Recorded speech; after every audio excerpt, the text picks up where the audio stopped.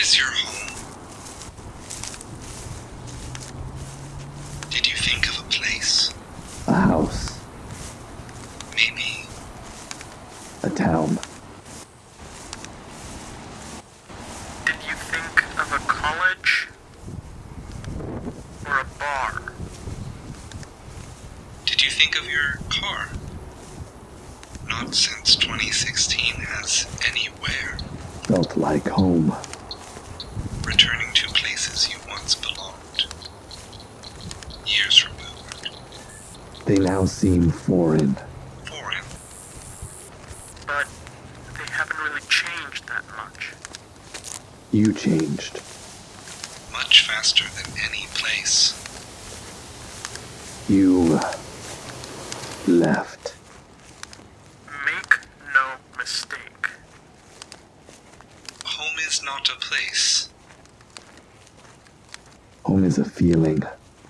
Home is a feeling. Don't forget. We will meet again.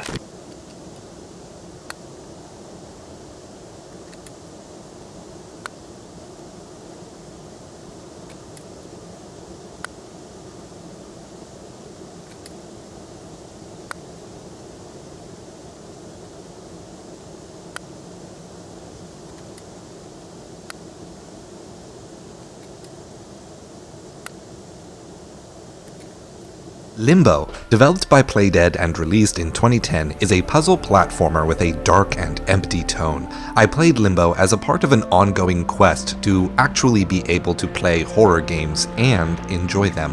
What I found, however, was less a frightening experience, but an experience that was consequence-free, and thus, at most, shocking. Black and white theming with suggestions of the graphic death of the child protagonist sell the game's horrific premise of being stuck in an unknown land, fighting for survival. However, with aggressive checkpointing to ensure that I never lost progress, failure to complete a puzzle never resulted in a feeling of fear after the giant spiders. Instead, what I started feeling was a profound association between the level design of Limbo and the level design of Dark Souls. Limbo teaches the player their mechanics, their hazards, and their solutions entirely through trial and error. Hazards that are uncovered by dying to them, then overcome by repeating the level, but with a different approach. From Software's level design is quite similar, but in a three-dimensional space, whereas some challenges are decipherable by looking carefully at a situation before an approach, players are often asked to walk into an unknown situation and remember unknown hazards after being killed by traps and hidden enemies. If you want to deconstruct the level design philosophy of a From Software game and need something more elemental to get you started, begin with Limbo. Move on to Castlevania, and graduate to the third dimension with Dark Souls 1's Undead Burg. Stay true. The Comedy of Disco Elysium. Disco Elysium, developed by Zaum and released in 2019, is a dramatic game with intensely political themes. Heavy subject matter from mental illness to racist autocracy are discussed at every moment of the game. It is the last place you would expect to find humor or comedy, and yet, it is one of the funniest games I have played in over a decade. Comedy is an engagement that we rarely see in games. Telling jokes and cracking wise seems more appropriate to movies and shows that can set up a situation, cross the audience's expectations, and thus create laughs. Instead, games focus more on emergent humor. Physics-based systems causing wacky, unrealistic things to happen that surprise and delight us. Disco Elysium, as a CRPG with systems dedicated to serving its narrative mechanics first and foremost, doesn't have physics-based action. It must make jokes to be funny. Those jokes come in the form of self-deprecation. The protagonist of this game hates himself. Or it may be more appropriate to say that the protagonist's brain hates the protagonist. As such, none of the comedy is violent. It is never mean-spirited to others. It exclusively takes the piss out of the player through sardonic wit and sarcastic insults. The drama of the game creates room for the player to engage with heavy political themes by using comedy to make the player not take themselves and their beliefs too seriously during play. In a parallel move, the developers also take plenty of time to poke fun at themselves with ridiculously exaggerated set pieces that, due to the limitations of development, can only have limited animation or no animation at all. 4 moments that stick out to me are the attempt to lift a barbell, jumping from one rooftop to another, predicting the motion of a motor vehicle accident off of nearly no information, and astral projecting up a ladder. The comedy of Disco Elysium can also help people to see the all too frequent connection between the profession of comedy and the struggles of mental illness. Comedy often comes from needing to cope with the personal trauma of real-life problems. Comedy may not be able to solve these problems, but recognizing the connection can help us be sensitive to when a person who is seriously suffering uses socially acceptable humor to ask for help. Stay true. The Ahimsa of Undertale. Undertale is a game about learning to value non-violence. But an idea that I've always struggled with is why, in a game about accepting non-violence as a core ethical mandate, does there need to be a no mercy run? The game knows that it is within a culture. It is aware of player motivations. It is aware of YouTube, and it is aware of the viewing habits of an audience. Undertale spoke to players, content creators, and audiences separately and at different times throughout the narrative, asking them to confront why they are engaging with the art piece in this way. First, a neutral run, then a pacifist run. Reaching the emotional climax of the game, all of your friends look out to the horizon. And finally, a no mercy run. You no longer need to know the monsters. Bosses die in one hit for repeated anticlimactic disappointments. Your love is too great for this world. But Sans remembers the player beyond the narrative and asks, why did you choose this? No mercy runs are necessary for Undertale as a philosophical work of art. Undertale's thesis is the acceptance of non-violence as a personal ethic against a cultural norm of gaming wherein violence is the assumed means to exploring other ideas. Undertale stands as its own antithesis to refuse a philosophical synthesis. Stories are where human values come from. Did you not value these characters as friends? Was the happy ending not enough for you? To the player, were you looking to challenge your skill or just curious? If so, does that mean your curiosity or strength rank higher than the ethic of nonviolence, ahimsa? To the streamer, did you feel pressure to show your audience? If so, does that mean the expectations of the community rank higher than the ethic of nonviolence, ahimsa? To the audience, did you push this on a creator for your own entertainment? If so, does that mean your pleasure ranks higher than the ethic of nonviolence, ahimsa? To ourselves, did we behave violently to protect our own perception of the game's value in real life, on social media? If so, does that mean our game ranks higher than the ethic of non-violence? Through my fault, through my fault, through my most grievous fault. Himsa, himsa, himsa. Stay true. Red cloth in the wind, sand shift beneath grey serpents. We found each other. Stay true. Kingdom Hearts' ontology is consistent, and I hate it. Kingdom Hearts is a creator god, the first cause, the Big Bang that creates the universe, and determines the physical laws which we will now discuss. It made Light Realm and Dark Realm. Light is represented by shiny whatevers, while Dark is represented by deep waters and sinking. Worlds are formed either in the Dark Realm or Light Realm. Worlds have all the same qualities that people do. Worlds, like people, have hearts. Hearts are doors connecting various elements of the universe, represented by stained glass murals, heart shapes, and keyholes. Hearts create paths to everything: light hearts, dark hearts, bodies, worlds, and memes. Light Realm's heart is the door to darkness. Dark Realm's heart is the door to light. Heartless are hearts that are separated from their bodies by darkness, thus they gather up other hearts to make more connections, thus making even more heartless. Bodies, whether no bodies or replicas, are bodies without a heart, but they will nonetheless develop a soul over time. Soul means personality and individuation. If a soul is present without a heart, a new heart begins to grow, so long as they are connected to something with a heart through memes. Dreams, data, and memories are all the same. They are memes, represented by waking up, cubes, and the bright sky and ocean realm. The power of waking is the power to control these memes. Time travel.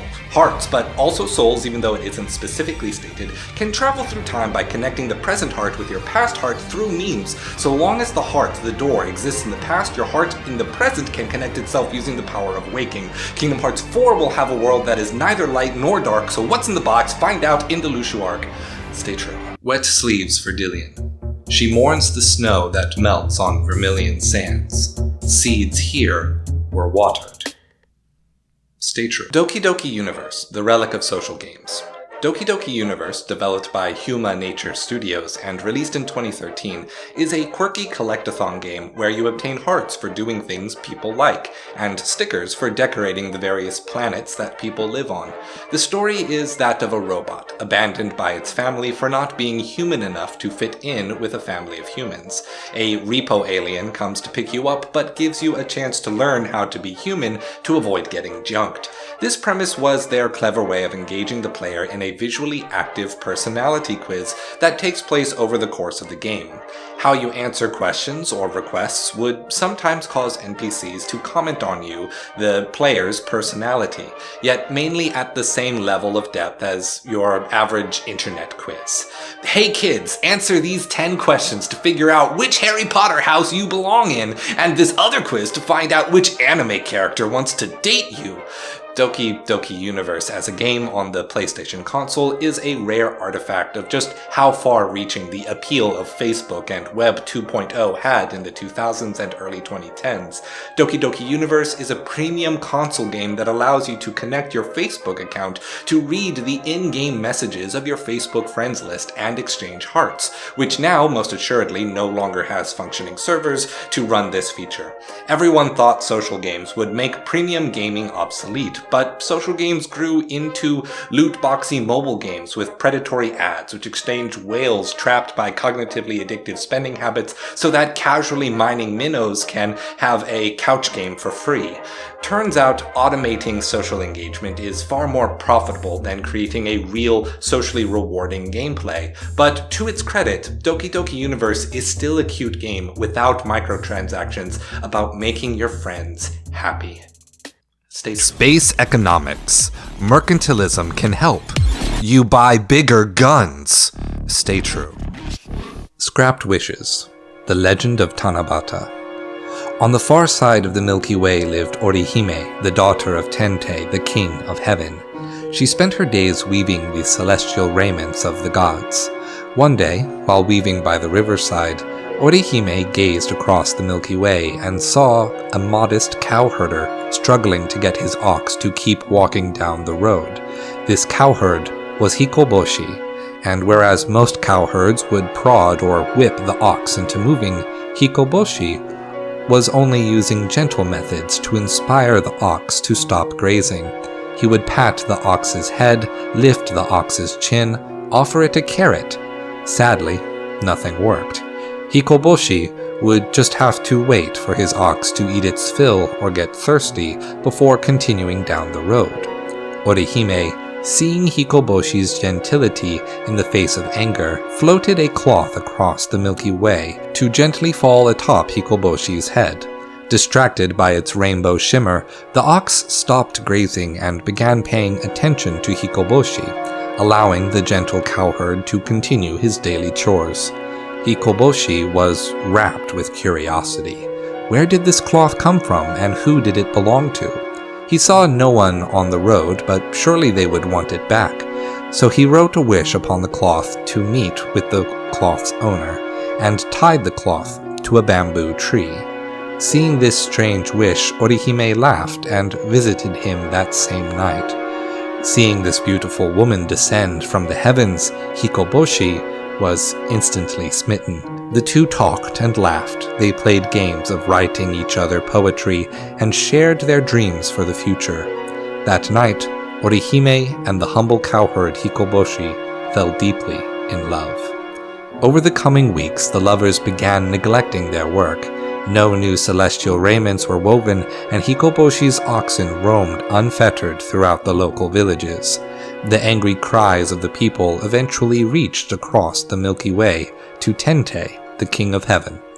Infuriated, he forbade Orihime from ever returning to Earth or wasting any more time with the lowly cowherd. In the following days, Orihime sank into a deep sorrow. Hikoboshi continued to tie wishes to the bamboo tree each night. Both lovers continued to neglect their work. So Tente, the King of Heaven, made a deal, allowing Orihime and Hikoboshi to see each other once a year on the 7th day of the 7th month, when the stars were closest to the earth. Tente asked the magpies to create a bridge across the Milky Way. Thus, once a year, on the 7th day of the 7th month, so long as the rain didn't stop the magpies from flying, the two lovers would have their wish to be together granted, atop the celestial bridge. Moonligher, for a fair price. Moonligher is a Zelda-like RPG developed by Digital Sun, 11-bit studios, and Crunching Koalas, released in 2018. Featuring procedurally generated levels of varying difficulty, defining Moonligher as a roguelike is somewhat difficult for me. Firstly, because the game is split into 4 distinct areas that represent hard progress. Secondly, and more importantly, the game is split between 2 engagements, exploring the ever-changing dungeon on one hand, while imagining and expanding your shop, Harvest Moon style, on the other. The narrative presents you, the protagonist, as a person dedicated to adventure and uncovering the dungeon's mysteries.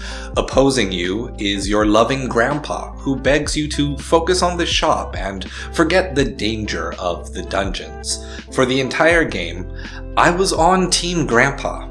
The shop was much more fun for me than running the dungeons. I enjoyed finding the highest price at which customers would purchase an item, tackling thieves who tried to steal my goods, and balancing how much of an item I sold so as to not saturate the market and reduce demand.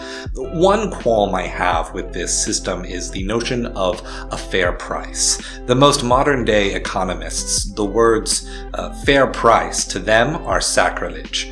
Things are worth what people are willing to pay. If people are willing to pay more than the cost of doing business, you get to stay in business.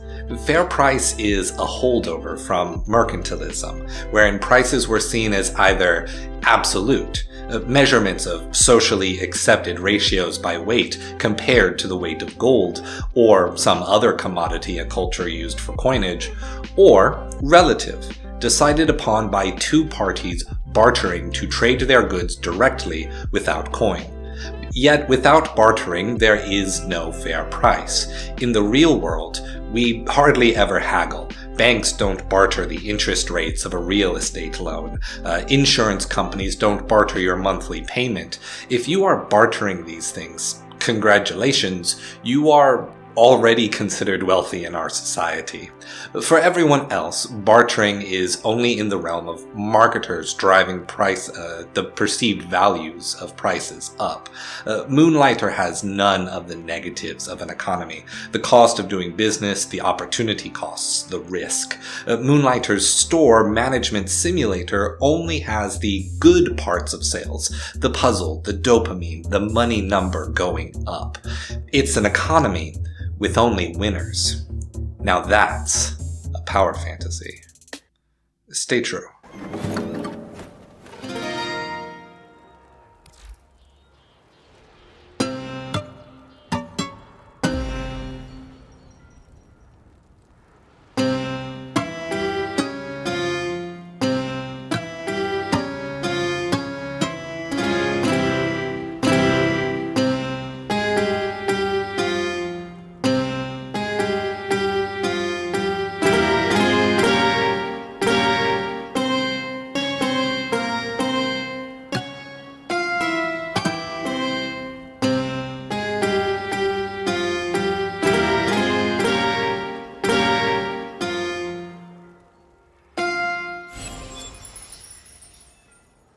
TicTacToe, winning on offense. TicTacToe strategy guides are useless without turn orders. Why? Because TicTacToe trains you to think 4 moves ahead. Make one mistake and you lose. Play perfectly and you will tie.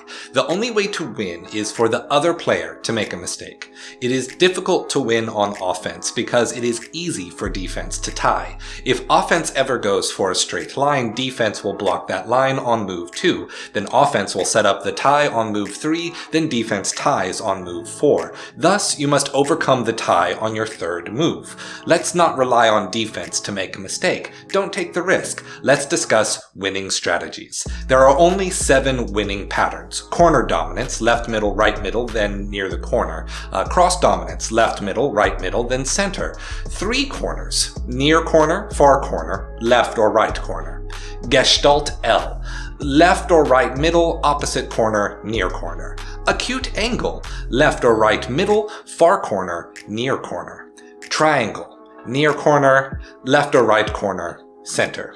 Capital T, near corner, center, or left or right middle. Then left or right middle. Why these 7 and not any other patterns? They set up 2 potential wins on move 4. They hide their winning lines until move 3, but it's not perfect. Every one of these patterns has defense placements that can interrupt the pattern on turns 1 or 2. So how do you get past a blocker looking for a tie? You lie. Place your pattern on turn 3 and say, I win. Distract the opponent from their plan and cause a mistake. But this trickery is a risk. If it doesn't work, chances are defense will win. You must either accept the tie or risk a loss to win, even if you predicted 4 moves ahead. TicTacToe turn 1. Plans, mistakes, lies, risk. Such is war in TicTacToe. Offensive victor.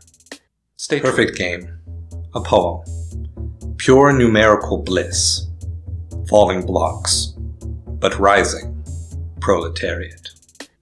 Stay true. Kingdom Hearts Xehanort is an objectivist villain. In Kingdom Hearts 3 Remind DLC, we are treated to a scene of young Xehanort talking to the Master of Masters. He extols the concept of darkness, first negging it as contemptible, then second acknowledging that it is present in every world and every person, regardless of virtue. Anyone who seems light and good is inevitably also dark and bad, so Xehanort concludes that they must be phony, deceitful liars. The existence of both light and dark is chaotic and will somehow lead to ruin. Darkness is omnipresent, simple, clean, and orderly. So what people really need is to be controlled by a strong singular concept of darkness that will create honest and orderly evil for everyone. In the novel Atlas Shrugged, one of the main characters is Hank Reardon. He is the head of a metal company, and he has invented a super special magic metal that is very good. He rushes home to his family to show them his special good boy coin he made, and his family spends the entire visit asking Hank to spend more time with them. They love him. They miss him. He spends all of his time working and none with his family. To this, Hank Reardon's inner monologue says that what they really want is to mooch off of his money. They don't care about his good boy coin. They are just phony, deceitful liars. And because this is Ayn Rand's Mary Sue character, he's right. he doesn't need to grow as a person.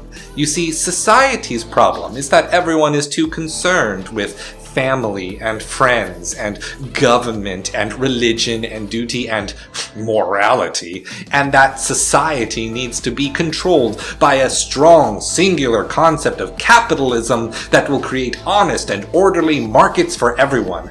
The invisible hand of the market will save us from chaos. So, Hank Bearden farts off into the distance to start his own country of only non-moocher uber-capitalists, and everything is perfect hair forever until we get to BioShock. Back in Kingdom Hearts 2 land, Xehanort farts off into the distance to start his own corporation called Organization 13. The organization is trying to create a new Kingdom Hearts to reset the universe and replace it with one that only has darkness. I probably don't need to say it, but Xehanort is kind of an objectivist, and objectivism is kind of fascism under a different formulation. They require that the world be reduced to a very narrow concept of the correct kind of person to be. They use language of law and order as euphemisms, rhetoric to oppress or kill any person who falls out of that narrow concept of a great man, an Übermensch. There is always an excuse for whatever action you want to take. It is a concept that is hard-baked into much of Western thought. Evil versus good, Tiamat versus Marduk, dark versus light. Even after adopting St. Augustine of Hippo's monism that evil does not exist but is merely a privation of the good, Western Christendom continued to view conflict as a war between two distinct concepts. Well, what if I told you that Kingdom Hearts has a different take on dualism, steeped in Eastern philosophy, one that has nothing to do with Hegelian dialectic or synthesis of opposites, nothing to do with victory over an opponent? I suppose we can save that topic for another time. State trials within sacrifice. Boiling blood in her, echoes of denial hurt. She's ready to mourn. With arming blade in hand, her light rends the darkness from her. The best thing about the Nintendo Switch is the Nintendo eShop. Now, Nintendo gets a lot of criticism, from me and many others, for being archaic in its business practices, never putting its first-party games on sale, reselling old games at the full modern game price, actively participating in the destruction of their platform libraries, and thus putting video game preservation of small, independent game developers at risk. With all of that said, between Steam, PlayStation, Xbox, and the Epic Games Store, Nintendo's eShop is my unequivocal favorite store to use. Why? Demos. I grew up in the 90s, on the tail end of physical discs and cartridges, still being sent out as demo discs. Many of my favorite gaming experiences would be from games that I would never buy because they weren't the game of the 3 to 5 games my parents would buy in a year. Blockbuster rentals still existed then, but a Blockbuster game always had to go back to the store. In the absence of a kid-friendly video game journalism website, which should never exist, demo discs were the way I would experience the larger gaming landscape that didn't quite see me as their target audience. The Nintendo eShop makes integrating a demo before you purchase a game simple and straightforward as a process. If you go to a game's store page and the developer has included a demo, the button is right there for everyone to use. This is compounded, I think, by the Switch being between the mobile games market and console gaming. It is meant to be games on the go, thus the free-to-start mentality of casual games that exists for almost all mobile games has come with it. Unlike, say, the PlayStation Store or Steam, which often have entirely separate SKUs and store pages for a game's demo, which often makes it arbitrarily harder to search for the demo than the base game. The Nintendo eShop often makes it easy to try a game before you buy it. Who cares about free games or rewards points? Not me. I've got demos to play. Stay true. Translating one sentence in Psychonauts 2. Translating anything between languages for the sake of media is extremely difficult. Every language has nuances and phrases based in culture rather than definition, which often only have indirect counterparts in the target language. Fun fact, in the business of translation, no jargon was created for two frequently used concepts. Source language is the term for the original language being translated, and target language is the term for the language into which we translate. It's simple terms only for the most complex lingual profession. What is not simple is translation in animation and games. When we dub a work of art by replacing a source voice track with a target voice track, the translation itself must conform to limitations of the time it takes to speak the line in the source language, whether faster or slower. It may need to attempt conforming to lip flaps in the animation. It may require writing natural splits in the dialogue for when players skip that dialogue. It often is not an option to simply reanimate a scene to remove the problem. And yet, some game developers go through that arduous task anyway. Now, keeping all of that in mind, how do you translate a joke? Something that is funny, clever, unexpected, and perhaps also a reference in the source language must now serve the same function in the target language for the target audience and their culture. To exemplify how actually translation isn't that hard is absolutely wrong, let's try translating exactly one sentence from Psychonauts 2. I hope you don't mind me paying a visit. In Japanese, there is a standard phrase for when you enter a home, ojama shimashita, meaning I have intruded. That won't work. There's no mention of the mind, so the Descartes reference here goes missing. So how about we add the mind part back in? Atama ojama shimashita. No, that's more like the head, and this thing is clearly not a head. Kimi no naka ni ojama shimashita? Definitely not. That sounds like we're about to have sex. Shouki ni ojama shimashita? Closer, but it still sounds strange, and it doesn't account for how English uses the word mind to mean consent. How about shouki ga kimeta ojama shimasu, meaning I've made up my mind, I'm coming in. Same problem as before, but also Rasputin as a character isn't nearly confident enough to say something like that. He has more trepidation and is reserved in his scene. None of these options are good. So, I don't know. Translation is hard. Don't be mean to translators. You literally can't do better. There are so many different philosophies of how to translate something, and if you translate in one way, then people from the other translator philosophy will criticize your work. At the end of the day, translators are also trying to make clients happy with their decisions.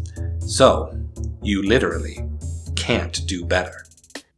Stay true. Journey to the Savage Capitalism. For decades, idealistic science fictions like Star Trek have imagined a future where space travel and achieving post-scarcity will solve the problems of inequality and literally elevate humanity above the problems of everyday society. In equal measure, pessimistic science fictions warn of the opposite of that through dystopian fiction, like Blade Runner. Journey to the Savage Planet is one such pessimistic story. Through smiles and sardonic tones, Journey to the Savage Planet advertises horrific products and callous disregard for human life as beneficial progress. As such, like so many games that it is starting to sound like its own genre, just checking Steam store pages, the moral of Journey to the Savage Planet is that capitalism is bad, highlighting that without addressing the flaws of capitalism here and now, humanity will just roll with its callous economics to infinite growth, human potential with no human value. that mindset will go with us into the great unknown. Capitalism does, in fact, create callous disregard for people, their rights, their needs, and the fundamental equity humans seek from their peers to achieve happiness on a societal scale. Don't believe me?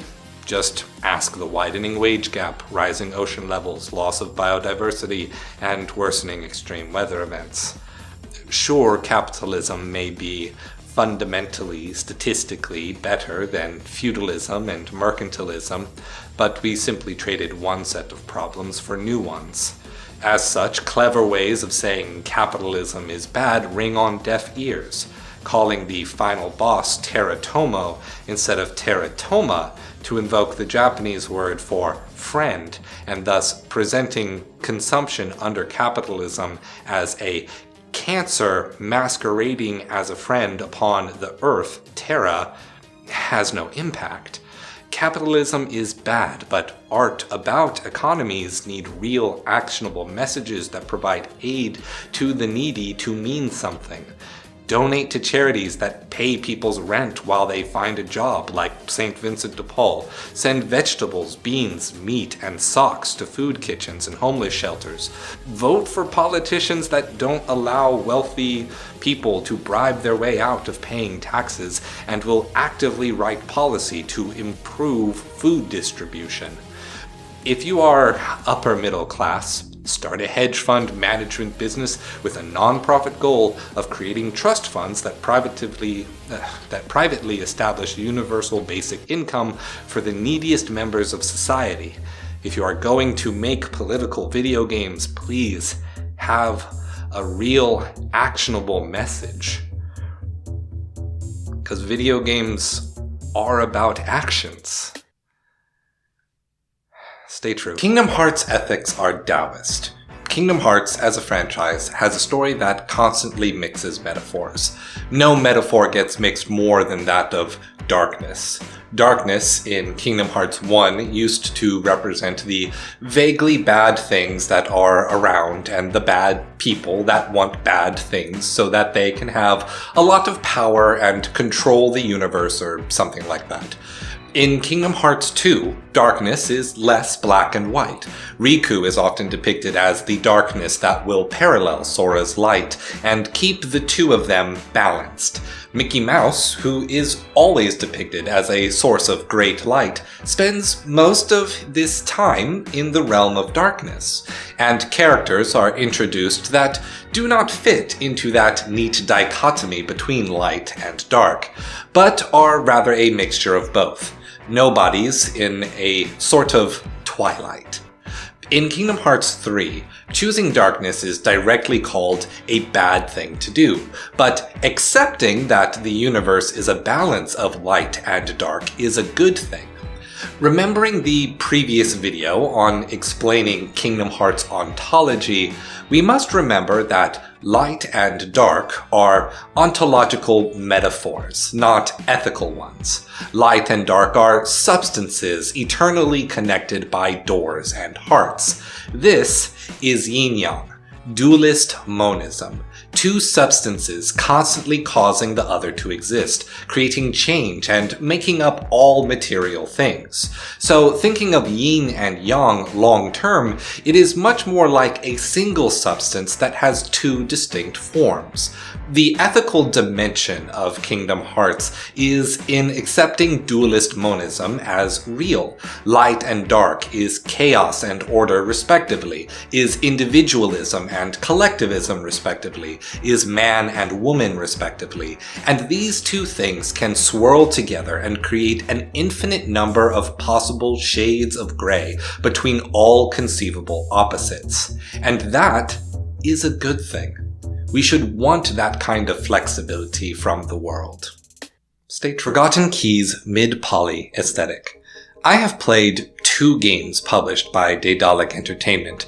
The mystery walking simulator State of Mind, about a poor, down-on-his-luck journalist trying to find his wife and son, developed first-party by Daedalic, as well as the journey-like, flight-centric exploration game Air, developed by Forgotten Key. It was an extremely enjoyable, fast-paced game where most games inspired by Journey go for slower movement that sells cinematic scenes. With 2 solid, enjoyable games, I have come to pay more attention to the details of the artistic direction. As it stands, industry art tends to seem to diverge into either aiming for higher graphic fidelity and realism versus stylized pushes of retro art born from old programming limitations. It has made a dichotomy between high resolution and pixel art. Only recently have some games started trying to recapture the low poly 3D aesthetics of, say, the PlayStation 1 and 2. These games did neither. Models are clearly polygonal. They do not attempt to hide flat planes with sharp corners. Yet, at the same time, they build up complex models with many of these planes. They clearly have the ability to make games with higher poly models that create more naturalistic, smooth shapes. They choose not to at every turn, but I also don't believe that these games would be artistically notable if they did. Higher fidelity would actually be a detriment to the artistic value of these games. For example, something interesting about these models is that they are asymmetric. Humans have bilateral symmetry, so 3D artists usually start a sculpt by creating a symmetrical model first, then adding details later. Air and State of Mind use their mid-poly styles to exaggerate the asymmetrical folds and wrinkles of clothing to emphasize the different social status of characters in the case of State of Mind, or establish different cultural dresses of fantasy cultures in the case of Air. Without many polygons available to them, that process of adding details must be careful and intentional.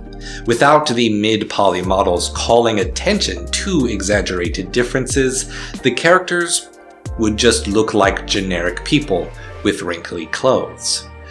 The artists at Forgotten Key have found a polygonal style that is uniquely theirs, and harkens that a low-poly artistic renaissance akin to what we have already seen with pixel art is now on the horizon. Sadly, Forgotten Key shut down in 2019. From my research, the artist behind this style is likely Stefan Wacker. I have included a link to their ArtStation page in the description of this video. I hope to see more games in this style in the future. Stay true. Console-selling games, spiders.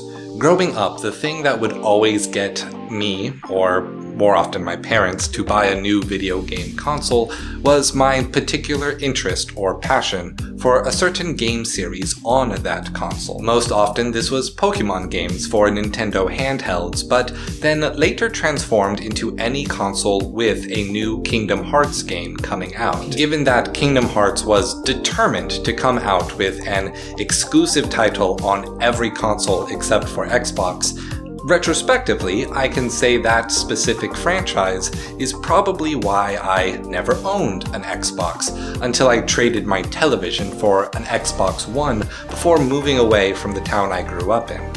When it came time to buy a PlayStation 4, I was pretty poor. I had just finished college, survived a year living in downtown Los Angeles, moved back in with my parents because I was broke, got a job at GameStop, and then bargained to split the cost of a used PlayStation 4 in lieu of a birthday present. The sole motivation for getting one was to be able to capture footage for YouTube videos. This is still essentially the case, as neither of my computers are modern enough to be compatible with capture cards. I rely quite heavily on the internet and the PlayStation 4's DVR. With that said, what could possibly motivate me now to buy a PlayStation 5 or an Xbox Series S Xbox? I only bought a Nintendo Switch when I thought I would need it for a freelance writing job that ended up not working out. Crypto miners, chip shortages, scalpers, and relatively small game libraries still make the effort of even finding one of these consoles less appealing. As for games, I don't really care about following specific franchises or titles anymore. I care about following developers. And one of those developers, Spiders Games, has made a Souls-like in a mecha-punk revolutionary France called Steelrising. And Spiders' BioWare-style RPG, Greedfall 2, is already on the horizon. Are these Spiders games a good enough reason to buy a PlayStation 5? Probably not, but also maybe? Definitely not no. Stay true. Is Blasphemous for Catholics? I started playing Blasphemous after seeing a video by Phil the Conquistador explaining the historical inspirations of the Spanish Inquisition and other practices of the Catholic Church. Before that, the only reactions to Blasphemous that I had heard were people lauding the brutal metal art direction and saying it was a great game. These recommendations were coming from streamers who made no attempts to hide their atheist or agnostic religious beliefs, so I needed something more to really hook me. Once I had that from Phil's video, I jumped in without a second thought and immediately felt not okay. I was raised Catholic. I would say my family was, like most, somewhat moderate about how we express our faith.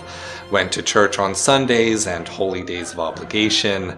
I memorized prayers. I went to Catholic daycare, but I never felt the need to push my religious beliefs onto anyone else, and frequently asked people to share theirs with me out of pure, genuine curiosity.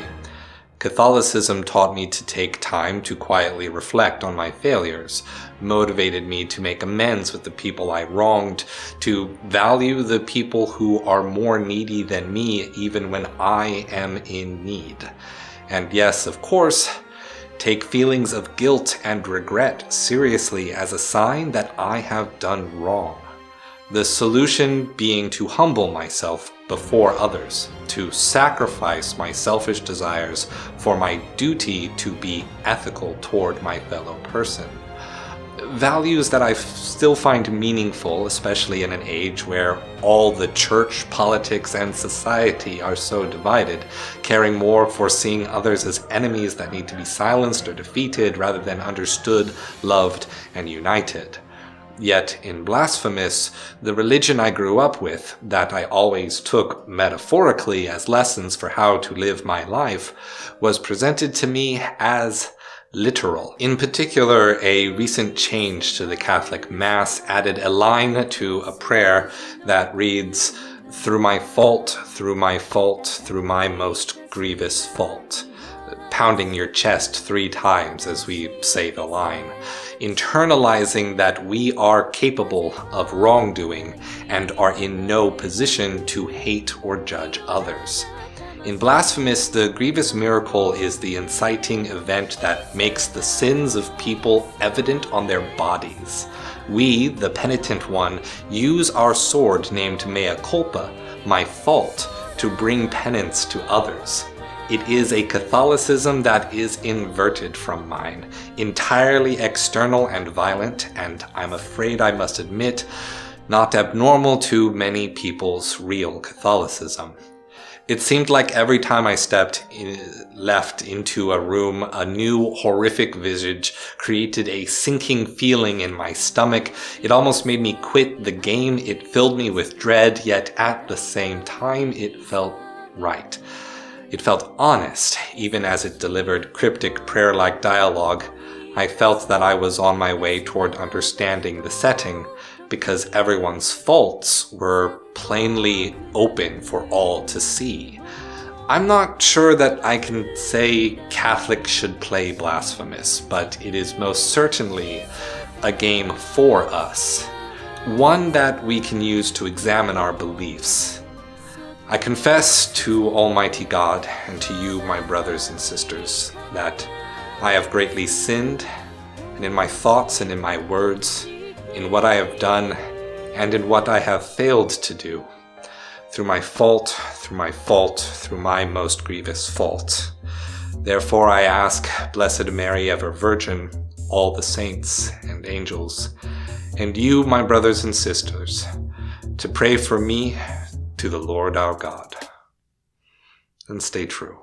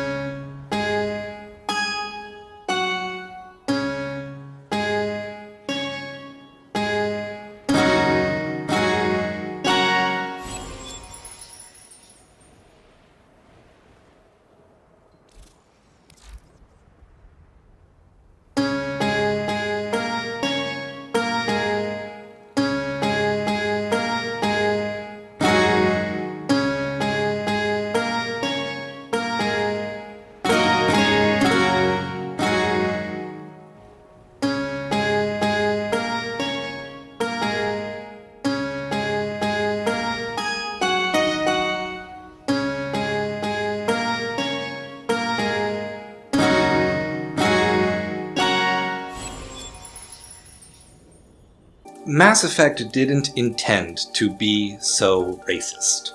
For the record, I like Mass Effect. They are good games. This is not a boycott. This is actually a recommendation. And up top, I'm going to let you know that I am, in fact, a white person. My father is white, and my last name is English. I'm also black, of Haitian ancestry, and I have a degree in Asian cultural studies. I'm just preparing you because you are about to hear some upsetting language, and you need to be prepared to hear the meaning within the words to continue. So I am telling you my demographics in the hope that you will be open to a perspective born on the crossroads between different social groups.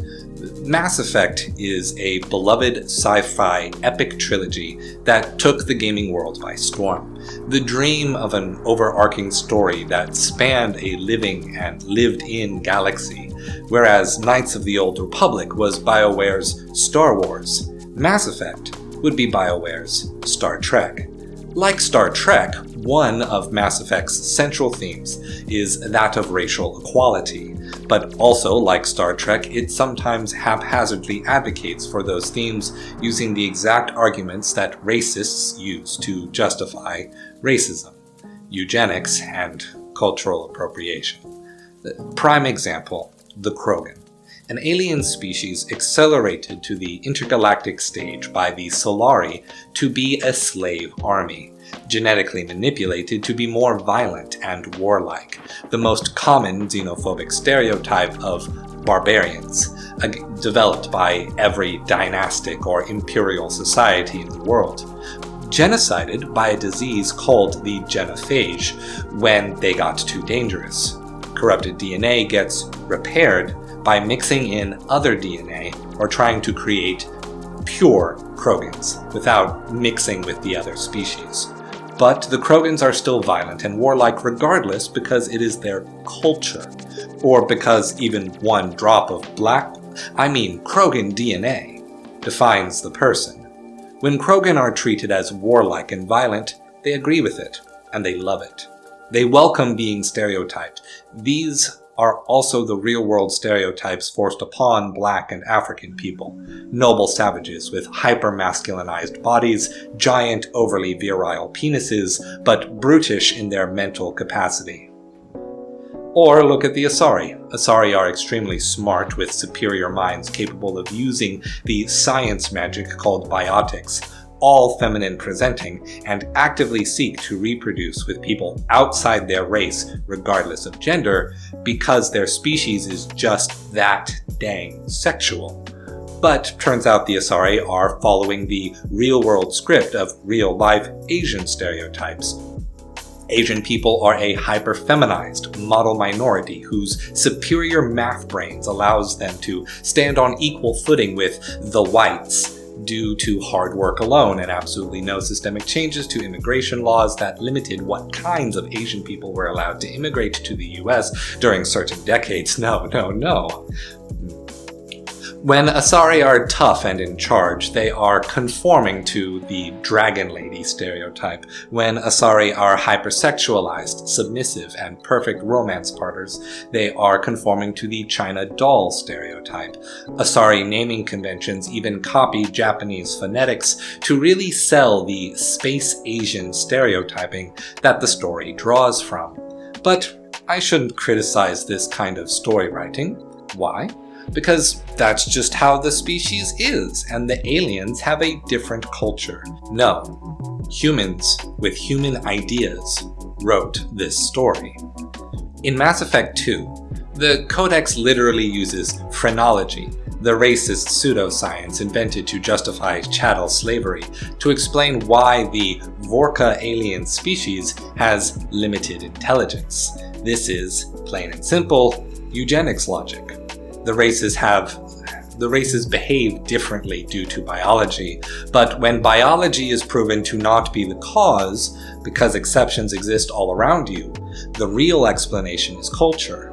But don't worry, because for the eugenicist, culture is the result of biology and DNA. It's a watertight, self-protecting catch-22. Or perhaps you could call it a self-justifying cyclical argument. A is actually B, but B is actually A, so the eugenicist gets to say either A or B, depending on which one keeps them from facing social consequences for harmful ideas.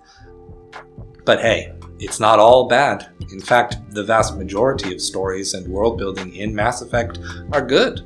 Like I said, I like these games. I recommend them to anyone. Plenty of storylines have a moral of, hey, that's racist and racism is bad. Hashtag not all Krogan. Hashtag not all Asari. And the like happen all the time for every single alien species, except for one exception. Yet the moment-to-moment dialogue, the world building, and the setting asserts that stereotypes and overgeneralizations are true, even as soon as immediately after the racism is bad morality lines. Character and personality are defined first by genetic personalities, secondarily by cultures that are identical to the genetic personality, and only third by individual character traits that are treated as exceptions that prove the rule. When you find an exception, you should consider that your hypothesis may in fact be wrong. That would be the scientific method. Pseudosciences like phrenology and eugenics ignore the scientific method in favor of winning culture wars. Mass Effect wants desperately to tell the stories of people overcoming the bigotry of space racism at every opportunity they can find.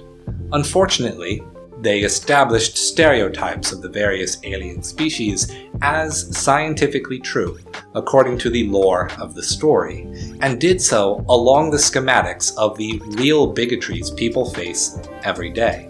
Thus, even as they strive to say bigotry is bad, the setting asserts that bigotry is correct far more often than moral conclusions of quest lines. Oh, you're wondering about that one exception to this rule. Well, my friends, let me introduce you to the Mass Effect alien species known as the Batarians. Batarians are known for one thing by all the other species of Mass Effect. They love slavery. Violently taking slaves is foundational to their culture. Slave ownership is central to their hierarchical caste system for determining social class, and the only way to move between social class is to amass significant capitalistic wealth with which to buy your way up the ladder by, you guessed it, buying and owning hundreds of thousands of slaves. The Council, which acts as the intergalactic Star Wars Senate, or more appropriately Starfleet Command, has outright banned slavery, except for on one planet where it is called indentured servitude, and Batarians are absolutely appalled at how their pro-slave culture would be so discriminated against. Don't worry. Well, don't forget the eugenics logic, though. Slavery may be their culture, but culture emerges from their genetics. So if you think about it, Batarians are actually the most oppressed race for not being allowed to rightfully oppress other aliens. There are no #NotAllBatarian quests to follow in the whole of the Mass Effect trilogy. Now take a moment and think about what real-world race is most known for creating the largest, more than 200-year spanning, chattel slavery trade system in all of human history. Now I ask, does that offend you? If white people being depicted as Batarians is offensive to you, but the stereotypes used to create the Krogan and the Asari are not, you have some reflecting to do about your own relationship with racism. Meanwhile, in the real world, geneticists never argue that DNA is responsible for personality or culture. There is no through line of causation between race and ethics, and plenty of twin studies exist to show broad and acute distinctions between people with identical DNA. Sociologists and anthropologists view culture as a constantly changing progression of macro-cultural narratives with innumerable localized cultures and countercultures fueling that change, and that every individual responds to their cultures by defining for themselves whether they agree with or disagree with those values and traditions. You cannot determine the value of any person by their race, nationality, nor creed. But, on the other hand, internalizing the racist stereotypes, internalizing the mere belief in race, is the greatest victory racism ever won. Finding justifications to believe that race replaces heritage, nationality, culture, humanity, and individuality. In that sense, Mass Effect trying and failing to overcome these problems is very realistic. Stay true. Seeing myself for the first time in Mafia 3? My family's most recent immigration story is that of my grand-père. He was a gynecologist that moved from Haiti to the United States to continue his practice. He always intended to move back, but he met my grandmother and settled down. My Mimi told me stories of how his friends would come over in the evenings to play music, and they would dance together in their apartment. That, and at some point he worked for NASA and delivered astronaut babies. I, on the other hand, grew up in suburban Nebraska with a face that didn't match typical racial paradigms, so I was constantly asked by white kids on a daily basis, "What are you?" and "Can I touch your hair?" Whenever I told people I was Haitian, they would say, "What? You're Asian?" It didn't help that I was a weeb and I wore koi shirts from Target with kanji on them. So imagine my surprise when, at a Comic-Con, a random person I never met almost accidentally correctly guessed my heritage by saying that I looked like the main character from Mafia 3. On a day that I happened to be wearing my green canvas jacket and military surplus store hat, an outfit that my dad, a retired lieutenant colonel of the United States Air Force, once said made me look like a Cuban revolutionary. I intended to wear that outfit for this video, but I have a green screen now and the jacket's also green. So I thought maybe I should play Mafia 3. Lincoln Clay is African American, which I am. He is not, however, Haitian American. I have since been told that one of the first things you do in Mafia 3 is to go attack the Haitian mob and kill their leader. And I'm just not sure I'm ready for the first Haitian characters that I get to meet in this medium that I love to be my murder victims. That would be a bit hard to ignore, harder to ignore than the masses of voodoo tiki wizards I normally have to deal with, or the latest incarnation of zombie hordes that mark the most popular appropriation of my culture. only one other time have I had the experience of having my culture felt seen, and it wasn't from a video game. That was when I visited my cousins on my great-aunt's side of the family when I first moved to Florida. Lots of her family married Dominicans, so now we're all just a big family of Hispaniolas. More than 6 years later, I still haven't played Mafia 3. I really hope the main character in Mafia 3 isn't one of those bad criminals, cause I personally feel like I would be a pretty good criminal. And stay true. I wish Elden Ring's player character was more kind. Video games are defined by verbs, and From Software's verbs are walk, run, dodge, block, parry, jump, listen, and murder. But it doesn't have to be just that way. There are kinder verbs that many RPGs make their central focus. Some are more narrative focused, like having more robust dialogue trees. Others are more playground, sandbox focused. You can go fishing, you can cook food, you can buy presents for people and decorate houses, or dance with NPCs during seasonal events. You can frequently pet the dog. With Elden Ring being a much bigger world with even more focus on its characters' thoughts, feelings, and desires, I began wishing that my time with these characters could be less linear. Nothing made me more happy than to learn that I could make Bach, the seamster, more happy by calling him beautiful using an unnecessary co-op item. I wish I had that for my playthrough. I wanted more of that. I especially wanted that sort of interaction with the world's animals. Omnipresent, but only running away because the only thing a player could do with them is murder them. Once, I killed a steppes rider from atop his horse, but the horse lived. I went up to the horse only to notice that the horses are programmed to slowly walk away from the player, and they make pretty aggressive turns away from the player so that the player may never face the front of the horse. You cannot pet any horse except for Torrent, sadly. But I also knew that another Kaidan warrior was due west on the same road, but walking on foot, so I did what any rational person would do. I spent 20 minutes frustratingly leading the horse to the other enemy character to see if he would hop on. And he did! I got to enjoy the feeling of having done a good deed for a lost horse for a good 5 seconds. Then the enemy rode the horse at me and tried to decapitate my fingers, so I tried to kill just the rider like I did last time, but the horse got hit in the crossfire. Goodbye, my horsey friend, from the lands between. You're pointing your ass at Tarnished in heaven now. Stay true. Balenciaga Age of Tomorrow. What happens when a high art fashion company decides to make a video game? Things get weird. Before we begin, let me just say that I enjoy fashion as an art form. Nothing that I am about to say is meant to be taken as disrespectful, though I may in fact sound quite critical at times.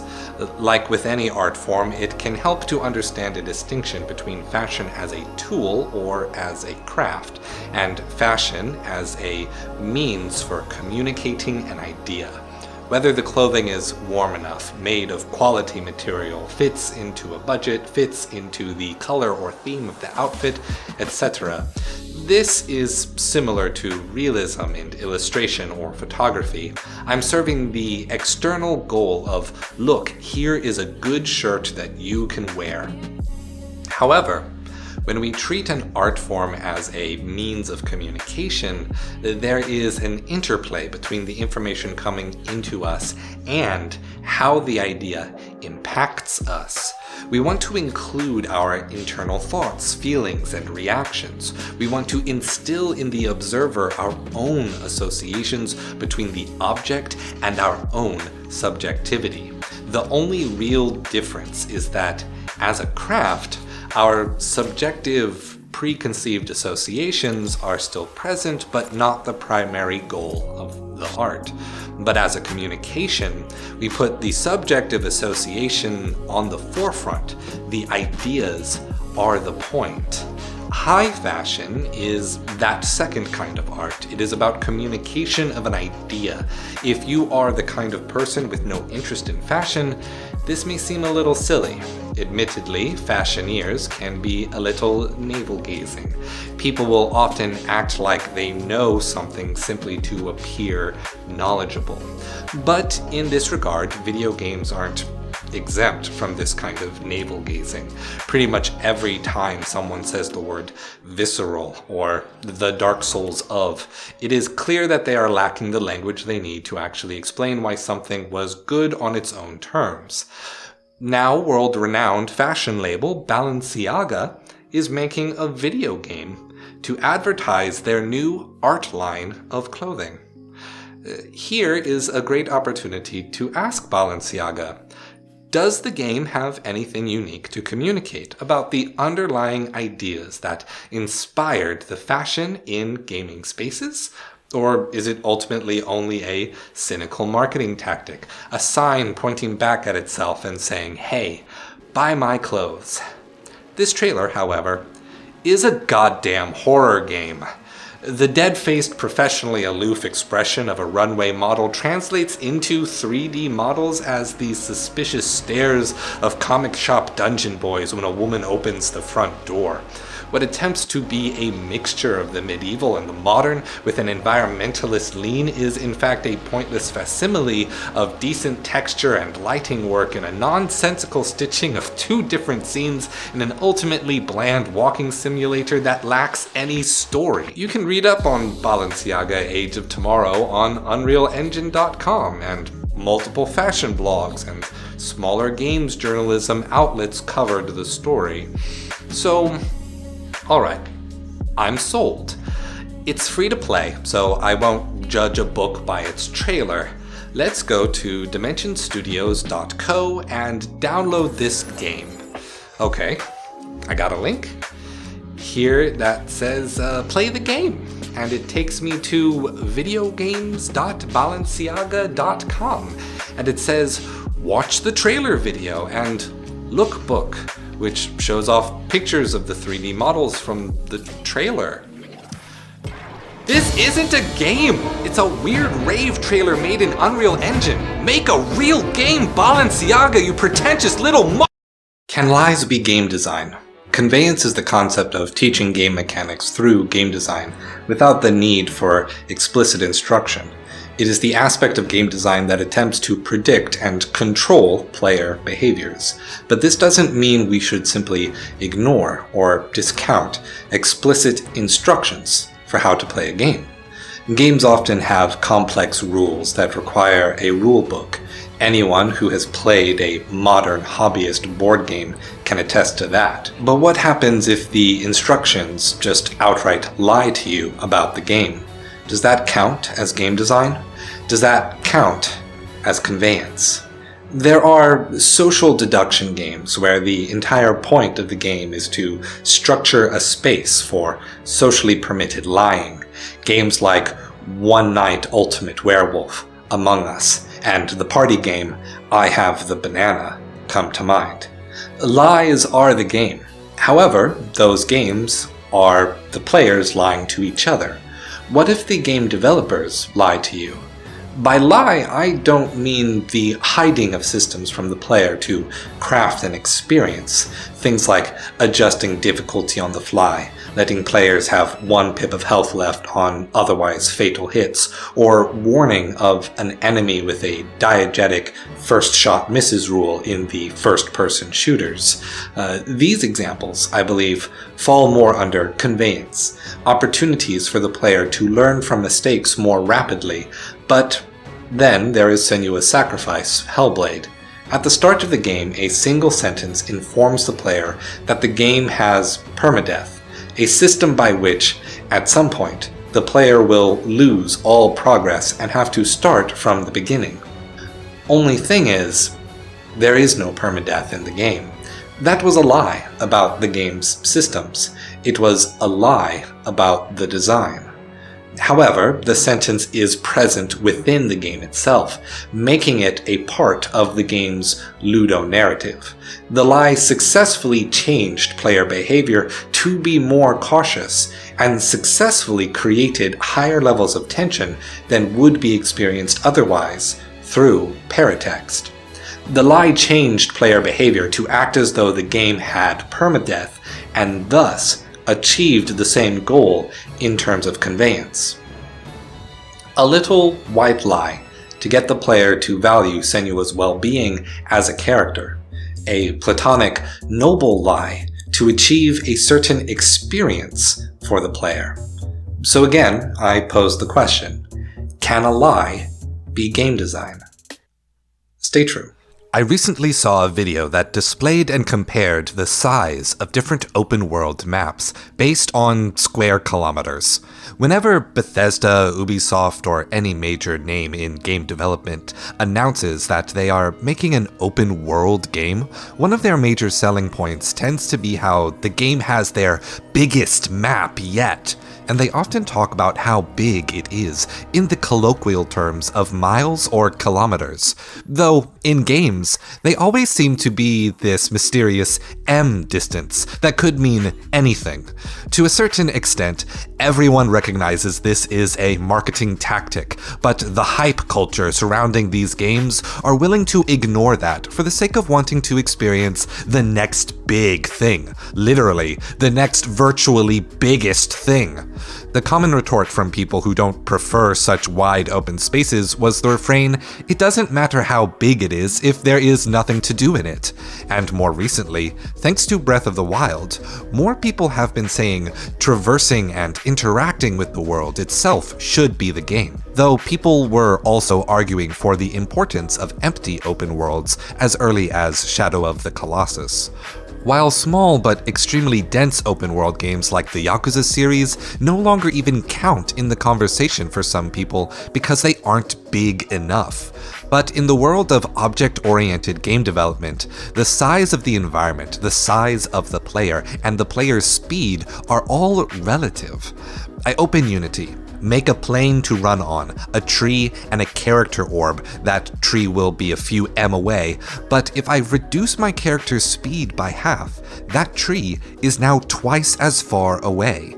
That may look silly at this size, but if I scale down the character model, it suddenly feels more appropriate. So the dramatic irony here is that if you really want to make the biggest open world possible, you may actually be in relatively small digital spaces, which would save on how much RAM is required by any given moment of gameplay. My sneaking suspicion about Warframe's Railjack and Arcwing levels is that they literally just resized their models based entirely on endo item drops being way too tiny, and occasionally the player's pet helmet loading into the level way too big.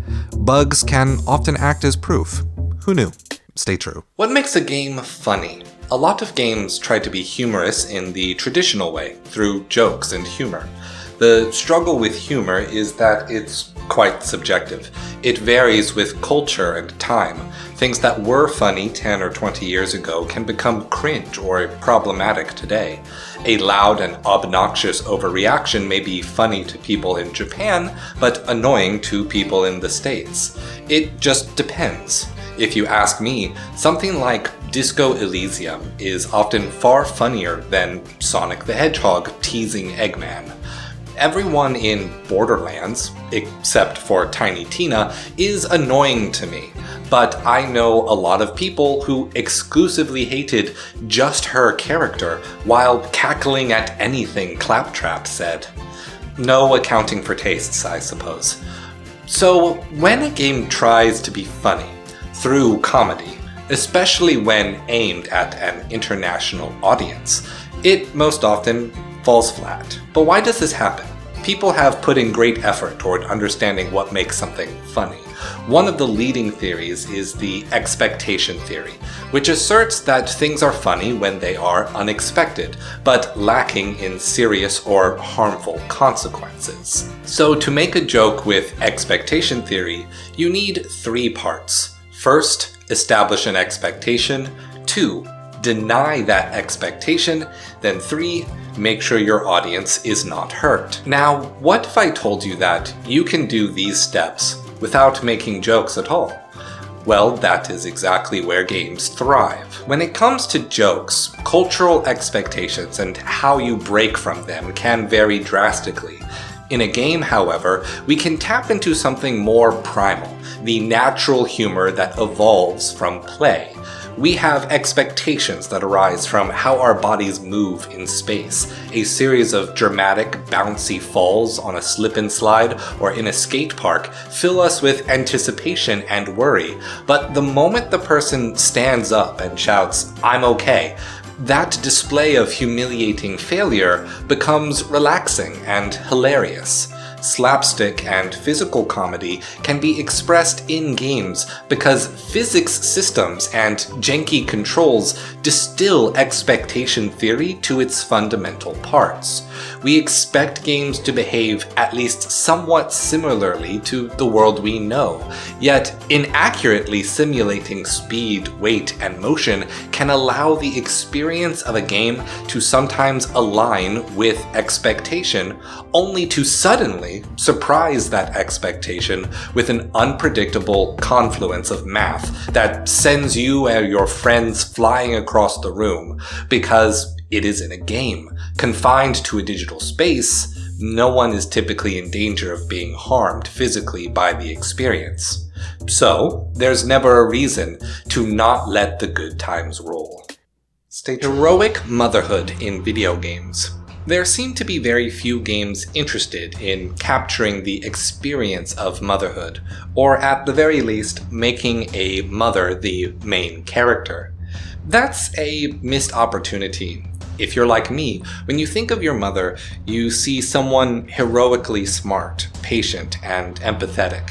Someone with the discipline and endurance to brave working full-time in a capitalist hellhole, yet always managing to find the time to bake a cake for your birthday and buy you the hit game of the year for Christmas Day. Yet when moms even appear in games, it's typically because you are leaving them to go on an adventure. Every protagonist from Pokemon and Ori and the Blind Forest, all the way to Death Stranding, abandons their mothers. If not that, games tend to use motherhood to create a setting of cruelty and fear. The worst possible thing to happen to a parent happens frequently to mothers in games. In both Resident Evil 7 and Resident Evil 8, children are lost. Even in Fallout 4, where you can play as a heroic mother, your child is lost. Honeybat made a remarkable video essay on horrors of motherhood that saturate every moment of Bloodborne's story. And then don't even get me started on Amnesia Rebirth. What the games industry really needs is a Lone Wolf and Cub style game for moms. It's fairly sad that this seems to be the state of motherhood in gaming. For many of us, our mothers are the reason we could even embrace video games as a hobby to begin with. It's about time developers showed moms the respect they deserve. Meaningful permadeath. Mono no aware is the idea that things have value because they are impermanent. Because they age and die, we should appreciate them while they are here. Of course, this includes people. You get one life, and when it's gone, there are no second chances. Our choices are meaningful because we only have so much time to enjoy ourselves, and we impact the time of others when we make them. Life is given meaning by permadeath. Yet in video games, ludic death is rarely used to create this kind of meaning. In the arcades, death means losing your money and not getting to have fun playing anymore. In most action games, death means you get another opportunity, and so the fun and challenge gets to continue for longer. Permadeath is most often used to increase difficulty, such as wasting resources leading to a fail state in XCOM games, or introducing a fail state to Pokemon with the Nuzlocke challenge. By raising the time a person needs to play a game perfectly and reducing forgivable mistakes, permadeath gives players less opportunity to develop the needed skill. In Pixeladay's video, Playing with Death, she pointed to how two survival games, The Long Dark and Pathologic 2, make death the foregone conclusion of any playthrough, that doing so can, like survivors of near-death experiences, get us to value things appropriately, that facing death, whether one's own or another's, is inherently an existential crisis of meaning, not just a crisis of safety, closing the loop on Maslow's hierarchy of needs. So a game can craft that lesson for us. Within the magic circle of play, we can experience a more mild version of that life-changing experience. But then again, life isn't like that. Life can be tragically short, but it can also be dreadfully long. We get bored, we forget death. Often because death is not at our door, humanity has crafted a livelihood for itself that can relax and forget the small things. Survival games that actually use death in a meaningful way use it by making life short and improbable. So perhaps I am seeking a game that can give you the space to relax, to pursue goals other than survival, yet reminds you now and again it's still there, and it can't be overcome, and that is okay. Because perhaps the question was wrong from the start. Maybe death doesn't impart meaning to the life that leads up to it, it just reminds us to recognize the value it always had. And maybe, just maybe, that game is called The Longing, and I already knew about it and I just forgot. But thank you, Adam Millard, for the recommendation. Memento Mori, and stay true. Tell me your value, Relicta. Relicta is a cute little block puzzle game about magnets, gravity, scientific espionage, and avoiding geopolitical sabotage. You play as Dr. Angelica Patel, who is excitedly waiting for her daughter to join her on a terraformed alien planet to help with her research. However, as your daughter arrives, systems start falling apart, and you need to run a gauntlet of your own research experiments to manually connect the various biomes of your station and save your crew. Yes, finally. This is a story of heroic motherhood that I was looking for. A smart, capable, proactive mother protagonist accomplishing a harrowing quest to save humanity, but without being tortured, abused, or traumatized by horror. Yet the game opens on a scene of what seems to be Dr. Patel sacrificing herself to contain the gravity-manipulating substance they call a relicta, in what I can only hope now is an in media res, a scene which will conclude differently once I actually finish the game. I played Relicta by doing a few puzzles, 3 or 4 each night before bed. I found this method of play relaxing and fun, more sustainable than how I normally play puzzle games, in that I try to do everything I can as fast as possible to prove how smart I am to myself, burn out, quit the game forever, and wallow in the imposter syndrome side of the Dunning-Kruger effect. Yet, having just found this comfortable flow, and completing the ice levels, the game rewards me with a narrative scene of Dr. Patel talking to her daughter, Kira, wherein she proceeds to complain about the puzzles as though they were chores of a long day's work. Relicta, please. I enjoy block puzzles. I have beaten Catherine multiple times. Let me be happy while enjoying your game. Don't tell me that what I am doing is boring or tedious at the end of a relaxing night of gaming. Stay true. You know what he'd say to me? You think you're making father proud, playing Chosen all day. Like I was nothing but a loafer.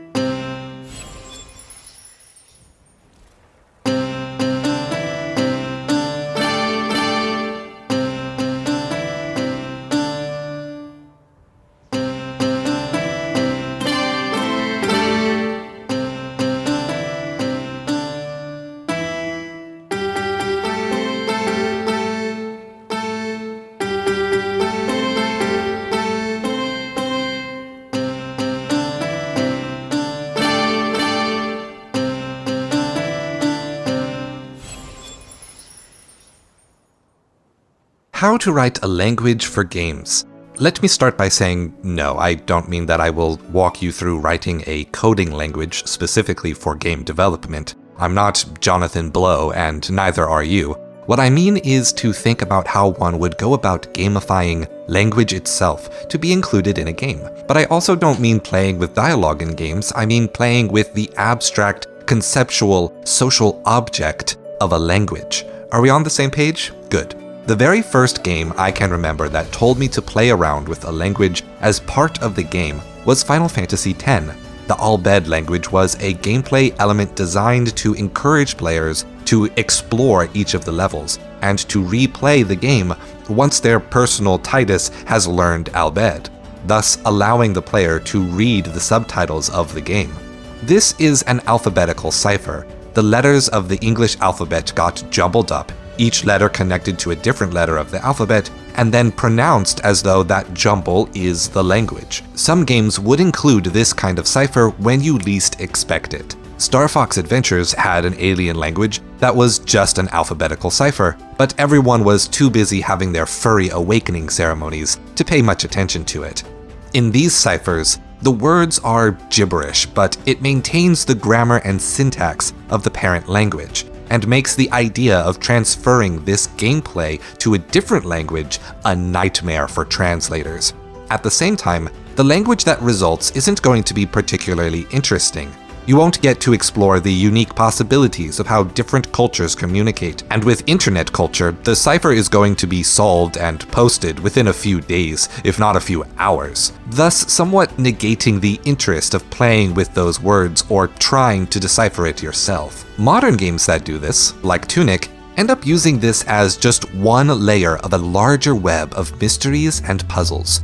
So I would encourage people who find ciphers in a game to avoid the temptation of simply trying to find the cipher on a fan wiki so as to enjoy what the cipher can bring to the gameplay experience. Stay true. Gamer language is my personality type. Last time we looked at using language ciphers to bring a playful element into games by allowing players to gradually uncover parts of ciphers as a reward. Language can be used to motivate players to explore and perhaps even replay a game for extra story. Another way that this can be done is in how you present the dialogue of the language visually to give it more texture. For example, in literature, there is a debate about whether or not to use phonetic spelling of language to sell accents or dialogues. On the literary side, opponents say that a writer ought to be good enough at characterization to cause the reader's imagination to hear the accent on its own. Proponents say that it gives readers a more direct and lived-in experience of the words when they can see the difference in a purely visual format. On the sociological side, opponents say that it unwisely labels certain manners of speech as other or lesser, while proponents say that it preserves the character of spoken words and provides safeguards for historians as to the sound and feel of a language. What these debates often miss is that having a plurality of methods that can each be used in their own space to enhance their own ends is a good thing. Telling the reader, the viewer, or the player that they have entered a fascinating new place to be explored. Yet dialects need not be limited to expanding the breadth of your tale. They may be used to create depth as well. A small, localized setting can be made more familiar, textured, and cozy when you pull from a variety of dialects found in a single culture, such as the cartoon Class of 3000 taking place in Atlanta, Georgia, USA, pulling from the many different Southern accents and Spanish accents one may find in the city for each of its characters, so as to authentically represent the series creator Andre 3000's experience of his hometown. What literature doesn't do, perhaps as a result of early limits on printing presses, is characterization through fonts. Only children's books and some indie games really play with their fonts too much. Undertale uses fonts to visually give each character a unique voice, alongside their unique audio effects, to sell a character's personality. And some indie horror games use different fonts and colors to demonstrate a threatening presence or the potential for different options in an interactive narrative. These accomplish the exact same goals as phonetic spelling without phonetic spelling, and at least culturally, though not necessarily, it is a quality very unique to games. However, we run into the problem that assigning fonts for characterization removes a moment of possible interactivity from a player. If the fonts are passive, they may not impact how the player interprets the character before them. So rather than writing a character beforehand and using fonts passively, why not use them actively? If you are a game developer out there, consider making a game where side characters and main characters are given personality and purpose by letting the player assign them a font, or alter an established player character's personality or speech through font choices. I think players might find that interesting. Stay true. Do chain letters count as video games? Now, okay, hold on. This is a serious question. Do chain letters in the modern day count as video games? I've made a lot of silly videos in this series, but to figure this out, we need to first answer whether a chain letter can be a game. Spamming and harassing people via text, letters, and emails seems like the furthest thing from fun, but let's break down how one interacts with a chain letter. Many chain letters start by warning the reader not to participate, and should the reader continue, then they have agreed to participate.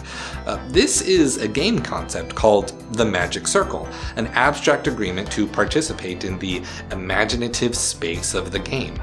Chain letters then outline rules that govern the conditions of play, such as reposting multiple times and contacting other people to participate in the game. The chain letters then will typically even have stated goals, such as proving the participants' faith in Jesus Christ, scamming people out of their money, or gaining retweets and followers on social media. Some of the earliest chain letters were quite literally letters sent through the post. In this form, we could argue that writing and sending letters covered the agonist quality, the physical action quality of play. Thus, chain letters were a kind of game people played when bored. Now that these same letters are written and sent over the internet, they have a self-preserved visual presentation through digital platforms, and thus we can say that internet chain letters are a video game. Heck, even the social games of early Facebook and mobile devices actively encouraged players to recruit their friends to play in the same way a chain letter recruits people to reproduce the letter. Even being a scam to attract money or fame would not discount chain letters from being games, given that many modern mobile games call for players to spend money on abusive microtransactions and to rate the game 5 stars on the Google Play Store for an in-game bribe. Should we be considering chain letters a kind of game, or should we be considering mobile games a kind of chain letter? Stay true. The agonist quality of play. Homo Ludens by Johann Huizinga is one of the foundational texts on the study of games that has survived into modern-day video game academia. Books on the nature of games are not something many gamers or even game developers explore. Yet when Hideo Kojima references Homo Ludens in multiple blog posts found in Death Stranding after he got high and thought about hands for an hour, you may come to see that academics of games maintain the book's relevance in how games all over the world are being made. Johann Huizinga, in his books, had no ability to fathom the future or existence of a video game, and yet he is debating other German scholars of his time whose works are still rare in English publication and which were deeply embroiled debates around the importance of games and play. He, as many YouTube essayists and reviewers have done, opens with chastising the public perception of games as being for children, as a waste of time, or as lacking importance, being just a game. Johann also asserts that he won't attribute the sum total of human culture to the act of play, and then proceeds to define play as the foundational practice from which language, religion, sports, and sexual romance come into being. So if play is not the foundation of everything, it is damn near everything under Homo Ludens' argument. One factor that he defines as being fundamental to play is the agonistic element, meaning the physicality, action, or moving the body in a myriad of ways to achieve play. Frequently, Johann even used the terms play element and agonist element interchangeably, despite wanting to keep the terms separated for different purposes. This agonistic element is at the core of so many debates in and around games. Where one seems to be moving a lot, we give greater preference. Where one seems to be moving only a little, we denigrate for being second class, to being a lesser experience. Esports aren't sports, there's no athleticism. Walking simulators aren't games, you don't do anything in them. Puzzles aren't games, they are just problems with a single right answer. Visual novels aren't games, all you are doing is clicking, there's no skill. Action RPGs are more fun games than turn-based RPGs. Chess barely counts as a game. All you do is sit and think about your moves. Lame. Speed chess. Now that is a game. You have to think and move quickly. That's just like Call of Duty. We make so much of the idea of movement as the foundation of what defines gameplay, and yet if we really look at the mechanics of games, our hands and fingers may be doing fine motor controls in rapid succession, but our movements are nothing in the face of physical culture. Dance, martial arts, ball sports, swimming, sex, and mountain climbing, or anything with gross motor control. All of those activities also include a significantly playful element when it comes to learning and enjoying those activities. When it comes down to the agonist element in a game, our perception of movement is often part of the illusion, part of the narrative of the experience being communicated to us through this piece of art. The audiovisuals can tell our brains that much more movement is happening within us than is actually happening. Like a dog that sees a frisbee in flight, we become the frisbee on the television. But at the end of the day, the agonist element is always going to be just a series of move then click something. It is okay and important to recognize that different kinds of games will have different amounts of the agonist element, even to make genres out of that agonist element. There is, however, no need to rank games based on the agonist element. If we rely on that, the only thing we will accomplish is dismissing the whole of video games themselves as a medium of art, or perhaps even dismissing the whole of video games as games. Stay true. Books about games you should read. This is the best and most objective possible reading order for any books about video games. Console Wars by Blake J. Harris, a narrative history of gaming's silver age. But don't watch the movie, it's way worse. Number 2, Blood, Sweat, and Pixels by Jason Schreier, an exploration of the miracle that is any game making it to launch. Number 3, Getting Gamers by Jamie Madigan, both the psychology that goes into game design and the psychology that has been discovered thanks to video games. Number 4, Press Reset by Jason Schreier. Personal stories of how game developers have struggled, succumbed to, and overcome the instability within the video game industry. Number 5, Reality is Broken by Jane McGonigal, a sociological and ethical work arguing for how games can be better incorporated into and improve society and our broader culture. Number 6, Homo Ludens by Johan Huizinga, a pre-video game exploration of how games are inherent to human life and may have contributed to the development of culture itself, to expand your way of thinking of what may even be called a game. Number 7, Controller Revolution by Alexander Holmes, arguing that video games as an art form have the potential to be philosophy itself. I wrote this! It's a good book, and your patronage would help support this channel. Number 8, Rules of Play by Tekimbas and Zimmerman, for an introduction to the vocabulary and frameworks you will need to be a successful game designer. Zimmerman is also the author of the foreword of our next book. Number 9, Characteristics of Games by Elias Gushera and Whitley, when you are ready to look at game design from a rigorous and mathematical lens. Number 10, Ludolectic by Alexander Holmes, my second book, written as a pragmatic guide for shepherding non-gamers over the hurdles of sharing games with people who are not engaged with the subculture. Don't read The Ultimate Guide to Video Game Writing and Design by Flint Dill and John Zur Platten. Often anti-artistic, anti-intellectual, and prioritizing a self-proclaimed pragmatism hardly achieved in the book itself, it was mostly about screenwriting with a severely limited scope of video game stories that is stuck in the quick-time event era of AAA game development, with incessant references to Indiana Jones and how hot Lara Croft's sharp polygonal breasts are. Find a different source for a useful video game design document format and a basic rundown of how to write a screenplay. That's all.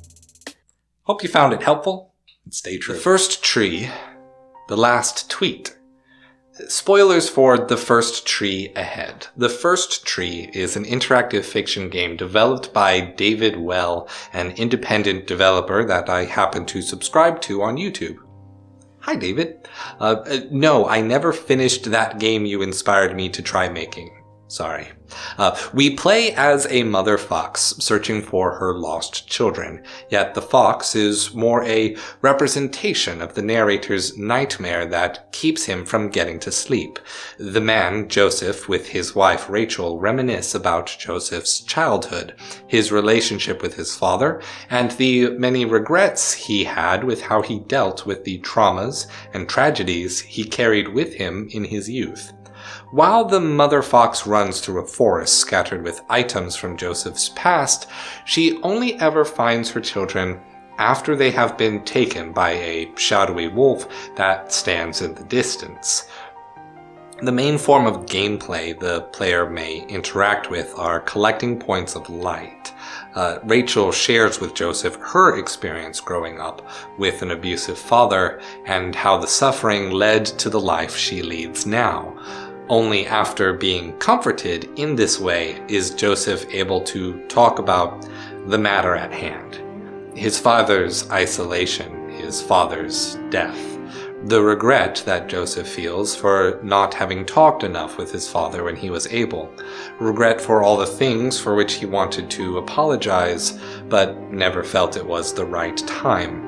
The entire journey is guided by a metaphorical first tree, a symbol that comes to represent both death and new beginnings, as Joseph tries to explain what happens in the dream between memories of his past. When the mother fox sees that all of her children have been taken from her, she is devastated and accepts that she must move on to the first tree by herself. Once she reaches the tree, we are given an opportunity to leave a final message for her lost children. Only the number of characters you are allowed to type will be the same as the number of lights you collected in the dream, asking you, What's the last thing you would say to the people you leave behind? Creating a moment of ludonarrative that connects the narrative of remembering what is important in life, the time you spend with the people you love, to the ludence of exploration and collectibles. How long did you spend with the game, and did you value that time and experience? That is how much you get to say. Well, I typed in something generic, short, and I guess inspirational. Didn't even use all 128 points of light available to me, whereas the message I received was one that was far more honest. I wish I had one more day with you. At the end of the game, the player will receive one of the messages written by someone who played the game. My grandmother died of COVID-19 over Christmas, and only a few weeks before, the vaccine was approved. She was someone who was loving and stubborn in equal measure. We rarely talked, but always talked for hours when we did, and we, like many families, always made sure to say, "I love you," before hanging up. My grandmother's condition turned unexpectedly right after we transferred to an outpatient care facility. We were expecting her to recover. The last image we saw of her awake, she was smiling and waving through the window on a video feed from my uncle's phone. I will never know what her last words for us may be, but we can be sure that we said everything that mattered. Now, when I am confronted with stories of death, having been so close to it so recently, I can't help but think that right now, on this channel, I'm writing my epitaph. I wonder if my final words, my purpose, is reaching you. Stay true. Yoku's pinball platformer. It is so extremely rare to find a game that legitimately redefines genre in games. Yet Yoku's Island Express is exactly that kind, creating a game that is one part a platformer, one part pinball, and one part collectathon. It has the standard affair of moving left and right, picking up collectibles and unlocking paths to reach objectives akin to Metroidvanias. However, it expands on that concept by linking traversal to the gameplay of pinball, starting with simple pinball layouts to give the player a feel for how to move our cute dung beetle main character's dung ball to where we want it. These pinball sections execute on the same speed and dynamics of any automated sequence of a Sonic the Hedgehog style platformer, but with the immediate feedback of the sequence being due to your own well-timed click. Yet also allowing repetition on failure that keeps the faster pace of the gameplay and prevents dejection or frustration. Yet still beyond that feeling of a solidly built pinball machine, it expands the genre again with collectathon elements. Picking up the fruit collectibles is not just a reward, but a useful tool for unlocking more bumpers and thus encouraging more exploration. And that exploration extends to the pinball sections of the game as well. Pinball enthusiasts know that a pinball game is not simply about keeping the ball in play and getting a high score. Yes, it is about that, but using your skill to see everything the cabinet has hiding in different corners is a major part of the appeal. Pinball cabinets tell stories of frantic, high-speed settings. The collectibles of Yoku's Island Express are thus able to introduce players unfamiliar with pinball to the exploration inherent to these games. As a person who enjoys critically analyzing the media that I ingest, it is often difficult for me to simply enjoy games for their gameplay. As a content creator that purposefully searches for the influence of philosophy and the artistic messages conveyed by games, it can be hard for me to critically focus on what makes something fun for fun's sake. Growing up in the 90s, whereas many kids spent their time playing Windows 95's Minesweeper, Ski Free, or Snake, I spent by far the most time on the pinball game Space Cadet 3D, purely because it was fun. One of the first dates my wife ever suggested for us was to visit a pinball museum and play tons of classic arcade cabinets and pinball machines. I have never had more fun on a date than that, and part of me suspects that pinball may be the main reason I fell in love with my wife. Yoku's Island Express hits that same feeling for me. Stay true. State of mind. White knights perpetuate violence. Disclaimer. Discussion and depiction of domestic and sexual violence. If you are not in the headspace to engage with this topic, that is okay. Feel free to skip this video. Enter the game State of Mind, a sci-fi mystery starring Richard Nolan, a tough and crude journalist trying to find his missing wife and kid, getting wrapped up in a plot of a crazed futurist trying to unwittingly put copies of people into a utopian version of The Matrix without their consent. Richard Nolan, at first, seems like a rude, no-nonsense kind of guy trying to get his family back, but when the game switches perspectives to Tracy, Nolan's wife, and Lydia, Nolan's fan-turned-side chick, we realize that Richard isn't such a nice guy. He's a nice guy TM. He's a white knight. Gender studies and social legal protections for the rights of women and every queer person is more important now than ever, as rates of violent crime against women and queer people continue to rise, and decades-long protected affirmative care and reproductive care are criminalized across the United States. These issues are related because they are part of a push by conservative politicians to use the power of the states to enforce a heteronormative Puritan morality onto people for simply being different. It is the creation of big government power for the sake of rigid conformity at the expense of individual liberty. Thus, it is more important now than ever to confront conversations about sexual and domestic violence, and the social motivations that lead people to commit or even be proud of these truly immoral acts. Hashtag manosphere social media influencers, pick-up artists, and others with so-called traditional values have no qualms discussing the masculine role in romantic relationships in terms of force, dominance, deceit, and violence, all under a pseudo-biological ethics of how males and females act and are supposed to act. Whereas discussing the problems of these harmful masculine stereotypes comes with the risk of hurting or traumatizing, re-traumatizing the very people we seek to support by changing the conversation. It stands to reason that presenting these issues in media would be important in order to counteract the constant noise of fetishizing violence. Yet doing so in a way that does not voyeurize nor fetishize seems prohibitively difficult in our culture, where film language and shot composition was developed with the male gaze as a norm. We are going to discuss a scene that depicts sexual violence without this sort of film language. However, it is by no means easier to watch.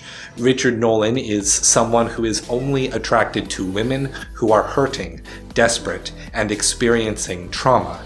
Richard believes that if he saves women from their problems, then he is owed romantic love and sexual gratification as a reward. He meets his wife Tracy when she is drug addicted and desperately searching for a lost keepsake in a dumpster. When Tracy has a successful career that allows them both to live in an upscale condo with their son, Richard and Tracy begin having marital troubles. Richard begins dating Lydia on the side. When we switch to Lydia's perspective, she is homeless, searching for food in a dumpster, sick and coughing, but a kind stranger takes her in, gives her food, medicine, a place to stay, and shows Lydia how to earn money online with her own line of work, cybersex. Basically phone sex, but with the hologram phones that have been established throughout the game.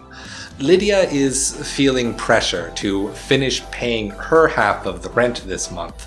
The first client just wants someone to talk to after a coworker died, paid $100. The second client offers to pay $300. That's enough to make rent. This client, however, with each request, becomes increasingly aggressive, demanding that Lydia use a hologram to look like a doll, to stop moving, to stop breathing. Lydia's hologram body is robotic and neuter. The camera darts rapidly, showing the client's body pantomiming a smothering position. Close-up shots focus exclusively on the client's face obscured and Lydia's face in full view. At any time the player has the option to end the call, but what about getting paid? We just saw our character homeless and sick a few minutes ago. I hung up before seeing any more of the scenes. It was most assuredly not a scene depicted for sexual gratification. The game already had strip club scenes and other such attempts. No, this was scary and uncomfortable. The client still pays the $300, and we get to decide to accept the client again in the future or block the client on the service. As soon as the scene is over, we get a call from Richard. Our roommate introduced us. We've been dating for a few weeks. He offers to start paying our rent so that we don't have to do cybersex anymore. We don't tell him about what just happened. We can either accept or refuse the money. Either way, Richard invites himself over for a romantic evening with us. He just did something nice for us, so we owe him, right? Yet, when he comes over, he has us hide in our own bathroom so that we aren't heard while he calls his wife, ending the call with, "I love you," then angrily berating Lydia for not wanting to hear him say that. Because, if you question Richard, you aren't treating him like a hero. He responds with anger and verbal abuse. You owe him, so you don't get to question him. Sure, he calms down after that, and you have a conversation, but only on Richard's terms. When the conversation becomes about his struggles, he's not emotionally available to either Tracy nor Lydia, so why would Lydia even try to tell him about the phone call? She doesn't. So what kind of man is the main character really? Is he a nice guy? Or is this just a pattern of preying on the vulnerable? Is Richard a hero saving women from the unfair struggles of life? Or is he just the John on the phone with a power fantasy to control what Lydia can and can't do? Paying for dominance, with more steps in between, and turning to violence when he doesn't have his way. He cannot love another person as an equal. He cannot empathize without compensation. Richard is that man who internalized the expectation placed on men by other men to pantomime dominance and violence in order to qualify as a man, and to perform dominance and violence when the pantomime fails you. You, listener of this video, are you Richard? Or are you redefining your masculinity to stand as a self-actualized person who rose above the power fantasy and puts an end to the cycle of romanticizing violence? Stay true. Card games have changed. The first card games were, unsurprisingly, a Chinese cultural invention. The same culture to invent our modern conception of paper, coming from a different engineering tradition than Egyptian papyrus.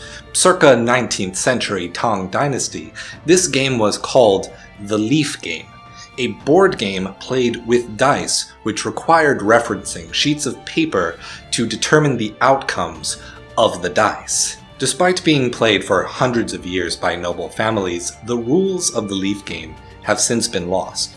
Yet this bit of history not only establishes the basic concepts of playing cards, like numbers, suits, pictographs, and gambling, but also their potential for being reference guides to the specific rules of a game.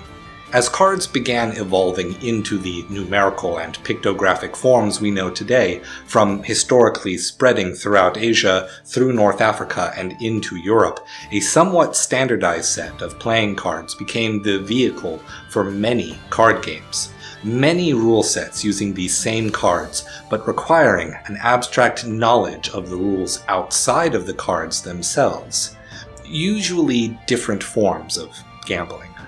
This history came full circle when Spanish and Portuguese traders and missionaries, particularly Francis Xavier in 1549, brought Western playing cards to Japan.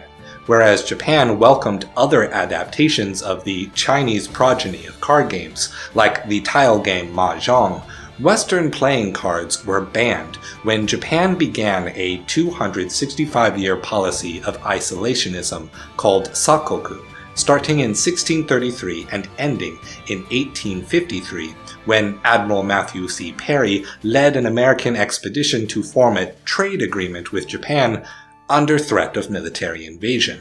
Before that, Nintendo founder Yamauchi Fusajiro was selling the contraband Western trading cards through pivoting to the seasonal pictographic cards called Hanafuda to keep out of reach of Johnny Lawson. Fast forward to 1993 and we have Richard Garfield's Magic the Gathering, the first collectible card game seeking to reintroduce the concept of gameplay to the collectability of baseball cards. Though some attempts were made throughout the 20th century, Magic the Gathering was the first to truly succeed at widespread publication. The single greatest and most overlooked invention of Magic the Gathering was a simple ordering of rules. While the game itself had a rule set to follow, numerical statistics to compare and track, and pictographs to make it visually interesting, the cards themselves also, sometimes, had references to their own unique rules. This innovation in Magic the Gathering, that specific rules from cards take priority over the general rules of the game, was not only a, perhaps unintentional, historical return to the card's original purpose in the Leaf game as a medium for communicating rules, but set a precedent for how video games with complex rule sets would communicate those rules to players. In a video game, a card is a way to express a rule of a game in isolation to the general complexity of a game as a whole. By presenting players with cards that can be played as a verb, as an action, it allows players to learn the rules of a game through play without being bogged down in excessive reading, study, or tutorial. Everything from action games like Kingdom Hearts Recoded to mystery puzzle games like Inscription. From the deck-building RPG roguelikes like Slay the Spire, to first-person shooter racing time trial games like Neon White, even as these card games came to be something more complex than any traditional game of rummy or poker, players would have no problems immersing themselves in the fun. Cards used to be a tool for engaging with the broader, abstract rules of a game. Now, they are a conceptual tool for circumventing the initial rules with more specific and contextual situations. As a result, cards have become the go-to visual metaphor for both teaching rule sets to players as well as creating the opportunity for free self-expression within a rule set by those players. Rules are no longer a limit, but the tools by which a player may have a voice in the dialectic. Neon White teaches happiness economics. Neon White is a first-person shooter, card-based, speed-running game with visual novel story elements. As you complete levels, the player's score is recorded and displayed against a global leaderboard of the best times of players all around the world. Completing levels doesn't require reaching extremely fast times, yet the simple inclusion of the comparison motivates players to try for the best time possible. But what time do you need to beat a level in in order to be happy. Both people I have spoken to and a number of choice memes have expressed that many players linger in the early stages without progressing towards actually completing the game and its story. They are absorbed in perfecting their execution on the stages available to them, even though they have beaten the stage long ago. Even though the game has told the player they are good enough to move on, players stay where they are at. This is almost entirely due to the friends list leaderboard. Anyone who has played Neon White can tell you that friends leaderboards become significantly more important than global leaderboards for most players. Direct comparison with people who you know, who you identify as your peers, is far more motivating than something abstract like the most skilled player of Neon White in the world. People want to be the best among their friends, to impress them, to be acknowledged by them. Yet failing that, people absolutely cannot abide being less than their peers. The game might tell you that you can move on to stage 15, but you know that your friend Julio in the cubicle next to yours finished stage 14 a whole 3 seconds faster than you. You have to beat him, or at least reduce that gap to half a second. Otherwise, you don't deserve to move on. This competitive feeling is the exact same emotion people experience when they are made aware of income inequality. The Easterlin paradox is the psychological effect wherein money only increases happiness to a point. Think Maslow's hierarchy of needs. Money can buy physiological needs, safety and security, and perhaps even some artificial esteem, but not genuine love. Genuine esteem, or the self-actualization of crafting your own core values. Human psychology puts weight on upward comparison to social betters, while nearly ignoring downward comparison until our own sense of social standing is challenged. Once those bottom levels of Maslow's hierarchy are met by money, money mainly serves to compare ourselves to the standing of our peers. Happiness matters a lot to society, not just for the obvious reason of it being ethically important to human well-being, but because happiness is also directly correlated to the efficiency and quality of a population's work. This directly translates to economic growth and security for a nation as a whole, but more importantly, for us gamers. It matters because happiness directly correlates to the efficiency and quality of developing our pro-gaming skills.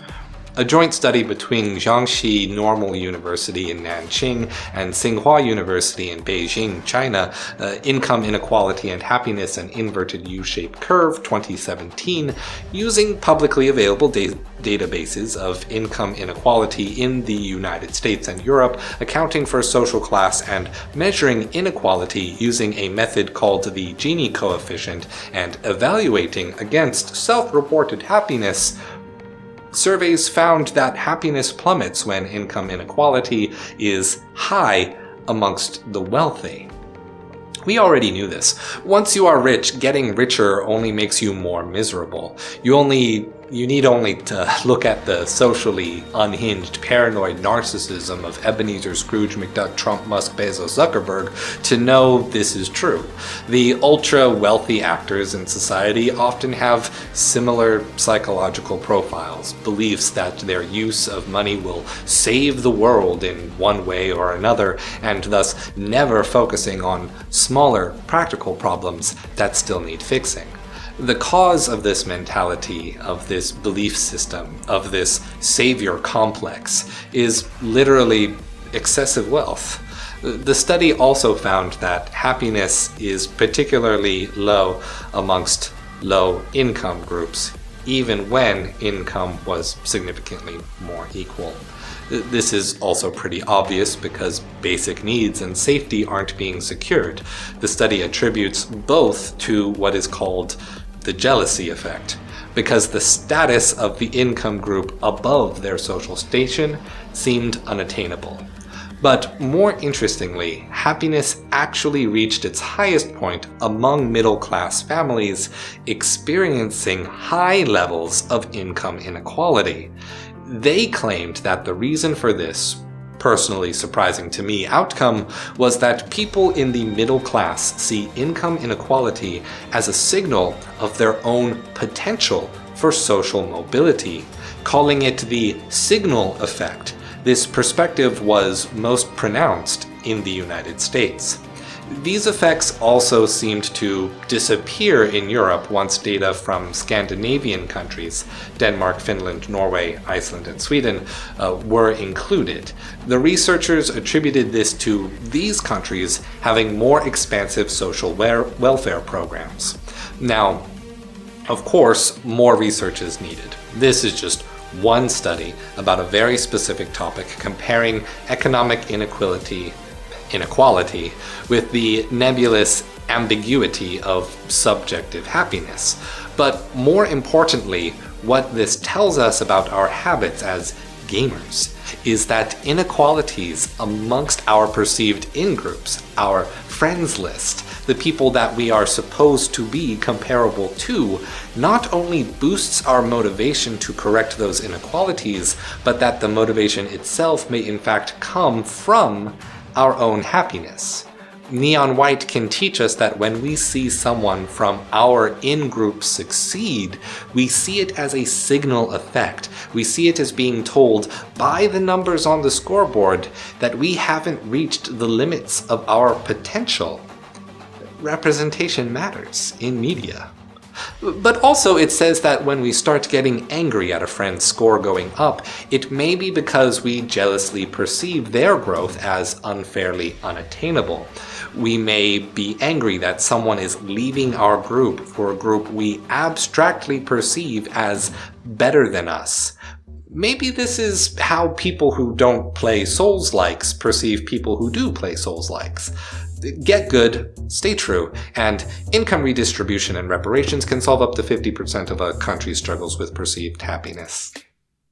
Stay true. Mobile games on consoles are a weird experience. Occasionally, when I grab free games off console eShops, I run into gacha games and the like, which are originally made for mobile but ported to the home console. Part of me somewhat expects this on a console like the Switch because it seems more in parity with the experience of being on the go. So when I found Bleach Brave Souls on the PlayStation 4, I just had to make some notes of the strangeness. For one, the hand-holding tutorial has never been worse. An extremely limited first couple of levels with enemies so weak that they don't even afford the opportunity to play around with the game's systems, telling me to click on specific menus to learn about the gacha system and not allowing me to click anything else. Something we would mindlessly tap through a phone screen, but seems more unnecessarily deliberate when moving an analog stick and clicking the X button. And strange enough is the game downloading itself again, because the listing on the store is only a small fraction of the data accumulated over 7 years of mobile game development. If you were ever wondering why we never got a really good Bleach game,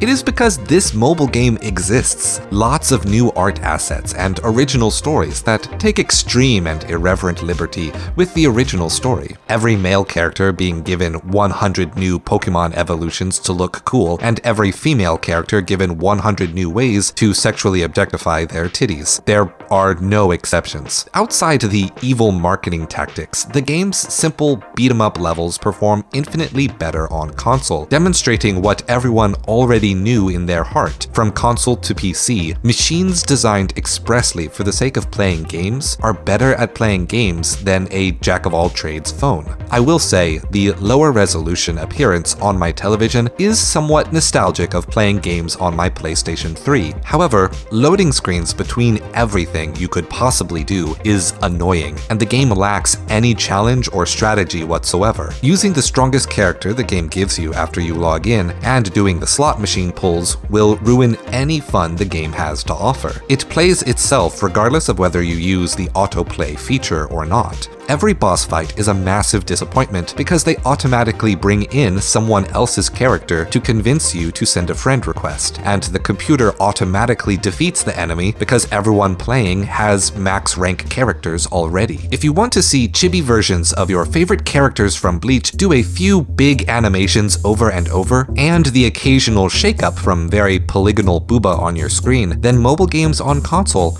are made for you. Stay true. Urami no Taki. What is there to be discovered just out of sight? With the curious ways that waterfalls tend to hollow the rocks behind them, this sort of dream could thrive. The famous poet Basho composes this haiku while visiting the Nikko Falls. Yet hidden behind these falls is a shrine to Fudo Myo-o. Gazing from behind these peaceful falls, the first secret behind a waterfall came with the original Legend of Zelda. From here, developers of video games took to hiding secrets behind waterfalls as the meme has slowed in recent years. I find myself empathizing with the lack of secrets behind a waterfall more and more. Among the many ways to define philosophy, one is studying the history of ideas. By this history, few ideas surprise me. New ideas merely reprise the... To love ideas now means I jealously resent those whose faith in curiosity comes easy, so that I can, once again, revel in the view from behind the falls. Urami, kiki todoketari. To stretch out. Under dark waters, stretch up into rain. The pearl blooms, a white lotus.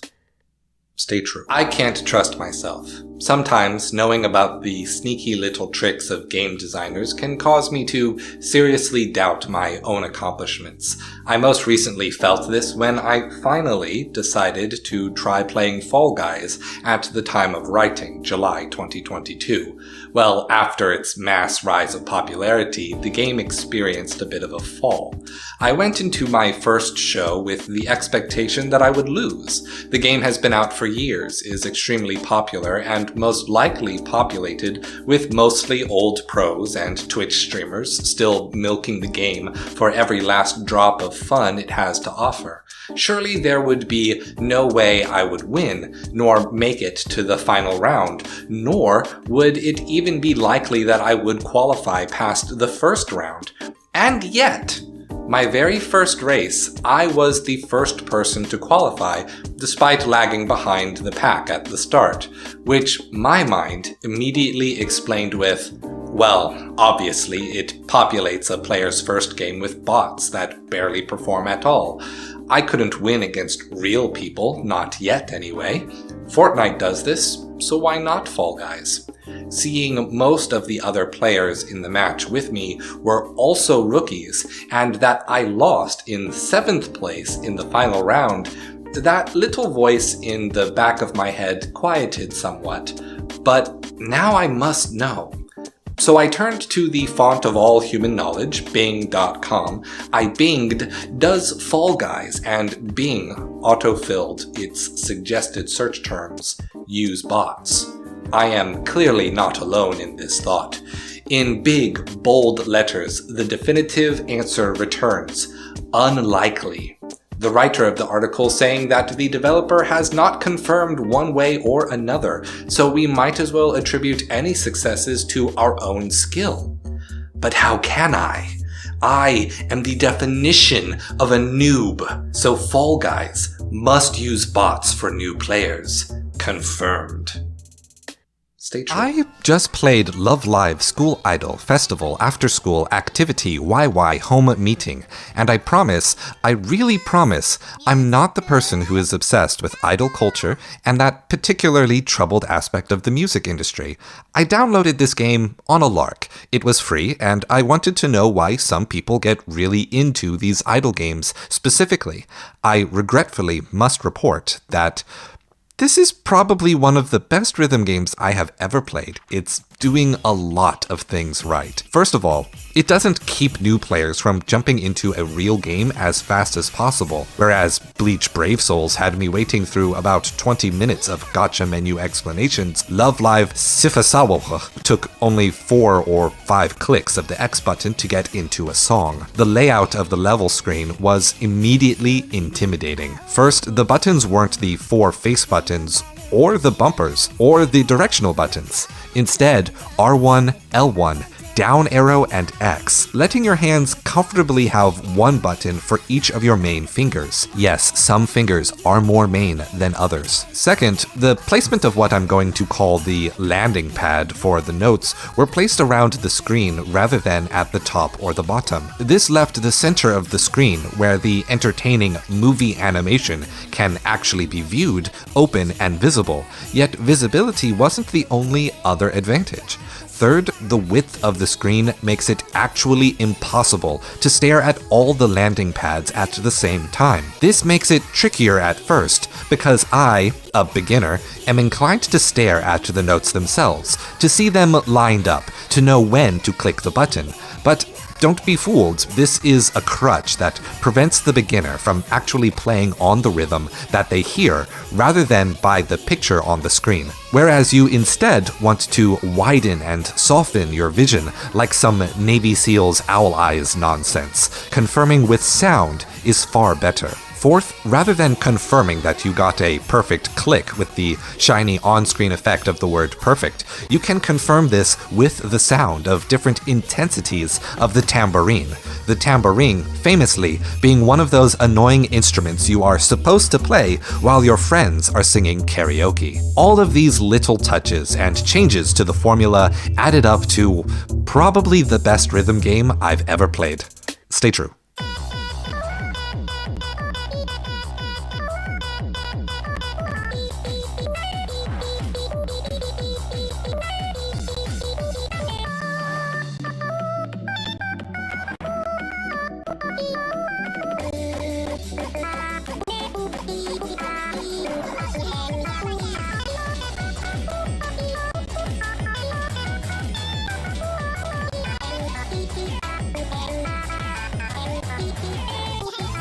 Classic game battle royales were short-lived. Tetris 99 released in February of 2019 and created a foolproof template for bringing the popularity of battle royale genre of competitive multiplayer to classic games. Mario 35, a battle royale Mario game, seemed like a no-brainer. If Tetris can make it work, the literal poster child for video games themselves should have been successful. It didn't stay online for even 1 year, October 2020 to April 2021. Super Bomberman R Online fared a lot better. It launched in September 2020, and despite being a faithful and fun recreation of classic Bomberman gameplay, the game is scheduled to shut down its servers starting December of 2022. 65 players per match, incorporating which grid you move to during a move phase, which brought it more in line with the genre-defining games of PUBG Battlegrounds and Fortnite. Arika Games, who developed Tetris 99 and Mario 35, replaced Mario 35 with Pac-Man 99 in April 2021, but it remains to be seen if Pac-Man will have the same staying power as Tetris 99. I forget who said it, but someone in the games industry once said that when a new genre in games blows up, becomes the most popular thing in gaming, there is really only room for the most popular game, the alternative game that everyone else plays, and sometimes a third weird game. But all other games in that genre are doomed to fail. We expect a more direct copy of Fortnite to fail, like Spellbreak, released in September 2020 and scheduled to shut down servers early 2023. At the time of writing, they have already stopped collecting payment for in-game mini-buys. Definitely a bit of wisdom that mainly applies to live service and multiplayer competitive games. True even perhaps for MMORPGs, yet one would have thought that the enduring popularity of nostalgia titles would create for themselves a walled garden. The notorious blue ocean strategy of Nintendo games would create some protection for these classic game battles royales. But it hasn't. Battle Royale, whether it be a third-person shooter like Fortnite or a classic arcade game like Tetris, is a red ocean.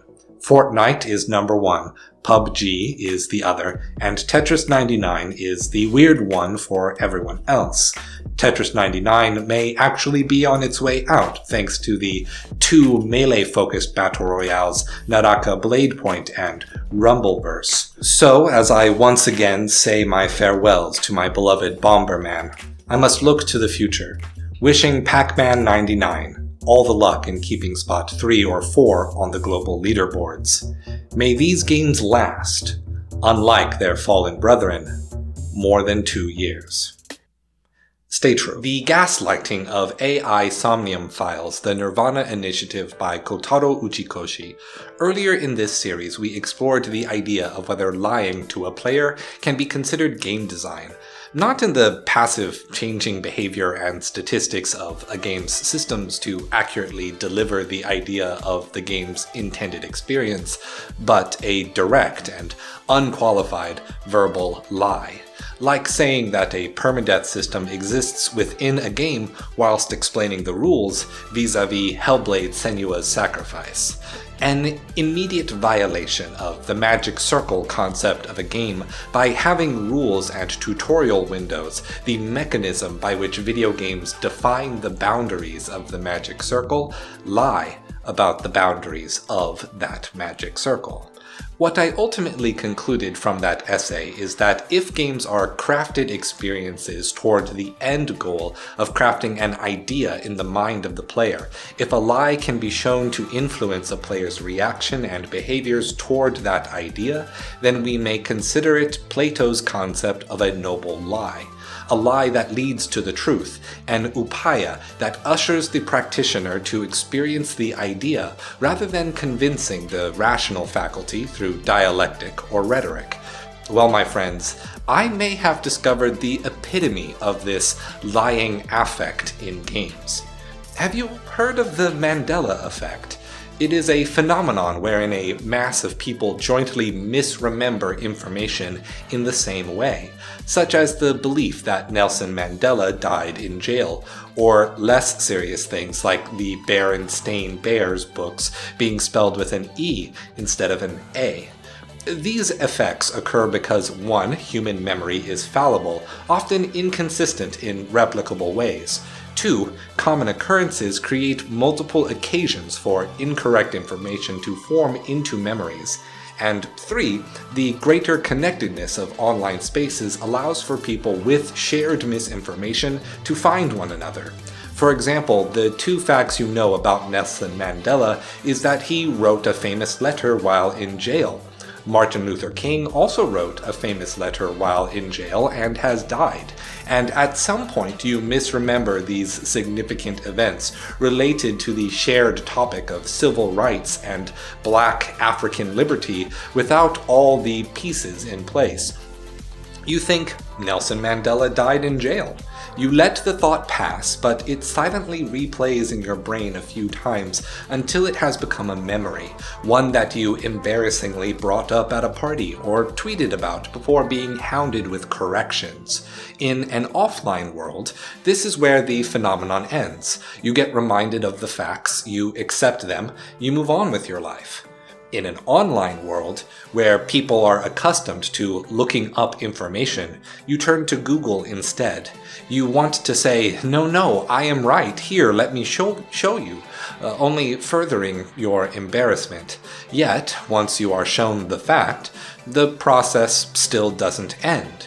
You can scroll from the top to the bottom of the page with dozens or hundreds of comments from people who thought the exact same thing you did. When you see it, someone says, but look at all these people who believe this. Either you're lying or something else is going on here. We can't all be wrong. And with that one line, that seed of anger in your embarrassment is vindicated. That stranger is right. A belief this popular couldn't possibly be fallacious. Now you move to confirm your belief with others who haven't been biased by the corporation of Google or the ignorant masses of society that were at your dorm party that night, and you find answers. So many answers. Groups that blame the Jews for being a sun-worshipping cult that deny the earth is flat, actually. Groups that are sure that quantum physics says parallel universes exist, man. Everyone with this belief shifted here from a timeline where it was true. Groups that know about that Swedish philosopher that proved through science that it is infinitely more likely that reality is a simulation. And if you really think about it, all physical laws can be explained by computer programming. So none of us were wrong. Descartes' evil daemon just neglected to rewrite our memories, and I have some absolutely not doctored photographs that prove glitches in the Matrix are happening on its 6th dimensional quantum computer. And so if we can get access to the source code, we can escape, or maybe even become gods, or we could... All of these thoughts come from, well, primarily from deep-seated cultural and social insecurities and the desire to maintain power dynamics for personal gain. But on a more individual, personal level, it happens because people don't want to be wrong about stuff.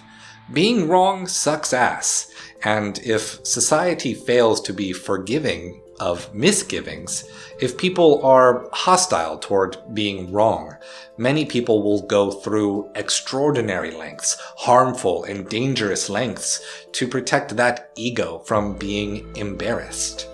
In epistemology, the philosophical study of knowledge, one of the soft problems of truth is that we can't have access to pure, unfiltered information. No raw data. Our conscious awareness of information, our percepts, are already a higher order belief that went through multiple levels in our meat brains. Our experience is constructed and slightly delayed from the present moment.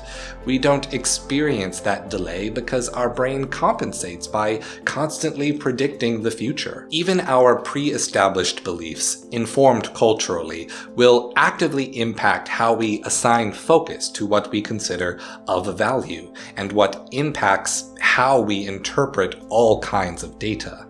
In other words, observation is value-laden. And even though how humanity overcomes this has become more nuanced and methodological over the years, from philosophers to scientists, that method is humble dialogue. Ones wherein all parties are open to the idea of being wrong, with the goal of understanding how the other side came to their beliefs. The loving dialogue between friends. But who cares about that bullshit? I bet you don't know the name of the island the Statue of Liberty is on. Go ahead. Go ahead and guess in the comments. Is it Ellis Island or Liberty Island? Write it right now. Don't wait to look it up. Keep yourself honest. AI Somnium Files, The Nirvana Initiative is an Uchikoshi-directed visual novel murder mystery across time, wherein a detective must solve the murder of a man who has been bisected, head to hip, but an unsolved murder case from 6 years ago details the location and death of his other half. It's your mission to hit on the attractive secretary so that you can retire early and elope to Atami together. Or maybe none of that, I may be misremembering. What matters most to me is a single scene in a local bar wherein the main character, Ryuki, is talking with his friends Mama, Tama, Amame, and Gen. Gen and Amame are arguing about the name of the island that the Statue of Liberty stands on. Rather than look it up, they decide to ask you, the smart old detective, to give them the facts. So which is it? Ellis Island or Liberty Island? No matter which option you choose, right or wrong, the game will actively lie to you about your answer, in order to send you away from the conversation with false information about what that island's name is in fact. Going so far as to pretend to look up the information on Google for you and showing you a fake screenshot of Google Maps just to make the lie more convincing, embarrassing you if you get the right answer, or saving face for you if you get the wrong answer. In other words, it sets up a Mandela effect to occur in you, the player, at a later date. The main verb of this graphic novel game is reading, specifically used to teach the player a lesson about how you read and form knowledge. The game is a murder mystery about investigating facts while sifting through misinformation and how it propagates through technology and the internet. Through gameplay, by eliciting a reaction from the player to either fact-check the game or else enter into the exact scenario of the game in real life when you quote the misinformation in a conversation with others. AI Somnium File The Nirvana Initiative sets up a Mandela effect about Ellis Island versus Liberty Island specifically to reinforce the game's message: you cannot simply trust what you read. You must learn to fact-check yourself in the modern age, creating an ARG through gaslighting, where you only realize you lose when you repeat the game in real life. This is truly the epitome of lying as game design, but losing this particular ARG may in fact keep you safe from going down a dark path, because honestly, who really cares what the name of that island is? Most of us will never see that island. It's just a fun fact, and no one needs to take their own trivia so seriously. Stay true. If only life by the sea were as we had dreamed.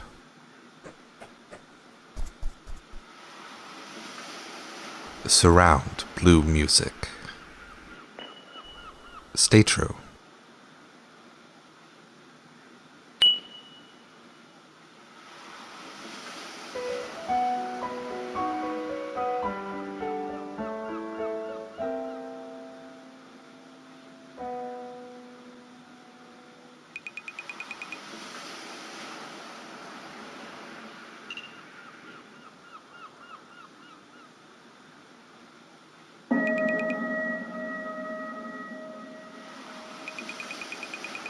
The best Katamari Damacy level.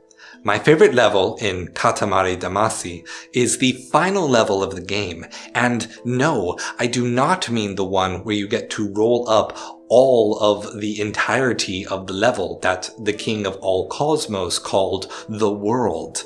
I mean the true final level. You see, the reason I was playing Katamari Damacy at all is because I had just started a new job.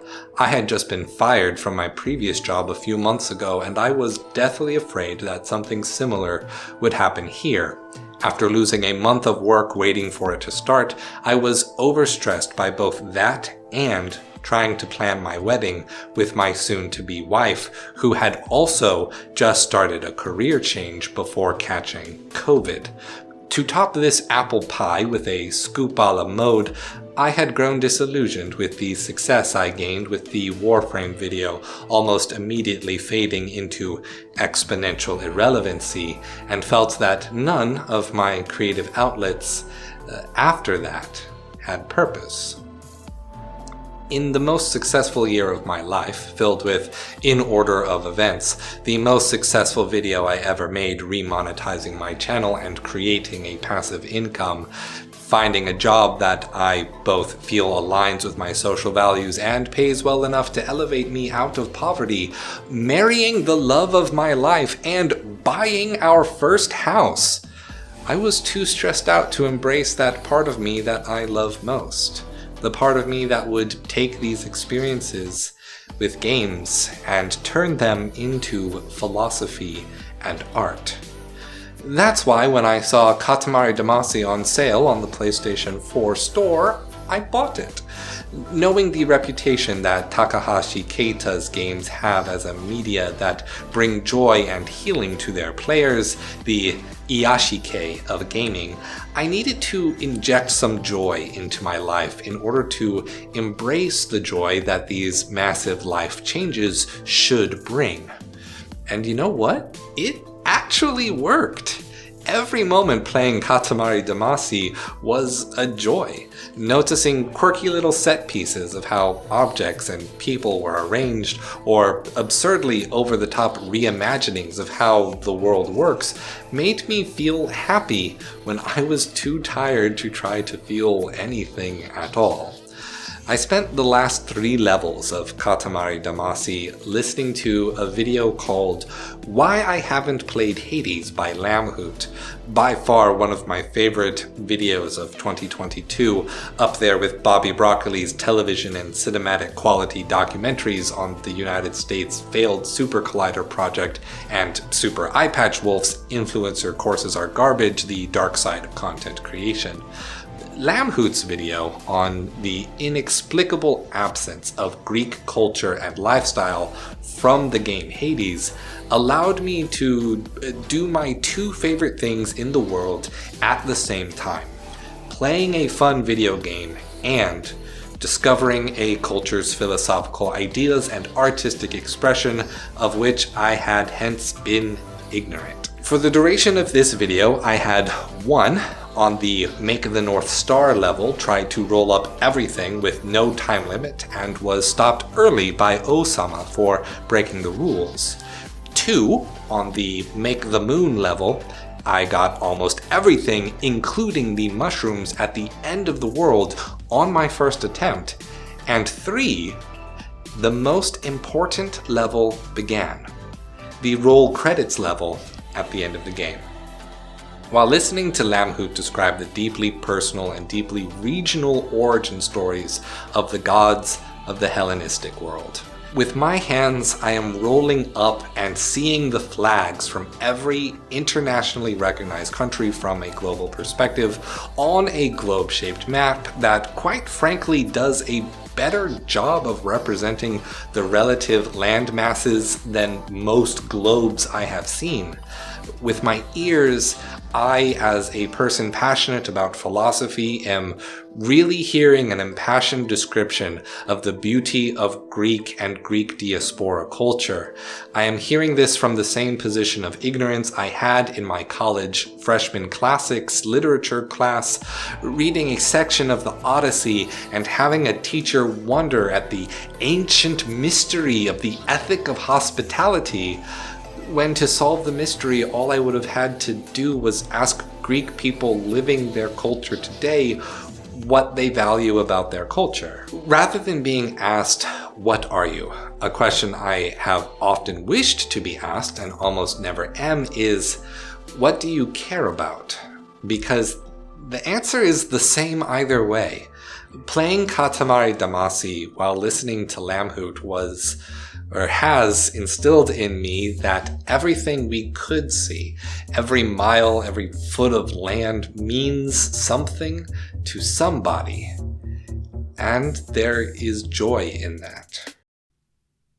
Stay true. Index languages for video games.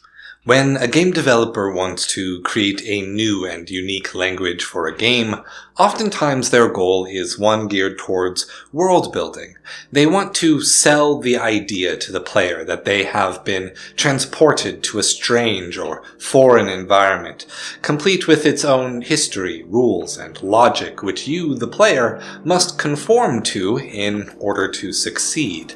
The result is, hopefully, that the player is immersed and ready to suspend their disbelief and embrace the experiences that the developers hope to convey. We have already covered a few different ways that a game maker may play with language to bring character to a world. Expressing different dialects in the text or through voice acting can help a game's setting feel both more local, more unique, or more expansive, depending on how those accents are used. We have already looked at how fonts can be used to improve characterization in this series. We have even looked at how alphabetic ciphers can be used to add a ludic element to prose, encouraging players to engage with a game's prose in ways other than reading.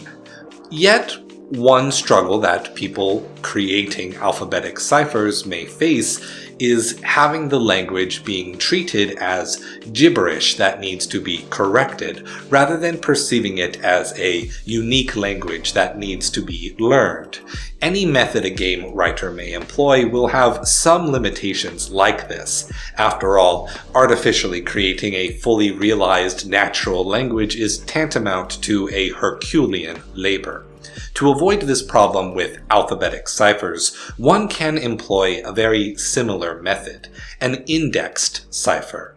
An indexed cipher does to vocabulary words what alphabetical ciphers do to letters, placing whole words with a different word, yet keeping the workload light by maintaining the grammar and syntax. This is the method used by games like Greedfall, developed by Spider's Game Studio, in which whole words and phrases were written out for frequent repetition by characters from the Isle of Tir-Fadi, on which multiple tribes of NPCs with distinct yet loosely related customs shared a single language, clearly inspired by European colonialism and First Nations cultures of the United States. Spiders managed to create a multicultural setting that was well served by an indexed cipher language. I have learned since playing that the language of Tir-Fadi is in fact adapted from a Proto-Celtic language, which helps to explain the amazing stylistic consistency of the language in the game. In No Man's Sky, the way players are rewarded for interacting with the different alien species is through an indexed cipher of that alien's language. One word is awarded in a set order whenever the player solves a puzzle, has positive interaction with an alien of that species, finds a knowledge stone or an alien plaque, for a cheeky reference to the Rosetta Stone. All of these things.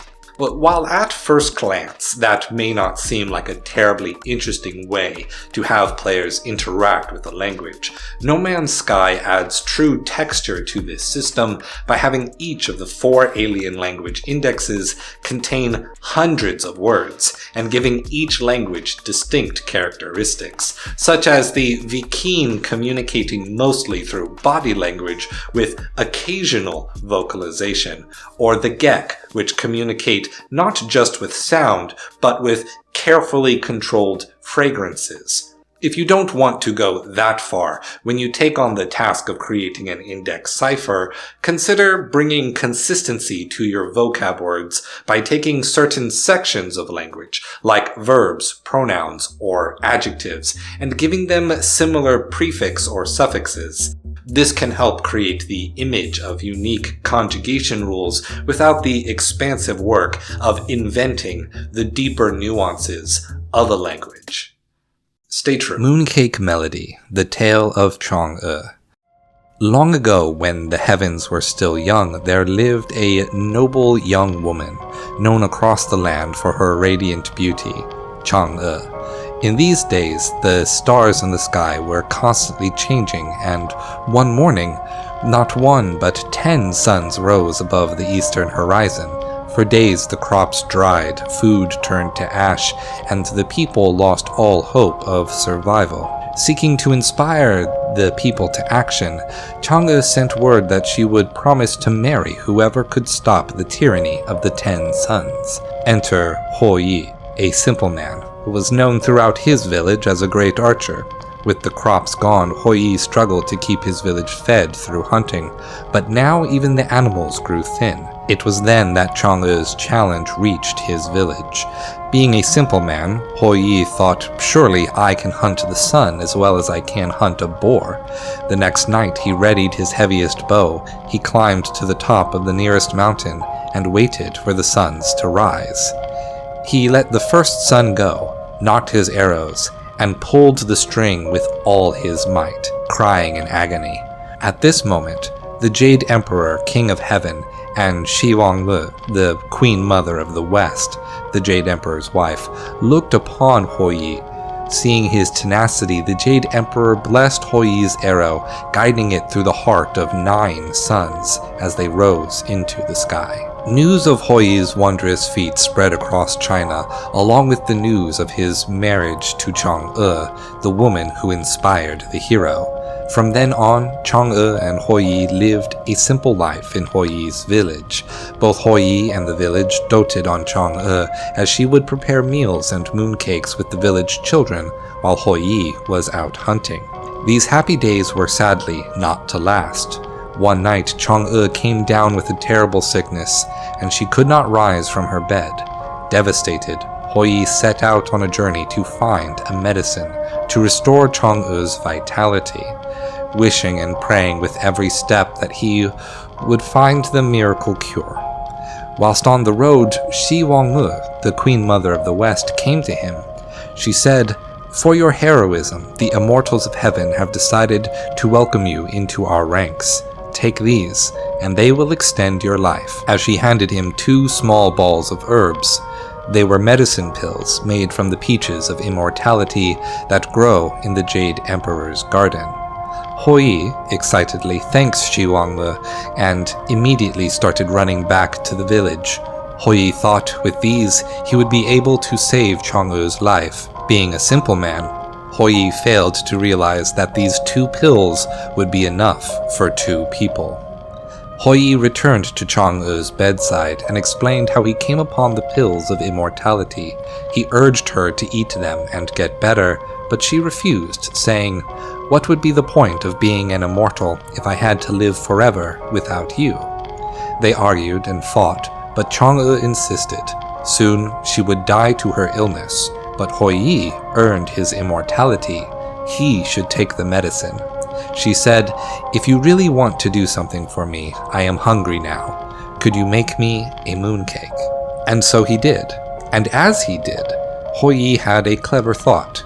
He would hide the pills inside the mooncake, and Chang'e would get better. As Chang'e ate the mooncakes, she began to feel better. She sat up, strength returned to her voice, and then, as she and Hoyi spoke, she began to float. As Chang'e was now an immortal, she had to ascend to heaven and live in the Jade Emperor's palace. Furiously, she tried to head back towards Earth, but could not resist the will of heaven. Before she could reach the stars, Chang'e pushed herself to the moon, still in heaven, but as close to the Earth as possible. There she would wait until Hoyi found a way to come after her. But Hoyi was a simple man. He was happy that his wish for Chang'e's life to be saved had come true. He returned to his role as a lonely hunter. 1 year later, in mid-autumn, Hoyi looked up at the full moon, and for a moment, the radiant beauty of the moon reminded him of Chang'e. So he made some mooncakes, her favorite food, and made them an offering to the moon. He would do this every year until his death. An offering to Chang'e, goddess of the moon. Jedi Fallen Order is afraid of its own art. Jedi Fallen Order is absolutely breathtaking, drawing from a decades-long style Bible that has preserved the 70s imagination of the distant future. Its environment art, the epitome of fantasy and sci-fi, rolled into one, sparking the imagination forged by a technological future alternative to our own, spurring the religious fervor that comes from massive ancient monuments of stone that herald spiritual transcendence. The awe-inspiring vastness of nature expanded 1,000,000-fold by the infinitude of space, even in the face of performance problems on the PlayStation 4 during certain set pieces and transitions. The environment art of this game is perfection, which makes it all the more confusing to see such a lack of confidence when it comes to their character art and animation. Let me teach you what I mean with a few examples. First, the main character's default costume is a poncho, which reduces the modeling detail that the player is likely to see from moment to moment drastically. Two large, flat surfaces that cover the torso and legs, hiding the opportunity for character expression in the details of the jumpsuit, chest plate, and belt. Details that are obviously present, but no, we'd rather make dozens of color swap collectibles for the poncho because it is so important to Cal's character that we remember it was raining in the opening level. Second, every animation is completely motion blurred to hell. Why would they do this? To make the game look faster? No. The combat of the game is actually pretty slow and evenly paced, which stylistically matches the original film's choreography. Cal's animations are pretty clumsy to show the characterization of a Jedi that is years out of practice. So why are they actually doing this? My theory is that they are attempting to hide the snapping of the model on the tweens that transition the character between the bespoke crafted animations. And that is maddening, because the tweens look fine. There's barely any snapping at all. So why sacrifice resource and performance to hide tweens that already look good? Third, the inverse kinematics for the feet are far too aggressive. The game is so deathly afraid that a foot will ever clip through the ground for a moment that feet are rushed to find any nearby appropriate surface to attach to. This results in two conflicts. The legs of the model are floaty and spastic compared to the upper body's animation, destroying the stylistic weight of a part of the animation perpetually on the periphery of the player's view. And on some surfaces that are rough or uneven, the corrections cause the model's knee joint to sharply bend left or right, making the joints look broken and noodly. Had they simply let the model clip through those slight inclines, no one would ever see it, as the eye would be attracted to the action up top. Instead, the exaggerated movement of the legs draws the eye downward, toward the imperfection. Jedi Fallen Order's character art and animation is a perfect example of more being less, because even without these things, it would still look amazing. Also, Jedi Fallen Order is not a Souls-like, it's a Sekiro-like. You're welcome for the correction. And stay true. This trip is going by so quickly. I'm hitting my milestones one after another. It's so fast that I hardly have time to remember the big ones. The big cities, my favorite diners, that one restaurant in Plattsmouth with the best chicken fried steak and the racist minstrel figurines. My father and I would go there sometimes. I spend a lot more of my time at my house these days. I enjoy my house. We earned my house. Our house is growing. When I'm on these trips, the only thing I want is to go back to my house. But when I get there, I immediately go back to work. The house needs work. It doesn't feel like I need to kill the weeds. I need to reseed the lawn. I need to fix the fence. I need to fix the screen door. I need to trim the hedges. I need to build that retaining wall. An outdoor gym would be nice. I need to submit quarterly taxes. I don't sleep as much. I'm listening and watching, getting ready to do something about it. I have to keep this house safe. I haven't made anything new in so long. It's been hot outside for so long. It's been raining more often. I have to be stronger. Most of the time, I have to be. I'm so tired. But I want to keep going on this trip. I need this trip. So at least once a day, I tell myself, until tomorrow, I'll keep moving on. Don't forget, we will meet again. Monkey Island's innovation in ludonarrative. One of the greatest innovations of interactive fiction, also called the graphic adventure genre of games, came from the original Monkey's Island. If there is one thing that graphic adventure games were known for, it was moon logic.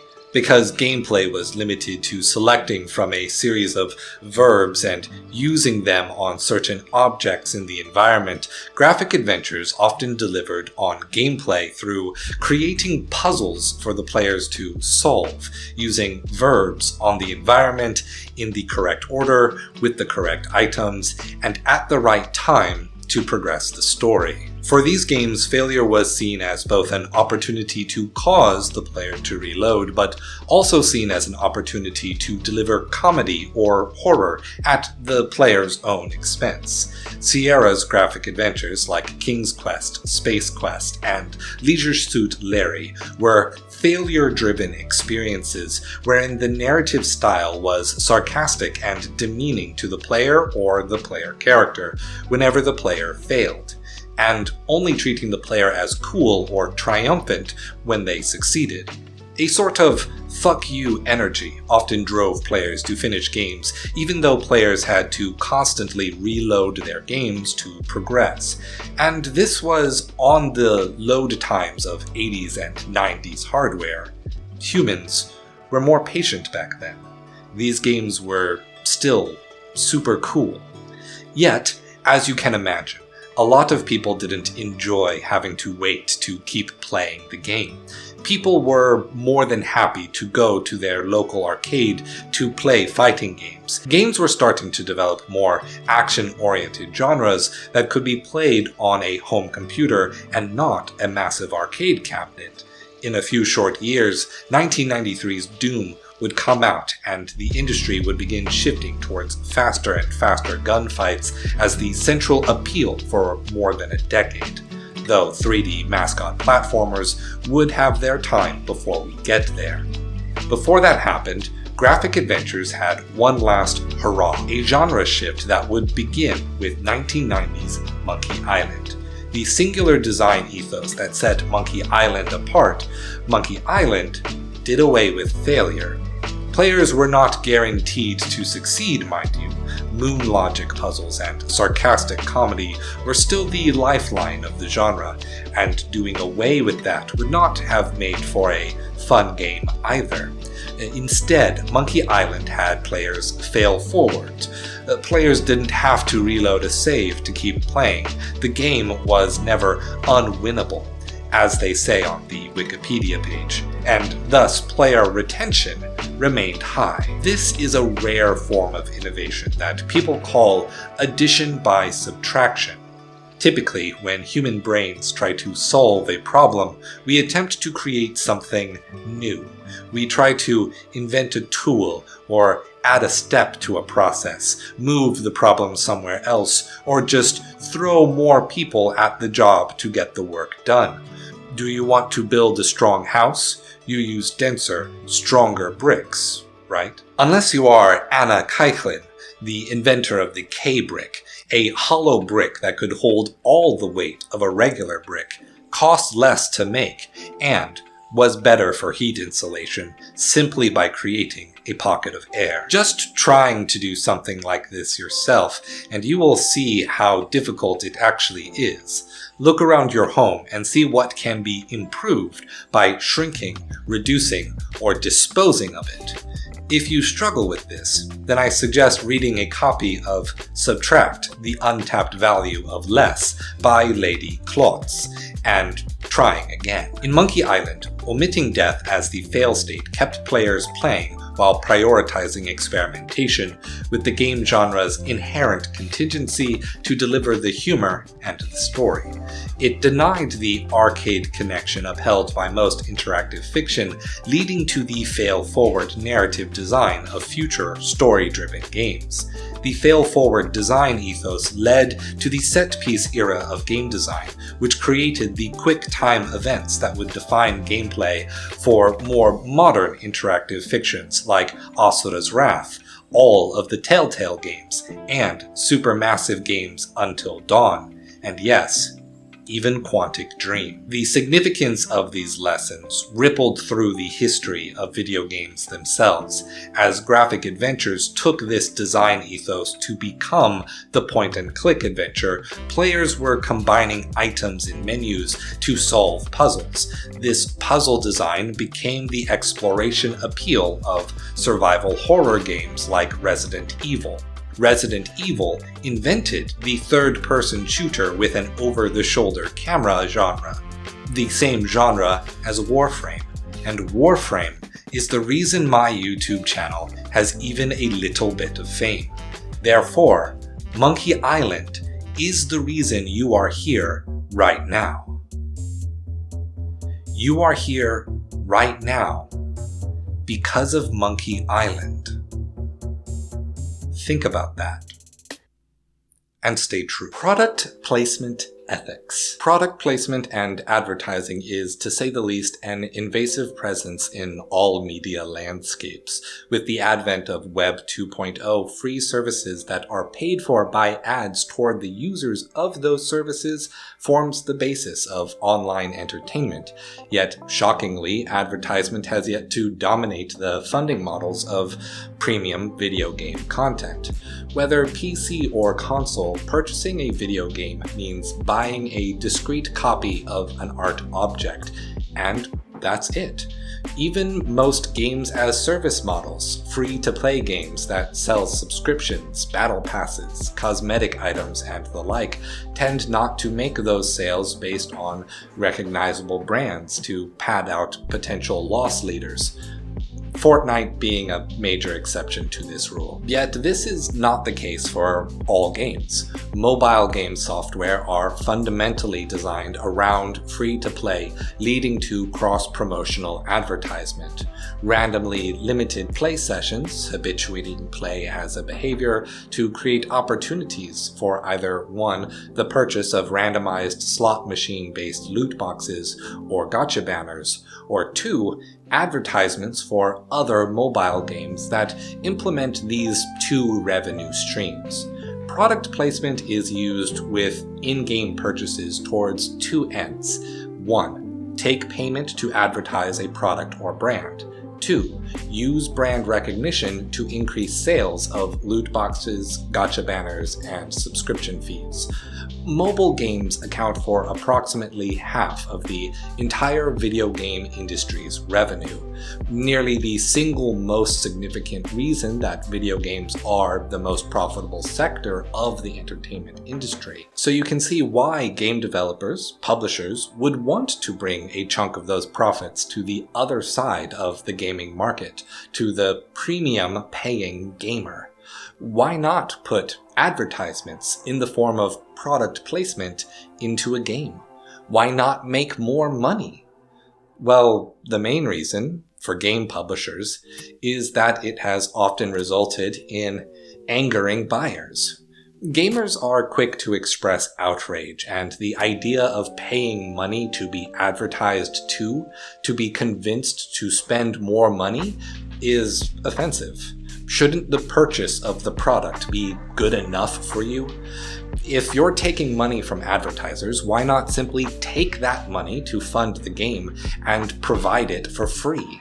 You already made your profit. Don't needlessly take my hard-earned dollar when you're in the pockets of the rich and powerful. But this kind of product placement has been around in the modern media landscape for most of its life, and the laws surrounding these advertisements have always operated on a single assumption to protect the interest of a consumer, that the consumer of an art piece is ignorant of advertisements. Without explicit disclosure, a consumer will see a mention of a product or inclusion of a product as an honest endorsement of a thing for the sake of its own quality. Regardless of whether this is true or not, the laws require explicit disclosure of advertisement within a piece. For the internet. But the rules differ between a few categories, broadly described as old and new media. For television and radio, if a product is shown or mentioned for the exchange of money or goods, the show must include a segment at the end of the broadcast That says it was a promotional consideration of the listed brands. For film, as they are not subject to FCC regulations, there are no requirements whatsoever. Philosophically speaking, the argument is that because people know that the art products are wholly fiction, no one would believe that the inclusion of brands would be honest endorsements. Remember this line of reasoning, because we are going to use it later. Then there is new media. Social media and user-generated content media like Twitter, Instagram, YouTube, and TikTok, the requirement being clear, conspicuous, and prominent exposure, often meaning both the post and the content of the post require statements at the beginning or in clearly defined segments of "these are advertisements." The art products must interrupt themselves to present the brand. The extensive requirement seems to me to be based on a philosophy that social and user-generated media cannot easily distinguish between honest speech and paid-for speech. A subtle product placement is the normal way products would be shown if present at all, and thus we should require an ad to be explicit and separate. Yet these regulations are almost impossible from an accountability perspective. The FCC mainly relies on the outrage of the mob, the users, to bring attention to potential violations and opportunities for fines and lawsuits. Right now, video games have very few laws associated with their advertisements. So the question becomes, for games, what kind of media are they most like? Are they distinct fictional objects like films, yet they can also be social and user-generated platforms when on mobile or following certain multiplayer models?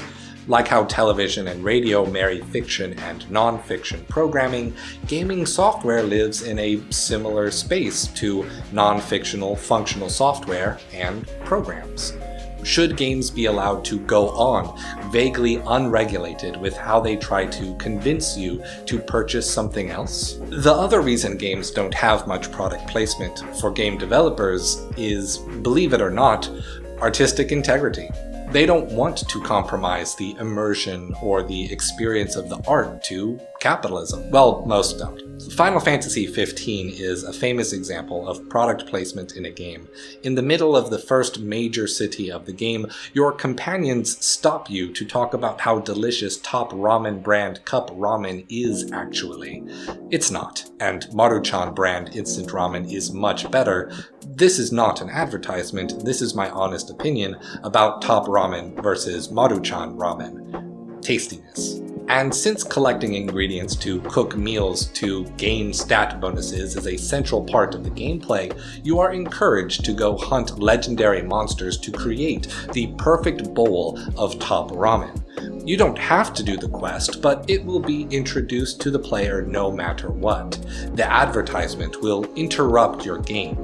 Given that Final Fantasy XV launched in what everyone can agree was an incomplete state, broken up for the sake of a multimedia campaign and a DLC strategy designed to recoup losses from a 15-year mismanaged development history, Square Enix clearly made the decision to both take money from its audience and sell that audience to Top Ramen.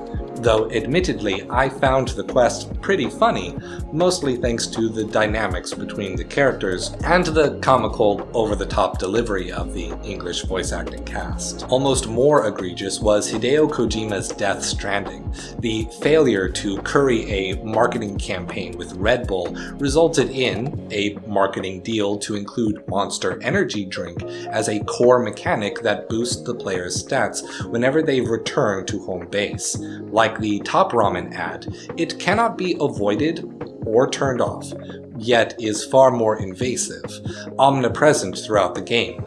Colleagues of mine have both described finding its inclusion humorous, yet also ruining any feeling of immersion or destroying their suspension of disbelief. It can be hard to look at a post-Armageddon US needing its vast wastelands to be reconnected by one brave, intrepid delivery man as really needing that much help if Monster Energy is still operating factories and is the official sponsor of the President of the United States of America. People are wont to give this product placement a pass because it comes from an acclaimed auteur-director, and thus no one believes that Hideo Kojima is compromising on his artistic vision with this strange first game after his departure from Konami. The game ranges and combines topics from quantum behaviors to idealized realizations of dependency on social media, and of course metaphors for the ethics of nuclear proliferation. So why not have an advertisement that also might be a subtle critique of commercialism while also committing commercialism? So maybe product placement can be used purposefully in the art piece in some cases, but I'm still not convinced. There's plenty of evidence that false product placement, like showing a Wick Ronald's restaurant or a Dr. Pidd, is just as effective for advertising real-world products as real product placement. Human psychology will turn your parody into a product anyway, so why not compromise your commentary to get paid rather than going for parody? From my perspective, I think Monster Energy sucks compared to Red Bull. This is not an advertisement, this is my honest opinion comparing Monster Energy and Red Bull tastiness. And a streamer I watched that used to drink Red Bull started drinking Monster Energy instead. First as a joke and then in earnest. So the advertisement worked as intended, but I'm kinda butthurt about it. In one other high-profile case, product placement is not only present but demanded by the players who already bought the game. Sports. The NBA 2K series of basketball games have, for years, been using product placement as a vehicle for putting ads into their games. Typically, players express that they enjoy the presence of these ads because viewing the advertisements is a part of the sports viewing experience. You order a boxing match on pay-per-view and you are still likely to see ad rolls between rounds and sponsors on the ring, the shorts, the walls, and everywhere else a logo can fit. And it's the same with sports video games. The only kind of ad that seems to outrage players are full-screen, unskippable ads on loading screens. These kinds of ads may be closest to the traditional commercials one would see while watching football or basketball on ESPN, but they actively force players to wait an artificially created number of seconds before getting back to their own paid-for game, creating a strange balancing act of greed, where some ads must stay but other ads are off limits. It's easy to see why licensed sports game franchises would want to push that envelope wherever they can. Other than all of these examples, there are a few sporadic quirks pointed out to me by some other video game essayists. Pikmin 2 had product placement in the form of items you could have the Pikmin collect and take back to your ship. Unobtrusive to the game, but a little concerning when you think these ads by Nintendo were directly pointed at children. Splinter Cell Chaos Theory had a cutscene of one character sharing Airwaves gum with another, and a blimp advertisement for Airwaves gum stays lit in a segment where the city's lights went dark. A clever way to ensure your human players will look at it. Battlefield 2142 had billboards that could cycle different advertisements in and out, despite Battlefield's environmental destruction system that helped it stand out against Call of Duty. These billboards were impervious. Don't shoot my ads, bro. The world of advertisement is a strange one. While we can see that product placement in games is still fairly limited when only looking at premium games, games as service and portable gaming through the Nintendo Switch and the Valve Steam Deck are continuing to blur the hard line between phones and other kinds of games. The very concept of paying money to view ads isn't even that odd. We buy cable television, but most network airtime is dedicated to commercials over programming. When you purchase a phone and a phone plan, the phone comes with pre-installed apps that paid to be there and pay more to have phone providers disable the ability to delete that shovelware, just to get in front of your eyes and make you say, huh, what's this? It's scary to think, but you may ultimately be more valuable as a commodity than a consumer in the evolving economy of video games. I'd like to say that the best ethic for advertisements in premium games is to simply not accept it, to not allow it as consumers, and perhaps even regulate it within the power of laws. But I don't have the answers. I just hope this armed you with an awareness of the landscape out there, and make some choices based on your own values. Don't let the marketers decide for you what is and is not your ignorance of an advertisement. And stay true. Freedom is contingent. One of the common refrains you will probably hear about freedom in video games is that it doesn't really exist. Players can't do anything and everything they may want to do. They may only do what the game developers program in for you into your controls. I somewhat alluded to feeling limitations like these when I expressed that I wished From Software games allowed me more interaction with NPCs outside of passively being talked to or killing them. This is a very fair recognition. A game doesn't really need to have absolute freedom to be a good game. No one ever looked at a game of Pac-Man and said, you know, I really should be allowed to recruit the ghost to collect the pellets for me, and while we're at it, Pac-Man should have a physics-based truck driving simulator between levels. No, that would be ridiculous. People tacitly accept that part of the fun of playing a game are rules and limitations that point toward achieving some kind of made-up goal. If the rules were none and the goal was whatever, then no one would know what to do, or even if they were playing a game.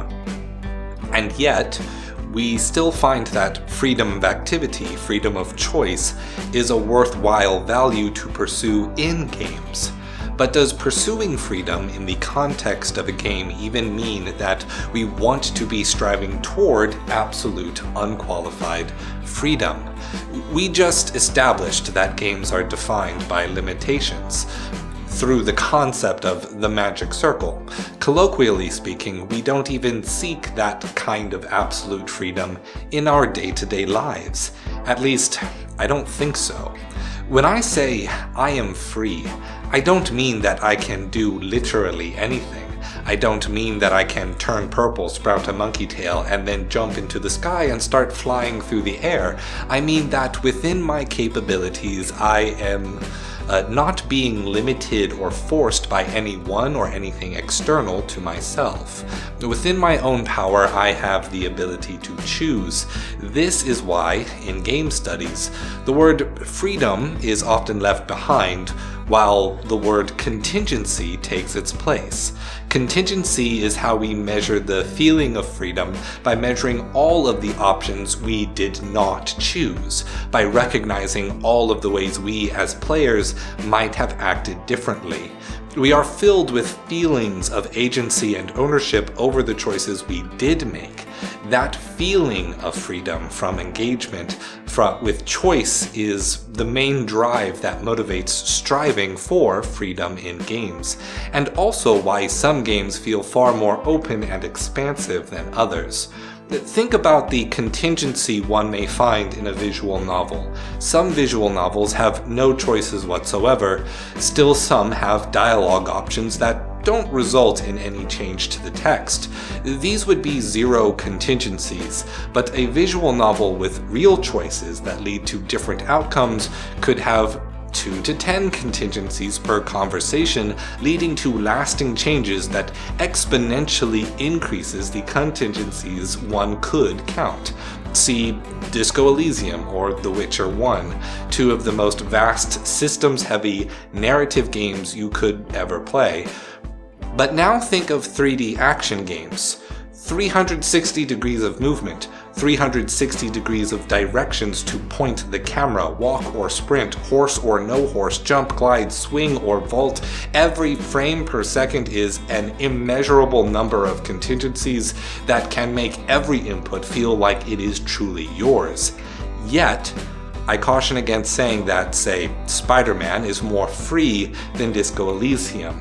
Whereas one has freedom of movement, the other has freedom of story, where the contingencies are truly felt isn't merely numerical, but will be weighted by what the player already values. Weighted by what the player cares about when playing a game.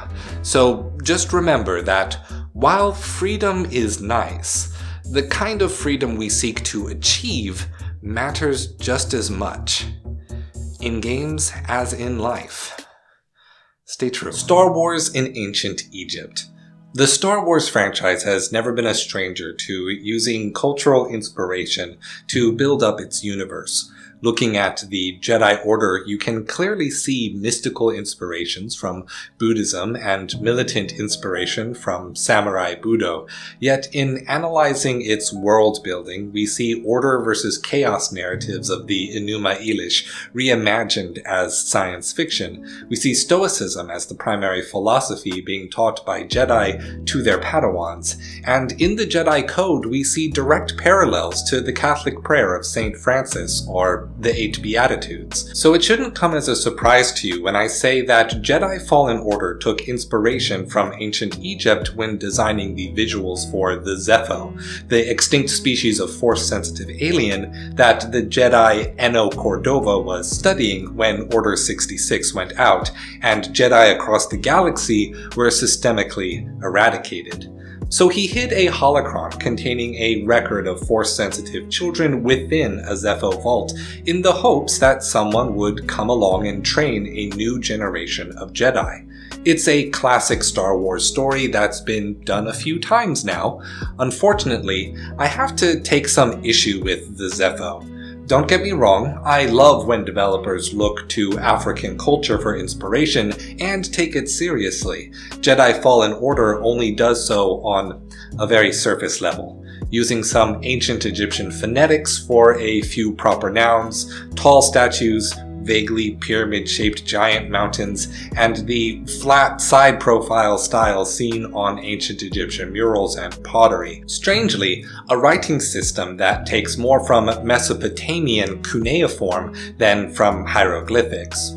All of these things are great in my book, but it feels somewhat disingenuous when, across the video game industry and Euro-American culture as a whole, the only African culture anyone ever draws inspiration from is Egypt.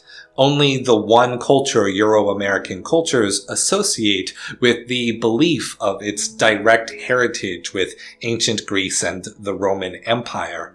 Though there's quite a few cultural revolutions that make that connection more tenebrous and historically inaccurate. Since it's fairly surface level, I have to ask myself, why did they bother with Egypt when they could have used something like Greece or Rome instead? And unfortunately, I think the answer is the modern obsession with the ancient aliens theory, a fringe belief popularized into normalcy by television networks like the History Channel or Discovery Channel, networks that once attempted to democratize real education by providing it freely over broadcast, only to realize that hawking alien cryptid ghosts was far more lucrative. At the very core of the belief in ancient aliens is racism.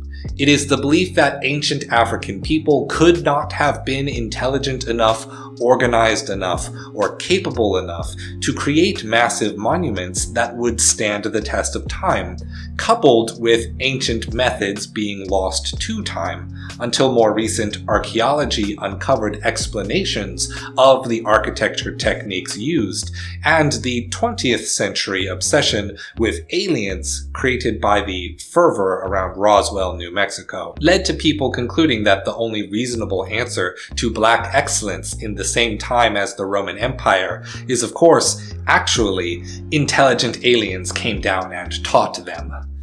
Happy to attribute the accomplishments of Rome to Alexander and Caesar, but the empires of brown parts of the world just can't make sense. Brown people have to remain primitive in the social consciousness for ancient alien beliefs to work.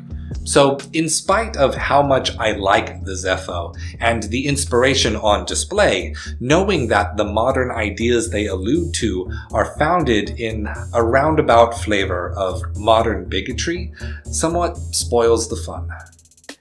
Stay true. Star Citizen is by far the biggest, most complex video game being created in the industry right now, and as a direct result of the size and complexity at which it aims, it will never be finished.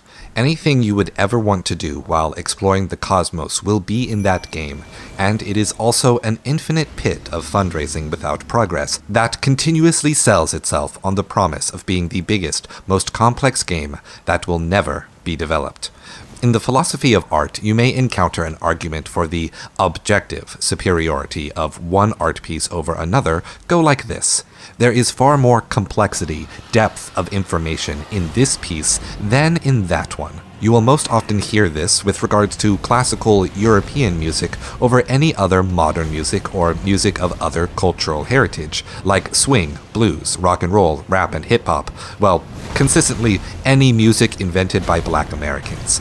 Instead, I would rather you focus on the purpose or the affect of the music. A person may learn to understand and appreciate the depths of classical music, but if it simply does not appeal to their taste, the piece will not accomplish that goal of being valued. Whereas some other music related to that person's culture may in fact find that purpose. Think for a moment on the theoretical Akashic record, the concept being a sum total collection of every possible combination of words, letters, sounds, and ideas that, by their near infinite totality, encompasses all knowledge that will ever be. By the above stated logic, nothing could ever be better writing than this, but no one would be able to grasp any part of it. The complexity in being all-encompassing is directionless and thus purposeless. By saying everything, it fails to say even one thing. A single coherent sentence would get lost in an infinity of unintelligible nonsense language. Thus, abstractly, we can understand that information that is complex or deep is not merely valuable for its own complexity or depth. Something else is needed to give complexity its value. And that thing is value. Without a relational quality, a successful connection to the thoughts and emotions of each individual person, the art will have no quality to that person. Rather, it must succeed as a communication between the creator, the piece, and the audience. Stay true.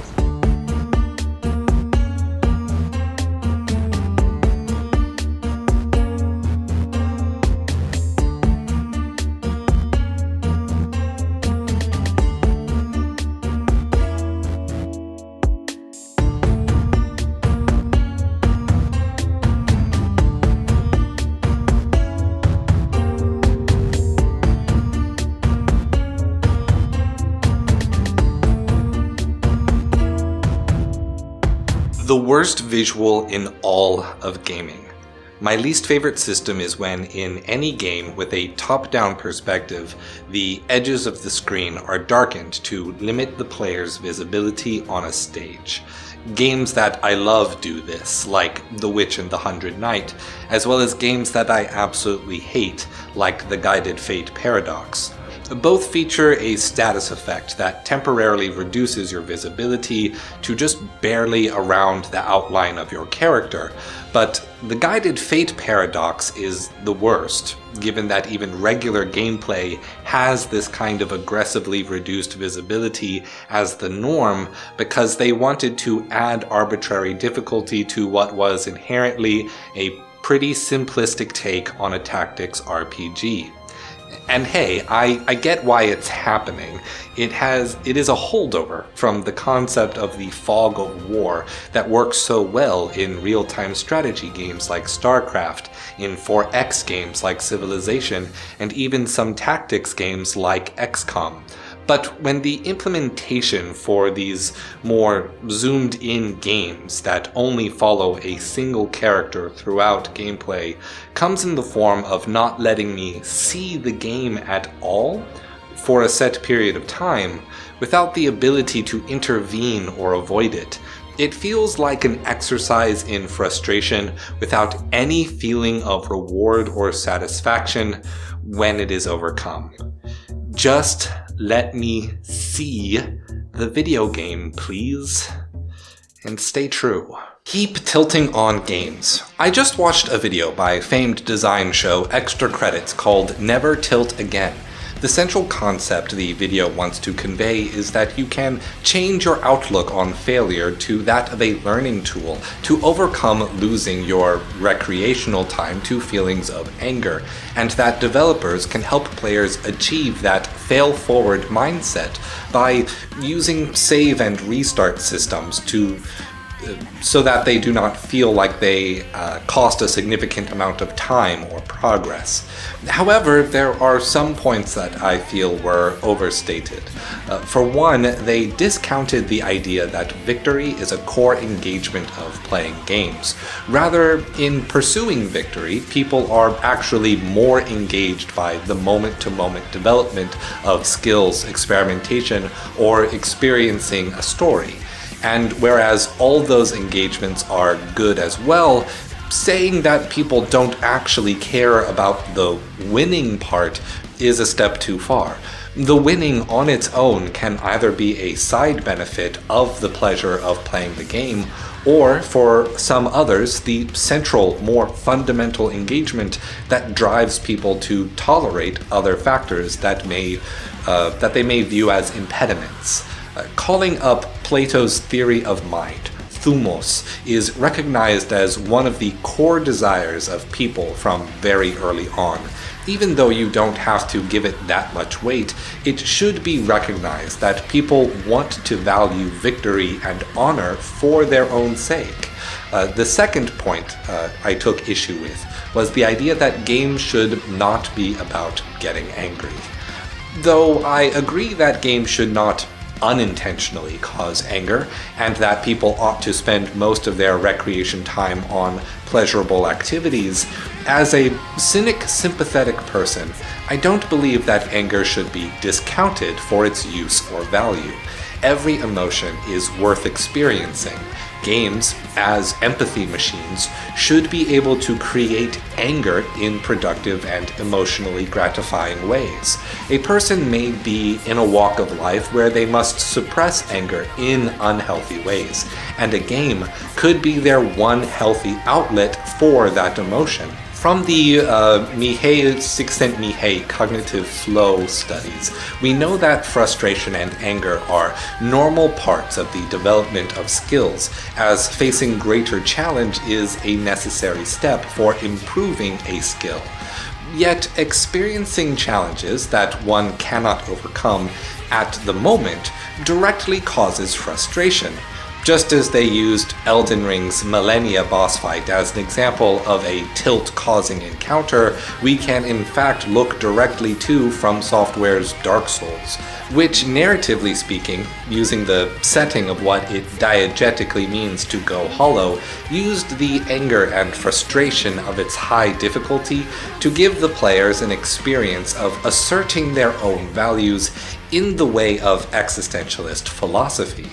Find your purpose, stick to it, and don't you dare go hollow. a value that would not hold as much meaning if players did not have to overcome their own anger to achieve it. Had players only experienced flow and victory, rather than anger followed by flow and victory, the impact of the meaning would have been lessened. One must never discount a function of art, so long as that function is used with intention. Stay true. It has come to my attention that I have used the term conveyance in multiple videos, and many of you have not encountered this term before. Conveyance is the idea of using gameplay rather than pedagogical tutorials to teach a person how to do that gameplay. Using Mario Level 1-1 as an example, really the example used in any game design course, here are a few things Nintendo did to wordlessly convey to players what to do. The player starts on the far left of the screen, encouraging the player to go right, communicating that the whole game moves toward the right even after the camera centers and follows Mario. Pillars of different heights block your path, and just pressing the jump button does not get you over them. You learn to both press and hold the jump button to overcome the obstacle and progress. These are different, however, for other games. Metroidvania titles often start players in the center of the screen, sometimes even with a unique facing forward character sprite, to encourage players to go left or right and communicate that this game has more directional choice. Over the years, the term has also expanded to include a few other factors, like the construction of visuals and audio to give players more information that helps them to make gameplay decisions, often called the unique language of games, with the caveat that we understand these trends as development norms established within certain genres, player bases, developers, and contexts, and not a necessary or inherently a better way of presenting games than other potential designs. Things like white lines placed on climbable ledges, clicking noises when a gun is out of bullets, triangle reticles to show the location and alert state of an enemy in stealth games, or big symbols, flashes of light and sounds used to alert an unblockable attack in melee combat games. Even if these things don't necessarily teach a person how to play the game, they do communicate information necessary for players to play the game effectively and intuitively. That is, generally, what people mean when they say conveyance in the context of game design. So next time you hear a YouTuber make a game design video and they use that term, you can zone out for the next couple of minutes as they explain what the term means, because none of us can be sure that the person watching the next video will have ever encountered the jargon elsewhere. This video may be your first, and I'm glad I was your first, but I really want to be your last. Stay true. Paratext for video games. Paratext is everything inside the game that is outside of gameplay actions and decisions, and my favorite video games use paratext aggressively. I am only going to discuss a few of them. I'll start with Nier Automata, spoilers to a 6-year-old video game. Many games in a post-Dark Souls world include a gameplay system called a corpse run, wherein you must get back to the location of your previous run's death to regain a lost resource or attain some kind of bonus resource. In Nier Automata, using an asynchronous multiplayer system, they show you the corpses of other players who have died with their chosen name for their attached save file, allowing the player to choose between recovering the corpse for the other person, gaining temporary bonus stats by consuming the body, or reviving the body to fight alongside you. Don't worry, they're robots. Their consciousness is safely backed up to the cloud. Probably. The game also litters itself with paratextual elements to get you, the player, to connect the idea of your soul, your consciousness, to your save data. But I'm going to skip over those for today. This corpse run mechanic, however, begins the ludic dialogue of the game's ethical and existentialist questions by persistently showing people that they are experiencing this struggle with other real people, both in the diegetic world of the game and the real world we inhabit. A dialogue that will ideally culminate in the game's final act, the names of all of the players that chose to give up their data, their robo-lives, flying in so that you might have the chance to overcome the gods of this world. to have a chance at finding your own truth and meaning in some unknown future. And game number 2, Catherine. When you successfully beat your first stage of Catherine, you are asked to answer a question between two options, a red option and a blue option, whose general thematic meaning is obscured and will only be revealed at the end of the game. Spoilers, it doesn't actually mean good versus evil. There is also a secret third option, and in Catherine Full Body, there is a less secret extra third option. These questions revolve around your preferences in a relationship, as well as challenging your ethical beliefs of what people ought to do in personal relationships, romantic relationships, and even national-level socio-political relationships. The big reveal after you answer these questions is that after you answer, your answer is challenged again by the survey results of everyone who has played Catherine and answered that same question. You get to see if your beliefs match with the majority opinion, fall into the minority, and to what degree you are the majority or the minority. Did you reject the ignorant masses of sheeple when you fell into the minority vote? I bet you did both.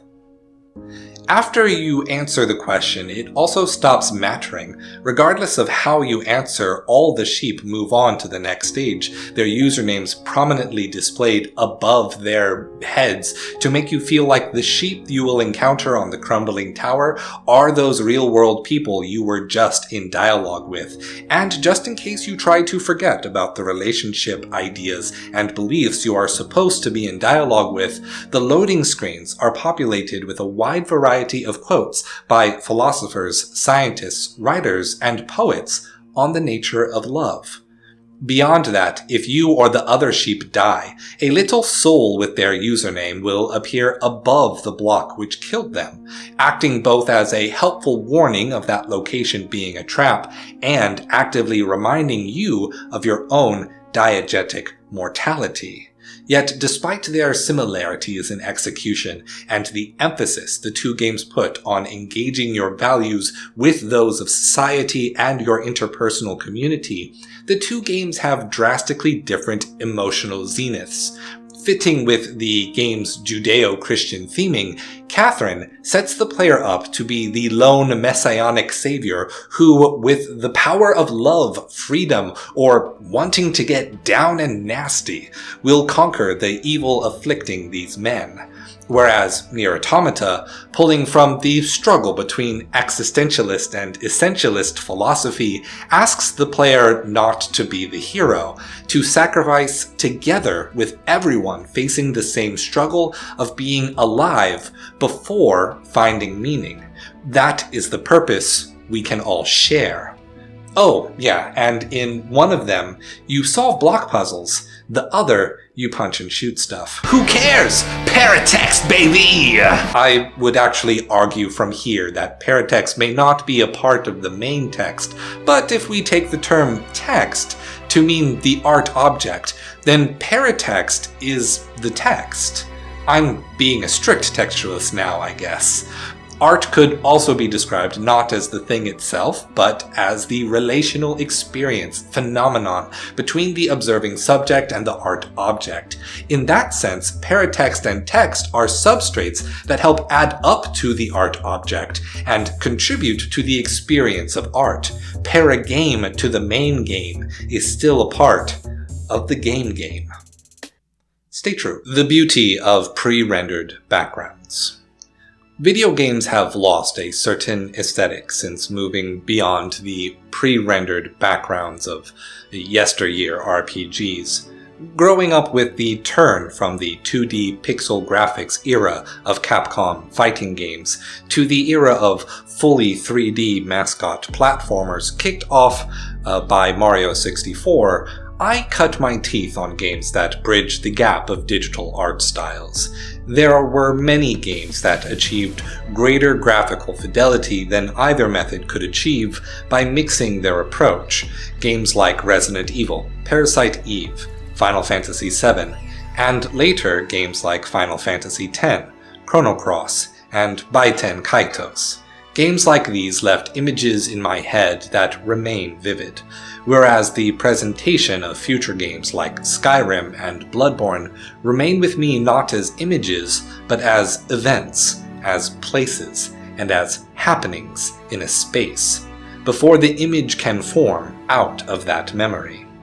Having beautifully hand-painted backgrounds, or 3D environments built from 3D objects then rendered as a series of JPEG collages, allowed games to have visually impressive environments within the limited memories and processing powers of consoles and PCs of the time.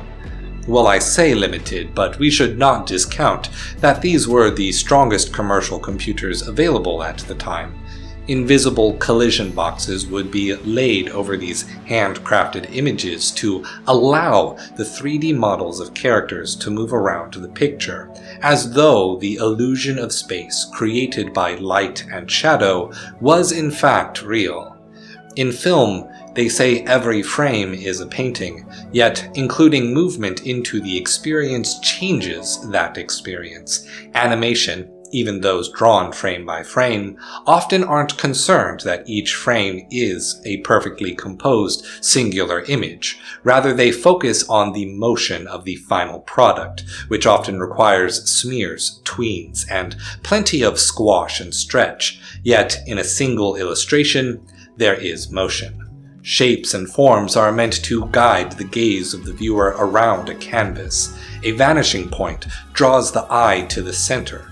A golden ratio leads the eye around a perimeter, and an S-curve sends the eye up and down the body, and contrast highlights the main subject of a piece. Now imagine the composition in a game, with a character that literally runs across the canvas.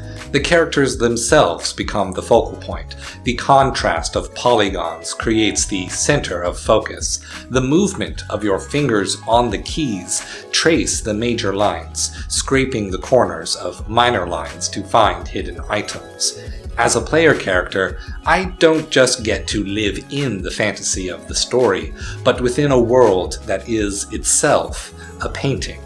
Not even the painting-based levels of Mario 64 nor Dark Souls can deliver on that feeling. In modern 3D environments, vast and sprawling as an artistry all its own, my experience is different. I relate to the virtual space in much the same way that I relate to hiking on nature trails or through my local mall. I relate to modern 3D spaces with my body. Ever since the Elder Scrolls, if I see something in a 3D environment, I expect to be able to walk up to it, fly around it, or go through it. That expectation does not exist in a pre-rendered background. There are massive structures in backgrounds, at distances I will never traverse.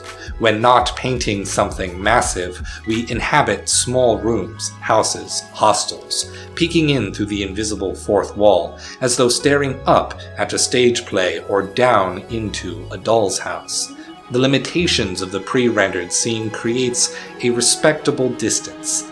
Lived-in homes have shelves the character will not touch, natural or man-made wonders that will dwarf the character's presence in the scene. Because of that distance, I can only relate to pre-rendered cutscenes as I would illustrations in a museum. Yet, one step closer thanks to my fingers intuitively connecting me to the character and grounding me on the digital canvas. Every detail matters in this context. A digital light places me in an ethereal mist or on a lonely street corner. A weather vane with a 2-frame animation fills the painting with wind. A white particle effect in front of a player character's mouth can turn the warm-colored orange, reds, and purples of autumn into near frigid air that I would feel if present. Distorting and waving the painting submerges the player underwater, just as there is a distance to the aspects of the illustration that must remain out of reach. Manipulation of the frame creates an intimacy that 3D games often forego in the interest of having solid, high-resolution models. One can only hope that, as nostalgia reinvigorates old genres to be revivified, we will see the return of the background artist and find a way to reclaim these feelings. Stay true. How Hitstop came about. Famed designer of Super Smash Bros., Masahiro Sakurai, has a YouTube channel in which he uploads short and condensed videos about his design principles. They are invaluable discussions that reveal his methodology for focusing on details that support how a game should feel, that famous Nintendo polish. In one of them, he discusses a concept in Smash Bros. Which goes by a few different names: hit stop, hit lag, hit freeze, and even freeze frame. Essentially, it is a moment after a successful hit in which everything pauses. Just 1 or 2 frames usually, so approximately 1/30th to 1/15th of a second of no motion on screen can really sell the impact of a movement to the player, making things feel heavy and strong. Many gamers, particularly Nintendo fans and Smash Bros. Players, associate this as an invention of Sakurai's own design, further evidence of his genius. But Sakurai wasn't the only one using the practice, and it in fact far predates him. For one, Devil May Cry developer Hideaki Itsuno was incorporating this same effect into action games as far back as the original Devil May Cry, 2001, though this was 2 years after the original Super Smash Bros. 1999. Itsuno is, however, most likely drawing from Capcom's fighting games and beat-em-up days, in which the trick was learned by observing games' visual slowdown right when a lot of effects happened all at once. A punch animation, a hit spark, and a transition to a death animation with flyback physics, and loading in a dropped item for points or health. On old arcade hardware, all this would cause frame rates to drop suddenly, recover a half-second later, and result in the happy accident of feeling a big moment. Yet we can draw the lines even further back to early animation and an instruction booklet from one Walt Disney. Of the 12 principles of animation, number 7 is arc, which is broadly the idea of slowing motion at the peak of a moment to create emphasis or to mimic gravity. Mix that with principle number 4, pose-to-pose transitions, and you have the idea of hit stop in animation, sometimes with a technique called impact frames. Hong Kong cinema's fight choreography also has this concept, as stunt artists don't quickly move through an entire routine, but instead snap to the position of each strike and hold it just before moving to the next. Breakdancing has the concept of pop and lock to sell to the audience how much physical mastery the dancer has over their body. This concept is an integral idea in all forms of visual art, invented and reinvented across genres and times. Sakurai himself reveals in his video essay, Stop for Big Moments, that he got the idea for Smash Bros. From hit stop being implemented in some side-scrolling shooters of the 80s. Sakurai is a genius in his own respect, and nothing will diminish the pride and the effort of that man's work. But let's not act like no one else ever did hit lag before Smash Bros. Stay true. Liminal space boss fights. My favorite locations, often found in games but rarely seen in other media outside of perhaps Japanese animation, are liminal spaces. Not in the ordinary sense of transitional spaces between destinations, like a hallway, or spaces with lost purposes, like a shopping mall at night.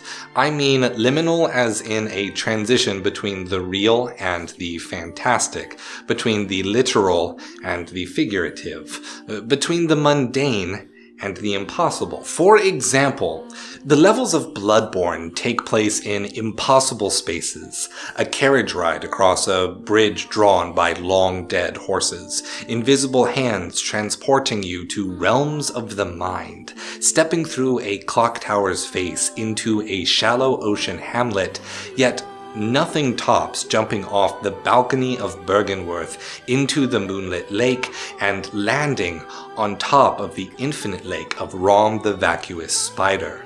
This moment is so central that when given the chance to do it again, they tried to capture the magic of the lake fight not once, not twice, but 5 times in Elden Ring.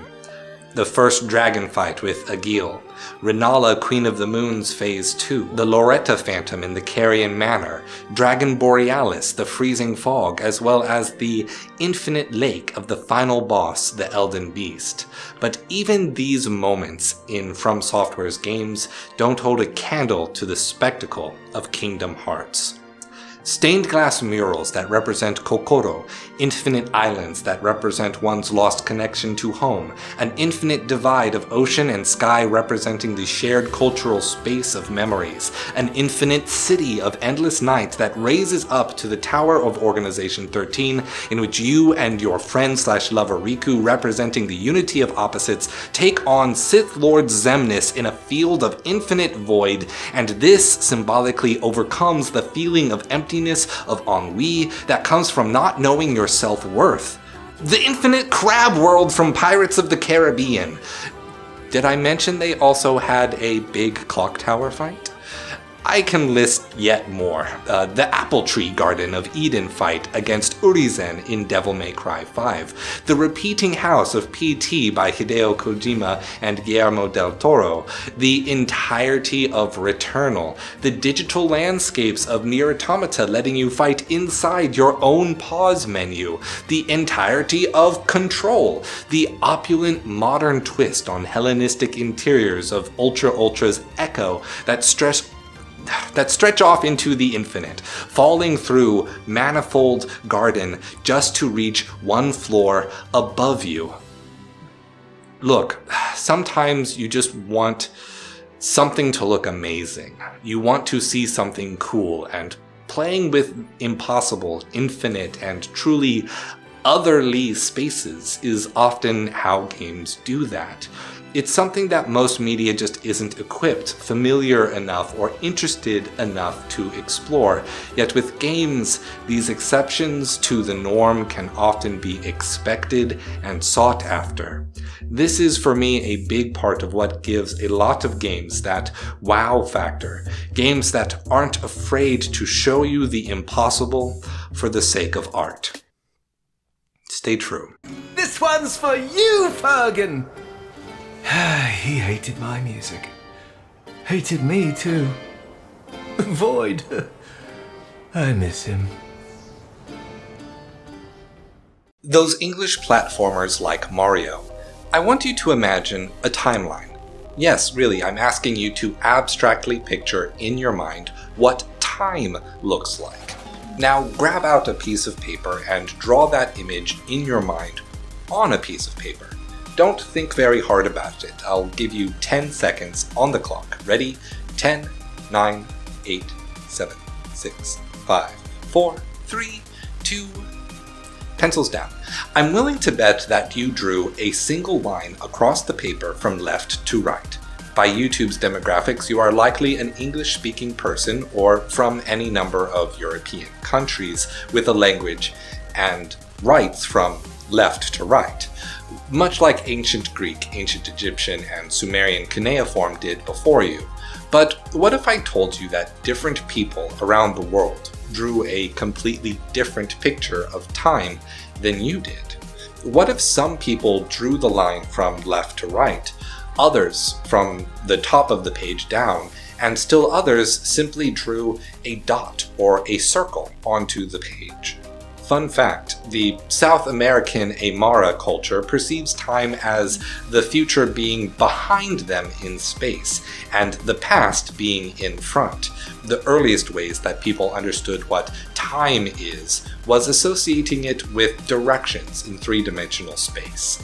In 2012, Bergen and Chan Lao published a paper in the journal Frontiers of Psychology, exposing how these different directions differ between cultures, finding that in Taiwan, where Mandarin Chinese is more often written top to bottom, people described time as moving downwards rather than from left to right, alongside a minority sample that expressed time as moving right to left. This was in contrast to Mandarin-speaking people living under the PRC who aligned with English speakers' placing, depicting time as moving left to right, only rarely arranging top to bottom. When participants were given the chance to explain why they came up with the arrangements that they did, they most often explicitly stated that they went in the direction that they read.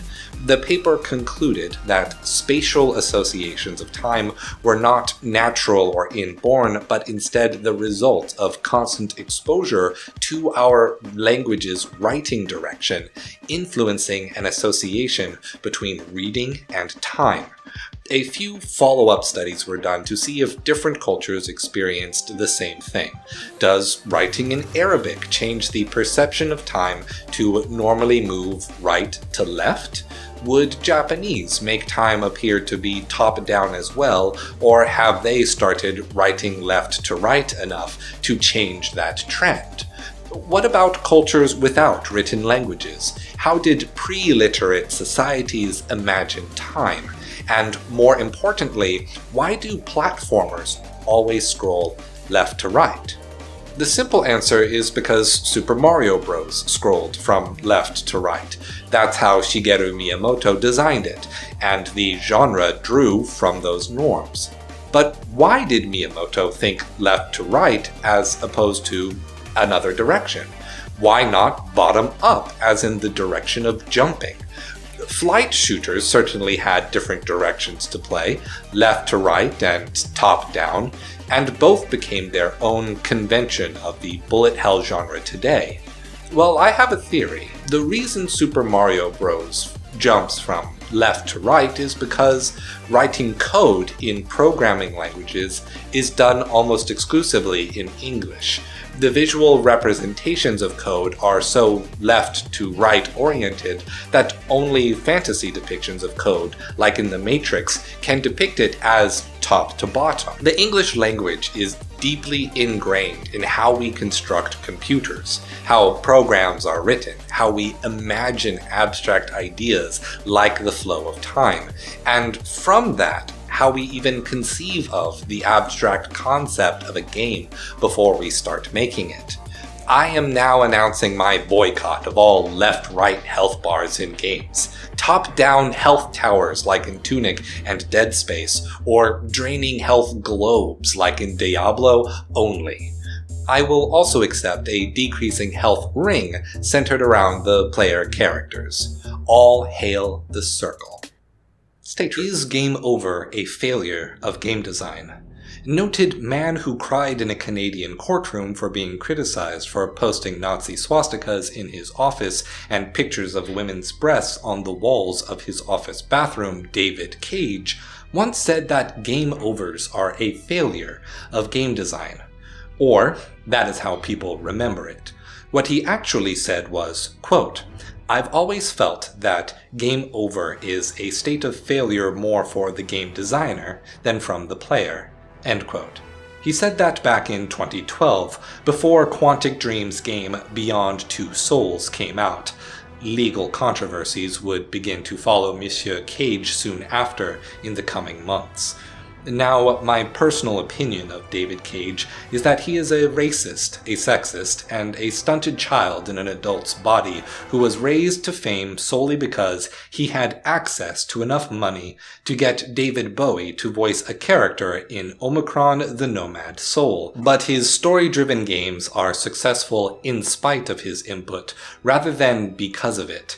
He is a politics-baiting coward who would draw heavily from the American civil rights movement for his game Detroit Become Human, and then went through dozens of interviews saying that his game was not about race. One need only look to the Star Wars Quantic Dream reveal at the Game Awards 2021 to know how the gaming culture truly feels about David Cage's stories. With all that said, I am also the kind of person who will write a whole article on what Clint Hawking actually meant by the term ludonarrative dissonance, even though, as a term, I disagree with it being an inherent problem in game design. So, I am happy to, with goodwill and honesty, explore this idea too. The rest of the David Cage quote reads, "It's like creating an artificial loop, saying you didn't play the game the way I wanted you to play, so now you're punished and you're going to come back and play it again until you do what I want you to do." In an action game, I can get that. Why not? It's all about skills. But in a story-driven experience, it doesn't make any sense. End quote. What he is essentially saying is that good narrative games don't make players start over to make the right choice, but rather every choice a player could make should result in its own consequence that continues the story and results in a unique ending. In other words, he is talking about contingency. He is saying that players will feel better about their choices having weight and value, that their choices are made freely and have consequence if you, the player, have the sense that they could have done otherwise. See my video, Freedom is Contingent, for more on this idea. He completely separates narrative structure from a player's actions in other aspects of gameplay, and thus leaving behind the potential to see actions as narrative choices in game design. And honestly, this isn't a very remarkable or audacious statement. It is, and was, basic discourse about the nature of game stories of the time. Infamous, Mass Effect, KOTOR, and tons of other action games achieved this idea by having the good guy blue choice and the bad babe red choice guide stories along largely simplistic and inconsistent ethical dichotomies. Visual novels and other narrative-driven games also follow this logic, letting players make bad decisions and continue playing the game, eventually leading to a bad end. I remember once when playing BlazBlue story mode, I made a choice that led to a 2-hour-long apocryphal joke scenario without a single opportunity to fight that ended in a game over. Or one of my most hated games, R. Tonelico Koga Nell of RCL, which will set you on a multi-hour path to a bad end if you fail to defeat a certain boss within a certain time. And yet, this isn't actually gospel when it comes to narrative design in games. The graphic adventure games of Sierra, or the mystery visual novel of Ace Attorney Phoenix Wright, use making wrong choices and bad inferences as opportunities to create humorous, slapstick, and ironic comedy.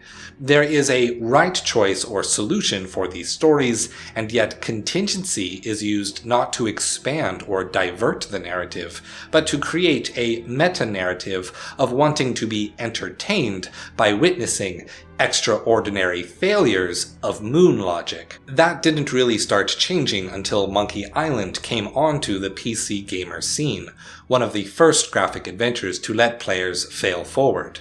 More on that in my previous video on Monkey Island. What is humorously the most inaccurate thing about David Cage's statement is that the stories of action games of that time were already doing exactly that in an action game context. Dark Souls had plenty of decisions a person could make along the terms of the narrative, but not one of them would result in a game over. A kick to the menu, a start again. Rather, they would just continue forward unto one of the endings that was available to them based on those choices. Skyrim let players make many decisions along certain quest lines that would lock out other options. Contingency on full display with the Civil War quest, and such would impact how a player progressed through the main quest without impacting whether or not the player could complete the main quest. I think, in the end, The fatal flaw of this statement was confusing that actions and choices in the context of a game are fundamentally different things. He held narrative and skill-based agonism as diametrically separate and designed narrative games within that belief. But he did so in a time when people were far more concerned with finding ways to bridge that gap than on making things that kept the concepts distinct. Luckily, YouTube was rising to popularity, and lower skill, high entertainment productions would elevate Quantic Dream right alongside Telltale Games as narrative gaming events that the culture would center around like a big global water cooler. Stay true. So I have gone into quite a few topics related to making languages for video games in this Gamer Gonzo journalism series. From grammar and syntax to secrets and ciphers, language builds mystery and believability into a fictional world. Yet, something I have really avoided talking about, something that I take very seriously, is something that will make you lose all respect for this topic. It is this. Subi whip. Rar. Cool. Yeah, that's the last one. Kiss a moy. That's what I was wondering. I don't know what they're gonna do next season because they did some stuff this time. Exactly what I was thinking. Oh yeah. Babble is the universal precursor to language. It is a pantomime performed through sound. Babies make random noises to emulate the speech of adults until they catch on to a sound that gets a reaction. They repeat that sound over and over, and in turn, adults begin prompting more words around that correct guess. Baby babble is, interestingly enough, unique to each language. Babies babbling in Japanese sounds different from English babies. Babies babbling in Italian sound different from babblings in Greek. Learning a language to the point of fluency actively causes languages you don't understand to take on a different tonality of babble than you would hear as a baby, because of what sounds and meanings you've grown accustomed to. In other words, once you learn one language, the other languages sound different to you than to a baby, where the sounds would just be incomprehensible. Just search for some "what does blank language sound like to blank people or culture" videos on YouTube. At a fundamental level, babble is no different than the attempt to take sound and turn it into a language. Which is why babble, when done well, will always read to an audience as a real, believable language. Take Simlish as a prime example. A few recorded voice lines of people pretending to have a conversation, cued with different emotionally affected body language, and a few up or down inflections. Toss some pictures into speech bubbles, and suddenly players listen intently to their Sim's conversation, trying to hear, before a UI element spells it out, whether their conversation is going well or poorly. Simlish was such a captivating part of the original game that certain sounds from that game came to mean certain words, and those words became consistent staples across the franchise.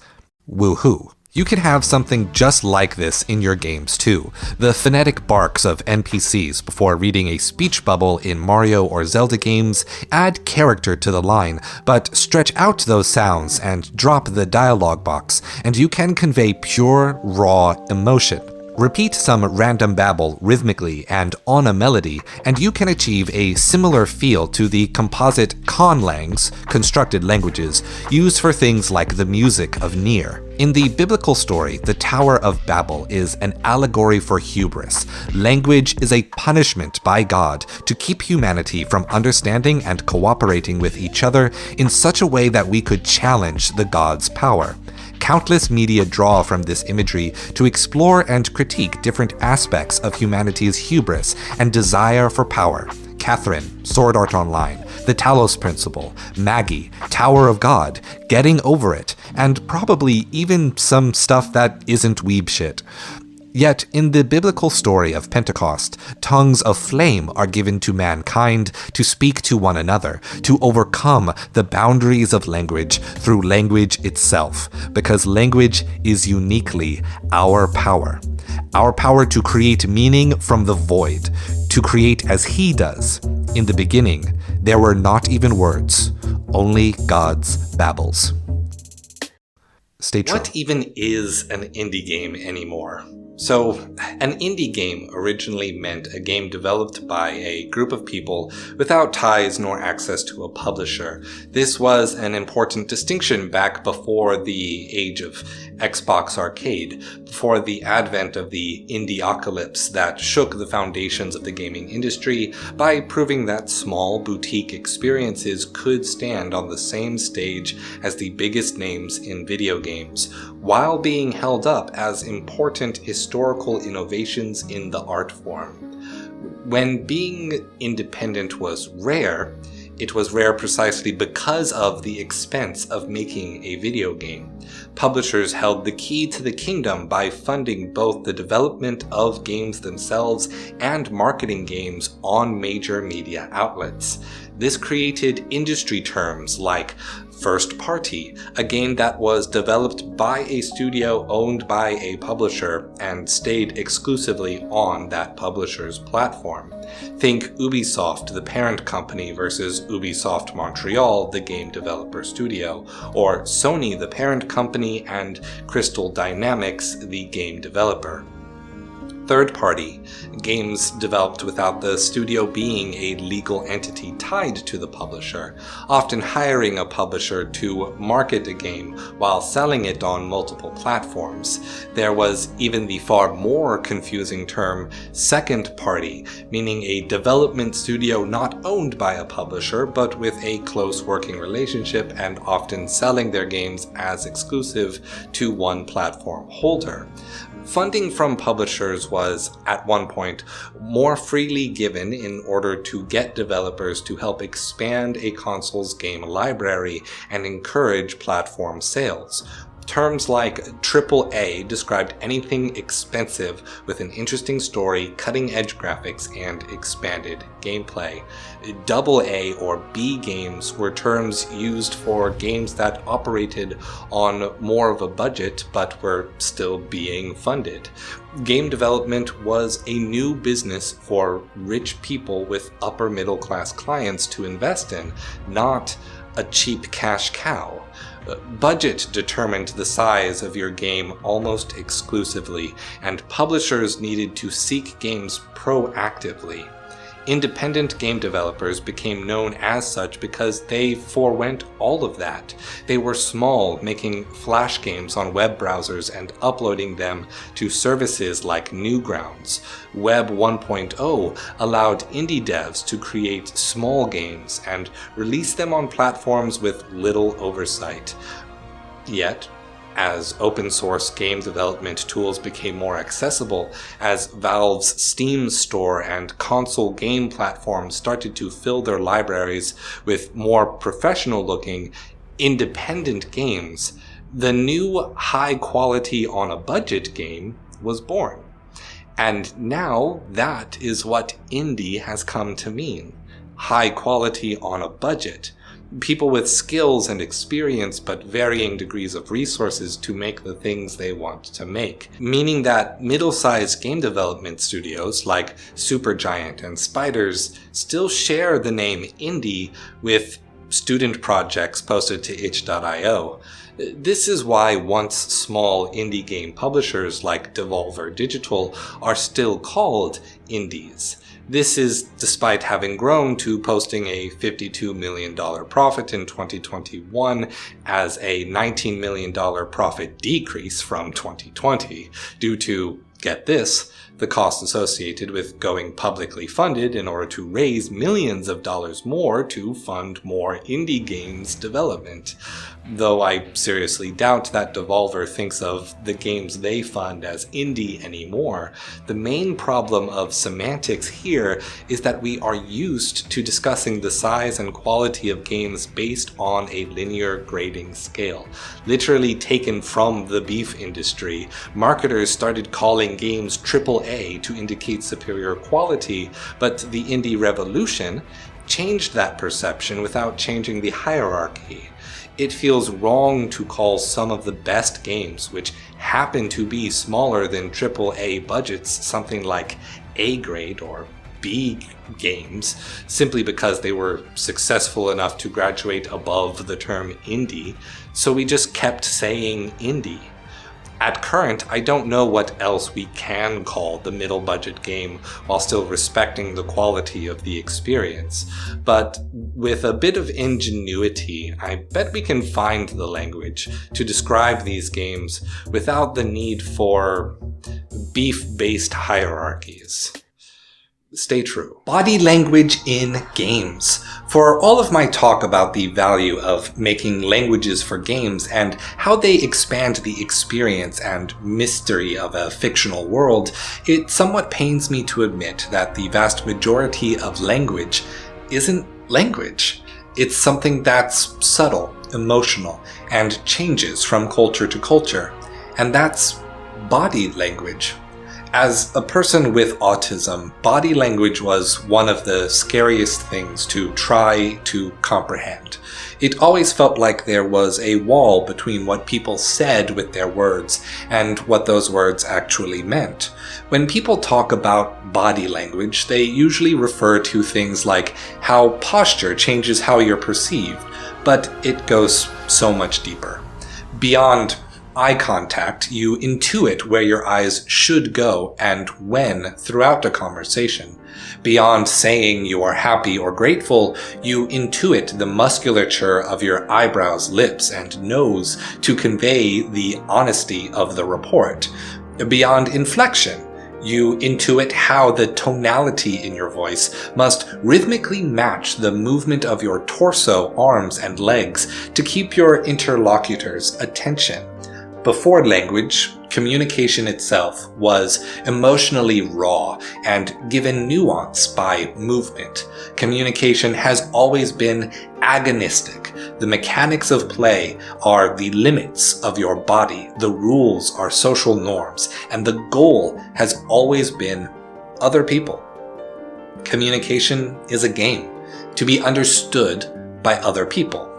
Part of what makes games beautiful is that they break down that expectation that language is the key to communication, creating a structure to remind ourselves that play is the prima lingua. Games connect us to people such that we may connect our experiences through the medium of experiences. In unpacking, not being able to put a photograph in a box. In Fall Guys or Gang Beasts, grabbing onto another player just to mess them up, even though it doesn't help you win. In Sky, Children of the Light, holding someone's hand as you guide them to a hidden collectible.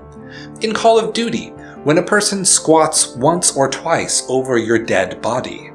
In Legends of Runeterra, when a person spams a laughing sticker right before you break out your counter combo. In Guilty Gear, when the opponent refuses the first rematch. In Journey, when you draw a heart in the snow and someone responds by drawing a dick instead. Play is our primal language. Stay true. The full demo game, Kitsune Zero. Full disclosure, the way that I discovered the game I am going to talk about is through one of my mutuals online, who worked on the game. But before I even got to play the game, I had already been impressed by the company, Kitsune Games itself, and the novel development and release model that Kitsune Games used for this game. You see, Kitsune Zero, despite being a full game with a story, unique character, unique sprites, and having everything you could expect from a full game, is, in fact, a DLC for the previously released Super Bernie World. Super Bernie World was a 2020 meme-centric game starring then-presidential candidate Bernie Sanders, running through a fairly straightforward recreation of the aesthetics of the Super Mario platforming games. Kitsune Zero is a $5 full game DLC for Super Bernie World that shakes up those familiar Super Mario gameplay systems into something novel and interesting, yet this seemingly simple choice to release the game as DLC comes with, in my opinion, a lot of potential. The current state of free-to-play is pretty toxic, as it comes with either the impression of a low-quality practice game made for student projects or self-study, or the impression of a soon-to-be-revealed predatory pricing model. All battle passes, microtransactions, gacha, and loot boxes, like nearly every games-as-service model on the market, or even the worse inverse, where the game hard stops before you even get to play the game for real. Games like Chocobo GP on the Nintendo Switch that masquerade as a full game up until you try to click on the button to race someone. Then you get a pop-up that says to go buy a full-price game and a network gaming subscription from Nintendo. No matter how you slice it, free-to-play means price obfuscation out the wazoo. And in my opinion, price obfuscation is inherently an unethical business practice. Kitsune Games does the opposite of that. Before online marketplaces allowed games to be bought and directly downloaded with extreme convenience, games sold their original run on download discs, and if successful, would sell an expansion disc that would add more game to your existing games. Free-to-play and online updates destroyed this model of sale. Kitsune Games, rather than using the expansion model to add to an existing game, has used DLC to release a standalone sequel. Here's why that's an exciting idea. First, it's consumer-friendly. It turns the original free game into a full demo that both allows the player to see if they enjoy the game they are considering to purchase, and prevents any spoilers or loss of hype for the part of the game they are going to purchase. Second, it is development-friendly. It allows a developer to use all of their foundational code, their objects and behaviors to be retained. You get to use tools you are already familiar with to expand your toolbox for level design. No need to reproduce the work you have already done from the bottom up. No need to completely redo your source control practices when making a sequel or a new game of the same genre. You need only to iterate on what you have. A developer can develop and release a game sequel or an original story in the same genre within the same space. Third, it is hardware friendly. It allows players that become fans of the game to have a single copy of the game downloaded onto their system. No need to lose precious hard drive space to redundant files between two games. And if the developer has a modular mindset, you could create a single hub where you can access whatever game you purchased. Fourth, it is, hopefully, sales friendly. You can directly build off of the goodwill gained from the release of the original game, which your players already own. The original game can act as a marketing tool for future games by presenting previews of the other full games. Although I feel that starts inching towards some other practices that could be more exploitative, such as clicking past pop-up ads to get through to the base game, or being directly linked to marketing materials or store pages from the base game. Imagine if your favorite game, just say Bloodborne as an example, could be played in new settings, new aesthetics, and new stories over and over. Previous games in the genre felt one way, future games in the genre felt another, but they don't scratch the same itch as Bloodborne. But rather than just playing Bloodborne for the 26th time, next year there could be a modular Bloodborne DLC to download called Desperado. You load up the game, hit the right bumper, and bam, you're starting down the barrel of a whole new game with a classic Western aesthetic that doesn't kinda feel like Bloodborne. It feels exactly like Bloodborne, because it is Bloodborne. The difficulty, however, is in asking people to always have that previous game before jumping on at a later date, or needing to keep the game updated to keep working on iterative operating systems. Honestly, I can think of a lot of potential struggles that come with a model like this too. It isn't foolproof nor golden. Essentially, seeing something like this excites me because it offers a model for smaller games and developers to expand what they have made and build on previous successes over time, while also potentially demonstrating a way to get the best benefits out of free-to-play models without the scummy practices that normally accompany them, rather than sell cosmetics that don't substantially create a new experience. You can reskin the game itself, remix the levels, and in so doing, create something entirely new in half the time. I think it's a pretty good idea to build on the thing you have when you strike gold once. Stay true. Time diversion therapy. I just finished watching Adam Millard's video essay, "Why the hell are there so many fishing minigames?" Whereas I was expecting a narrative on the history and popularity of fishing games in video game history itself, what I got instead was a deep dive into the more abstract concept of what a game designer is going for when they create a diversion to the core appeal of a game as a central part of the game design, as well as a welcome shout out to a friend of the channel, Pixel a Day. The architect evaluated diverting from core gameplay with side quests and alternative activities from the perspective of habituation. The term he used to mean experiencing diminished returns from the same stimulus as nerves in the body run out of neurochemicals needed to fire across the synapses many times in short succession, whereas I would use the term habituation to mean training and normalizing certain behaviors to become second nature. In literary circles, I have heard this concept being called semantic satiation, while in psychology, I hear it described as reactive inhibition. Heck, even just the difference between bite 1 of a tasty meal and bite number 2, everyone knows what these diminishing returns feels like.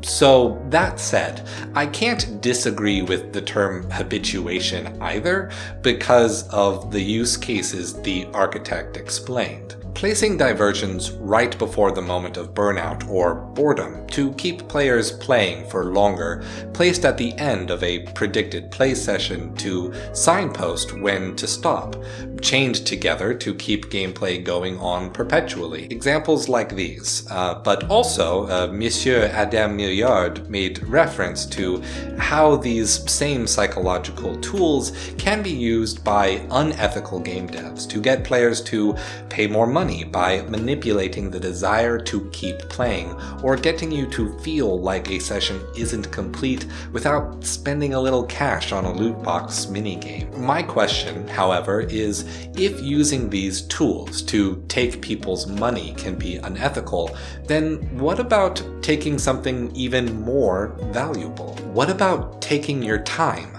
How long should a session of your game last to be considered an ethical use of your player's time? If your core gameplay is not enjoyable nor engaging enough to warrant longer play sessions, does including something else to pad out that time really count as an improvement? If your core gameplay is mentally taxing, is it more ethical to place the rest period in the game itself, or to let that rest happen away from a television screen? How do you tell your players not just to pause, but to stop altogether and come back later if they still want it?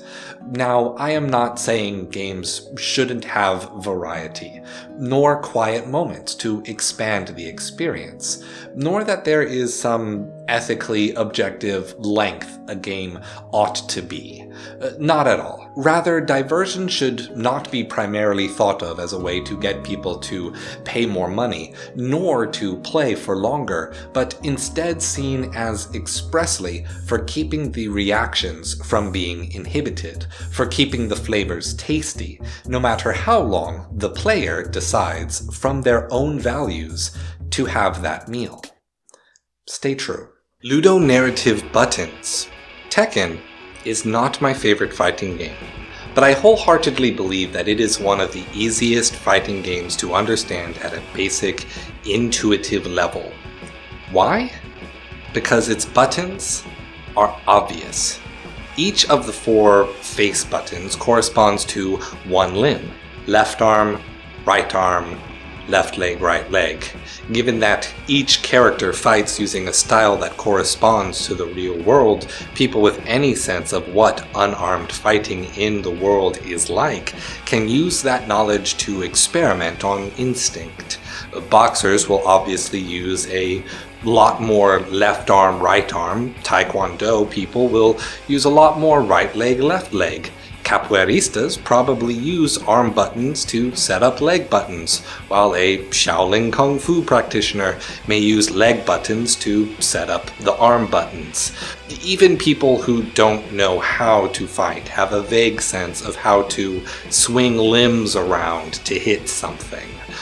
These, my friends, are what I call ludonarrative controls.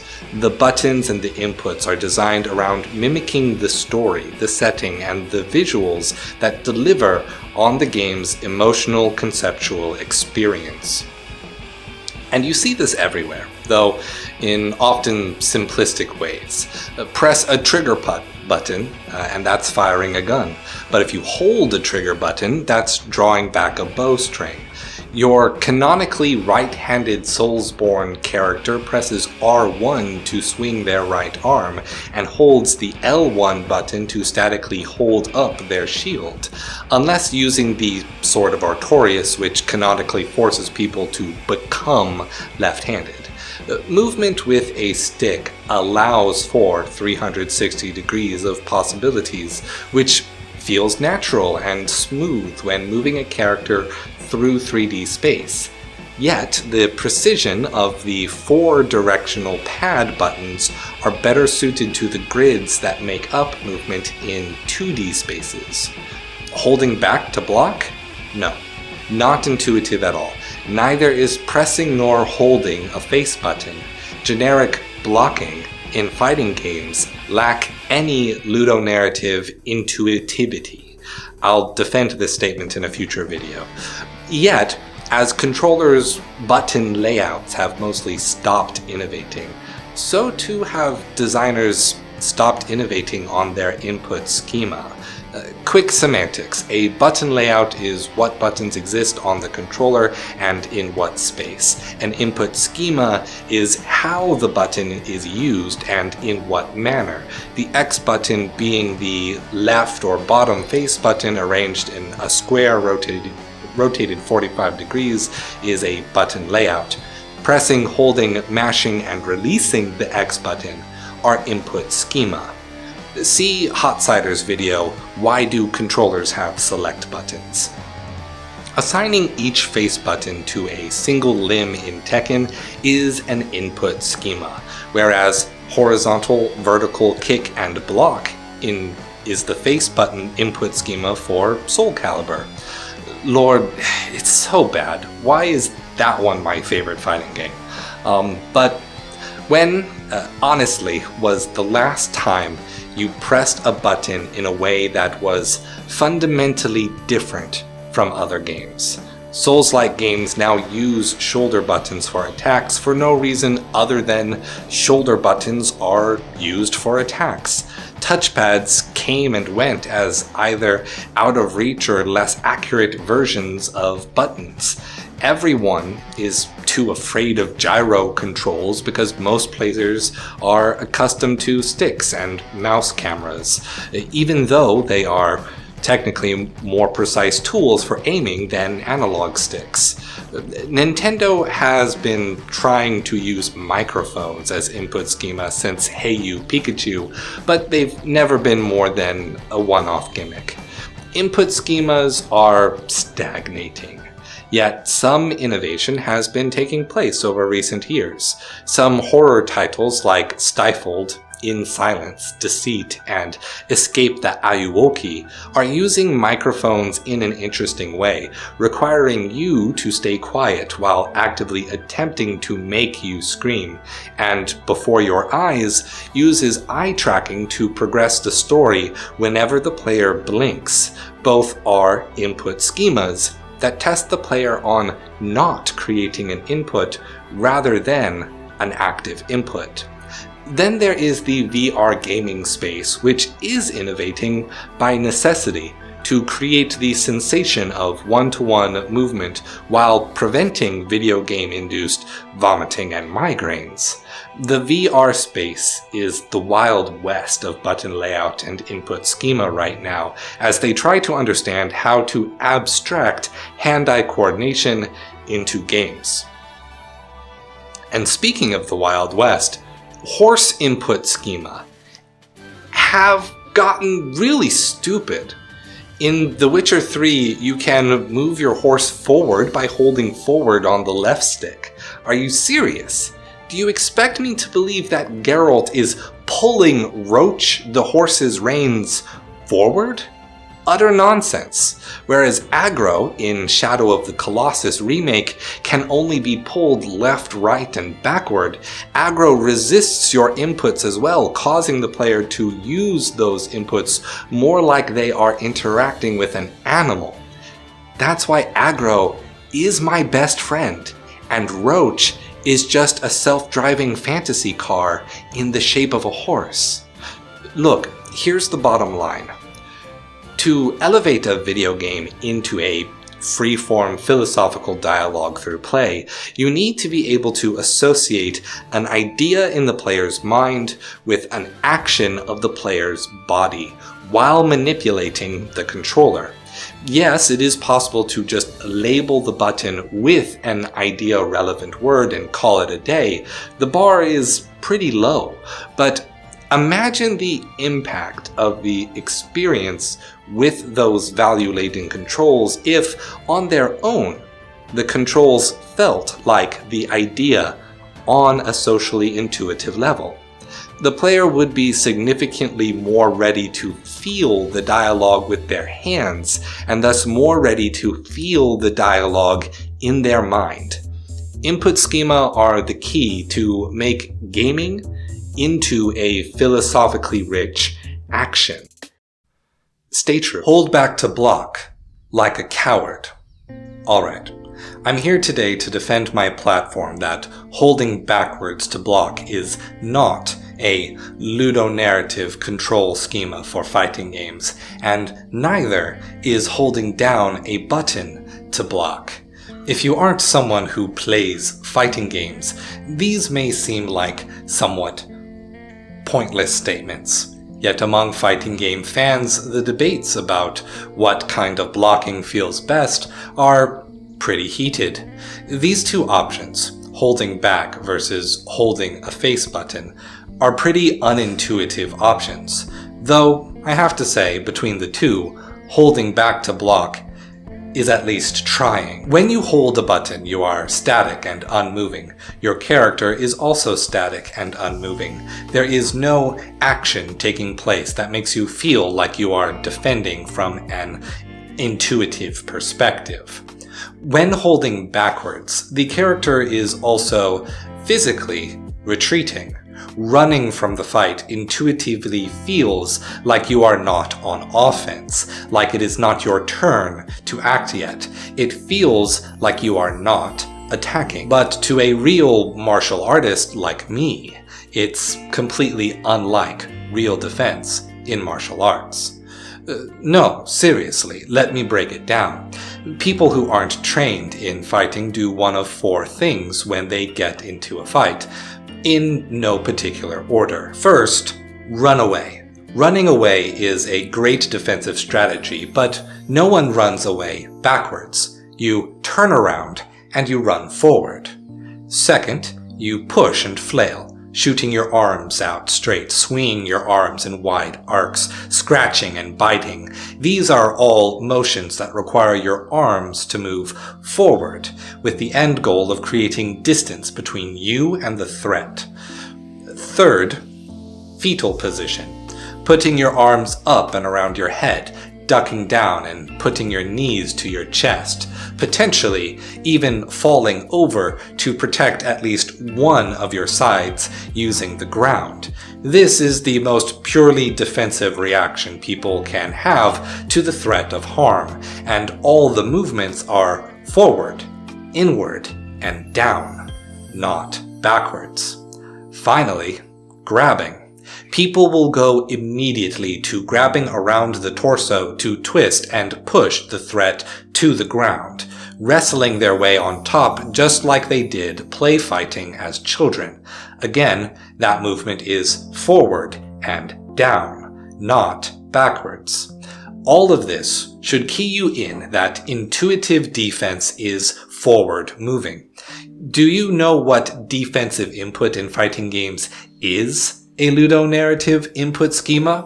The Just Guard from Soul Calibur. The Just Guard is a parry ability in Soul Calibur that allows a player to interrupt the enemy combo and create a few frames of opportunity to go on the offense. Do you know what the input scheme for this move was? Forward plus the block button. It is a perfect defensive input because it matches all of the forward-moving defensive behaviors people normally have when fighting with intuition.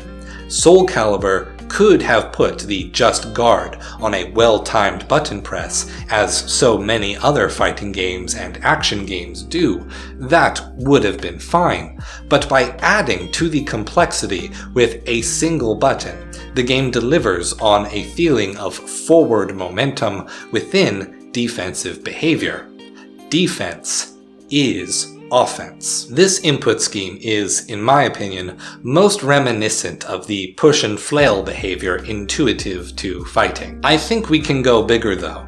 Not only with the other intuitive defensive behaviors of people, but with the more complex defensive strategies that trained fighters employ in martial arts. Next time I cover this topic, we are going to invent new input schema for defensive options in fighting and action games.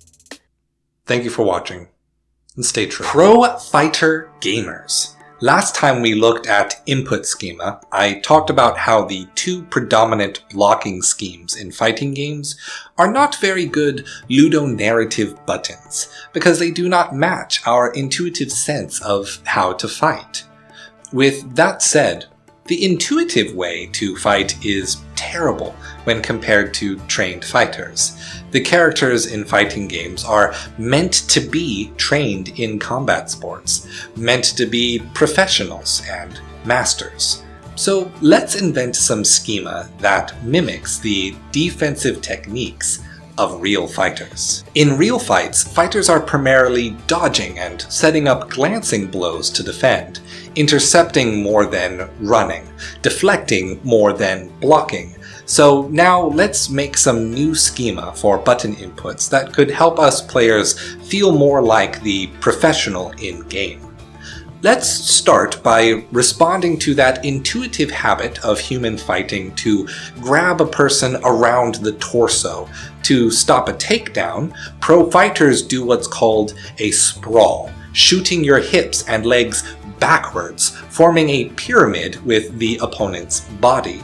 This keeps the opponent from gaining the leverage needed for a takedown, while ideally putting your weight on top of the opponent, allowing you to take them down from an advantageous position, should you want to. To sprawl in a fighting game, we could, like a real fighter's legs, shoot the sticks outward to the left and right to sprawl, setting up this move to counter an opponent's grab. Now let's look at Muay Thai. Muay Thai is known for fast and powerful roundhouse kicks, as well as the 8-limb fighting philosophy that incorporates elbows and knees as much as fists and feet.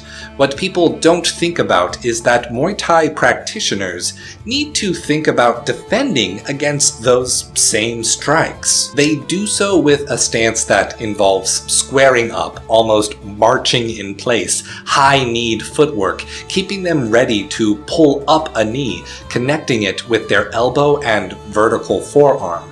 This creates a kind of vertical wall that causes other Muay Thai fighters' elbows and kicks to become glancing blows away from the body. So let's turn this into an input schema. For action games, one stick down and one stick up to create a Muay Thai block at high and middle, while low attacks are dodged entirely. For games with a dedicated guard button, pressing up and guard could deliver the same feeling. Or in a game like Tekken where buttons are mapped to limbs, pressing the same side arm and leg button together could do the same. Feel free to add the up direction as well. High input complexity should always equal higher reward, in my opinion. Speaking of complexity, let's gamify the boxer's weave. Mid-range and outboxers master the ability to slip punches using the duck and weave technique. By bowing in a very short U-shaped pattern, a skilled boxer can always keep their head outside the line of fire, even as an opponent thinks they are adjusting their target.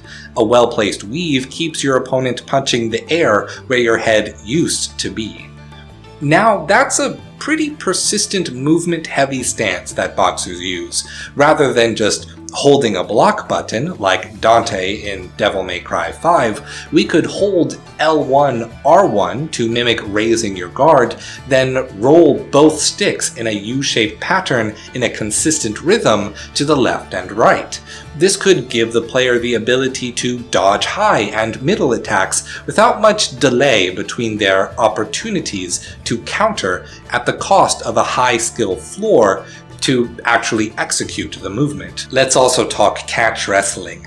It is a grappling sport that starts with kickboxing, with a focus on catching strikes and twisting them into takedowns. In games with dedicated kick buttons, just like the Just Guard, pressing forward and kick at the right time to parry an opponent's kick could instead translate to a grab counter. Just like a Soul Calibur Just Guard, but adds complexity if you stack it on top of a game with a Just Guard to parry for other attacks already. In 3D fighting games, why not switch a double tap on the D-pad to step sideways with a quarter circle motion instead, to mimic the character's own semicircular movement around the opponent?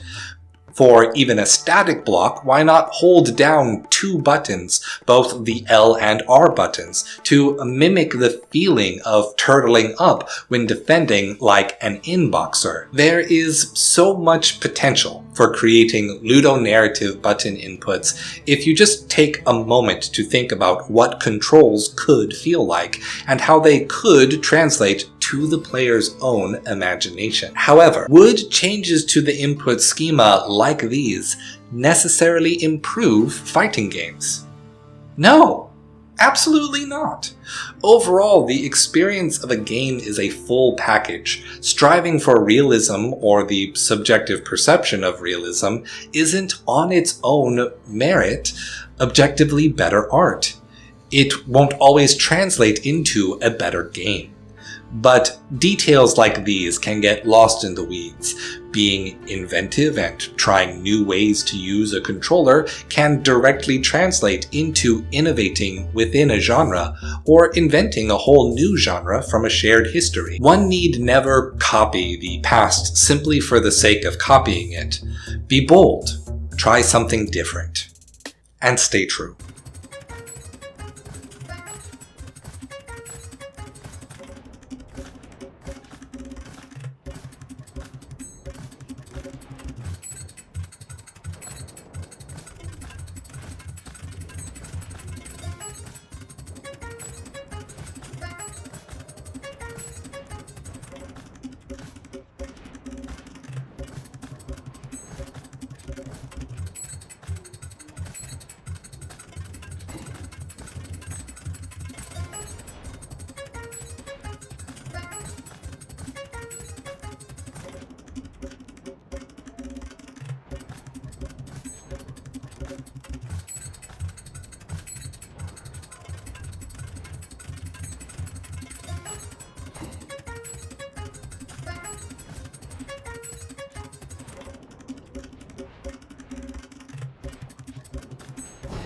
Colossal powerlessness. If you have only ever watched someone play Shadow of the Colossus, I think you probably misunderstood the ending. From how it looks, you see a powerful beast attacking pathetic, minuscule people. If, until recently, you only ever watched people play Shadow of the Colossus, like me, then you do not understand what it feels like to play the ending of Shadow of the Colossus. And I cannot explain in significant enough detail to cause in you an understanding of that feeling. Instead, I want to express some pictures in my memory, trying to follow the much faster lizard and keeping it in sight. Shooting an arrow near a lizard over and over so that it falls somewhere that isn't out of reach when it dies. Staring up at a colossus struggling to keep track of you. It fails to hit me with what feels like narrow escapes. Feeling powerful as you fell giant after giant. What once felt daunting feels inevitable. Becoming a colossus. Trying to follow the much faster people as they shoot me with arrows, and I cannot accurately hit them with my powerfully slow arm. As a colossus, I am powerless. Dormin's power traps him. People do not wield power. Power wields people. Now I am a baby. Powerlessness is a chance to start anew. Playing with Homo Ludens. A review of Homo Ludens, a study of the play element of culture from the 2014 Martino Publishing reprint of 1950 Roy Publishers edition with unnamed translator. Given my goal with this writing, to provide a chronological summary overview of the philosophy of play and games, you may be disappointed that this shall not be a chapter analysis of Johan Huizinga's beliefs and insights. I will instead endeavor to provide an understanding for those who, 1. do not wish to read Homo Ludens themselves, or 2. have read Homo Ludens, yet feel at a loss for a takeaway, yet still wish to place Homo Ludens and its influence in time. I must admit that my first introduction to Johan Huizinga's philosophy was for its presence within video game auteur Hideo Kojima's game Death Stranding. Kojima achieved worldwide renown for the video game series Metal Gear Solid, the story of which was, in the world of artistic critique or analysis of games, hailed for its uncanny and prolific depiction of war and politics in the information age. Everything from the rise of memes' influence on culture and disinformation to predicting the hypocritical slogan of "Make America Great Again" with the villainous character Senator Armstrong just 2 years before then-candidate Donald Trump would adopt the campaign slogan, the context of which in the game was indeed removed to create pro-Trump memes.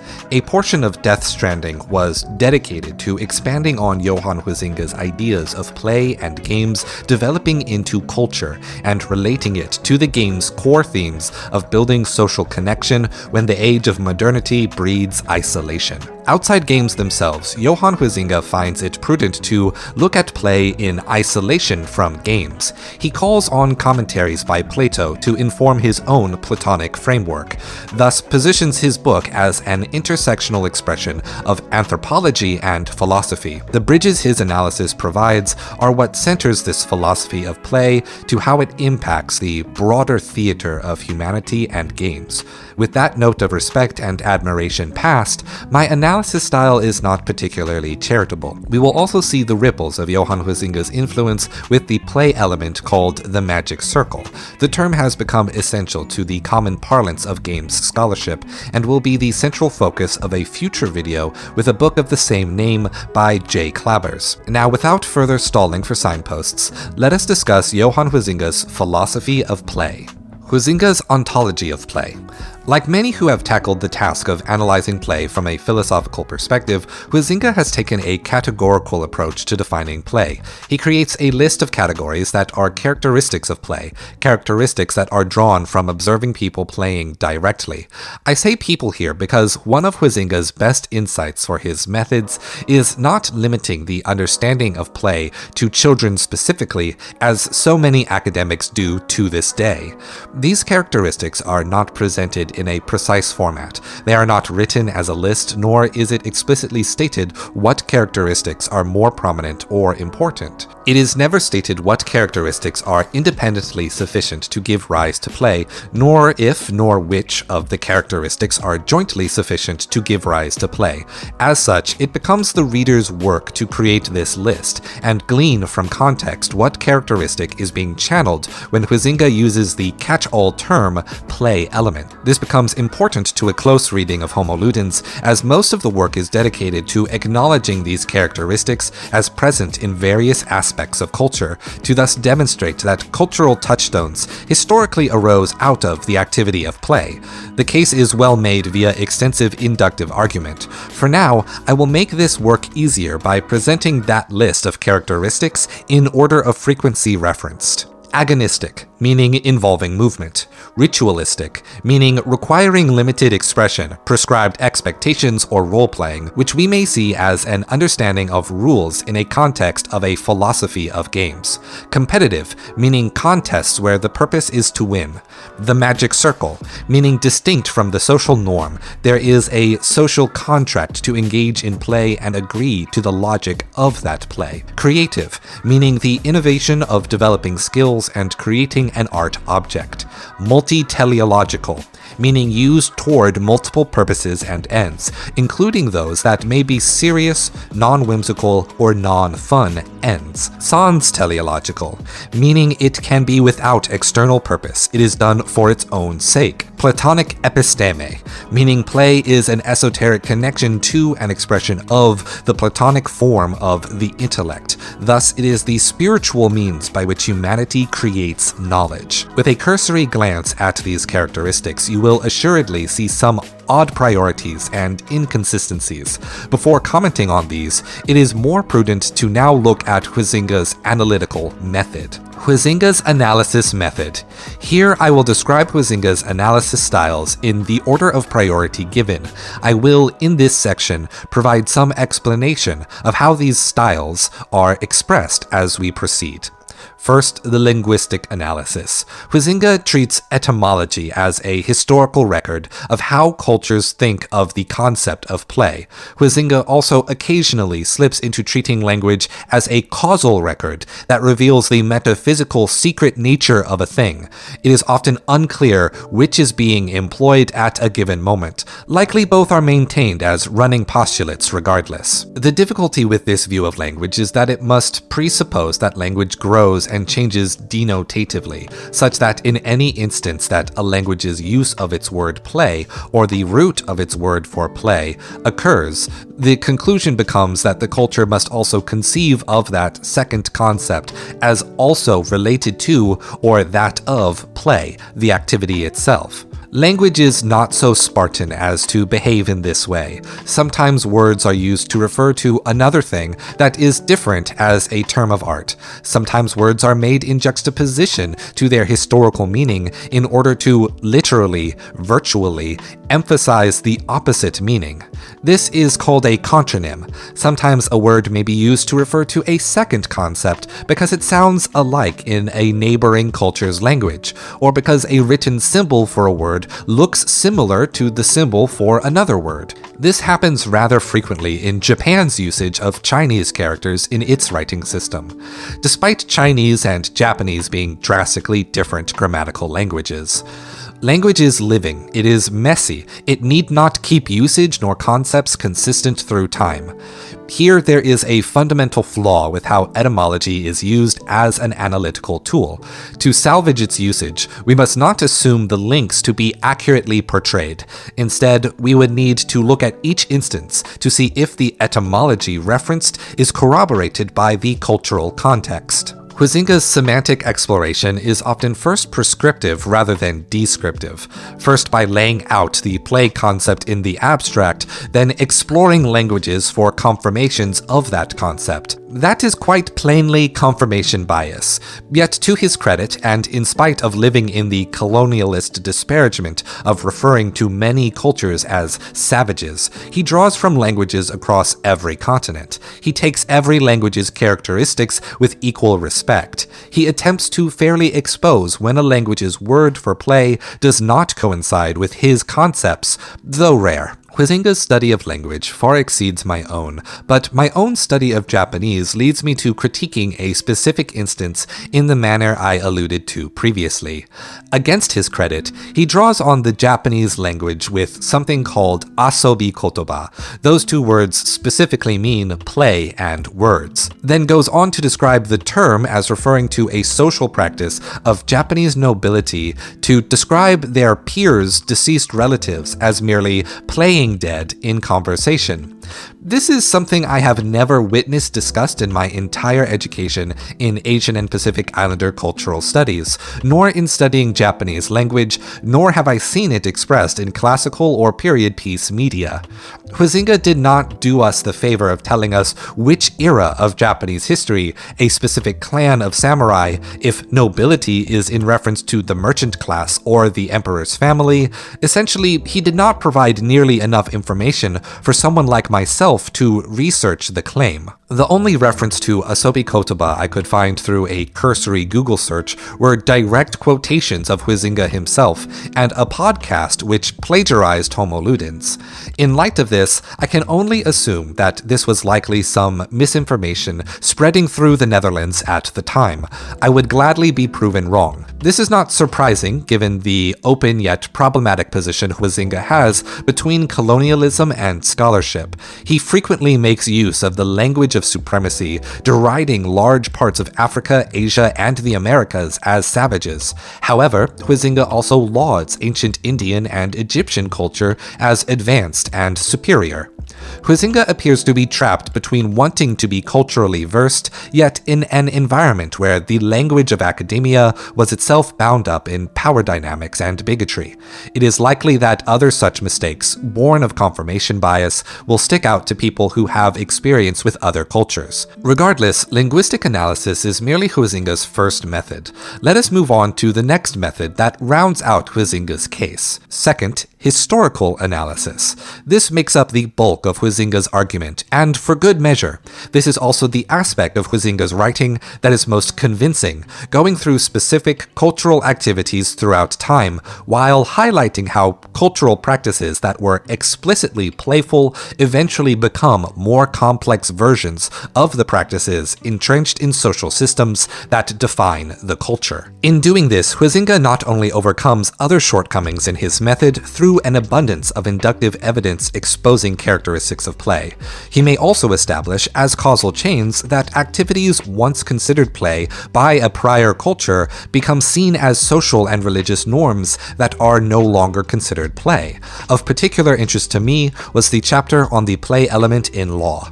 The inductive argument presented in this method over the course of the book was sufficient to convince me of the conclusion that play is the fundamental human activity that begins the creation of culture. So much so that I must disagree with Huizinga's opening assertion that not all culture arises from play.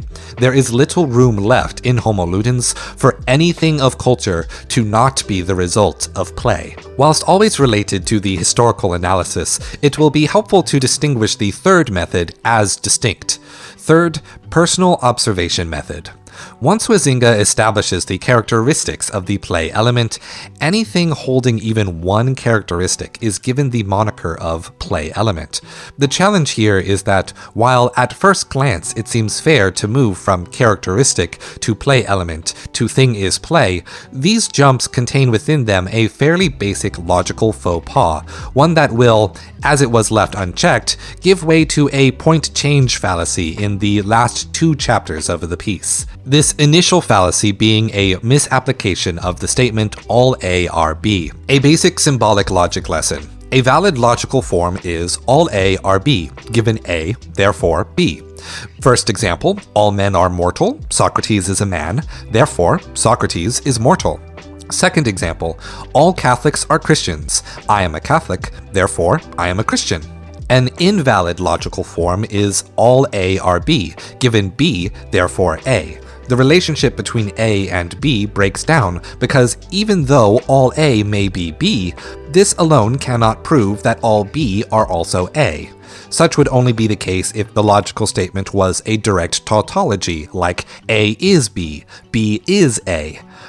But let us provide some practical examples for illustration regardless. First invalid example. All men are mortal. A bird is mortal. Therefore, a bird is a man. Second invalid example. All Catholics are Christian. I am Christian. Therefore, I am also a Catholic. Note for readers from non-Christian cultures, many sects of Christianity exist and not all sects are the single sect of Catholicism. Can you see the logical faux pas at play? Huizinga's mistake is a slightly more advanced version of the same mistake. The observational reasoning goes something like this. Play has the quality of ritual. Religions have the quality of ritual. Therefore, religion is play. Example 2. Sean has red hair. Peter has red hair. Therefore, Peter is Sean. To abstract the form, all A is B, all C is B, given B, therefore, all C is A. In other words, two B therefore A fallacies are used as the basis for a false equivalency. The challenging part of pointing out this faux pas is that pointing out the flaw in reasoning does not automatically make the conclusion false. I am not about to commit the cheekily named fallacy right now. Religion could still maintain the play element, and I believe Huizinga's historical method maintains the conclusion. Yet as Huizinga continues to apply this faux pas when attempting to analyze cultural phenomena, he will never have an occasion to not attribute the play element to everything. As his fourth analytical method bleeds through the final chapters, Huizinga progressively calls more modern cultural forms as being bad or worse than their predecessors. He will then attribute to this reduction in quality to a reduction in the presence of the play element, an assertion that lacks any support from his three previous methods. Fourth, cultural and political pessimism. With increasing frequency as the book nears its end, Huizinga expresses a broad belief that humanity is in a state of cultural decay. This was not an uncommon belief in the 20th century in general, as the inherent violence of colonialism reached its fever pitch once empowered by industrialization. To escalate the frequency and severity of wars abroad and political conflicts domestic on a newly globalized scale. I would never say that Huizinga's beliefs were unfounded, yet the manner of the complaints and the majority of his chosen boogeymen come off as the typical dismissive attitude of every generation to their youngers. Complaints around the size and shape of women's clothing, the best number of people to dance with, and of how terrible the Romans were compared to the Greeks do not inherently share the page well with legitimate concerns of the propaganda machines of Nazi fascist dictatorships and Soviet Russia. In the final two chapters, Huizinga applies a cultural and political pessimist analysis, a foundational belief that worldwide culture is degrading for lacking in the play element. Yet he fails to demonstrate this outside of expressing his own personal preferences with regards to art, fashion, and entertainment. The only justification given in every case for why these new cultural practices are worse is that they are lacking in the play element. Here, Huizinga assumes the conclusion, while relying on the frequency of the statement to bolster the case. Rather than using perceived degradation of aspects of culture as a preface to the conclusion that they are lacking in the generic reference to a play element, Huizinga ought to have presented how he concludes those cultural aspects have degraded by naming the characteristics of play in specific and demonstrating how the aspects are diminished as premises. Without doing this, each criticism of an aspect of culture comes across as begging the question without deeper consideration. In the final chapter, Huizinga has almost entirely left discussion of play itself for a political critique of the global theater. theater. Particularly, he is angered by the excessive demonstrations of Nazi Germany and the Soviet Union. I too have a significant hatred for nationalistic fascism of any appearance or rhetoric. Huizinga also takes issue with the United States for its increasingly entrenched two-party systems. Again, a point that I agree with. I would even go so far as to say that our two-party system has, in the 21st century, given way to one party tacitly accepting the rise of nationalistic fascism. Yet these critiques, while they would be valid and interesting in a work dedicated to political philosophy, was instead forced to fit into this framework of play giving rise to culture. Huizinga wants to maintain an unstated premise that the qualities of play, each characteristic of the play element, must also be of the good, that tacitly we should think all play is fun and joyful, thus worth celebrating.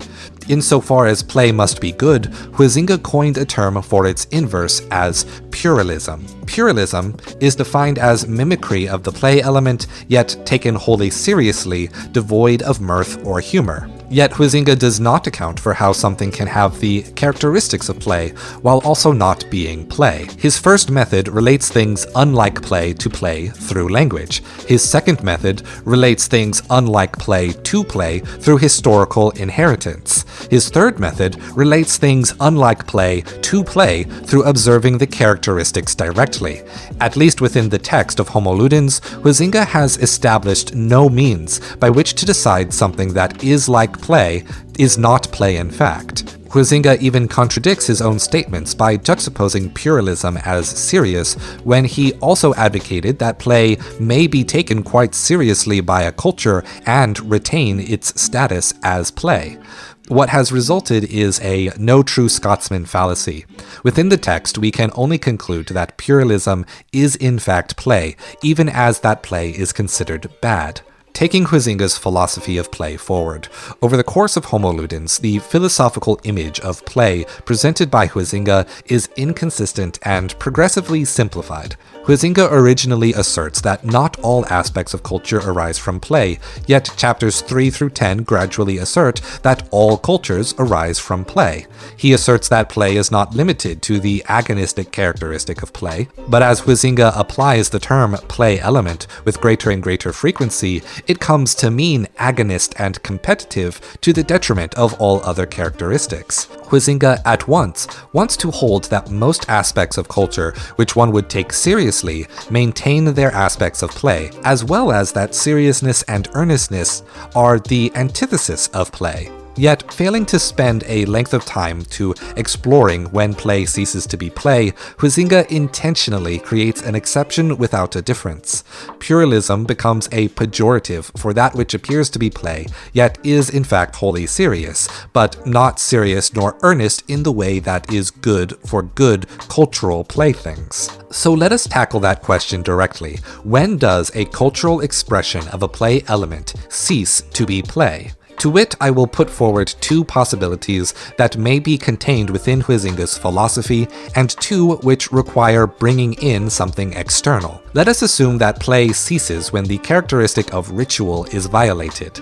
Ritual is when play conforms to a certain kind of expression or a certain set of actions, when a dance requires specific moves at a predetermined rhythm, when boxers agree to touch their gloves before the match begins, or even when they adhere to striking only with their hands. The characteristic of ritual is highly related to the characteristic of the magic circle, whereas the magic circle is the agreement to enter into a play apart from the norm. Ritual is the shape and the form of the play. Rituals are the rules that govern play as it grows into imaginative role play, into sport, and into games. This is how we know that the adoption of ritual does not cause play to cease. What then of an established ritual? If the ritual ends or is ignored, does the play end? That particular instance of play most assuredly is over, but only insofar as the game has been spoiled. Yet it would be more appropriate to say change to the established ritual is equivalent to the adoption of a new ritual in the same context. If any change to how the game is played, or the reinvention of a ritual or custom, destroyed the inheritance of the play element, then culture will never grow, nor would it be able to maintain maintain the play element as a matter of historical analysis. We must instead accept that play persists even as rules and rituals change, unless we would rather believe play to be some primordial source of inspiration only available to the very first humans. Let us try to avoid magical explanations like this. Let us now assume that play ceases when the characteristic of the magic circle is violated. The magic circle has two prime aspects. First, an agreement, social contract, or consent to participate. And second, that it establishes a space outside the bounds of normal expression, that the standard rules of regular society do not apply, but only to the extent implied by the consent aspect. Like with ritual, violation of the magic circle in any specific instance simply spoils the group's enjoyment of one play session. If someone withdraws their consent, they return to the social norm. They exit the magic circle. Another form is when one attempts to change the agreement of the circle for everyone, when they attempt to change the ritual. If they consent, a new play begins. If they do not, then the current play resumes. Should one insist on a change that will not be consented to, the one may find themselves ousted by the magic circle of players. From an individual play perspective, violation of the magic circle appears to be replaced by nothing. This is likely because the alternative of the normal social life is always present. Yet if we are to take seriously the idea that culture arises from play, we should see the established norm for what it is: another play. Its own magic circle and ritual, one that has grown all-encompassing over a certain region of human life. To this extent, Homo Ludens offers us an expansion on social contract political philosophy. It creates an account for how the contract is formed, and why people newly born are assumed into the contract before being afforded the opportunity and mental capacity to consent. This will be one possible, real change to see when play is no longer play. On the individual level, when the magic circle is exited, the play ends. However, should the play activity grow so large within a culture such that one's consent is assumed at birth, then it is no longer a magic circle, it is a social norm. The prime aspect of the space outside of normal expression in society cannot be maintained if that space subsumes the first prime aspect. The two aspects are jointly necessary to give rise to the characteristic of the magic circle, even if the activity retains the other characteristics of play, the ritual, the contest, the creation, etc. It is unlikely to be seen as play by the culture. However, this does not address our issue of pluralism. We have answered when play ceases to be play, essentially when ludens becomes polis, yet not when something masquerades as play and is instead bad play. Let us try again. Now I will move on to attempting to define pluralism using ideas from outside of Homo Ludens. Rather than focusing on the cessation of the play, we can instead focus on the badness of pluralism. We can focus on the unethical dimension. I would like to apply one simple ethical rule called the harm principle here. The harm principle establishes that an act is bad if it causes real harm to a person. I choose this ethical rule first for its intuitiveness, and second because in the modern culture of play, extensive efforts are usually made to prevent even incidental harm. In baseball and American football, armor is worn in the form of helmets and pads. In gymnastics and professional wrestling, foams and canvased flooring are used that have compression and give to absorb the impacts on the floor. In boxing, people wear thick, heavy gloves to protect their hands, though there is good evidence to say gloves cause more injury. Beyond physical sports, tabletop role-play games have formally adopted more and more safety tools to establish a safe space for mental health. Session 0 is a planning session for a game to decide what kind of story the table will tell. Thus, they make the consent aspect of the magic circle explicit. Other tools for avoiding mental, emotional, and social harms. The X card to allow players to non-verbally interrupt a potentially trauma-triggering course of events. Lines and veils to establish topics beforehand that are either off-limits as well as ones that are challenging yet willing to be explored. And Roses and Thorns, where a discussion after a game is used to establish the best and worst moments of the session while improving player comfort. Avoiding harm is quite normal for games. However, games are also known to make fun out of doing harm. In my teen years, plenty of pastime games ranging from the quaint to the idiotic filled our days. Playing with paper footballs often resulted in kids getting hit in the eye. A game we called Quarters was simply about flicking coins at each other's knuckles on a table until bloodied. Some boys would even trade kicking each other in their crotches to prove their toughness to each other. Anyone who has watched a pirate movie knows the game of stabbing a knife between your fingers at a speed, and what mobster film would be complete without Russian roulette? Heck, even regular gambling inherently has the harm of losing one's wealth. Some play is harmful by design, as the harm can establish the stakes and the excitement, and is only retained as play through the consent of the magic circle. It is perhaps nobler to only pursue forms of play that do not intrinsically cause harm. We could, in fact, stop here and say any play or game that causes harm is puralist. Yet, to that I would say we cast a wide net in a smaller pond. We bring rather mundane examples of harm into the puralist category without consideration of consent, which in turn discredits any future attempt to categorize great harms as puralist when we would want to make a distinction. For example, by saying one may not rationally consent to such great harms, even with the harm principle, we may come across another point change fallacy to this mystery of puralism.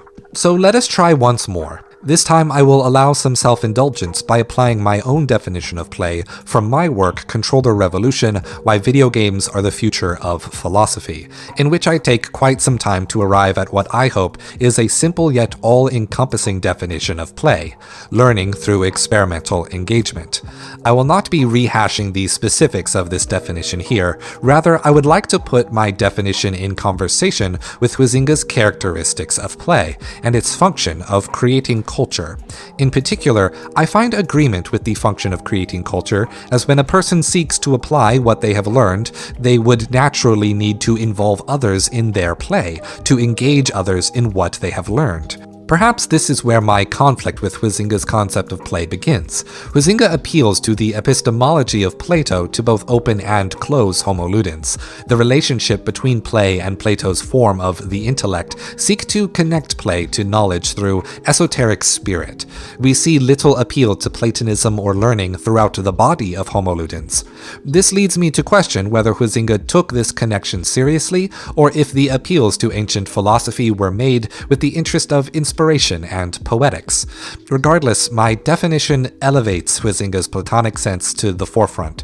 However, we need not appeal to the spiritual. Through observation, a willingness to experience possibilities, and pursuing those possibilities eagerly, the rational faculty of the human brain can both recognize and create the patterns which we call learning.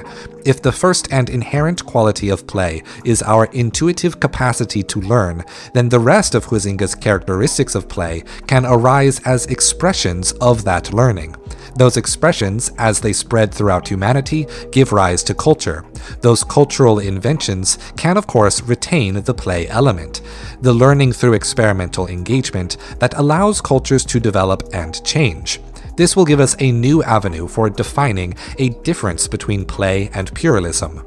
If the inherent character of the play element is a form of learning, and that intuitive experimental drive to learn and produce new culture comes out of retaining the play element in culture, then we may conclude that where the drive to learn and create new culture ceases, so too does the play element. This would properly be called a puralism, a play that has already become culture that then ceases to be play. From the perspective of political pessimism, I find this position stands me in opposition to Huizinga. Huizinga expressed a belief that culture was degrading, yet his examples focused on changes to only the secondary expression of established cultures. Change in culture is the result of play, thus his conclusion of change being the result of the loss of play seems backward. In the same vein, his defining puralism as appearing like play but without mirth and humor misses the point. It is the appearance of culture without learning nor change. To cling to the old as though it is some kind of objective perfection, to reject and demonize anything that does not fit a narrow mold. If you could indulge me in my own political pessimism, this puralist attitude is endemic in the rhetoric of conservatism the world over, willfully rejecting the sciences when it denies the established culture, willfully pushing old and defunct science standards that can be used to prevent change. Whatever pseudoscience is most effective at denying the civil rights of minority populations, from phrenology and eugenics to bioessentialism. Of course, not evolution, because that would change the church. Not climate change, because that would change automobiles, ranching, and real estate. Or the rejection of every kind of music invented by African Americans. Blues, jazz, rock and roll, disco, punk, rap, and hip-hop, by attempting to deny the rights to freedom of speech by defining these genres as not music, or, most recently, rejecting the very concept of voting in a Republican system of government, or, most recently, rejecting the very concept of voting in a Republican system of government, the very purpose of a Republican system of government. That very purpose of a Republican system of government is to cause change through voting, rather than stagnating under the nepotism of royalist governments. Scholarship and learning may change the voters, so from a materialist rhetorical perspective, one could prevent change more easily by skipping voting entirely. Having just passed the 2022 midterm election in the United States at the time of writing, in which conservatives across the country ran on a platform of explicitly being election deniers, even going as far as to tell conservative politicians in Brazil to deny the results of their elections as well, despite local and state elections having no connection to or interest in the politics of Brazil. Conservatism denies change. Change comes from learning. Learning comes from play. Nothing could be more of a political pluralism than this.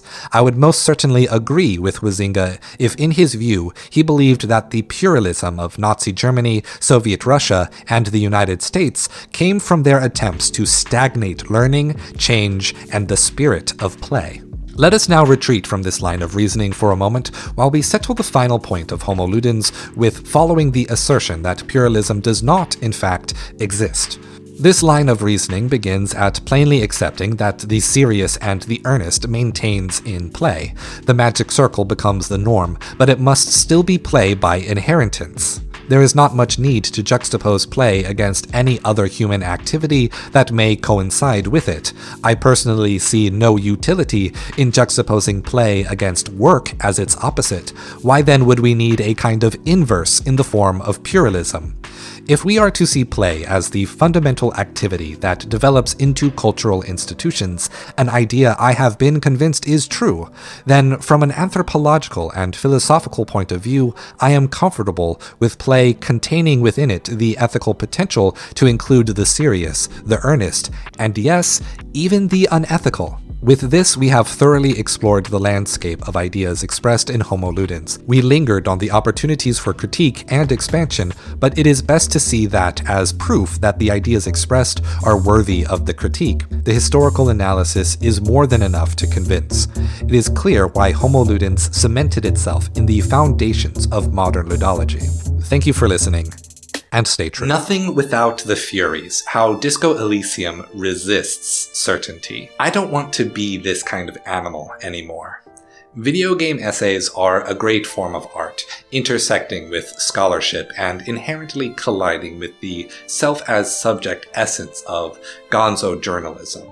To attempt to extricate oneself or one's experience from an analysis is an exercise in futility, even more so when discussing games as art, because the interactivity that embodies the first qualia of engagement demands that the gamer's experience stand at the forefront of discussion. A video essay about a game can take the complexity of all those possible experiences and bring focus, a summary, to a particular insight within that space of possibility. They serve to help people see what a game can be to a particular person, while opening up those possibilities to others.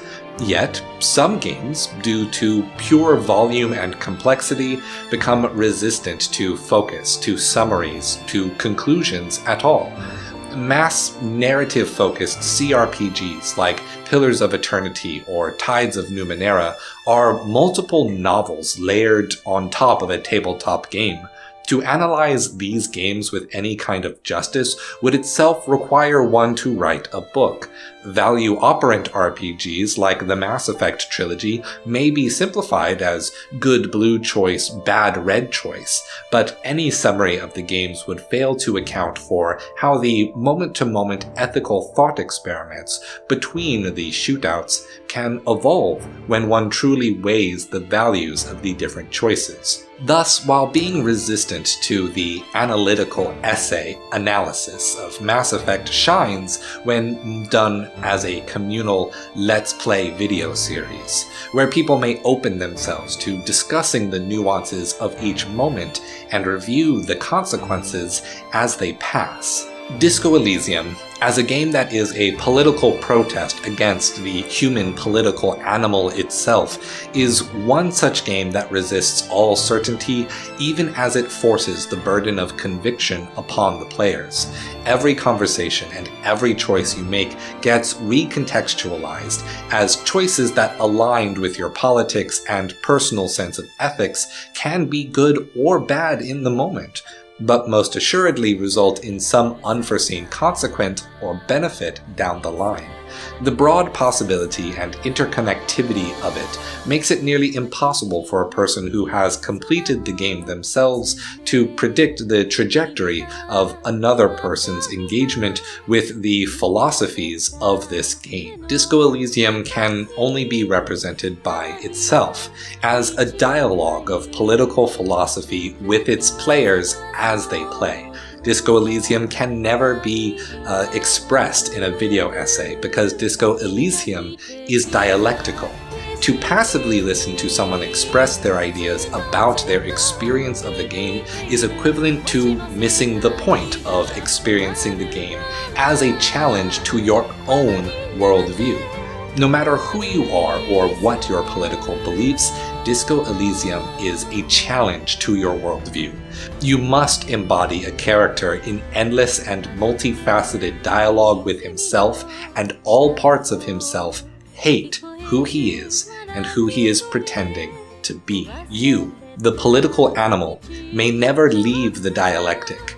There is no truce with the Furies. Play the game as a dialogue. Play the game with a friend to talk with them. Let's play the game while reading comments. Stream the game with Twitch integration to put chat in the dialectic as well. This is how a game becomes philosophy. No, Harry. You are just talking to yourself. That's all you ever do, even in your dreams. And the act is wearing thin. The spots of the disco ball fade around you. Stay true. The tabletop aesthetic, Voice of Cards, The Isle Dragon Roars. Voice of Cards, The Isle Dragon Roars is, like many a game directed by Yoko Taro, an experience like no other. Starting from the premise of a narrator describing the story to you through a series of playing cards, the promise of a light-hearted game steeped in fantasy tropes reveals itself to be a remarkably tight plot that orbited a consistent allegorical core. For a moment, I would like to focus on the aesthetic presentation that elevated that allegorical story to the feeling of a comfy bedtime fable.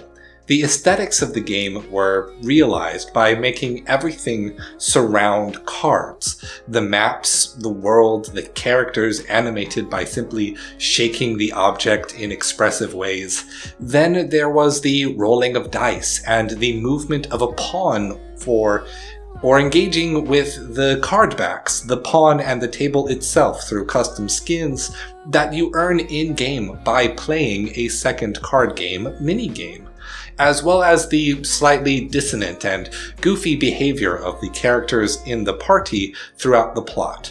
The game earnestly draws from tabletop RPG tropes, while the second-person voice of the narration engenders the affect of a long game of Dungeons and Dragons. Like most of Yoko Taro's games, the medium is used to tell the story as much as any other aspect. In Voice of Cards, rather than using fourth wall breaking meta-narrative on the technology that games are played on, such as with Nier and Nier Automata, the purpose of speaking directly to the player is to permit the player to engage with this image of an analog game as though telling an analog story around a table with friends. Voice of Cards uses the medium to convince the player to abandon thinking of the game within a digital context, within this imaginative space, and in so doing allows the game to be both casual and emotionally impactful, allows the game to be comforting. Voice of Cards, The Isle Dragon Roars, is not a hard nor challenging game. Like many Yoko Taro directorships, its ease of play lends itself to be enjoyed by anyone. To this end, its systems as a turn-based RPG are not terribly innovative. A simplified mana gem system a la Hearthstone, presenting selectable skills as distinct cards a la Slay the Spire, and presenting the characters with distinct classes by using a limited set of equipment and passive skills unique to each character. As such, its appeal is fully centered on immersing yourself in the comfortable, the familiar, through a unique presentation, then allowing that experience to give way to a broader message once you begin to see the full scope of the game's final decision. While Voice of Cards, The Isle Dragon Roars, may not be the kind of sweeping, philosophically inspired exploration like those of games like Nier Automata or Disco Elysium, it is, however, using the experience of the game to get players to engage with ideas that others would be happy to leave unexamined. Those are exactly the kind of games I seek out, and why I continue to be a fan of Yoko Taro. Stay true. A question often asked by video game lovers year over year is where all the good writing about video games can be found, whether by finding dissatisfaction from the inopportunity for sharing profound experiences with games in their personal lives, or from observing that the artistic criticism of other art media has greater depth than games. There comes a time when people want more out of a hobby than the hobby itself, when gaming hobbyists begin seeking community, insight, and respect. This change in how we want to engage with media often occurs in a person's early 20s. A society begins to mantle new adults with the responsibilities of career and debt. Social norms begin to ask people to put away childish things like toys, games, and cartoons. To this pressure, people respond in one of two ways. They accept the norms and abandon them, or reject the norms and bring childish things into adulthood. Some simply continue to enjoy games while viewing them as childish things. Others become the makers, programmers, designers, and artists, creating games for the next generation. Others turn to scholarship, through history or economics, through psychology or religion, through politics or philosophy. Scholarly types take on frameworks to understand games as a medium of art, and to integrate that understanding into the grander human experience of creating meaning out of the world. Which is why, when the people turn to the magazines and websites and see video game reviews formatted as amazing graphics but unstable frame rate, long load times, clunky yet charming controls, the story is not good and there is too much cutscenes, and the music is good like a good food metaphor 8 out of 10, you can see why the marketing-adjacent consumer advocate product review does not quite match the desire of wanting more from a review. Nowadays, there are plenty of good writings on games swimming through the aether. Tens of thousands of blogs, hundreds to thousands of small YouTube channels, thousands of podcasts, and a supersized handful of a few essayists on YouTube large enough to make a full-time career from writing about games. These act as the genesis of many a young scholar's desire to have deeper conversations on the nature of video game artistry. So the question for me becomes, are people having deep conversations on the nature of games in these communities? Are we connecting and improving on our ideas about what games can achieve? I want to know what kind of conversations people are having out there before they take the leap to platforming their ideas on media content platforms like this one. As a philosopher, believe it or not, I often do not consider the videos that I make to be philosophy. Rather, they are ideas that I get from games that I consider philosophic. My videos are examples of the conversations that I wish I was having with others. Philosophy lives in dialogue, so my question is, does video game philosophy live on Reddit? Circa 2015, Redditor Death's Scythe posts in r/philosophy asking for help with a high school senior's essay with the prompt, "How can video games and philosophy relate?" The poor kid is lost in terms of any idea or angle by which to see video games with a philosophical lens. I want to meet the grade school teacher who would assign that as an essay topic. By our Ask Philosophy standards, this post had fairly few comments, only 16, and each being a relatively short answer, most of which offering topic ideas, some novel, but most being played out by today's standards. The very first response from a deleted user bursts out of the gate with, "Apply Marx's theory of alienation to Minecraft." Now that is a banger. We call that sort of philosophy applied hermeneutics, wherein you take a belief system as a framework, force it upon a piece of media as an analytical framework, and see what comes out, often done without respect to ideas inherent to the source material. Deleted Redditor had nothing to elaborate on this, but surprisingly, Redditor Must Dash comes in with excitement because they have begun writing that exact essay. Must Dash promises to follow up tomorrow to discuss some of the finer details. He never does. So I suppose I will have to do it. Look forward to my future video, The Marxism of Minecraft. The deleted Redditor also went to the old faithful "Are video games art?" question, yet followed up with a more nuanced topic of real-world ethics of simulating real tragedies in game form. Sadly, they did not continue this discussion either. I would actually like to comment on this idea now, given that I think games and simulations share a lot of conceptual space in terms of software. What really sets a simulation apart from a game is that it is made specifically to prepare for real-world events. They are for the sake of training and learning exclusively, sometimes exclusively designed to make a person confront failure.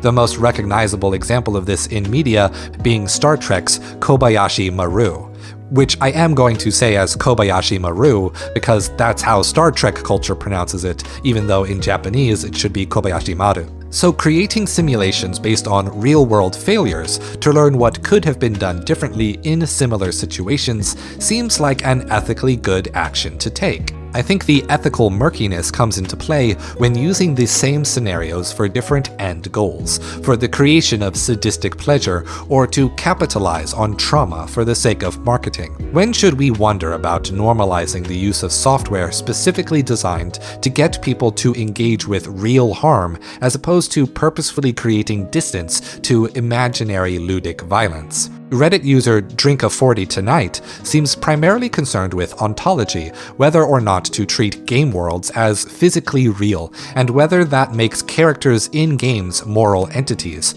or questioning whether entertainment can be ethical at all when people could opt to actively improve society rather than opt for escapism. Redditor Hagar Shoes spends some time talking about how freedom is the ultimate goal of what games aim to be, whereas we can absolutely question that premise. Their main curiosity lies with whether games can contribute to debates about free will versus determinism. Even name drops The Stanley Parable, which is probably the most well-known game that explores that topic, though the game also satirizes putting an ontological question like that onto games in the first place. Redditor Jiminy Piminy recounts essayist Jerry Goodenough's paper on film and philosophy to elaborate on how art can be philosophic. Whereas Jerry Goodenough said film cannot be philosophically reflective, Jiminy Piminy rebuts, correctly in my opinion, that the arts can posit ideas and thus contribute to social dialogues about ideas, asserting that games may even be better at this by being more immersive. Deleted Redditor actually comes back in here to say that games cannot be better than film at being philosophic because games have player input. They are therefore worse at passively communicating ideas. Oh, if only they had access to my book, Controller Revolution: Why Video Games Are the Future of Philosophy, where I settle this debate in the preface, before getting to the truly interesting parts. Sadly, Jiminy Piminy followed up with asking if Deleted Redditor had played the Valve-developed video games he mentioned. Here is a quick dialogue lesson for everyone trying to have deep conversations about things. A surefire way to derail any conversation about philosophy is to require further conversation to be contingent on consuming media or reading a whole book. That line of rhetoric only ends in, well, you would know I am right if you did, or, well, you must have misunderstood it. Either one of those responses is a pain in the ass, so it is no wonder Deleted Redditor did not bother with a reply.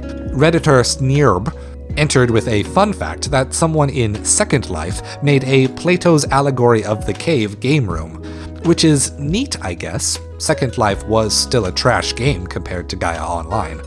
What I mainly noticed about this Reddit thread is, firstly, that most of these users were doing philosophy about video games' role in society, so it is a bit more meta, or you could say external, to discussing how video games have and will explore philosophy in unique ways.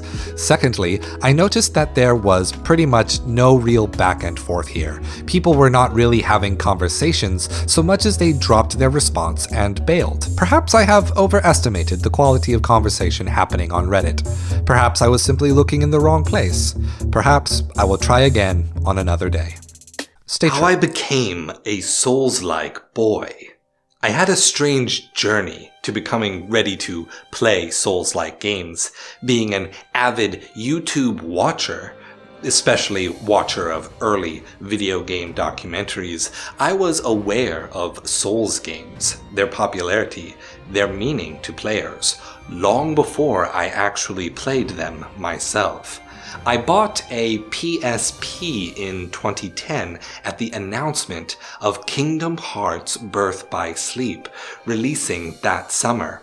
I played God Eater, which had just released, as something to fill the time whilst I awaited Kingdom Hearts Birth by Sleep.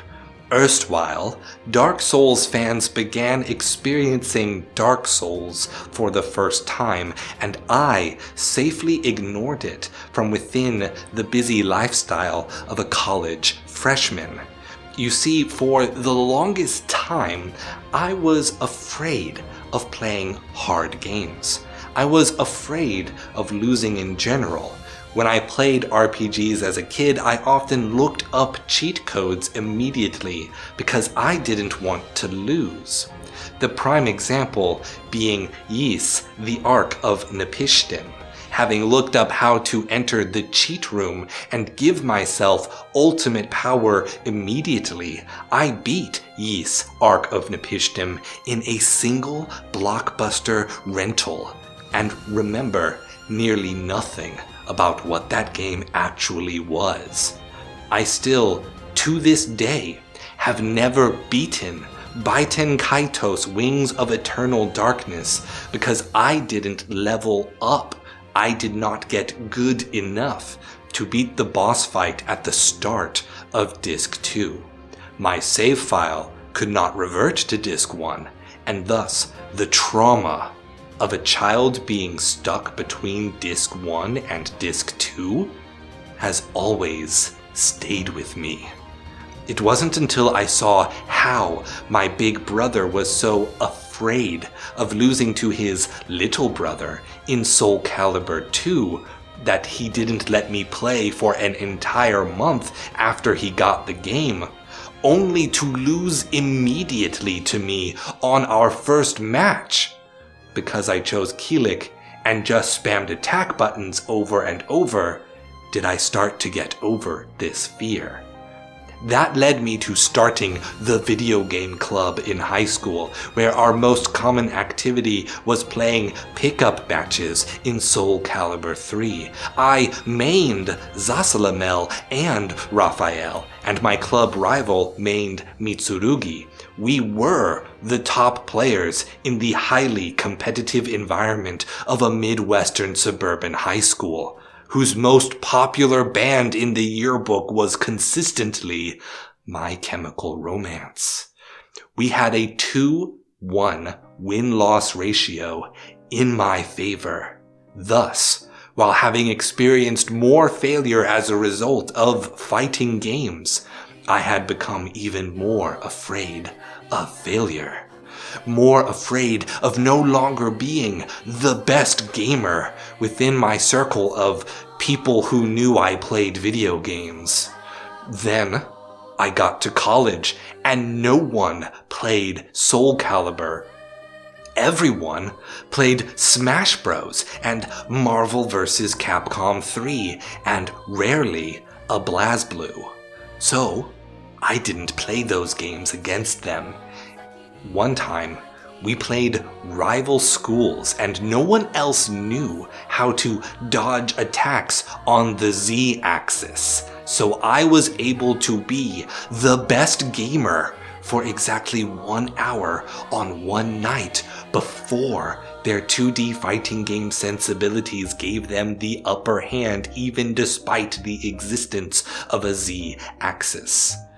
Only one other night like that existed in my 4 years of college, after my friend Tyrone introduced me to Catherine. He called it the hardest game that has ever been released.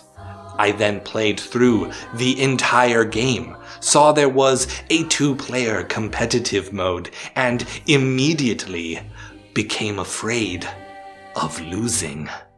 So, I practiced for hours to be the best block climber in all of the 2 of us.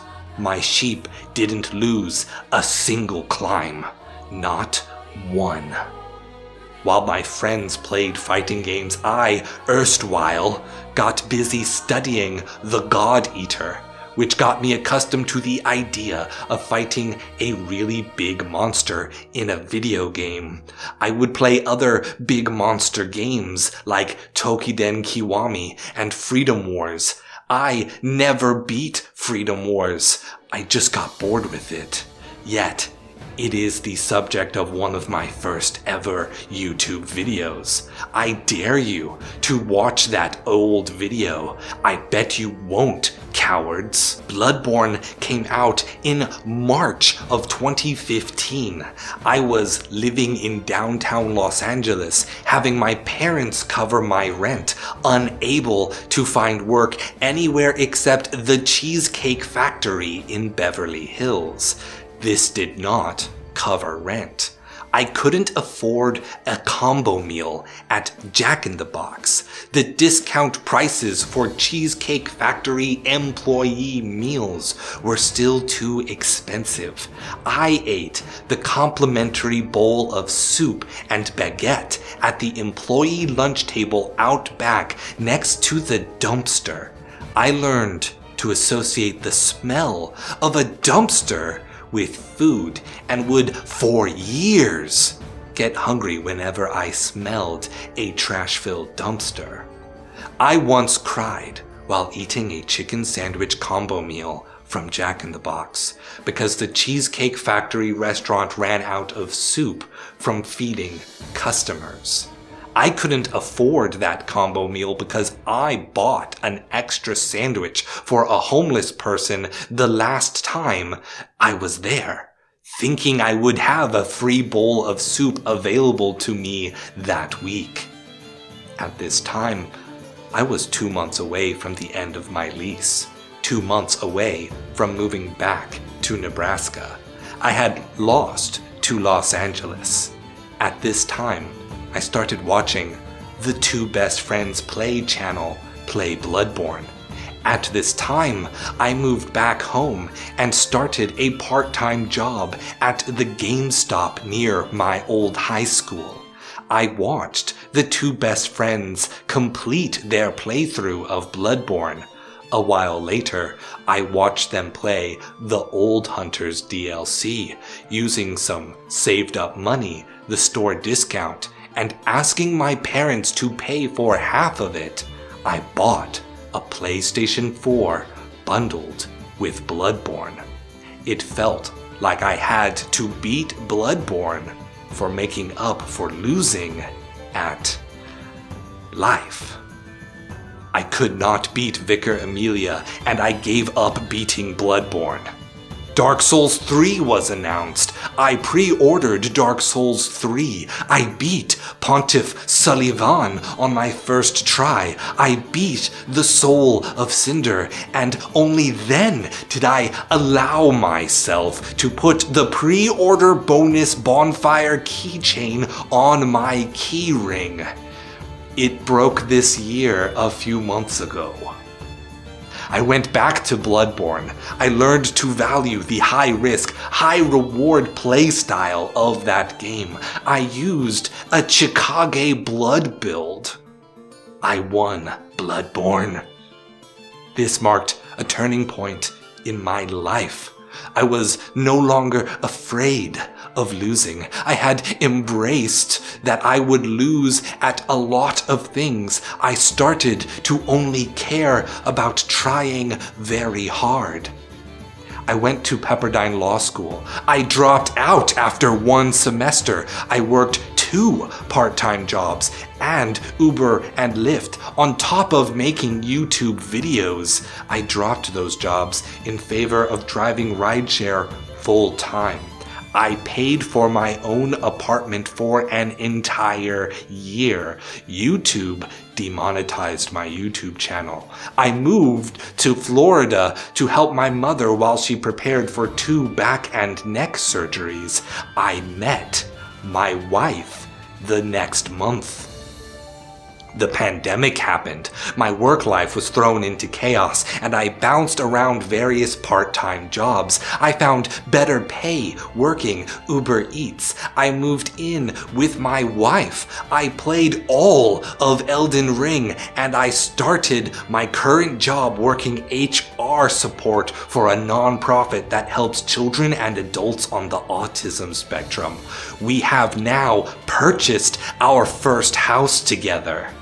My life has only improved over the past 7 years. Admittedly, I have lost a lot as well, but it is a net gain overall. And the turning point for all of these changes were Souls games teaching me to accept failure as an inevitability, and instead care only about continuing to try throughout the struggle. Stay true. Video game demos, standalone or integrated. Demos are a great thing. They are consumer friendly purely for just allowing people to try the product before they buy it. Something that matters far more when you consider the luxury and prohibitive costs associated with the video game hobby. Demos are presented in different ways on different platforms from the perspective of trying to maximize sales of a game that may have had a lesser marketing budget. Which is why when a developer chooses to do something creatively different with a demo, it is noteworthy. The demo is not lesser than or subjugated to treating the game as the real piece of art. The demo becomes its own piece of art and a part of the larger expression. Yoko Taro's game Voice of Cards, The Isle Dragon's Roar, has a free-to-play demo with a unique story following 3 church-affiliated adventurers on a mission to recover a special vial of medicine for the Queen. It is only upon playing the main game with a completely different starting point and presentation that you realize that the demo was, in fact, being used as a prologue, which caused me to go into the game expecting to play as one set of heroes and humorously having the rug pulled out from beneath my feet when introduced to my real protagonist. I just recently played Fuga Melodies of Steel, a strange little turn-based RPG which juxtaposes adorable furry children with the horrors of Nazi Germany, but still fills the game with cute puns and pet names to flesh out the setting of a world populated by anthropomorphic animals. Its demo runs directly from the start of the real game and allows you to purchase the full game and continue your save.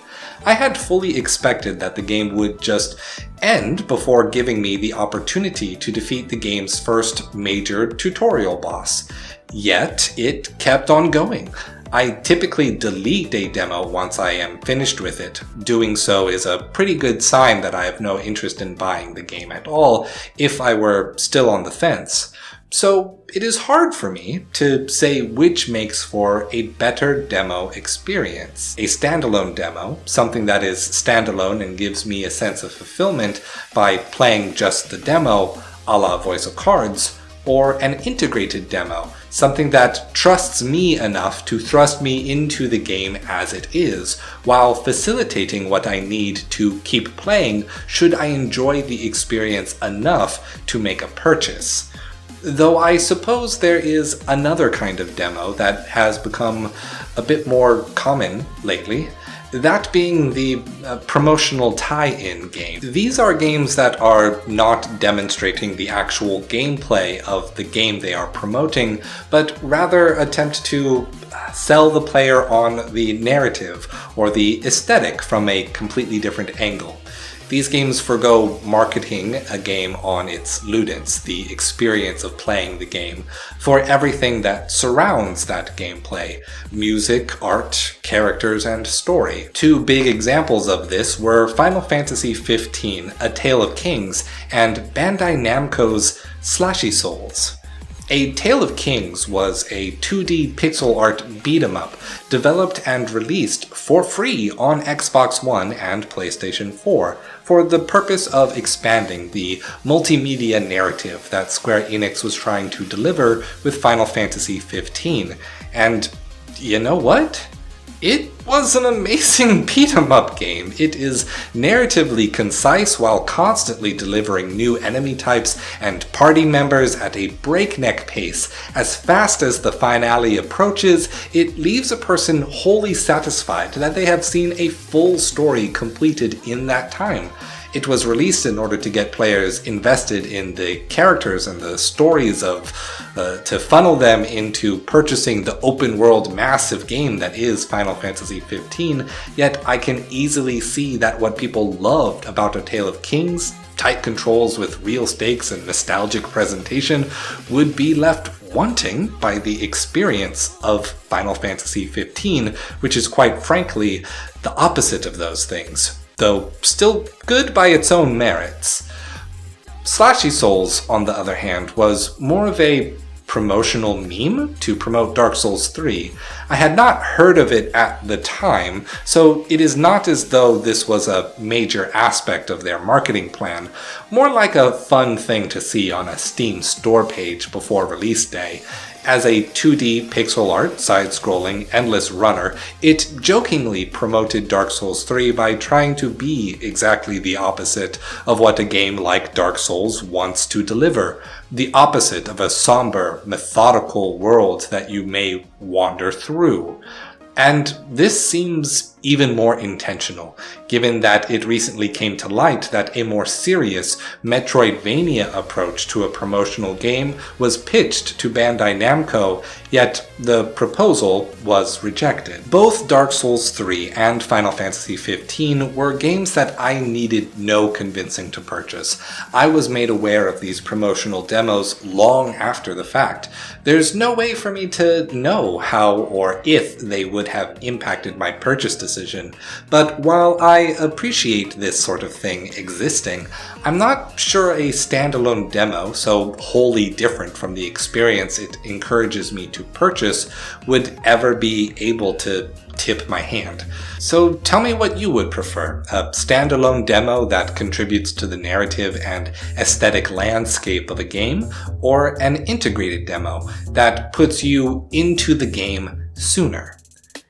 And stay true. When I think back to the early 2000s, when social perception of video games just barely scraped past concepts like an electric toy to a distinct medium of art, it is a wonder to see a game so fully embrace the engagement of what it means to tell a story. Where the water tastes like wine opens on a winning hand of poker against a mysterious stranger. When given the opportunity to double down, you realize you have been conned. You wagered your soul in a deal with the devil and lost. To get your soul back, he challenges you to collect the true life stories of people across the United States. So you set out with nothing but a bindle on your bones to encounter stories and trade them with other hobos and highwaymen around the campfire. It is 2005, and Roger Ebert steps into the debate to assert that video games do not count as art. Games are childish. Criticism is art. To get your fellow wanderers to open up to you, to tell you their true life story, you share the stories of your encounters on the road. They are organized in broad categories based on tarot cards, but when people tell you the kind of story they want to hear, they ask for a funny story, a happy story, a venturing tale. They do not say, tell me a story of the tower or the Hierophant archetype. The tarot cards won't help you none when figuring what story to tell. You gots to trust your intuition on how you emotionally remember those events and on how people respond to your feelings. As you share your experiences, they spread around, come back to you as folktales, embellished, bigger, more entertaining, made into better stories by their falsehoods. Funny stories can turn scary, sad stories can get sadder, hopeful stories turn to tales of magic. It is 2007, and Clint Hawking publishes ludonarrative dissonance in BioShock, which incidentally has the effect of game reviews misusing the term and prioritizing chastisements of stories for not matching or interfering with the gameplay. The game expresses that the value of a story comes from how people relate to them.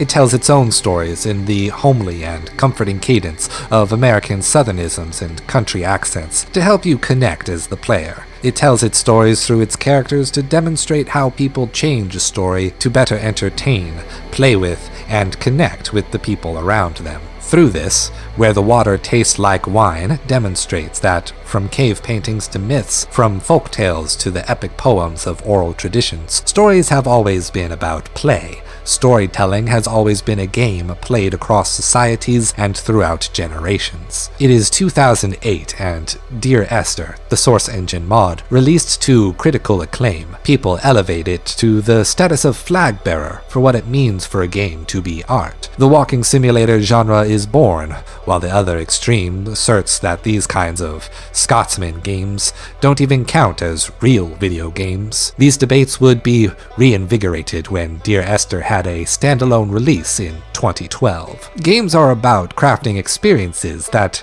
the audience gets to be a part of. The audience must act for the experience to progress, and thus ideally comes to understand, to empathize with the experience that was presented. Those experiences can tell a fun story, or a sad story, or a venturing tale. Those experiences can fill you with fear or with hope. Those experiences can be about cooperation or crushing your foes. People will often tell you what kind of experience they are looking for, and they will tell you when what you offer doesn't quite make muster. It is thus helpful to take a bird's eye view, to remember that even something good won't be good for everyone. It is 2011, and Aaron Hansen begins releasing the sequelitis videos, which for me marks the modern video essay beginning to emerge from the angry or comical video game reviewers of YouTube. Over the course of the mid-2010s, YouTube's algorithm changes to prioritize watch time. The debate between gameplay and story gets wrapped into the conservative politics of alt-right and manosphere talk shows through the Gamergate targeted harassment campaign. RedTube creators begin creating long-form video essays as a political counter-narrative, while channels like Every Frame a Painting demonstrate the efficacy of long-form video analysis of media on YouTube. As you progress through the game, you will gather enough stories to earn the trust of other travelers, so much so that they will tell you stories of their life. True stories. Should you ever find yourself lacking in the right kind of story to tell a new friend, another character's true life story is guaranteed to connect on some level. People are accustomed to listening to stories with a skeptical ear, suspending that disbelief on purpose for the sake of enjoyment. Suspending that disbelief is like choosing to play along with the folktale game. Here is a game that asserts that when a story is so raw with the truth of a person's lived experience, everyone will have some way to connect to it. Our shared desire to connect with the truth is what keeps us human. It is 2018, and now, the water tastes like wine. Stay true. Devilish Humanity, a comparative analysis of Ninja Theory and Capcom's Devil May Cry. Devil May Cry is a franchise that may be difficult to understand or appreciate from the outside looking in.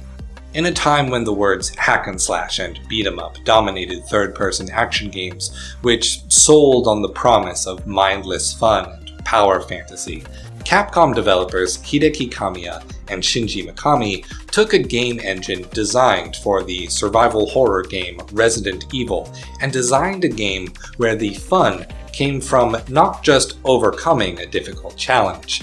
Instead, the fun came from improving your own skill at the game first and foremost. Devil May Cry was a paradigm shift in the genre. Before Dark Souls created the Souls-like, Devil May Cry created the character action game. Character action games have since remained a stalwart as a niche subgenre. Even now, more than 2 decades later, most character action game developers are former Capcom developers at Platinum Games Studio, a studio that has gone bankrupt, shuttered, and reopened no less than 3 times as Studio Seeds, Studio Clover, and now Studio Platinum. Platinum only seeing real financial success by the breakout surprise of Nier Automata in 2017. A boom year in global hype for video games in general, the genre is whelmed with peril and uncertainty. Given that so few developers make games like these, it is understandable why the fan base is overly protective, we'll say. The genre is defined by skills scored through building combos and never getting hit, switching weapons and styles to keep the action fresh and fancy, layered soundtracks that grow the music alongside your own hype as you reach higher and higher combos, punishing your score when you take damage or use items to cover your mistakes, taking cues from the Dynasty Warriors Musou genre, but against strong, pattern-based enemies that pose a real challenge. Yet, enemies are so tightly designed with animation and sound cues that even playing with a blindfold or earplugs would not be unreasonable. Oh, and one more thing that makes the character action genre special: the complete and unironic commitment to saccharine, over-the-top, cringy camp. While gameplay is clearly the main draw and appeal, the story also has a certain charm that has, over the years, become deeply meaningful to its fans. I'm not kidding. The writing in DMC and other character action games is everything an awkward teenage boy in the 90s and 2000s thought was cool. Power Rangers, trench coats, big swords, pizza, women who are just like one of the boys and not like other girls, but still pretty and will take care of you like they're your mom, and hugely idealistic speeches about friendship and power and telling other people what to do. It is filled with stiff dialogue and self-aggrandizement. It lacks subtlety at almost every moment. Devil May Cry is an exercise in constant cringe, reasserting that it is in fact cool no matter what anyone else thinks. The story transcends to being equal parts stupid and awesome at every moment.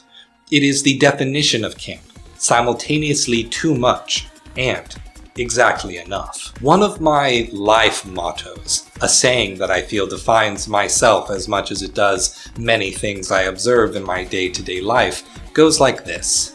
Life's best kept secret is that being a genius and being an idiot are not mutually exclusive. Devil May Cry is the epitome of this statement.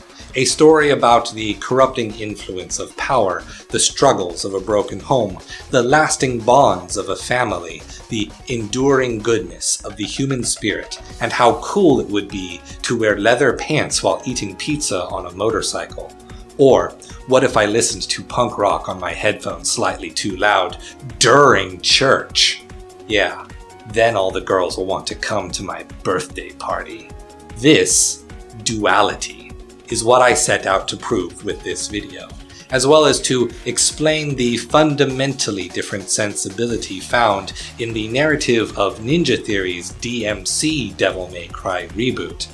In her long-form analysis video reviewing the entire oeuvre of Ninja Theory's video games, friend of the channel Pixel A Day concluded that the original and the reboot were simply different flavors of camp, neither more eloquent nor less juvenile, less edgy, less cringe, and that is a fair conclusion to reach. It's downright accurate, honestly. While Pixel ended up liking DMC better than Devil May Cry, she also brought in another video essayist friend of mine, Daniel Santos, to explain the controversy and the hateful reaction to what is admittedly a perfectly good video game with unique gameplay ideas we see carried forward into future Devil May Cry games. However, Daniel, my boy, Devil May Cry is absolutely philosophically profound. It is just also equally naive and childish. I'm the philosophy boy. I'm the one who philos, so I will be the one to explain why. When we say that DMC and Devil May Cry are different flavors of camp, what exactly are those different flavors? There are a lot of angles one could approach this from the perspective of music. DMC is industrial techno and a little bit of punk, while Devil May Cry often assigns its characters individually, with rock and roll for Dante, orchestral mixed with dance club music for Virgil, and punk for Nero. From the perspective of style, DMC is grunge, while Devil May Cry is classical and gothic, plastered on top of urban fantasy. A video essay on just these aspects of the game could fill an hour each, and those are just the most prominent aspects to focus on. Music and fashion are not my forte. So, if I can ask everyone to leave those to the side for a moment, I want us to just think about the narratives. If I had to summarize the narrative flavors of these two games, then Ninja Theory's DMC is cynical and misanthropic, while Capcom's Devil May Cry is optimistic and humanist. Ninja Theory's DMC presents its demons as existing just below the surface of the human world. The city literally screams and attacks Dino alongside the actual enemies of the game. Each main antagonist, each boss character represents the moral failings of modern human society. Succubus represents how industrialism and consumerism has led to the modern health crisis where poverty-stricken people only have access to mass-produced junk food and a regular grocery store is often a luxury situated around wealthy neighborhoods. Hunter represents vigilante justice? Maybe. Bob Barbas represents 24-hour political news media and the propagandist nature of what comes out of endlessly trying to influence a person's vote. Lilith represents how entertainment is used for escapism, while also presenting, in a strange way, the commodification of women and children under patriarchy. Mundus, well, obviously, he represents corporate elites. He's capitalism. In Ninja Theory's DMC, human behaviors and the activities of society are the demons. Humanity itself is the evil that Dante needs to overcome. But he is just as human as everything he fights against, and behaves in the same crass and hostile manner as the villains. Since humanity is the demons will always win. This makes Ninja Theory's DMC cynical, meaning critically rejecting society, and misanthropic, meaning presenting humanity as inherently immoral. For the original series, I will use Devil May Cry 5 as the main example, because it is the most recent, but also because it is the most explicit with its themes. Spoilers are coming. In Devil May Cry, the demons are more explicitly otherworldly. They are constantly and individually at war with every other demon as they try to become strong enough to rule over other demons. They are defined by an obsession with gaining power and nothing much beyond that. And, once defeated, they are obligated by their nature as demons to become devil arms, to become weapons that increase the power of the one that defeats them. The one exception that changed this dynamic was Sparda.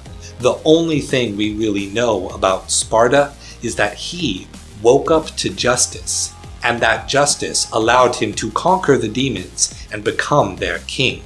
We also know that he loved a human and fathered 2 sons. Sparda is thus defined by 2 things: overwhelming power and his love for humanity. His sons each adopting one of those characteristics. Virgil seeks overwhelming power. Dante just loves humanity. He misses his mom. He misses his brother. He has friends and a nephew. He likes rock music and pizza. He's been through some traumatic things, man. Their mother died when they were just children in a fire caused by a demon attack. His father either died or abandoned them, and no one really knows. Dante is suffering from depression, and the only thing that really distracts him from this is fighting demons. The only thing that makes him happy is when he is with his brother, even if that means fighting with him. By Devil May Cry 5, however, Dante is finally pushed to the edge by his brother's pursuit of power. Virgil thinks that his humanity makes him weak and sentimental. Thus he decides to cut himself in 2. V, Virgil's humanity without demon heritage, and Urizen, Virgil's demon heritage without his humanity. As Urizen, however, he realizes something that has been canonical to the story of Devil May Cry from the beginning. Human blood is the source of a demon's power. The red orbs with faces that demons drop when you kill them demonstrate this. The red orbs we use to upgrade Dante's movement and abilities, Dante's own power, is human blood.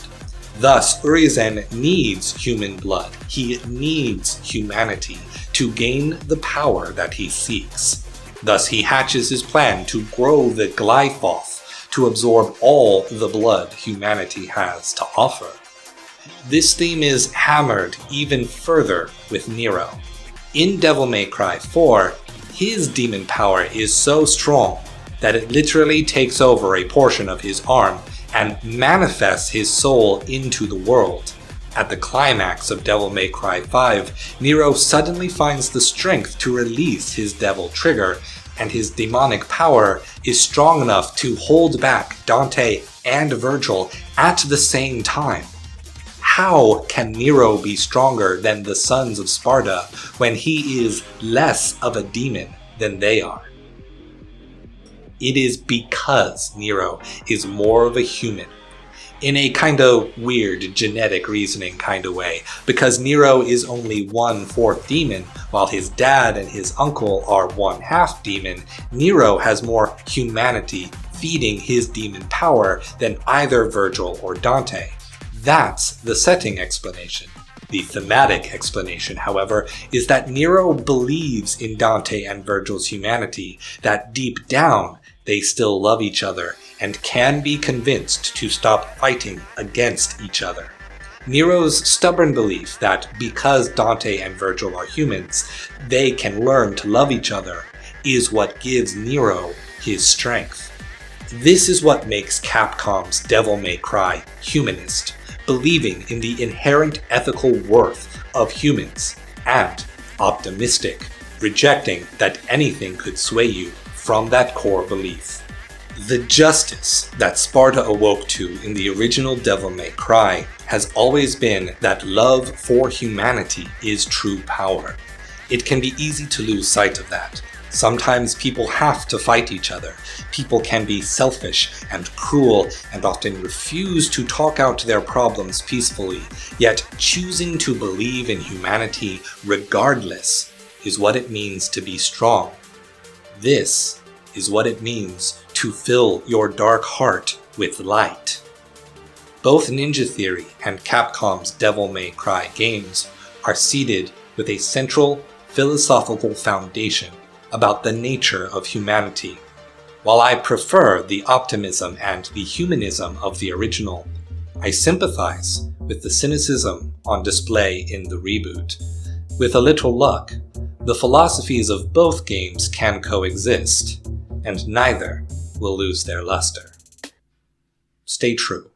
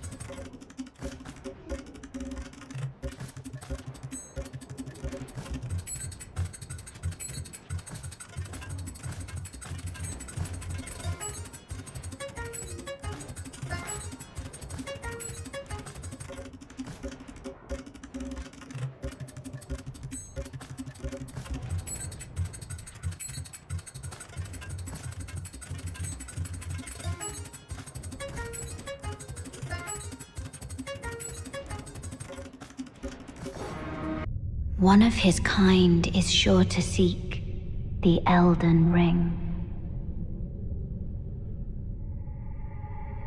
Even if it does violate the Golden Order.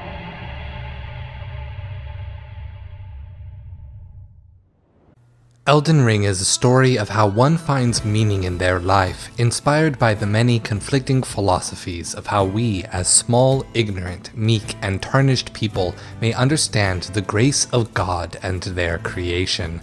Elden Ring is a marvel of mythopoesis, the creation of new myths from established tradition, taking broad strokes and minor details from the mythic cultures of the Norse, the Anglo-Saxon, the Hellenistic, the Roman, and the Christian, yet also more modern Western ideals born of colonialism.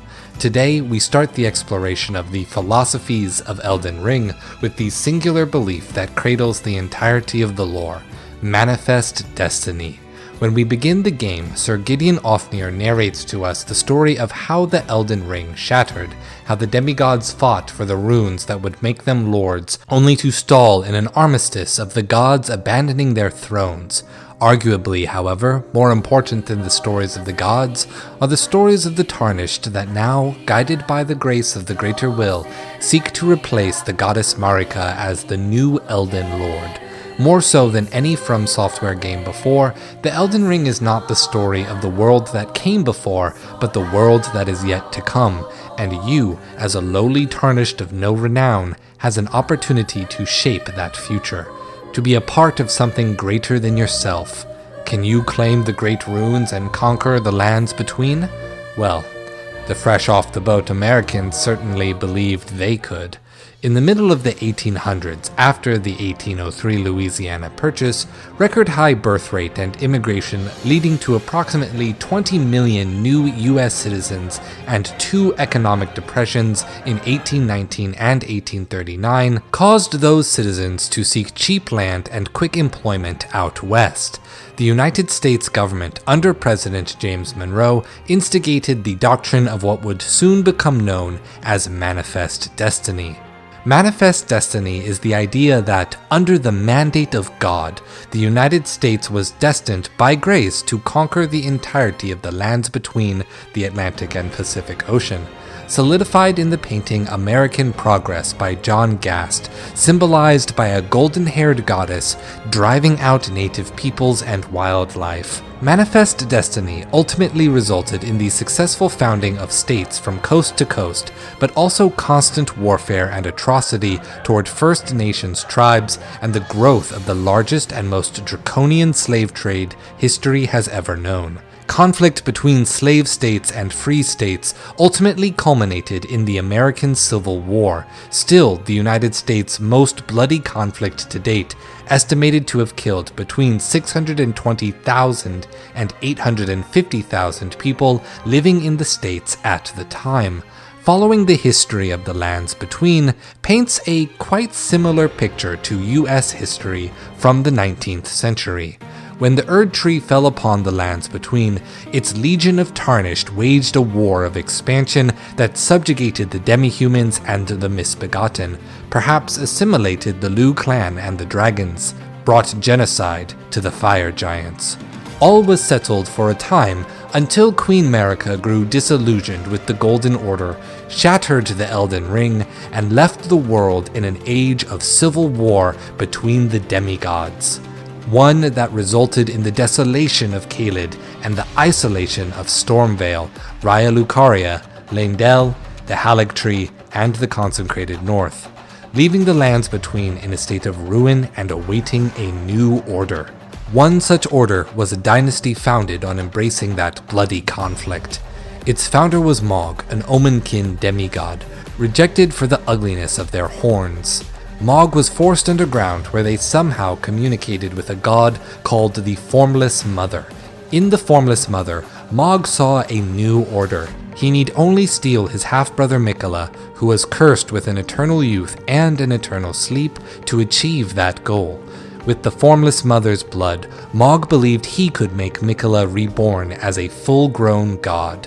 Mog, like Radagon before him, would rule this dynasty as Miquella's consort. This is the scene we arrive to see when we enter Mog's bedchamber. From Software is filled with artists who proudly display their inspirations for all to see. Surely you know of the influence of Kentaro Miura's Berserk, but we also see quite a lot of influence from the surrealist artist Salvador Dali.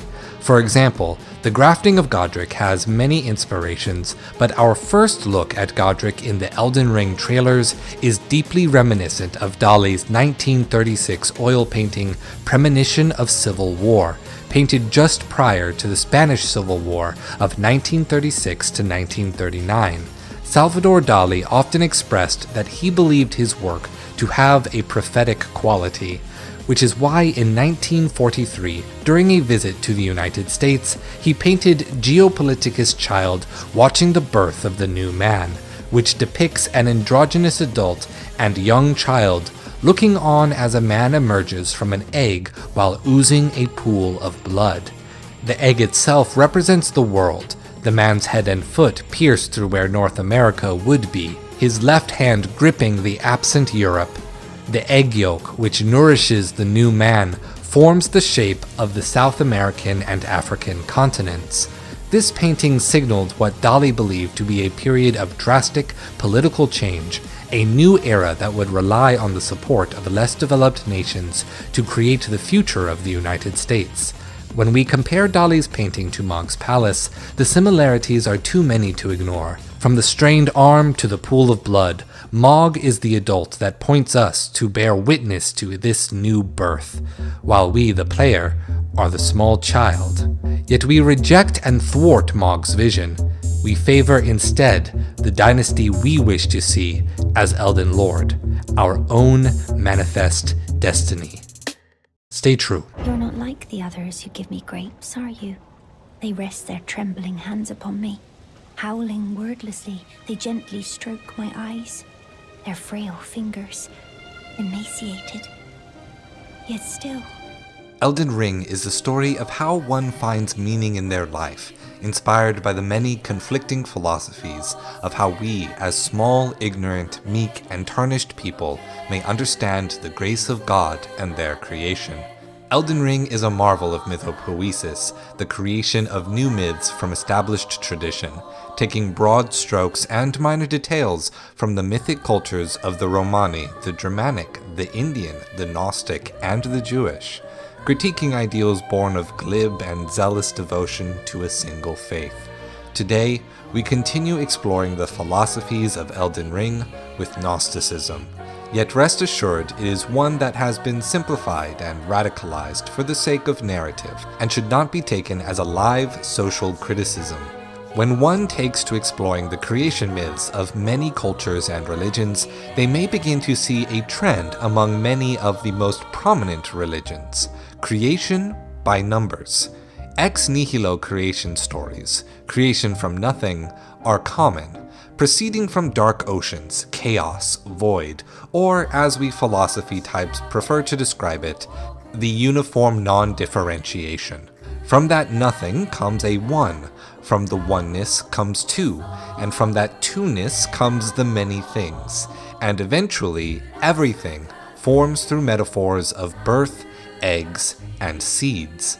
In the story of Elden Ring, many seeds have already taken root.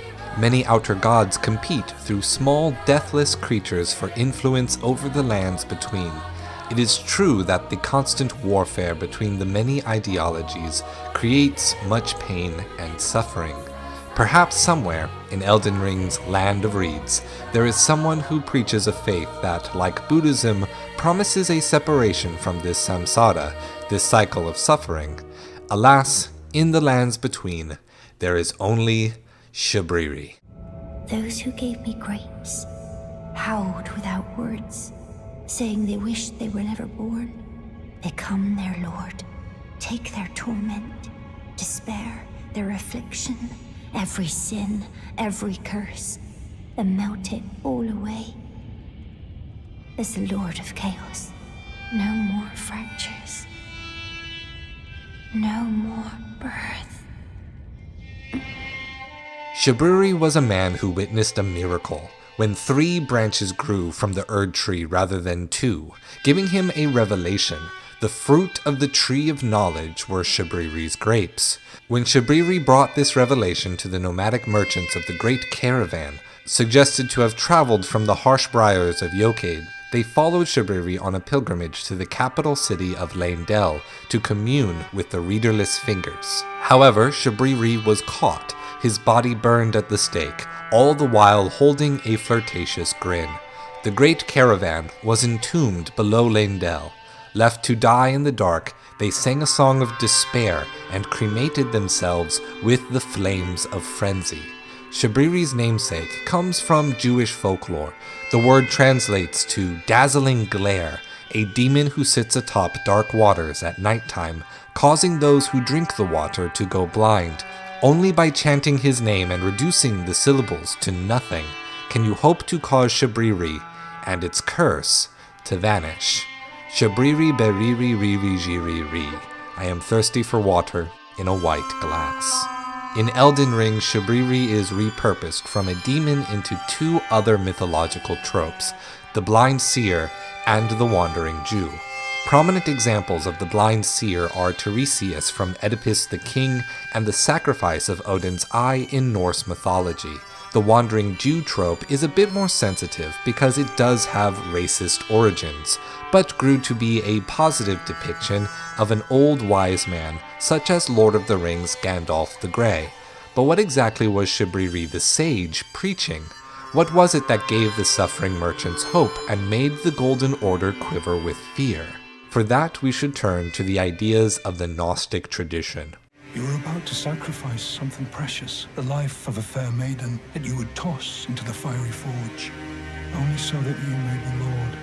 What a horrible thing to ponder. Your ascendancy requires her sacrifice.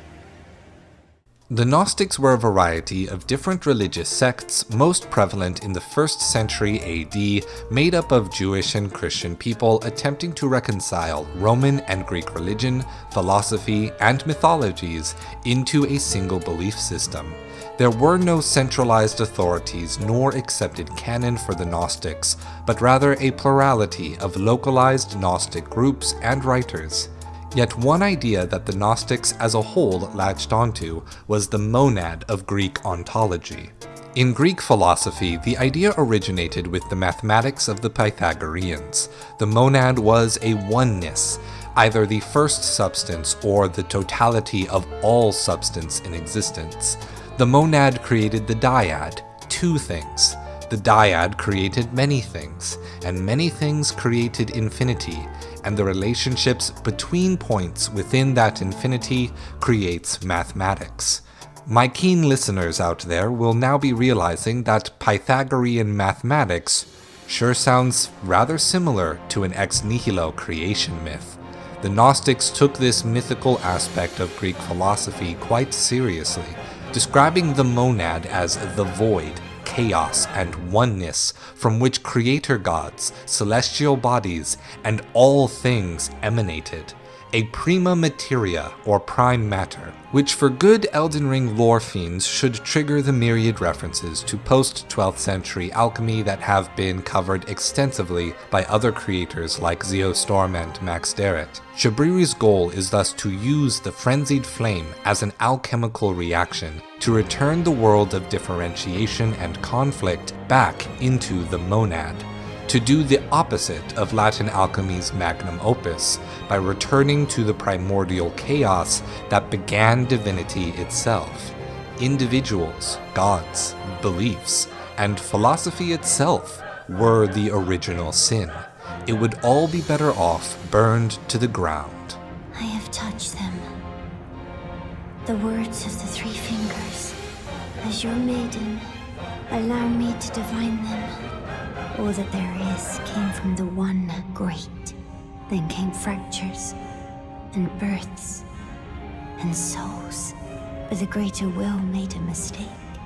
Torment, despair, affliction, every sin, every curse, every one born of the mistake.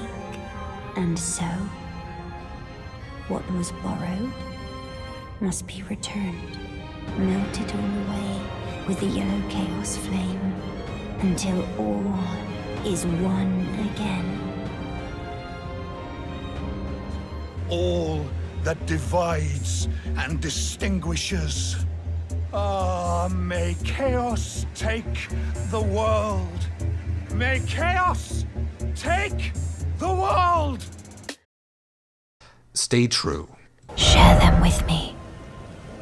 Your thoughts, your ambitions, the principles you would follow.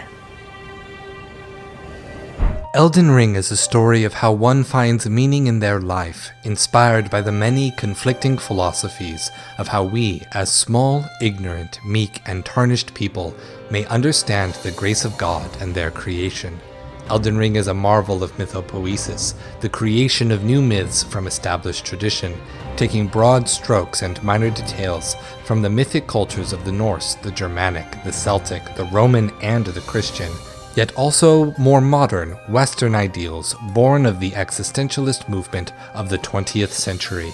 Today, we continue exploring the philosophies of Elden Ring with the sorrowful self-actualization of nihilism. God is dead, God remains dead, and we have killed him. How shall we comfort ourselves, the murderers of all murderers? What was holiest and mightiest of all that the world has yet owned has bled to death under our knives. Who will wipe this blood off us? What water is there to clean ourselves? What festivals of atonement, what sacred games shall we have to invent? Is not the greatness of this deed too great for us? Must we ourselves not become gods simply to appear worthy of it? Friedrich Nietzsche.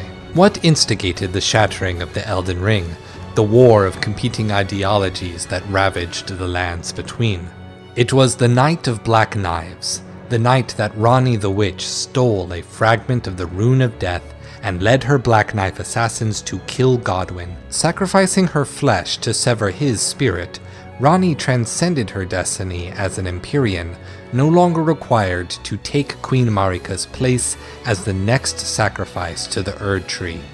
For that is what it means to be a lord, and Ranni the Witch would not see the value of her life, nor the myriad lives of the lands between, have their fates chosen for them. Nihilism is the branch of existentialist philosophy popularized under the writings of Friedrich Nietzsche, most closely represented in 3 books, Thus Spoke Zarathustra, Beyond Good and Evil, and The Gay Science. Nihilist philosophers observe in society that the essentialist ideas of natural law or preordained purpose have already been abandoned by culture and philosophy as a whole. We have no access to the one pure truth of Christianity anymore, nor any consistency among those who still profess the faith too much. In place of the loss of essentialism, there is only nothing. Nothing, nothing. In its place, we have only our own rational faculties to determine our own values, only our own skill to make those values real and enshrined in social structures, our croft and our mocked. The very idea that something could be fated has been conquered. When following Ranni's quest, the concept of fate is central to how other characters, still following other religious ideas, describe Ranni's goal, in terms of fate and related to the movement of the stars. With this instruction, the player continues to follow the path of the Nietzsche quote, from Black Knives to the Radon Festival, by putting down the once mighty General Radon, who ceased the movement of the stars. We atone for the sin of the Night of Black Knives and open the hidden path to Noxtella, the city of the Dark Star. Deep within its sister city, Nokron, we retrieve for Ranni the Finger Slayer Blade, a treasured blade that may only be wielded by one who does not have a fate, yet may still harm the greater will. Ranni the Witch, no longer an Empyrean, in the body of a puppet, is one such person without a fate.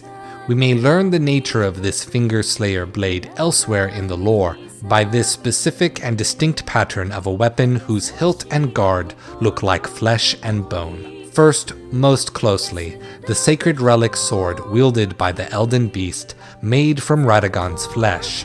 It is considered the mark of a great sin, just the same as the high treason of Nokron suggested by the Finger Slayer blade's description.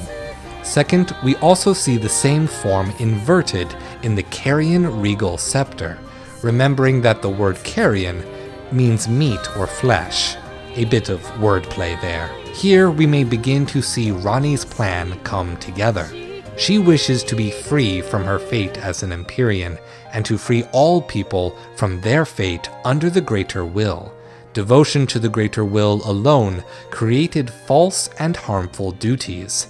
As described on the Order Healing Incantation, the noble Great Mask lamented what had become of the hunters, how easy it is for learning and learnedness to be reduced to the ravings of fanatics. All the good and the great wanted, in their foolishness, was an absolute evil to contend with. To remove her fate, she stole the Rune of Death, but it was not enough. She needed a weapon made from the flesh of a god to kill a god, to remove the notion of inventing a great evil to be juxtaposed against, to kill the essence of determined fate. Now, the translation of Ranni's lines here and in her ending have been somewhat disputed. I, however, believe that the translation was less attempting to literally preserve the Japanese line, but rather to present an archaic and regal speech pattern that in turn would preserve the meaning behind Ranni's quest, focusing not on the senses or impossibility, but on the word certainties. In nihilism's ethical philosophy, moral absolutes are impractical and to a certain extent impossible. Absolute imposed morality is the stuff of essentialism.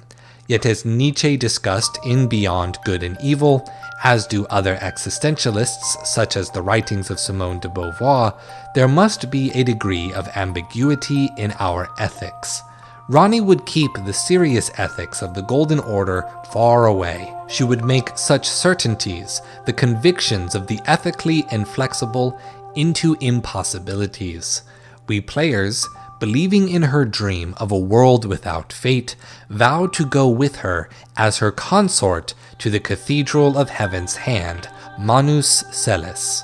Because the world cannot be ordered into a harsh binary of only moral goods and opposing heresies, there must be compassion for people who find themselves caught between that which they cannot control. He who fights with monsters might take care, lest he thereby become a monster. And if you gaze for long into an abyss, the abyss gazes also into you. Friedrich Nietzsche. When Ronnie gazed into the night conjured by her mother Renala, a night of rebirth and second chances, Ronnie saw a cold, dark moon, a kind and gentle night, freed from the fates imposed by the harsh light of the greater will. Nietzsche's nihilism is a philosophy inundated with poetics and misunderstandings. Yet, at its core, it is a philosophy of self-determination and a call for moral flexibility and compassion. Is that not the next age we wish to see foretold by the stars? Stay true. Then it's settled. Summon me by grace to turn runes into strength. Elden Ring is the story of how one finds meaning in their life, inspired by the many conflicting philosophies of how we, as small, ignorant, meek, and tarnished people, may understand the grace of God and their creation. Elden Ring is a marvel of mythopoesis, the creation of new myths from established tradition, taking broad strokes and minor details from the mythic cultures of the whole of what we call Western ideas. But perhaps none are shown more explicitly than ideas formed in the theology of Christendom. Today we continue exploring the philosophies of Elden Ring with the philosophy and theology of a figure who was foundational to Catholic canon, St. Augustine of Hippo. In the beginning there was the void. From the void formed the outer gods. Among them was the greater will. The greater will sent a golden star to the lands between. The star became the Elden Beast, and the beast became the Elden Ring. The Elden Ring was a magic rune of great power that created a new law that defined the very nature of the lands between. Under Queen Marika, the Golden Order spread this law far and wide. What was this law? What did the Elden Ring bring with it? The first is the law of causality, described as the pull between meanings, that which links all things in a chain of relation. The incantation works by retaliating with a burst of holy damage after receiving damage. The person causing harm is, in return, harmed. The person who turns the other cheek turns the cheek of their foe. The player and the enemy are having their meaning, their essence, united, such that pain for one becomes pain for another. Perhaps it was this law of causality that bound Radagon and Marika into one being after Radagon became Marika's consort, though I believe there is evidence to argue that Radagon and Marika were always one person. The second is the law of regression, described as the pull of meaning, that all things yearn eternally to converge. The incantation works by dispelling status and special effects, as well as revealing mimicry, such as illusions in the environment. I find this removal of illusory walls the most interesting effect for the story. The law of regression is all about removing barriers and bringing things together. In this sense, both causality and regression are about forming connections. Regression actively removes attempts at creating hazards, barriers, or separations. Causality actively binds people together. That bond causes them to experience the same sensation. Yet where this theme of unity really comes to a head is described in another Golden Order incantation. Order Healing states, all the good and the great wanted in their foolishness was an absolute evil to contend with. But does such a notion exist in the fundamentals of order? The incantation's description reveals the esoteric knowledge gained by the noble Great Mask during Brother Corrin's questline. The word fundamentalism in Elden Ring refers to scholarship, to study. The question in the incantation is thus clearly rhetorical. The Golden Order does not recognize adversaries as evil, but rather draws them together through the laws of causality and regression. Yes, there can be fickle instability and the ravings of fanatics, leading to the many wars waged by the Order and the War of the Shattering, but none that are separate from the Order were originally meant to be considered evil. Evil cannot exist on its own. Nothing can truly be heresy, which could explain why Brother Corrin and any other faith teacher is willing to teach us heretical incantations even though they violate their principles. This idea in the lore is perhaps inspired by the most influential ethical philosophy of Saint Augustine of Hippo. This is the privation of the good. Saint Augustine's writing, De Natura Boni contra Manichaeos, translated concerning the nature of God against the Manichaeans, was first and foremost a critique of the Gnosticism of the Manichaeans, which held the existence of evil and evil deities as equal and opposite to the Christian God. Secondly, the argument used, now called the privation of the good, is often used as a response to the problem of evil. If you allow me the tangent, I will explain both. The problem of evil is an atheistic or agnostic argument that goes as such. 1. God is omnipotent, all-powerful, omniscient, all-knowing, and omnibenevolent, all-good. 2. If God is omnibenevolent, then God would desire to stop all evil. 3. If God is omnipotent, then God would be able to stop all evil. 4. If God is omniscient, then God would be aware of all evil. 5. Evil exists. Therefore 6. God is either not omnipotent, not omnibenevolent, not omniscient, or does not exist. The typical response to this argument would be to defend the existence of or the nature of God. Yet Augustine's argument instead focuses on the premise idea that evil exists, contending that evil does not exist. Rather, it is a problem of human rationality and free will, misunderstanding what is actually happening in the world, the privation of the good. In his own words, all good things are only from him, not of him. Every nature, so far as it is nature, it follows that no nature can exist save from the most high and true God. For we Catholic Christians worship God, from whom is all measured, formed, ordered. These three things, where they are great goods, where they are small goods, where they are absent, there is no good. What is evil, which is nothing else than corruption? But it may happen that a certain nature which has been ranked by reason of natural measure and form. Corrupt gold is assuredly better than incorrupt silver, and corrupt silver than incorrupt lead. But every nature that can be corrupted is also itself some good, for corruption cannot injure it, except by taking away from or diminishing that which is good. So that was quite a lot, and even that was a Cliff's Notes abbreviation. So let's break it down in just the same way as the problem of evil. 1. God is good, the Platonic form of goodness. 2. God creates things and shares with them that nature, that essence. 3. That nature is good in direct proportion to its similarity to God. Thus, 4. That essential goodness cannot be removed, merely diminished by corrupt wills. In other words, tarnished gold is still gold. Evil is nothing more than ignorance of the good, or corruption of one's sense of goodness. Now, these arguments may sound strange to you. Today, we typically discuss ethics as a matter of social relationships, duties, and consents, and we discuss them sociologically, while the Catholics and the Manichaeans argued about good and evil ontologically, as a matter of physical laws on the fabric of reality. The laws of the Elden Ring are like seeing these abstract, rational concepts as physical laws in the world. The laws are thus now clear. Regression draws things together. Causality binds their experience and fates. And the healing of the Order shows that there is nothing evil to the Elden Ring. Thus, all things can be joined together. But what of the shattering, when the great runes were broken off from the Elden Ring?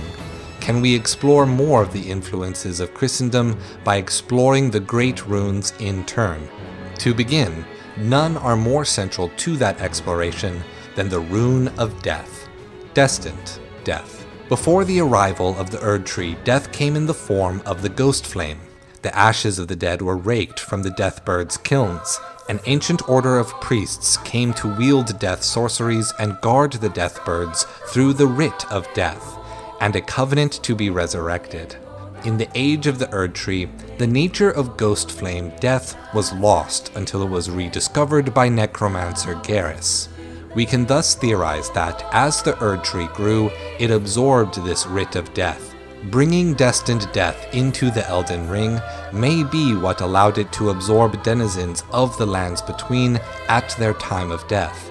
But Queen Marika removed destined death from the Elden Ring.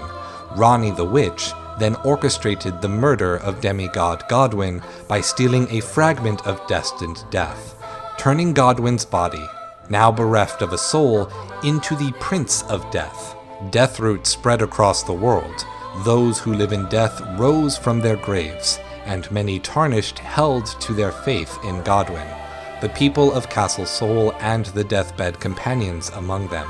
The hunters of the Golden Order then crusade to stamp out what they see as a defiled reason by bringing permanent destruction through the incantation Litany of Proper Death, while Marika's loyal shadow, Mariketh, sealed destined death within himself, away from anyone else that may steal it. Yet we reclaim it to return death to the Elden Ring and usher in a new age where death is restored among the falling leaves. In looking at this dynamic between death before and after the Erd Tree, I see inspiration being drawn between the differences of messianic beliefs between Judaism and Christianity.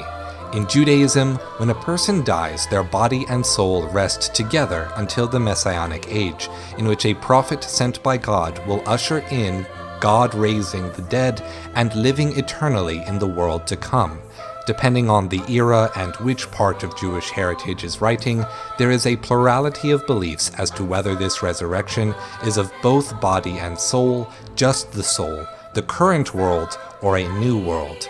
Though it is just a basic description begging for more nuance, it is reminiscent of how, in the Writ of Death, a resurrection was to take place after a priest's funeral rites, though in Elden Ring, it is a cremation rather than a burial. In Marika's Golden Order, death is not so much death in name, but a ritual where one at a certain time submits themselves to be absorbed into the light of the Erd Tree through its roots. Though the Golden Order was imperfect, as many were unable to be absorbed, it is much more similar to Christianity.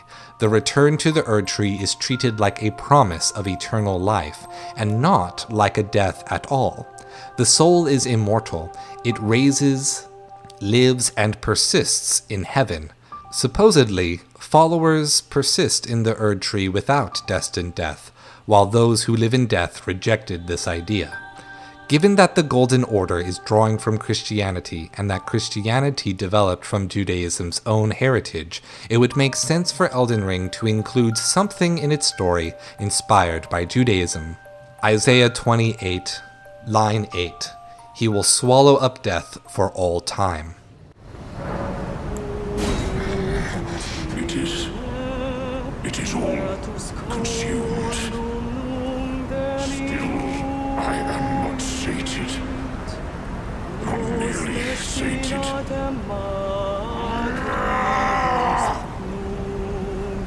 Marika, is this what it is to sin? will things never be the same again?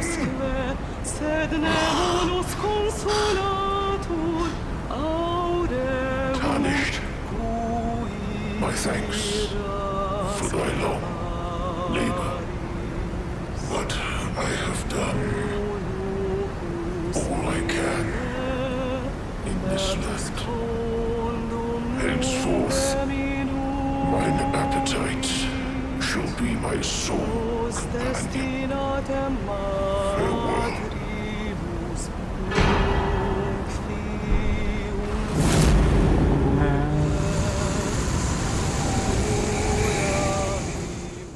As a side note, one should look up the Welsh folklore tradition of Sin Eaters. With so much of Elden Ring's world-building drawing from Irish heritage, it seems likely that From Software may also have drawn from nearby Wales. Cultural anthropologists, from a narrative perspective, broadly connect the theme of sin eating with the sacrificial metaphor of the Passion of Jesus Christ. Yet Elden Ring has more than just one Christ allegory. There is another sacrificial lamb that seeks to right the wrongs of the Golden Order through an age of equality. The heroic Dung Eater. The Dung Eater is perhaps the most vile of the tarnished that gather at the Round Table hold. He revels in murder, he defiles corpses in a ritual to grow the seedbed curse. He threatens the player to go along with his plan just so he can do the same to us. The friendliest characters in the game even warn us away from him. Roderica, who can hear the voices of spirits and nurture their strength, hears a cacophony of tortured souls within him. Big Bogart recounts his time as a cellmate with the Dung Eater, describing him as a madman that curses his victims so that they stay cursed in death. Admittedly, I wrote off the Dung Eater. I killed him as soon as we met in the sewer. However, a lore analysis video by Miss Chalice got me to see the Dung Eater in a new light, pointing out the dynamics of classism that pervade the Dung Eater's storyline. First, Big Bogart's theft and ransom of Rhea, the noble daughter's pendant. Second, the symbolism of eating shellfish, as prawns and crabs were once considered pauper foods. Third, the Omenkin born under the Erd tree, but having their horns mutilated at birth, the children tossed into the sewers to die. Fourth, the Dung Eater wears these shaven horns upon his armor in solidarity with the Omen who were unfairly slaughtered. If you choose to gather seedbed curses for the Dung Eater, you will only find them on the bodies of noblemen in the wealthy city of Leyndell, in the Volcano Manor, or the side rooms of the opulent brace of the Haligri. None of the seedbed curses are made from commoners. Well, except for Big Bogart, seeing that Dung Eater begins the ritual on him to lure you into a fight, and leaves him alive, begging for death. The Gospel according to Matthew 19. Then Jesus said to his disciples, "Truly I say to you, only with difficulty will a rich person enter the kingdom of heaven. Again I tell you, it is easier for a camel to go through the eye of a needle than for a rich person to enter the kingdom of God." One of the foundational ideas of the Judeo-Christian culture is the exile from the Garden of Eden. Man and woman were made perfect in the image of God, yet they allowed themselves to be tricked by the fell angel Lucifer, ate from the tree of knowledge of right and wrong, against God's command. They learned to hate themselves, grew shameful of their nudity, and hid from God. Because of the fruit tree, they knew they had committed a wrong, the first sin. Under the Catholic tradition, all people are equal because we all share in original sin. The fundamental, essential value of human worth is that we are all equally wretched because of this fall from grace. It is only by participating in Jesus' sacrifice that we may be forgiven. In God becoming man, sacrificing himself to himself for our sake, the sin is forgiven and replaced by God's grace. The Dung Eater does something similar, but in reverse. When Dung Eater senses on you the seedbed curse, he enlists you. He has been gathering the curse in order to make a sacrifice of himself, to make you a host for his defiled miracle. This may not have even been the first attempt, given that we see the Dung Eater strung up on the gallows in the opening cinematic, a parallelism to the martyrdom of Jesus' crucifixion. If order is defiled entirely, defilement is defilement no more, and for every curse, a cursed blessing. Through you, the seedbed curse will create for everyone in the lands between an original sin, making everyone equal to never more touch grace. The influences of Christian thought on the lands between are, like the game itself, vast and seemingly inexhaustible. So I would like to take this moment to give thanks for all of you who followed me on this journey of the myriad philosophies to discover in Elden Ring. I am sure there are plenty more to explore, and I would love to hear your interpretations of the meanings you found in Elden Ring. If you found these videos valuable, consider supporting my work on patreon.com/SocraTetris or by purchasing one of my books through the link in the description. And thank you to our Dark Roast producer Noah West over on Patreon. And with that, stay true. Is video game gambling bad? Part of being a fan of gaming as a hobby obviously involves searching for the best, the most entertaining, the most engaging games that we can get our hands on. It would be strange for the developer of a game or a consumer to intentionally look for an experience that is less fun or less enjoyable on purpose. The seemingly black and white prospect of this can be muddied somewhat when introducing the concept of too much of a good thing. Certain distinct kinds of stimuli that all people find psychologically rewarding, a positive fanfare, a sudden reward, or the progression and completion of a task, feel disproportionately rewarding or disproportionately punishing to certain people. People with chronic anxiety, people with ADD, people with a predisposition toward addiction, people on the autism spectrum like me.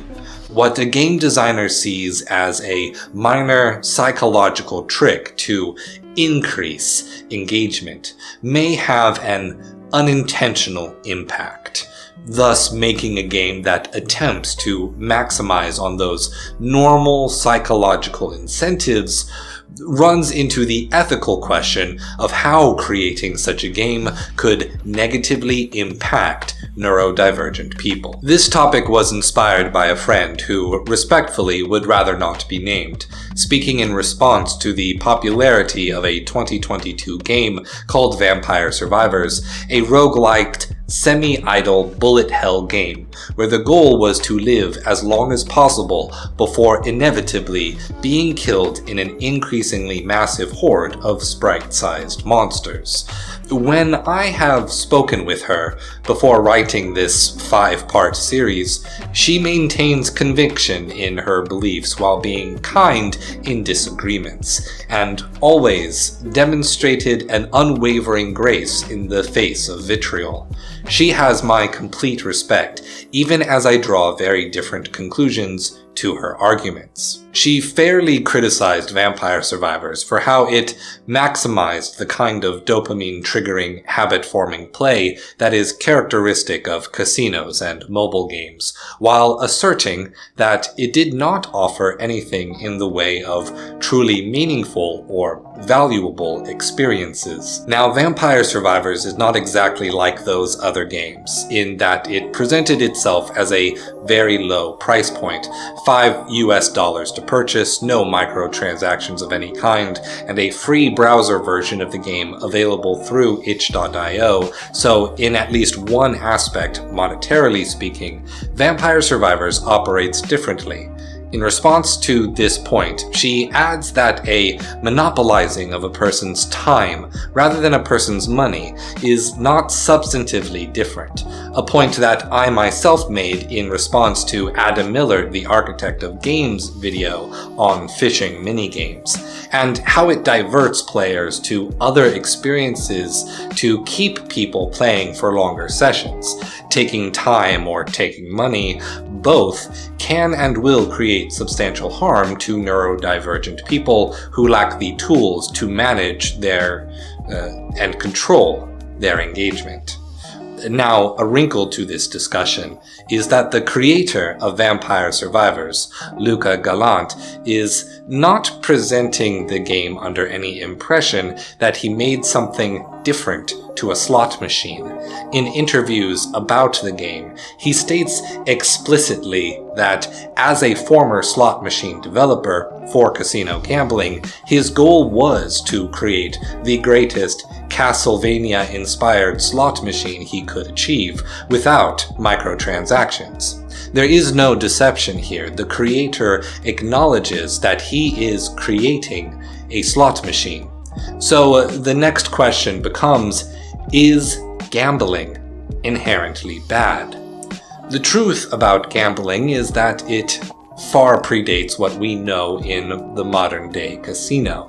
Making a wager with a friend, risking the loss of money, or even an injury has always been an aspect of some kinds of play. Some of the earliest card games, dice games, and board games were centered around betting wealth. Games like the knife game, also called pin finger, finds people stabbing a blade between their fingers as fast as possible until injury. Russian roulette, a game where one risks their life itself to a random chance with 1 in 6 odds. In mundane cases like blackjack and poker, we see risk adding excitement to a game. At the extremes, we can see how these systems of pleasure can create undue harm.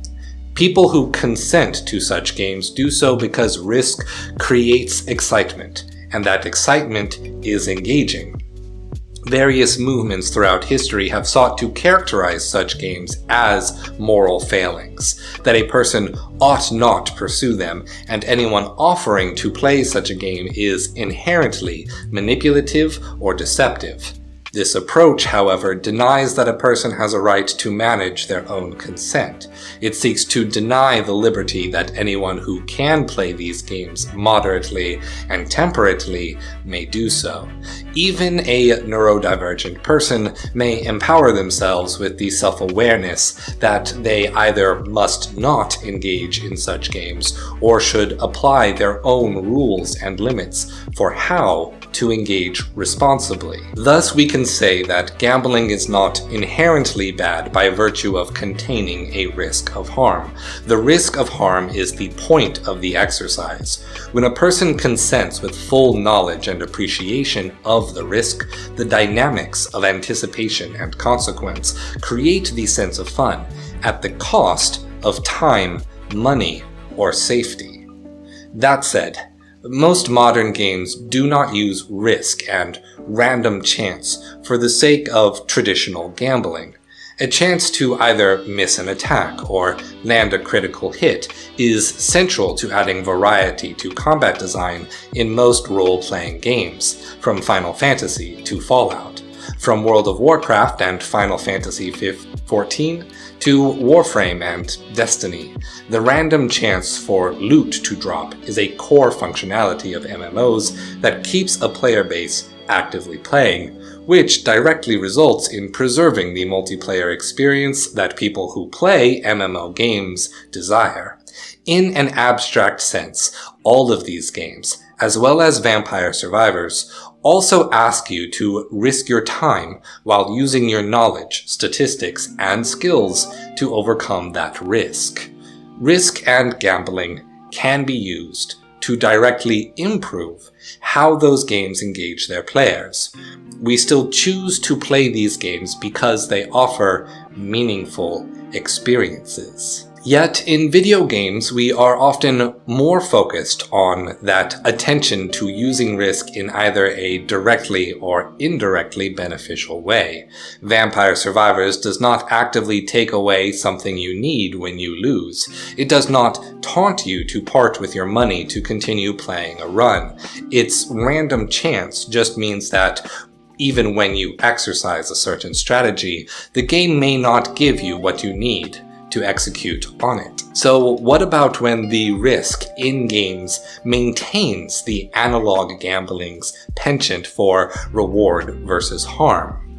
As our conversation about the nature of gambling in games shifts towards free will and consent, discussion of gambling games beckons the question, can a person consent to be harmed?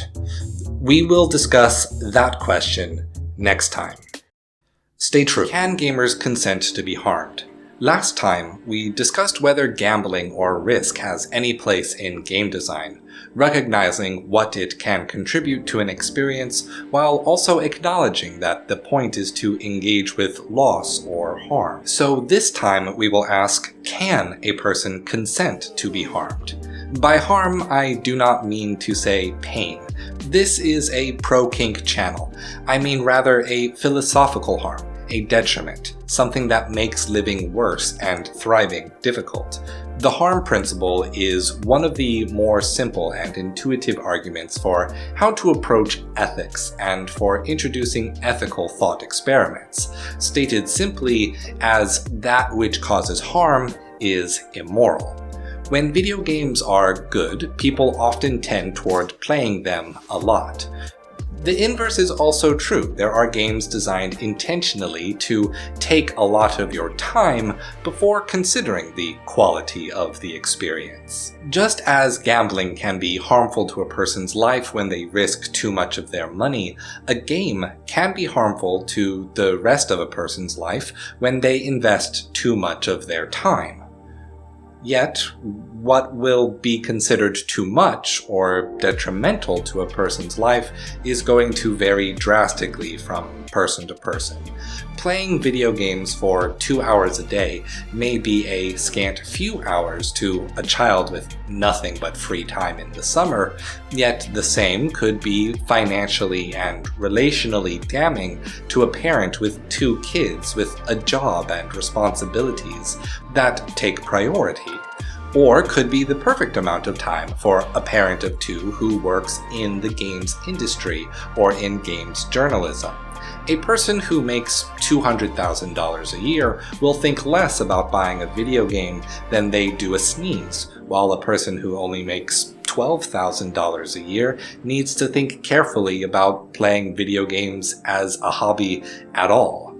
The harm is relative to what the person decides is the right way to live their life, relative to what the person deems meaningful and valuable by their own measure.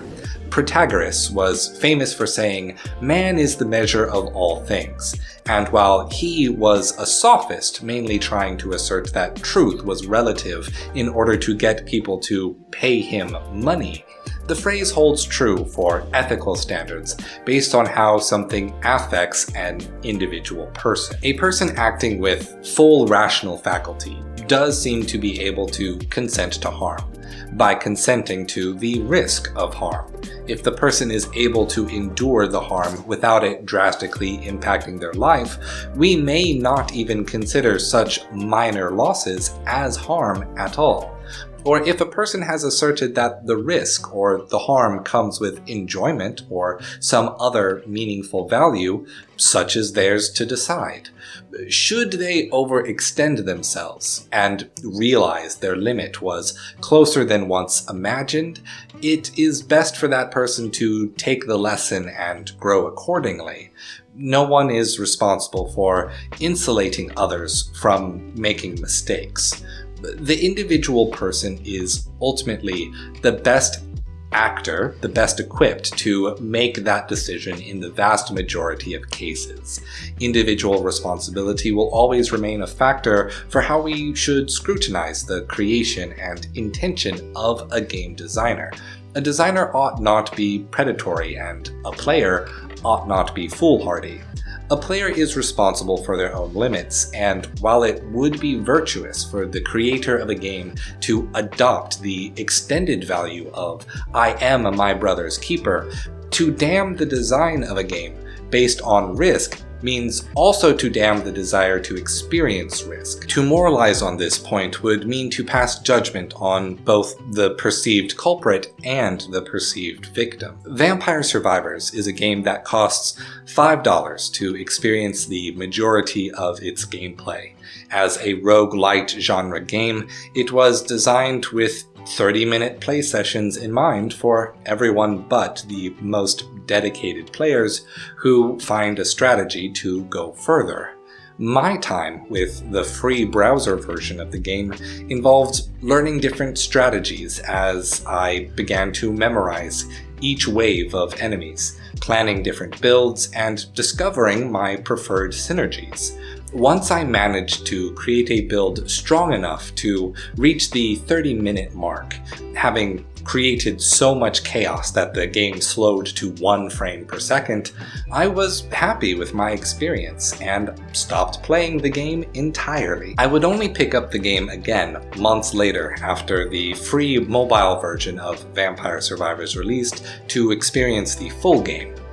Now compare that to the landscape of other games that use other strategies to get you to invest, and decide whether the experience of playing the game is meaningful enough for you to spend that money and time with it. But what are we to make of the situation in which one has their ability to consent itself removed? What about video game compulsion? We will explore that next time. Stay true. What happens when gamers can't consent to games? Video games are often likened to drug use, both colloquially by reviewers who can call gameplay addictive and by clinical psychologists who study addiction.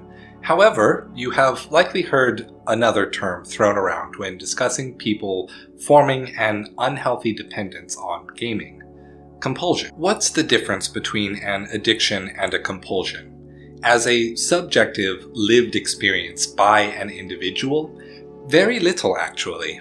As explained in Addiction by Design by Natasha Dow-Schul, those who have developed a compulsion tend to experience similar levels of anxiety and dysfunction in the absence of their focus.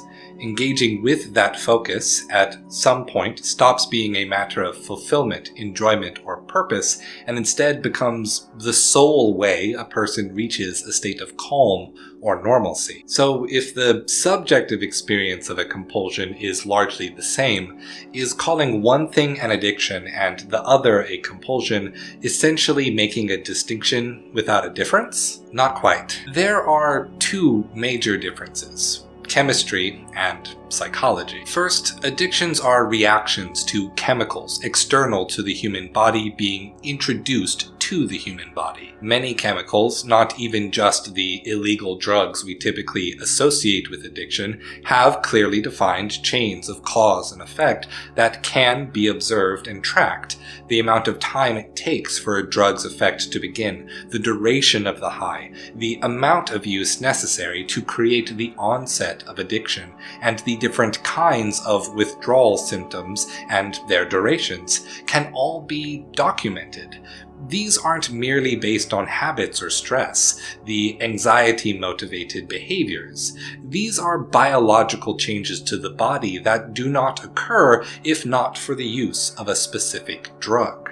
To highlight the difference between addiction and compulsive habituation, we can even highlight some drugs that are addictive before they have an opportunity to become compulsive. A popular legal and over-the-counter drug, oxymetazoline hydrochloride, known to most by the brand name Afrin, is a highly addictive decongestant. Using Afrin more frequently than once every 12 hours or for longer than 3 days will almost invariably result in an addiction in most people. Withdrawal from oxymetazoline hydrochloride involves mainly the ironic symptom of extreme nasal congestion, which can last from 3 days up to 3 months and more, depending on the severity and duration of the prolonged use. Given that the standard effect of the drug's own withdrawal symptom is to cure the symptom, thousands of people get addicted to Afrin because they overtreat a particularly bad sinus infection or use it instead of allergy medication to manage seasonal allergies.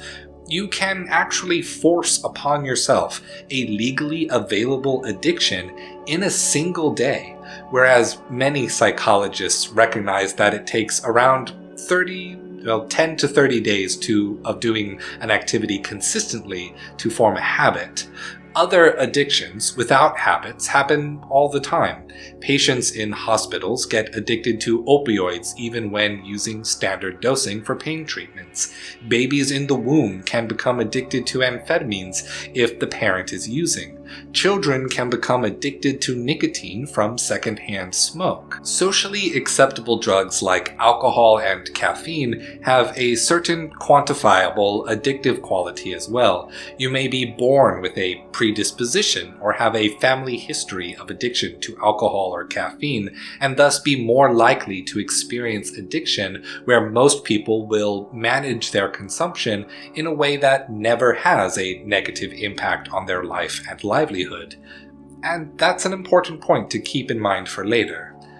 Treatment facilities often have to stock illegal drugs in order to properly treat a person coming off of an addiction, because withdrawal symptoms from certain substances can result in cardiac arrest, panic attacks, severe hallucinations, and death. Cold turkey is sometimes a death sentence. Coming off of a severe compulsion can have similar experiences of withdrawal related to stress and anxiety. Coming off of a compulsion can result in panic attacks and violent outbursts, loss of inhibition, and much more. I am not downplaying the severity of what a compulsion can do to a person in any way. Let me emphasize that. It's bad. However, from a medical perspective, if medical professionals and researchers cannot treat these categories interchangeably, then neither should we. From both a pragmatic and ontological perspective, we must remember there is an important difference. Second, compulsions are internal reactions to an extremely broad array of objects or activities that are their focus. Anything that is in any way pleasurable, meaningful, or relaxing has the potential to become habituated, and from habit to become a compulsion that is deleterious to a person's health if it causes a release of dopamine, adrenaline, oxytocin, serotonin, testosterone, or estrogen. Then the behavior or activity contains within it the possibility of becoming the focus of a compulsion. To list a few that aren't video games: shopping, tasty food, exercise, sex and masturbation, work, being angry, self-harm, sleep. The list goes on.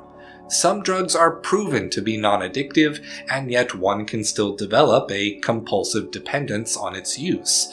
The main example in modern times to be THC, or as it's known in common parlance, icky, sticky, dank, ash, cushy, chronic goodness. Video games, both as new media and for its specific focus on being designed for engagement as a core goal, have become a major place of scrutiny for examining the concept of compulsion, though what is compulsive and how seriously society takes it vary drastically by era and region. Once it was Pac-Man and Tetris in the corner of local pubs, the social obsession with these games being international sensations treated more like musical one-hit wonders rather than anything external to a cultural norm. Then arcades as a business model garnered a reputation for delinquency in adults and truancy in children and teens. Before the language of compulsion, gaming was associated with the shirking of responsibility and the corruption of the youth, much like philosophy. Then we have the rise of the MMORPG in the 2000s, stoking the fear that an entire generation will become socially isolated invalids, in particular becoming far more prevalent in South Korea, which led the zeitgeist of studies into video game addiction, what we now call compulsion, for years. In Japan, the rise of hikikomori, a particularly media-focused form of agoraphobia, is a modern social illness on the rise. People mainly focusing on blaming sexual gratification in anime and games as causing the rising rates of hikikomori and lowering the birth rate, rather than seeing the rise of agoraphobia as a symptom of a broader systemic problem that also gravitates towards media consumption as a part of those symptoms. Despite the extra attention, games are not categorically different from the perspective of forming compulsions than other activities. Some activities can be more or less likely, depending on the person engaging in the activity, to develop into a compulsion. Some games will be more compulsive than others. Games may even specifically design themselves to take advantage of habituation strategies developed by psychologists. Yet it can be important to remember that even in the absence of such an intent, one can develop compulsions focused on simply good games like Minesweeper, Tetris, Pac-Man, and Bubsy 3D. Once a compulsion is established, it can be an active detriment to a person's life, health, and livelihood. Quitting a compulsion can result in a wide array of reactions as well. Essentially, any behavior or health condition associated with extremely high levels of stress can manifest while kicking a compulsion. Gradually separating from a compulsion often isn't an option because it is habit-based, and any engagement with the habit reinforces the compulsion. Quitting cold turkey, while torturous, can often be accomplished by having a strong network of support from friends and loved ones, a predetermined behavior plan, and counseling from a licensed professional therapist that the person relates to or can open up to. There is research enough to safely conclude that once a person has a compulsion, willpower and decision-making are often not an option. People experiencing a compulsion will use extensive, motivated reasoning to maintain their compulsion even as it negatively impacts their life. At this point, consent is out of the question, and we reach a new question. Whose duty is it to protect people from compulsions? And how do we protect people from compulsions? Much like with drug use, painting any broad category as inherently bad creates an unnecessary demonization of very normal experiences of enjoyment and engagement for most people. For example, it is overly broad to attempt to define the concept of extrinsically rewarding gameplay as compulsive by nature when both intrinsic and extrinsic reward systems can result in compulsion. Same too with defining any game loop in a design theory as compulsive while reserving the non-compulsiveness quality for anything within a game that diverges from a core experience, regardless of how repetitive that core experience may be. Compulsions come from within us, within our body. Thus, we may not haphazardly externalize blame for a compulsion onto an object. Due to the broad nature of what a compulsion can form around, it would be absurd to burden game developers with never making a game that could potentially become someone's compulsion. Given that compulsions arise out of typically pleasurable activities, to ban those activities to protect a smaller subset of people predisposed to forming a compulsion means to violate the liberty of those without compulsions to consent to a risk or pursue a self-determined value. Just because some people form an addiction to caffeine or alcohol does not mean no one should be allowed to have coffee and wine. Nor should we try to establish a pejorative or moral judgment to the production or consumption of these beverages. The same can be said of game mechanics and systems that are disproportionately pleasurable to people who are neurodivergent. To give a pejorative quality toward a kind of game that most people can play responsibly is unfair. There is by necessity some personal responsibility involved in knowing yourself and taking steps to avoid that which is uniquely harmful to yourself. Essentially, the conclusion that we can draw here is that no widely categorical restriction can be created because of the extremely broad nature of what can become a compulsion. Does that mean there is nothing we can do to protect people from being taken advantage of by predatory actors seeking to profit off of people who have lost their agency to the illness of compulsion? I don't think so. We can do plenty. It simply needs to be targeted and specific to the practice, identifying when a design or practice is specifically targeting neurodivergent people and attempting to create compulsion to be abused, as opposed to just trying to make a good game with a specific kind of play or a pleasing aesthetic. I am in no way educated enough to call for specific policy changes to regulate video game sales. However, here are some examples of making specifically targeted requirements. Identifying and banning Skinner box reward structures, requiring account limits for spending on microtransactions. Banning loot boxes outright. Countries are actually doing that. Or requiring developers to remind players to take breaks at certain intervals of time played. Are these good ideas? I don't know. I haven't really formed an opinion on them.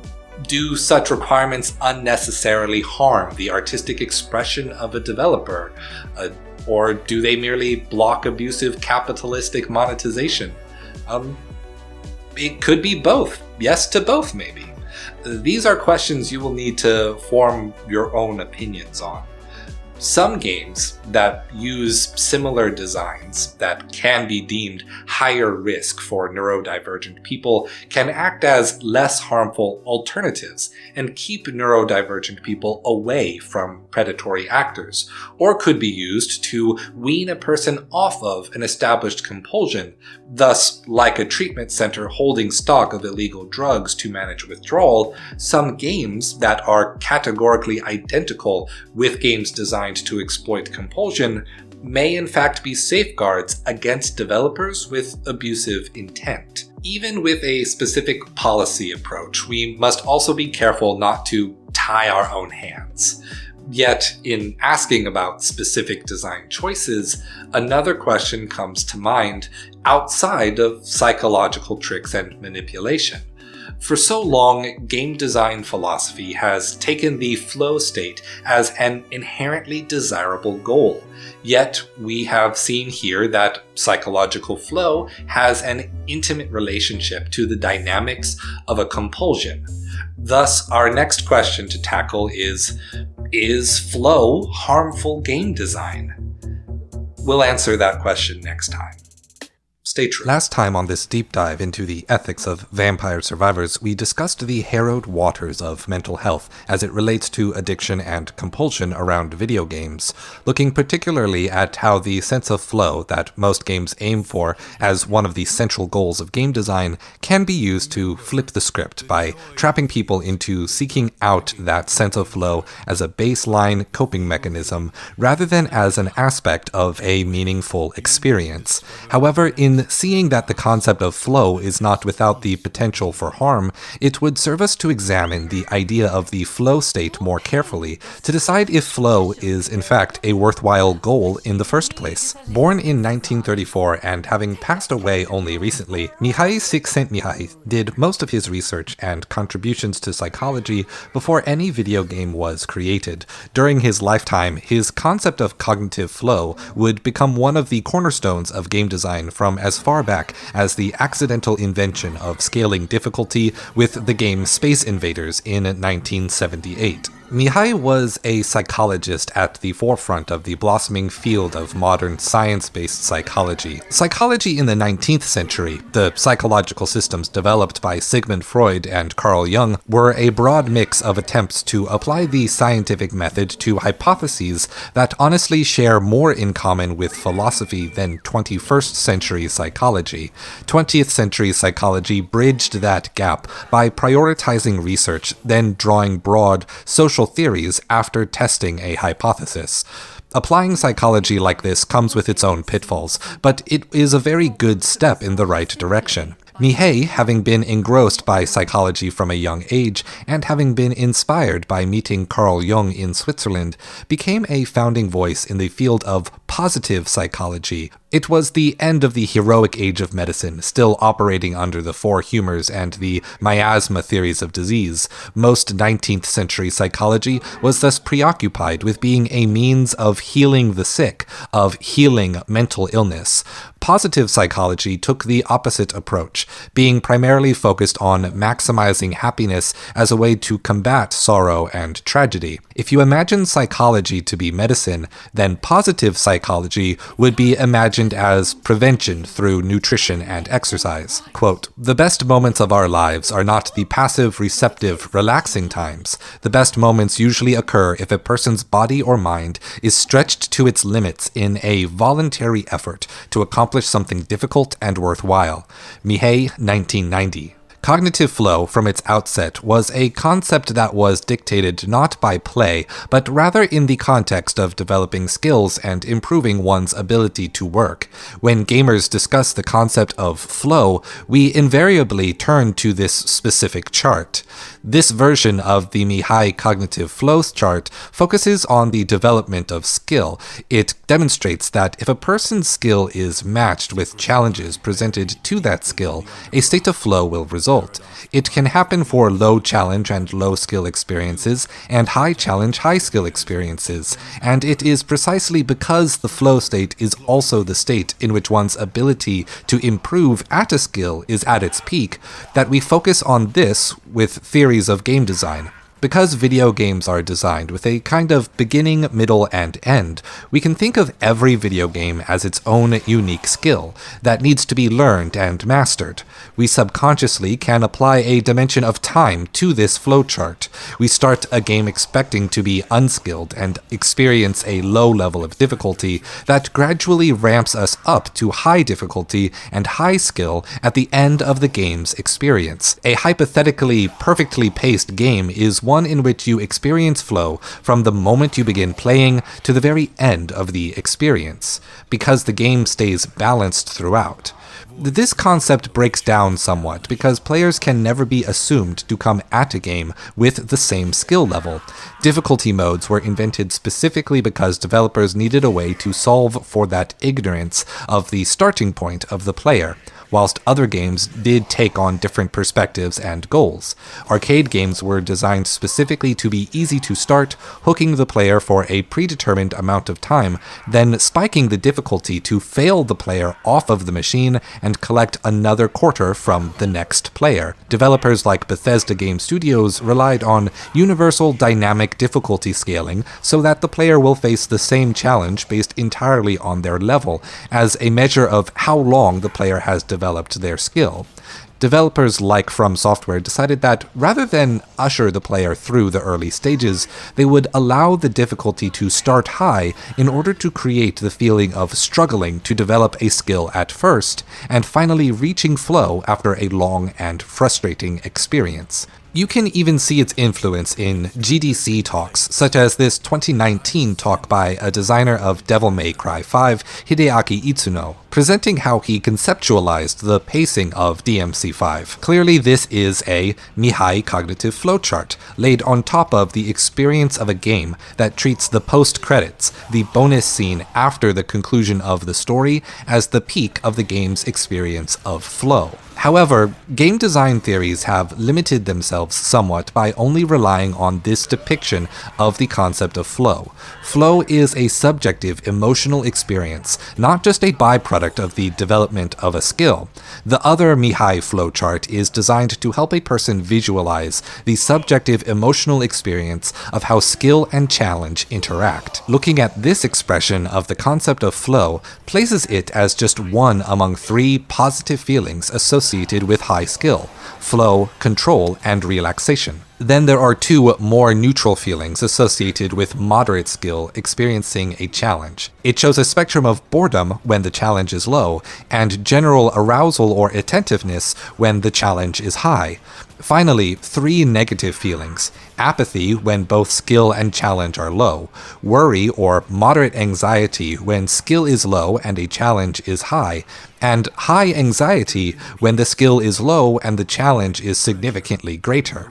Here we can see that Mihai's positive psychology recognizes more than just the state of flow as a desirable outcome of developing high skill at a specific task. This can reveal how players like video games are bad can express feelings of relaxation when playing a game like Vampire Survivors. The challenge of the game stays consistent throughout, and so a player that invests enough attention to become skilled or knowledgeable in a way that exceeds that challenge can find themselves having a positive experience with something that is no longer challenging, but familiar. The simplicity of the game adding to its medium when taken with the context that Vampire Survivors stood as the most popular game to play on the Valve Steam Deck. Video games are bad's focus on the context of when something becomes a valuable experience to the player is tantamount here. Understanding the concept of cognitive flow with just a snapshot of a specific perspective causes us to lose that context when thinking about a game's design. Flow is not just about the development of skill, nor is it just about the emotional experience of tackling a challenge. It has, in fact, a categorical definition of 8 different factors. Quote, complete concentration on the task, clarity of goals and reward in mind and immediate feedback, transformation of time, speeding up or slowing down. The experience is intrinsically rewarding, effortlessness and ease. There is a balance between challenge and skill. Actions and awareness are merged, losing self-conscious rumination. There is a feeling of control over the task. Some of these characteristics are descriptive, like the changing perception of time or the quieting of self-consciousness. Some of these characteristics are prescriptive, like the concentration on a task or the balancing of challenge and skill. The factor that I wish to focus on now is the fourth, as it is self-prescriptive. It is subjective. The experience is intrinsically rewarding. That which we can consider intrinsically rewarding is primarily about what each person decides is meaningful and valuable to them. There is a relationship between the experience of flow and the act of finding value in an act. Flow cannot exist without first imparting that sense of value. Video games, as a unitary piece of art, must first convince someone to make the decision that the experience is valuable through play, before a player can reach a state of flow through the development of their knowledge and skill around the game. As such, a player has the opportunity to decide for themselves, at the beginning of the experience, if a game and its design has that value to their subjective sense of value. In the previous section on video games and compulsion, we discussed how something like playing a video game or gambling on a slot machine becomes a disease, becomes similar to an addiction. In these circumstances, Mihai's concept of flow becomes a baseline. Experiencing anything less than flow becomes anxious, boring, and painful, while reaching flow itself no longer comes with the happiness and elation it once had as the highest expression of a skill. There's no getting around the seriousness of this reality. People experiencing compulsions that act as a severe detriment to their life and livelihoods need understanding, resources, and support to help them out of these harmful patterns of behavior. What I can say as a person who is in one way neurodivergent, I am on the autism spectrum, I have experienced mild expressions of compulsion. There have been times in my life when incessantly playing Warframe was the only thing that got me through tough times. There have also been times when playing Warframe got in the way of me developing new relationships or finding a way out of tough situations. I have put down the game for good and returned to it a handful of times. Writing this in December of 2022, I am currently in a time where Warframe is the main game I play when I get home from work, and I use creating videos about cultural influence of the game to measure what value the game gives me. The key difference between these times were changing my perspective on what within the game was a worthwhile experience versus a waste of time.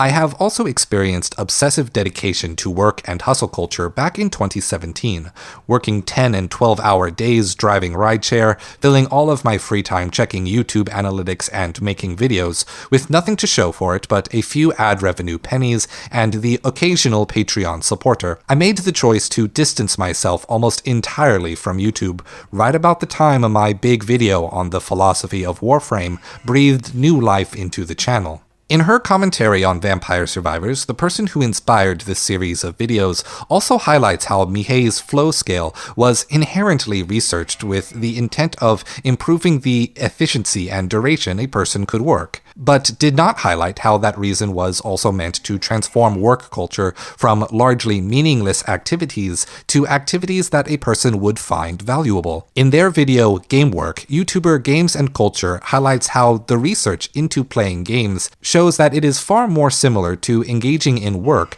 than to engaging in gameless activities more traditionally associated with play. Play, from engineering jargon, is time wasted or energy spent frivolously. Yet, when creating the metaphorical machine of a video game, the act of work is precisely that which we colloquially call play. Work is what we call fun. Games and Culture uses games like Stardew Valley and Call of Duty to highlight how games juxtapose work that one might find meaningful from work one would find meaningless. It is precisely because video games are works of art, because they can abstract the processes of work away from their materially productive function in society, that we can use them toward meaningful ends other than productivity and capital. Work is not inherently bad. Meaningless work, junk work, work that is both personally valueless and provides little compensation, is the kind of work that leads to ennui and the disillusionment of one's chosen purpose. Applying positive psychology to work means to do away with the kind of junk work that creates those feelings, in favor of work that has intrinsic value, in favor of work that is likely to produce flow. It would be an overstep to say that anyone can determine externally what work a person subjectively decides for themselves has intrinsic value as an activity. Again, personal responsibility plays a role in determining if work is meaningful, and thus also if any specific kind of game is meaningful. In my own books, I have highlighted the misconceptions of conceiving work and play as dichotomies, as opposites.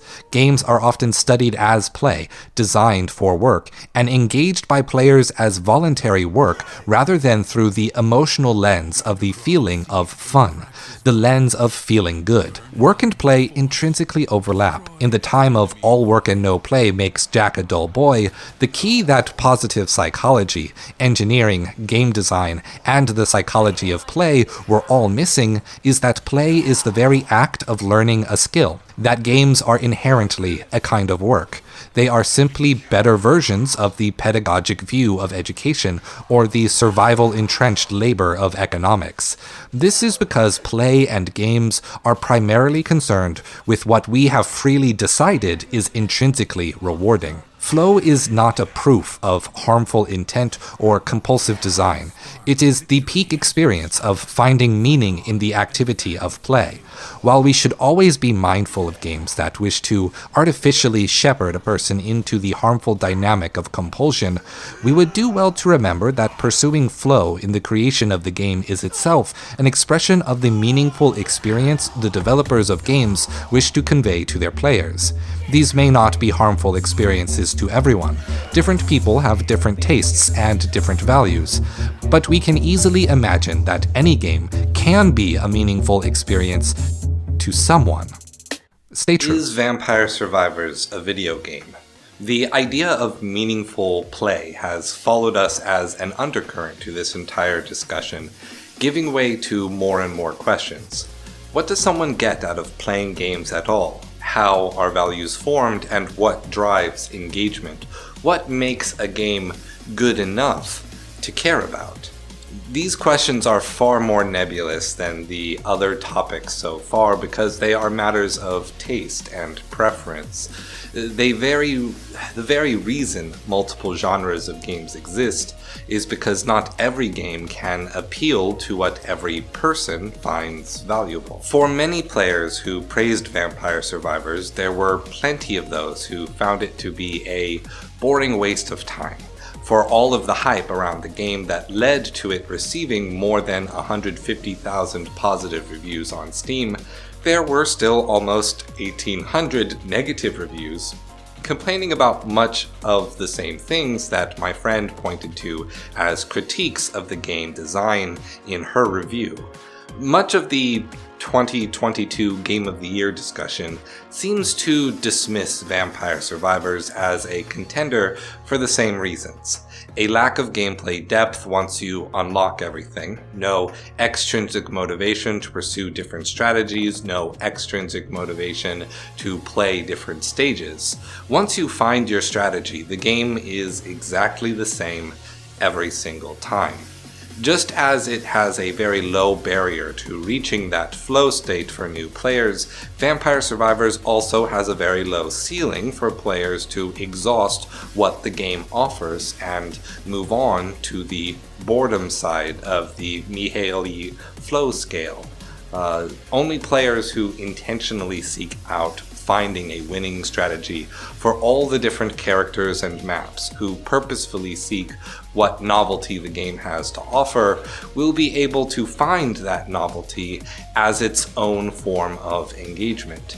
However, if we had started this conversation at preferences, if we had started this conversation at different strokes for different folks, then we would not have explored these other dimensions. My friend challenged me to look more deeply at concepts I took for granted as inherently good.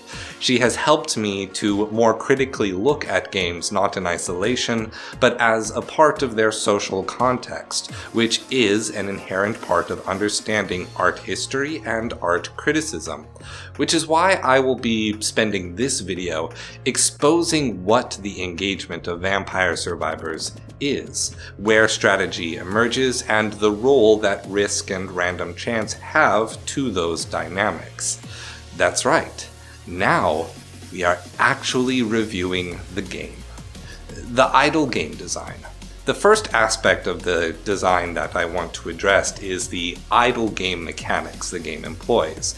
People do not control any of the combat, any of the offense. They only control the character's position as they run away.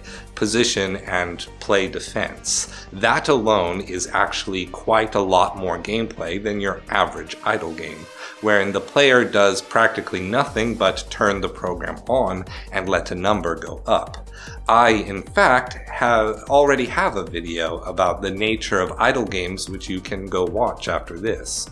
To summarize that video, the idle game was essentially invented as a kind of rhetoric that backfired, an attempt to make a video game that was so obviously not a video game that people would draw a line in the sand.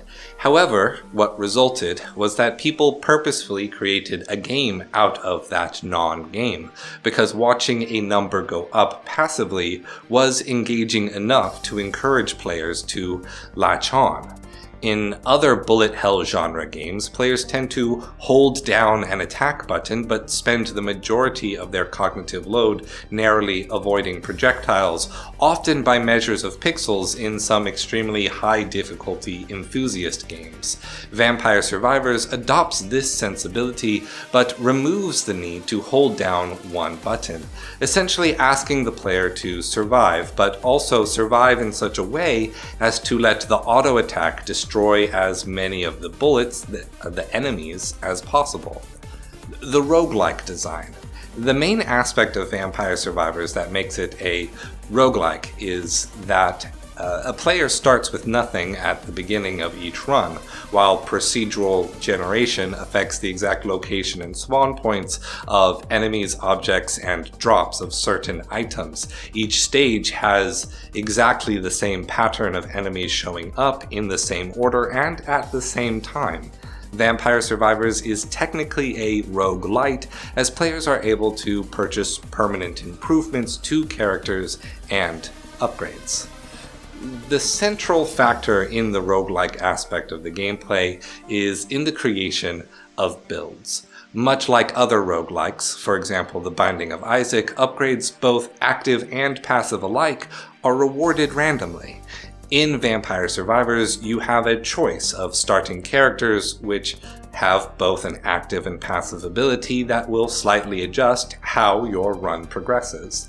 One character may have a minor improved drop rate for experience points, while another could cause all active abilities to increase their projectiles by 1. Because of the random chance, a player cannot actively decide what kind of builds they are going to get. Yet a large aspect of the appeal of roguelikes is that you benefit from increasing your knowledge and skill as a player, rather than as a matter of in-game statistics. Vampire Survivors features a wide array of abilities, and those abilities even unlock hidden synergies at higher levels. With greater knowledge of what is available in the system, players can adjust what build they want to aim toward on the fly, regardless of their luck. For example, those synergies are not random, but instead guaranteed, and thus manipulable as a matter of skill. Larger sprite or glowing sprite enemies will almost always drop a treasure chest once defeated. If a weapon is fully leveled while the player possesses the synergy's passive item, the chest is guaranteed to provide one of the possible synergies. By obtaining the passives and focusing on leveling the active weapons using your level ups, players can reach the much stronger synergy weapons earlier on. Now, as I wrote that before, but as I continued playing, I actually ran into quite a few instances in which having the synergy and fully upgraded items and a chest didn't result in obtaining the synergy. So what was appearing like a guarantee to me may actually be random chance, and I'm not exactly sure how that applies. So take that for what you will as to the quality of Vampire Survivors' strategy.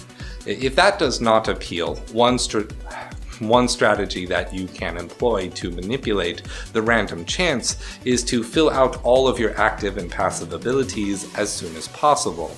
But once all the slots are filled, only those upgrades will appear whenever they are obtained. Thus, you can risk having a lower level build for more streamlined upgrades later on. At this point of knowledge, Vampire Survivors becomes a deck building game.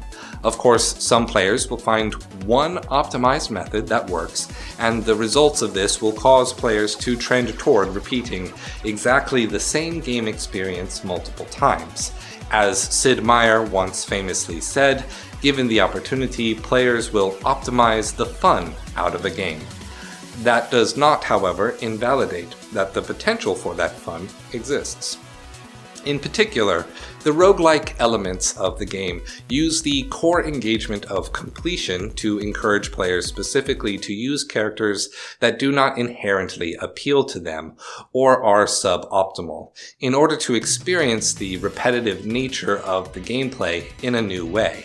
I experienced this when I realized that the second stage was far more enjoyable early on because enemies they mainly came from two directions rather than all sides, and I used this stage to discover weapon synergies and to practice my movement strategies for new characters that I was unfamiliar with. Even in light of these more passive ways of manipulating the game, there are also active strategies that players can learn to combat the presented challenge.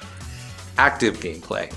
In the book Homo Ludens by Johann Huizinga, agonism is listed as one of the central characteristics, perhaps even the primary characteristic of play. The agonist characteristic is essentially the concept of movement or active doing. Now, Huizinga was writing in a time before the creation of video games. He was thinking of sports, of dance, of music and festivals when he imagined play. He likely wouldn't have counted the minuscule fine motor movements of playing a video game as agonist at all. Yet, gamers often gatekeep because of their perceived sense of simulated movement as well. For some people, shooters and action games are more of a game than strategy games like poker or JRPGs. Know that my willingness to see movement and participation of any kind of game count as agonist comes from not wanting to adopt a standard that would end up disqualifying all video games as games when compared to significantly more active play like sport and other physical culture. In this case, when I call something active gameplay, I am not measuring how active something is or feels. Rather, I am recognizing a difference between something that can be decided upon and manipulated by mechanics, by the player's decision and movements, versus something that cannot. Taking a quote from Core A Gaming's video, The Korean Backdash, after discussing how an innovation in how to interpret a rule of basketball invented the dribble, and how dribbling was almost banned by the official sport, they said, quote, how you are allowed to move defines the game you're playing, and the same goes for fighting games, end quote. This quote also remains true for any game that features any movement of any kind. To list a few examples of active strategies available in Vampire Survivors, players can 1. Charge headlong into screen-crossing mobs once they have the garlic upgrade to maximize experience drops. 2. Players can kite enemies into a single spot and position the enemies where the character's attack will hit. 3. Players can leave food items to be picked up later and stay within that area when a new wave arrives. 4. Players can either focus attacks on the singular large enemies by inching away just out of reach for the big experience drops, or focus on the mobs for many smaller drops. 5. Players can use the time stop ray to create an opening for retreat when surrounded by the circular plant mob. There are quite a few active decisions that a player can make while playing the game. Is the development of these strategies strictly necessary to play, or even progress past the 30-minute mark?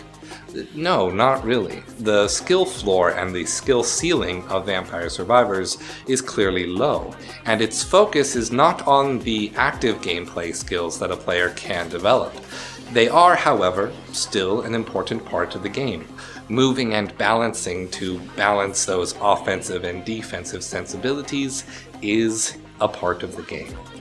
Exploration and discovery.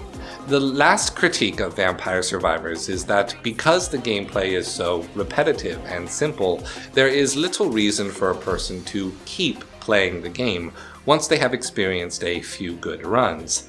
And while I do agree with this from the perspective of moment-to-moment gameplay, I think that Vampire Survivors does quite a lot to motivate exploration and discovery.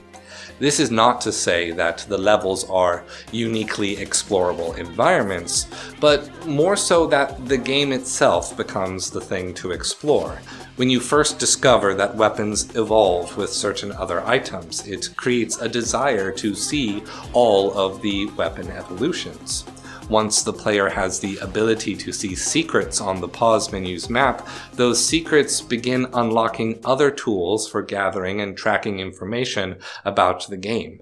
As levels progress, levels start showing unique behaviors that through the environments that can be destroyed, or walls that the player may walk through, or levels may end in a way that is abnormal to the rest of the experience. Written descriptions that accompany achievements and unlockables become a guidepost for finding what to do when the player encounters something strange on a run or looks for something new to try. Vampire Survivors creates multiple layers of secrets, and how to identify unlocking those secrets becomes the game that surrounds the gameplay of any given run on a level. Exploring the game itself beyond distinct levels becomes the reason to play the game henceforth, delivering on novel discoveries and challenges that the opening experience of the game does not. Even though that inherent repetition is never overcome, players who find that repetitive gameplay valuable on its own are then treated to entirely new experiences. And that's basically it. That's the whole of what the game has to offer. Even as you play the different modes of the levels, they are expansions on these fairly simplistic and small features collected together. While I enjoyed my time with the version of the game I played, I neither found it remarkably great nor remarkably bad. Like often happens in hype culture, a game that is moderately good and inoffensive, that can provide a lot of engagement for a low financial cost, was elevated to a one-hit wonder of the season. I highly doubt that people will continue to talk about the cultural impact of Vampire Survivors in 2023 or 2024. It is worth giving it a try, and like with all things that one can find enjoyable and engaging, manage your time playing it responsibly. Please don't neglect your obligations for a video game. And for the love of God, be kind to people. Don't be cruel to people because of a video game. And stay true. Social link shortcuts. One thing that has helped the Tales of series of RPGs stand out as a legacy franchise among the likes of Final Fantasy and Dragon's Quest are the game's focus on characters. While other RPGs express characters as a part of telling a grander story, Tales of has greater focus on the mundane and the casual. It allows its characters to express themselves and expose who they are, regardless of the greater evils they must overcome. The Tales of series always wants the player to understand the person beyond the plot, whereas most RPGs care far more for the plot alone. Final Fantasy 13-2 and Dark Souls, for examples. Tales of accomplishes this through a stylized, visual novel-esque vignette.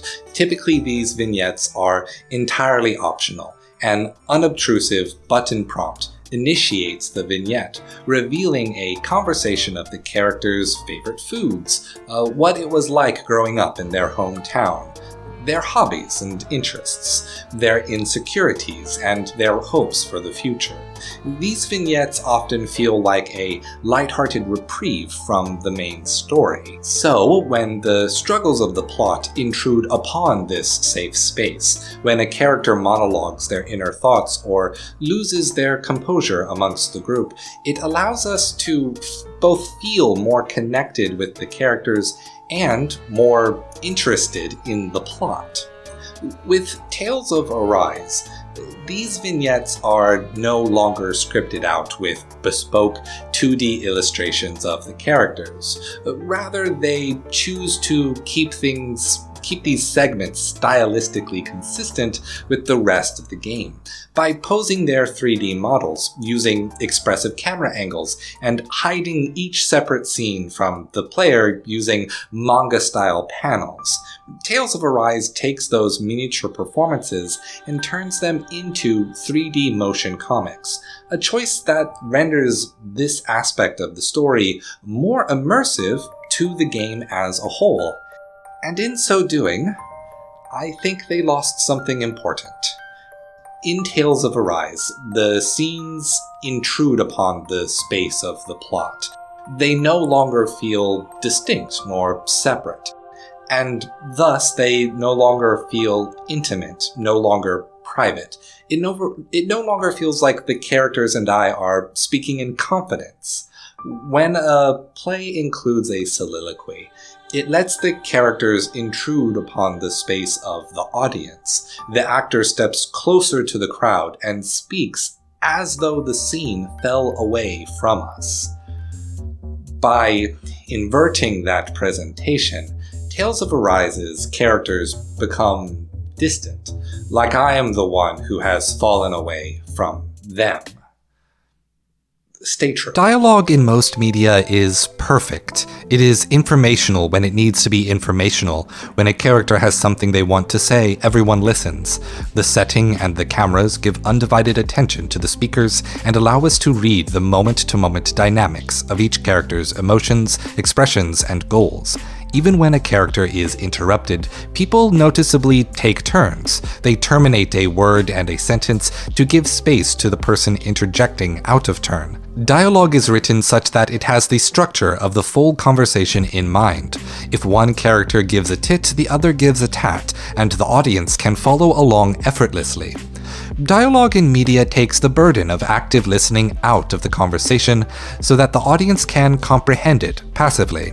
In most video games, this quality is enhanced rather than replaced by gameplay. The ludic aspect of the dialogue is found in what lines are spoken, rather than how it is spoken. The intention of the dialogue, whether it is informational or goal-oriented, whether it provides optional flair or progresses the plot, these things are often revealed by the interface of the game even before the words are chosen and spoken. When a dialogue is not gamified, it almost always serves as a medium by which the player is instructed to play the game.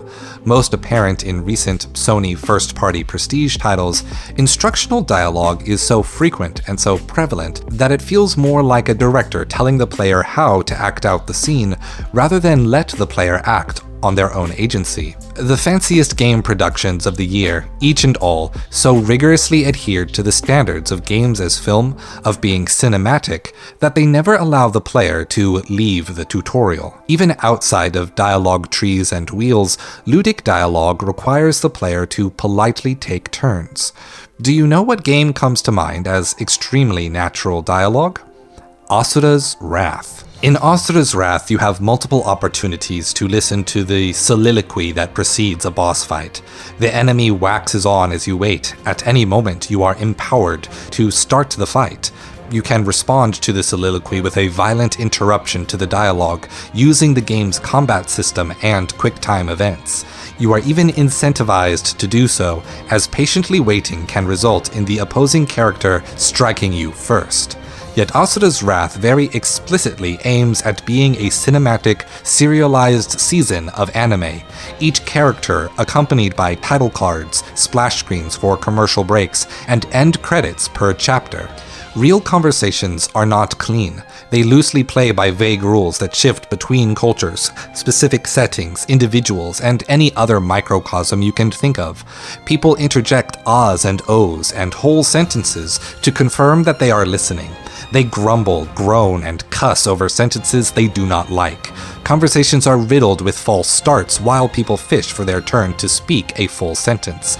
Some people stutter or draw out long-held vowels and curse words just to buy time and keep center stage. People forget what they are saying, and conversations trickle away rather than reaching a satisfying end. People hold other conversations while texting on their phones, while either being attentive to the person in front of them or completely ignoring the voice speaking to them. Language itself is a farcical game with barely defined terms that change with the improv of each new contest. This is why so many films and television that are lauded for realistic dialogue base their dialogue on improv rather than scripts. It is why authors often use role-playing and banter to prepare and map out their dialogues beforehand. Neither cinema nor games need dialogue to be clean. It is often better to be messy, to wallow in at least some ambiguity, to create a sense of realism. With passive media, we can accomplish this by changing the solitary writing process. For the interactive medium of games, we need some other solutions. I do not claim to have solutions for making dialogue more natural. Making dialogue more natural might not even make it a better game.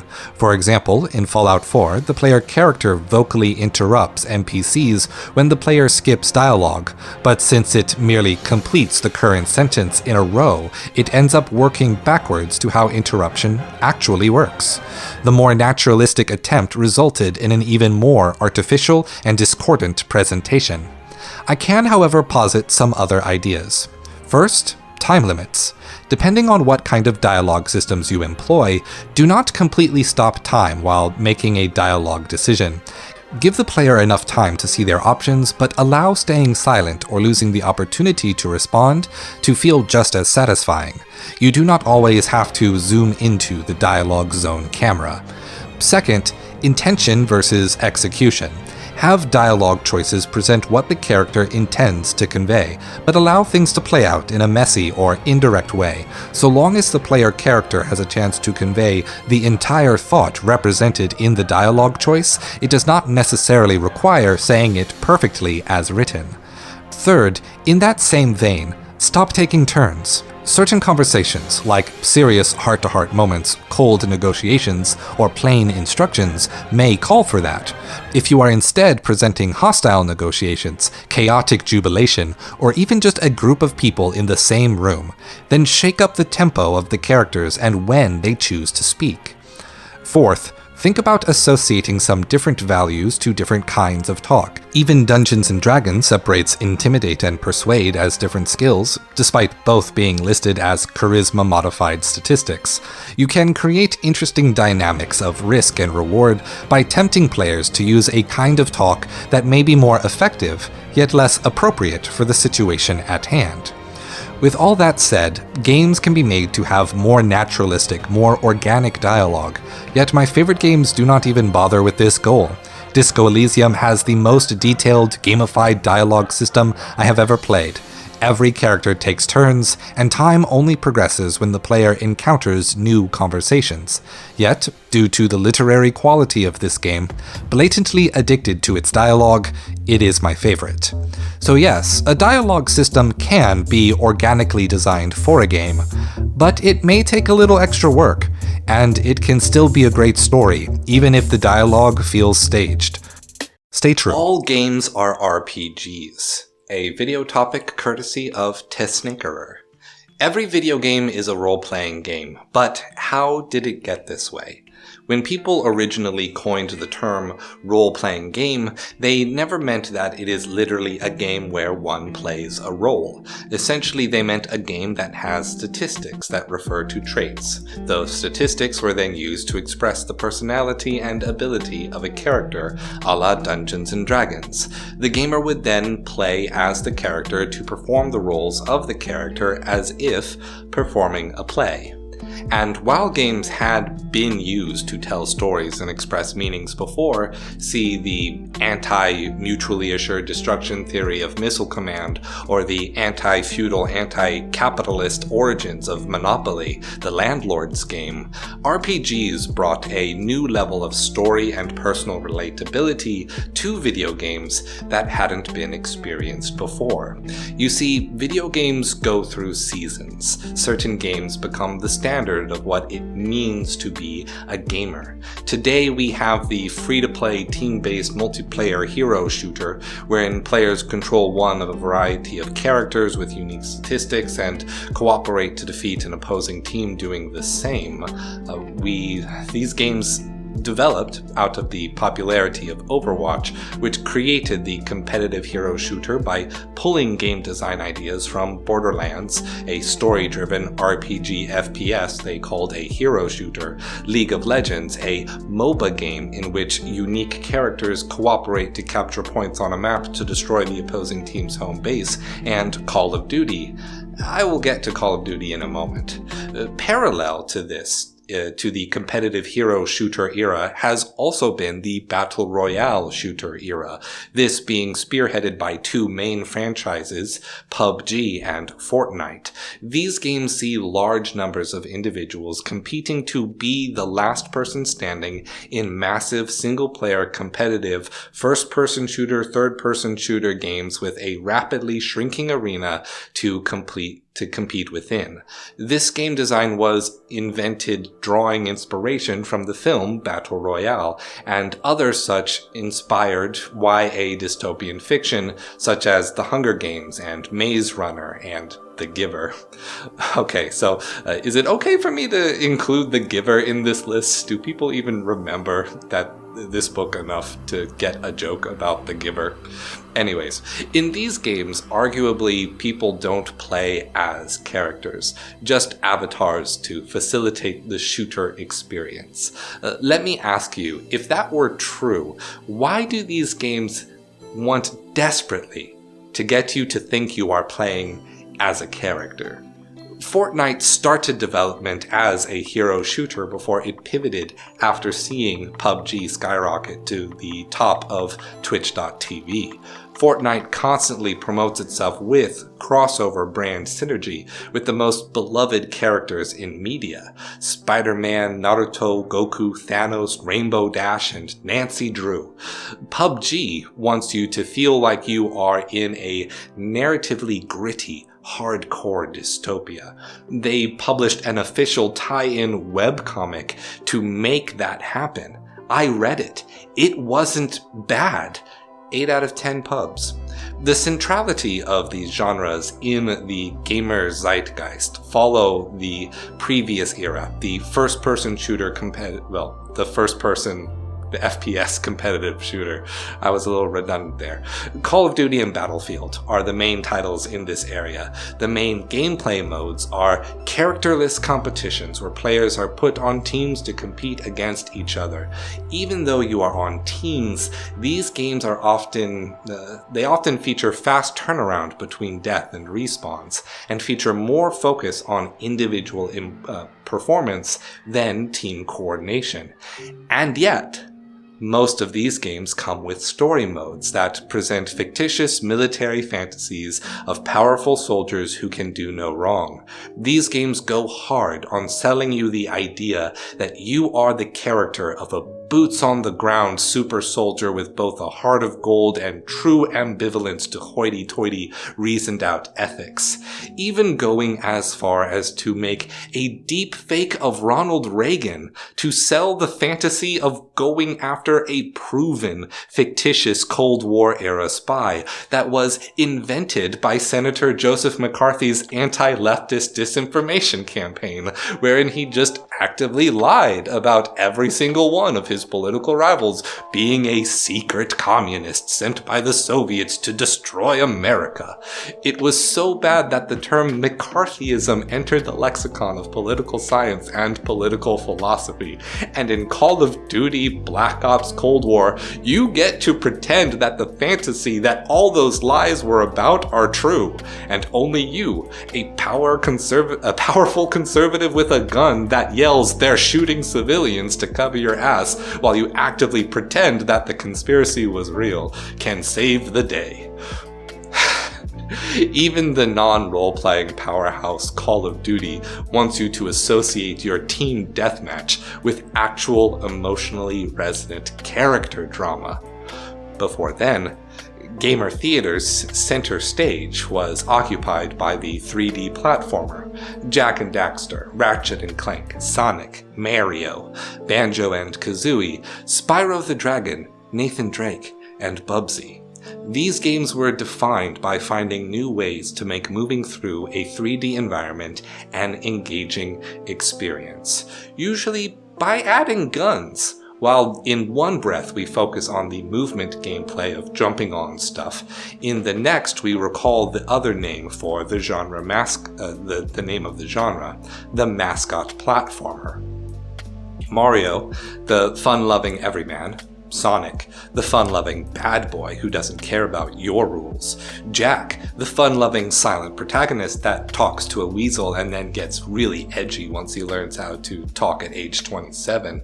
Sly Cooper, the fun-loving suave thief who definitely wasn't my furry awakening. Gex, the fun-loving gecko that definitely isn't James Bond and definitely wasn't my furry awakening. Croc, a fun-loving crocodile who is a crocodile and definitely was not my furry awakening. And Donkey Kong. He has a family now. You also have a family, just like Donkey Kong. #relatable. Okay, admittedly, mascot platformer characters were not often inspired character designs with, inspired character designs, but not inspired characters with deep and relatable motivations. They were, however, perfectly suited for relating to the kinds of things children care about when playing a video game. Basically being fun-loving. For now, I'm going to skip over the popularity of flight sims and music sims and real-time strategy, but obviously Ace Combat Guitar Hero and StarCraft were all about character-driven stories as well and had their own moments in the sun. Yet before the reign of the platformer around the gamer campfire, everyone was playing RPGs. Final Fantasy and Dragon's Quest in Japan, Baldur's Gate, Fallout, and Diablo in Europe and the US. Real gamers showed off their street cred by playing even the most obscure RPG titles like Xenogears and Secret of Mana. The RPG hype train reached its fever pitch with the release of Final Fantasy VII, with its absolutely decadent 3D CGI cutscenes and story of unheard of vastness sprawling 3 whole discs. Though the Final Fantasy franchise would recognize its role of being a gameplay surrogate for the character dramas of the theater most explicitly in Final Fantasy VI's Opera House scene. It seems no matter how far back we go in the history of video games, we will find characters and stories. I recently asked my mutual writer friends what they thought was the most important factor in writing good modern fiction. Nearly all of them replied that strong character writing was the most important. A story's theme, setting, and tonality can all be described through good characters, but none of those things will make a character emotionally relatable to an audience. Without that ability to connect, there is no story for the reader. No matter how far back you go in the history of video games, the centrality of creating story through characters and allowing players to embody those characters in some fashion is at the core of the appeal of playing a game at all. When people say something is an RPG, they mean so much more than the characters or the statistics that relate to the concept. They are hearkening towards certain experiences that they had as players of games and the myriad of systems that facilitated those experiences even outside of the prescribed stories that were written in the script. Maybe any number of alternate terms like character statistics game or turn-based interactive stories would be more appropriate, yet we must remember why the RPG was made to begin with. The use of the statistics were meant as a guide toward connecting us with characters and more personally relating to those experiences. RPGs call back to the very fundamental character of play, in which we take something in the world, observe it, imagine the possibilities, and then see if we can make those possibilities real. We as players are the original character, and we will use play to connect to the world of characters that surround us. Stay true.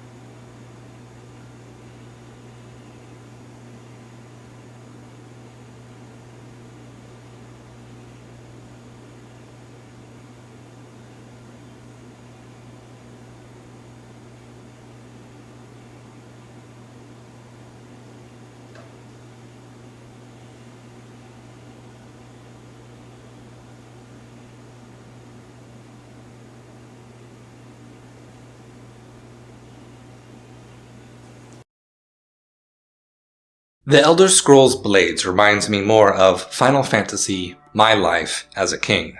My favorite game on the Nintendo Wii, and by far the game that I spent the most time playing on that console, was a little-known game called Final Fantasy My Life as a King. Part of the Final Fantasy Crystal Chronicles continuity made especially for Nintendo consoles in this era, it was a drastically different kind of game than the multiplayer dungeon diving adventures of the other Crystal Chronicles titles.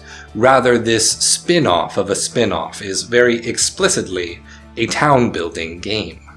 In the Elder Scrolls Blades, you play as one of the legendary Blades, the weirdly samurai-themed defenders of the bloodline of the royal family of Tiber Septim, the Dragonborn.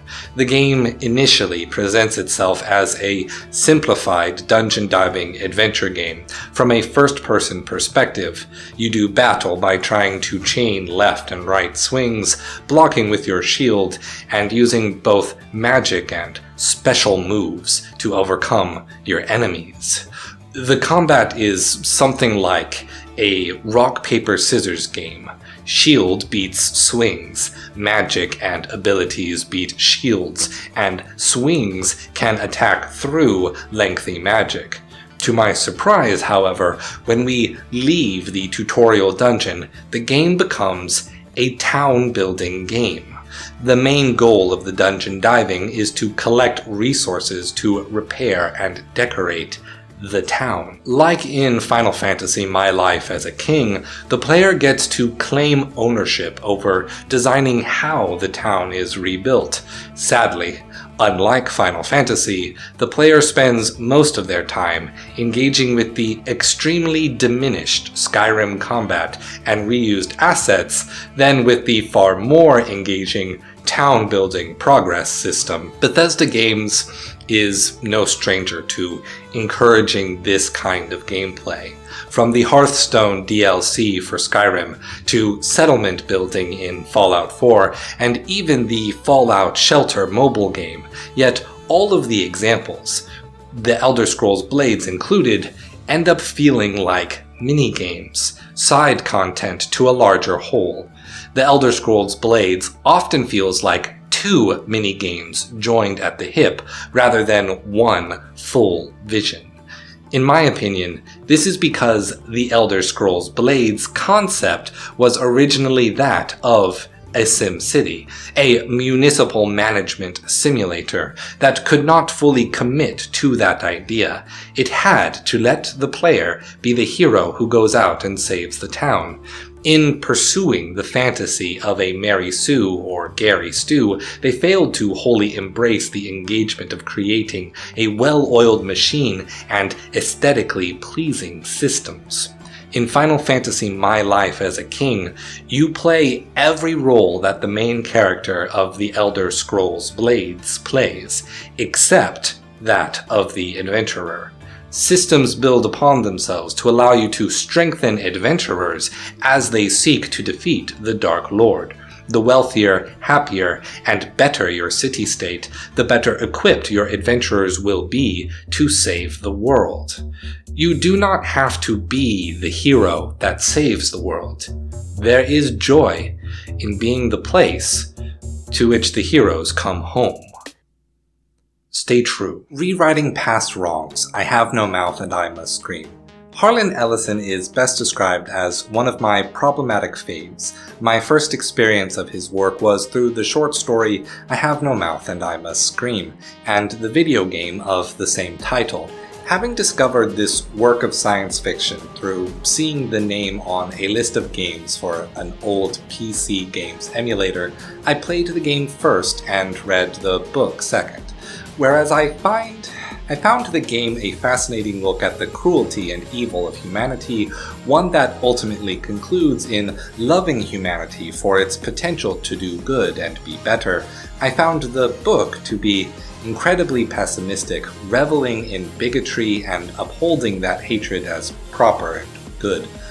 Am's changes to the people he tortures are meant to be seen as Am revealing the true inner natures of people that they once hid from society. However, even though I disagree with the core belief, as a work of literature, I can look past the Hobbesian view of human nature and the use of the biblical illusion of I am that I am, presenting the supercomputer Am as both a placeholder for God and Thomas Hobbes' Leviathan. Though I also think that Ellison misunderstands and misrepresents René Descartes in the stories when he quotes the phrase, I think therefore I am. It is the specifics of the commentary on humanity that will not sit right with me. The two characters in question, Benny and Ellen, represent the bulk of the use of racism as a motif in the book, keeping in mind that this book is American literature and was released in 1967, just a few years after the passing of the Civil Rights Act.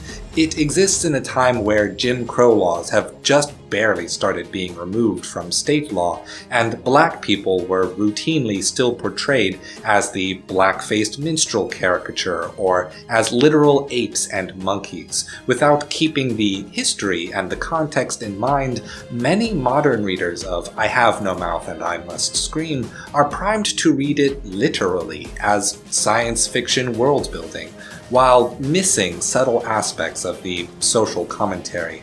Thus, the depiction of Benny, to me, as a black man, does not read simply as a person transformed into an ape by the supercomputer Am. Benny is a homosexual man, transformed by Am into a black man with a massive penis with an uncontrollable desire to sexually assault women. The use of ape-like imagery to describe Benny is not literal. It is a metaphorical use of the exact same imagery used to depict black men in its time being used in its own time. I understand why this would make you uncomfortable. It makes me uncomfortable. Yet it is also the reality of how white American authors used black men in fiction and art. To explain the dynamics of this narrative choice, let me give you a crash course of American sociology. Lesson 1. Race is gendered and gender is racialized. This means that men and women of different races experience both racism and sexism differently and distinctly because racism and sexism inform each other when developing bigoted stereotypes. For example, racist depictions of Asian people follow a core practice of hyperfeminization of Asian men and women. Asian men are depicted as having small penises, as being physically weak, and as sneaky and emotionally manipulative, rather than facing problems directly. Racism against Asian men is hyperfeminized. Asian women are depicted as hyperfeminized as well. The China doll stereotype portrays Asian women as sexually available and submissive. The dragon lady stereotype portrays Asian women as fiercely dedicated to domestic life and obedient to their husbands. Because of this, American men often fetishize Asian women as the sex object, trophy wife, and girl you can bring home to mom, all in one package. These are stereotypes that apply exclusively to Asian women. Sexism against Asian women is racialized. I highlight the hyperfeminization of racism against Asians to juxtapose that racism against African people is just the opposite. Racist depictions of black men are hyper-masculinized. Our bodies are presented as primitive and supernaturally stronger than white people. People perpetuate biological lies that black men have giant penises and unique springs in our muscles that made us physically stronger. Yet through inherently racist eugenics perspectives on evolution, the pseudoscience of phrenology asserted that our skulls were ape-like, and thus we lacked the capacity to think rationally. We were presented as having an uncontrollable desire to rape white women, and such racist beliefs, for a time, had even been supported in the common law of United States courts and jurisprudence. There is an abundance of cases where the only evidence of the allegation of rape was that the plaintiff was a white woman and the defendant was black, as well as an abundance of cases where the plaintiff is the estate of a murdered black man and the defendant is a white police officer who, armed with a gun against an unarmed plaintiff, was upheld as fearing for his life simply because the plaintiff had a black man's body. More modern cases hide those specific details of the dynamic from the arguments presented in court, but you can find them stated explicitly in court stenographer records for cases around and before the passing of the Civil Rights Act. These hyper-masculinized, racist depictions of black men are exactly how Benny is represented in I Have No Mouth and I Must Scream, as an ape with a massive penis and an uncontrollable desire to rape women. This is not a coincidence. It is the reiteration of a common trope. The only dynamic of nuance in I Have No Mouth and I Must Scream is that it is a gay man being punished for being a sexual deviant. The only sexual deviancy being described was that he was gay. By being transformed into a black person, the punishment was being transformed into a black person, which itself becomes a trope in the coming years. For example, the almost released DC comic superhero, the Black Bomber, who was a white supremacist whose superpower was to transform into a black person. Or the Punisher comic, issues 59 to 62, in which a plastic surgeon transforms the Punisher into a black person to hide his identity.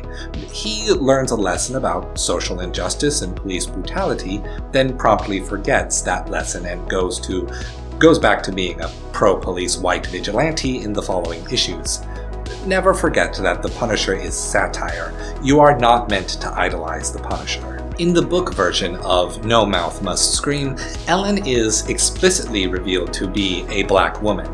The sexist stereotypes that specifically target black women are also hyper-masculinized.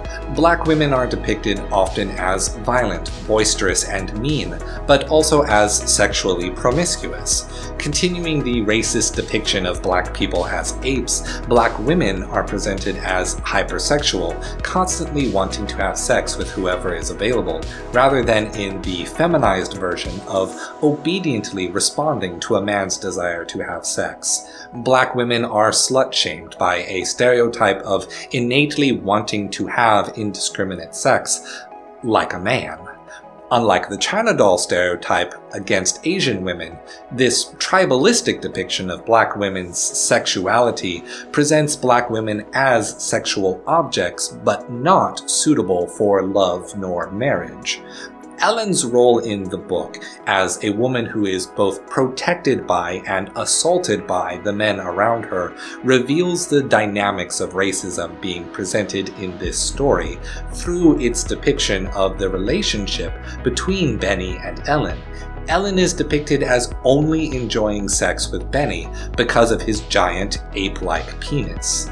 If you read Benny's character as the racist depiction of black men as monkeys in that time, then you must also read Ellen as explicitly a black woman in the story as being presented with the same hyper-masculinity and tribalism stereotypes that harm black women in society. If instead you read Benny's character literally as a man transformed into an ape, then you must concede that Ellen is being depicted with this racist depiction of being an ape-like, hyper-masculinized slut for wanting to engage in bestiality with an ape. The sexism and the racism written into this short story are inherently intertwined and inescapable. And, strangely enough, I still like this story. It is well written, a fascinating depiction of human nature in an unimaginably desperate situation, in which we see the people striving meaninglessly against Am to retain their humanity and ultimately failing to do so. A dark, comedic tragedy like no other in its own time. Which brings me to the 1995 graphic adventure game I Have No Mouth and I Must Scream, a game that was also written by Harlan Ellison along with David Sears and David Mullick, a game that I also really enjoy, a game that elevates the narrative the original short story presented and through gameplay has alleviated the bigotry that the short story relied on. In the video game of No Mouth Must Scream, Am can be defeated. Each character in the story becomes a playable character in the game. Rather than traveling together on an epic quest to obtain some canned food, Am places each character in a simulated reality designed to torture them, forcing the characters to relive their traumas and attempting to make the characters fall to their baser instincts. As a graphic adventure, the player must solve the puzzles of each level to progress, but each puzzle is narratively intertwined with acting on the world. Each puzzle has multiple solutions, a solution that allows the character to repeat their past moral failings, and a solution that allows the character to begin overcoming their trauma and growing as a person. In depicting the character of Benny, by literally visually depicting him as a man deformed, not making any depiction or reference to the size of his penis, whose only goal is to find some food soft enough to eat, Benny is distanced from the hateful and racist depiction of black people. The setting of his story, however, being placed in a generic tribal village, feels like the aesthetic has not been fully diverted. The whispers of inherent racism still linger. In depicting Ellen's character, her rebellious and confrontational dialogue is cast with an assertive and confident expertise. Both are treated as positive traits because she is the only character confident enough to directly oppose Am verbally. Her ability to fight Am with her words, to crack jokes in the middle of mental torture, juxtaposes her dialogue starkly from the male characters who mostly curse and lament their own circumstances. Ellen is no longer presented as a sexual object relative to the other characters, and no longer presented as desiring to relive her trauma. With these changes, the story and its characters are changed drastically, and in such a way that I may engage with the video game without having to remember the reality of the past.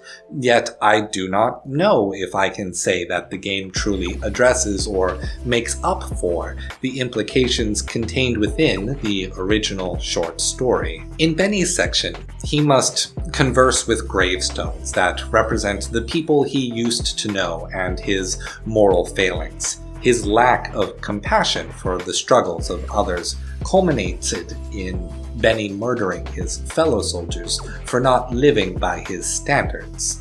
The last soldier that is revealed by the gravestones is Brickman. Brickman says to Benny, "You might have changed in the present, Commander, but you still have crimes in the past to account for. You have to bury the past, Commander. The past does not go away simply by getting further from it. It stays with you. Perhaps recreating I Have No Mouth and I Must Scream as a video game in 1995 was Ellison's attempt to bury the past." Stay true. Tora no Hideo Kojima and memes. If my fur looks wet, it is not only with the night dew. If my breath feels heavy, it is not only with the high stride. If my call sounds soft, it is not only with the thick brush. If my paw smells rotten, it is not only with the flooded clay. If my flesh tastes raw, it is not only with the fresh blood. Hey, so this one probably sounds really weird to you. I originally meant for more of these essays to be replaced by poetry, but It didn't turn out that way.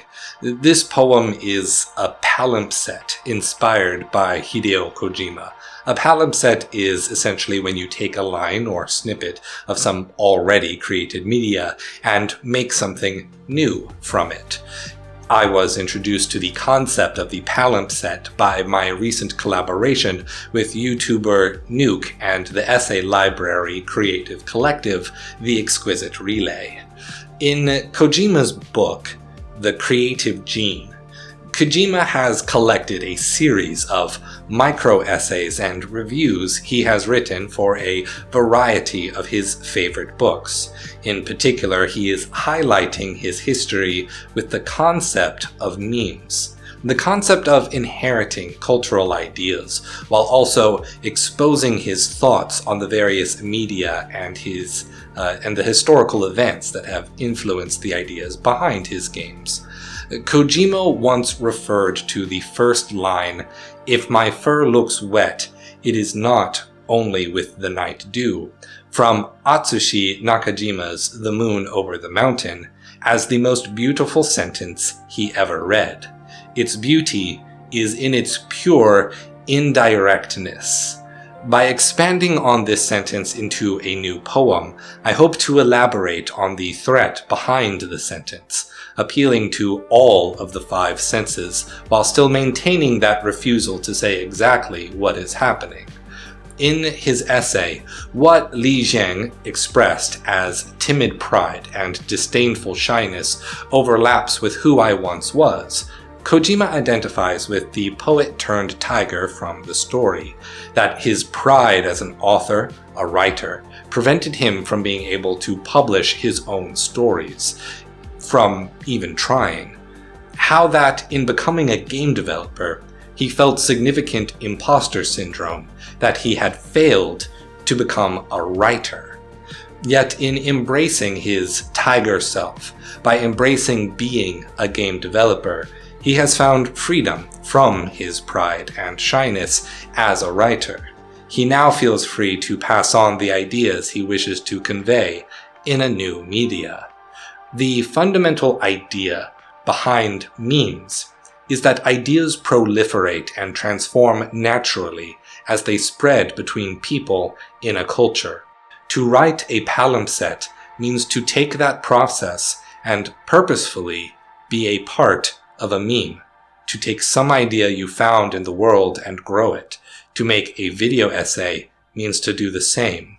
By taking the pieces of an audiovisual media and recontextualizing it, by rearranging videos and adding on to the audio of other people's art.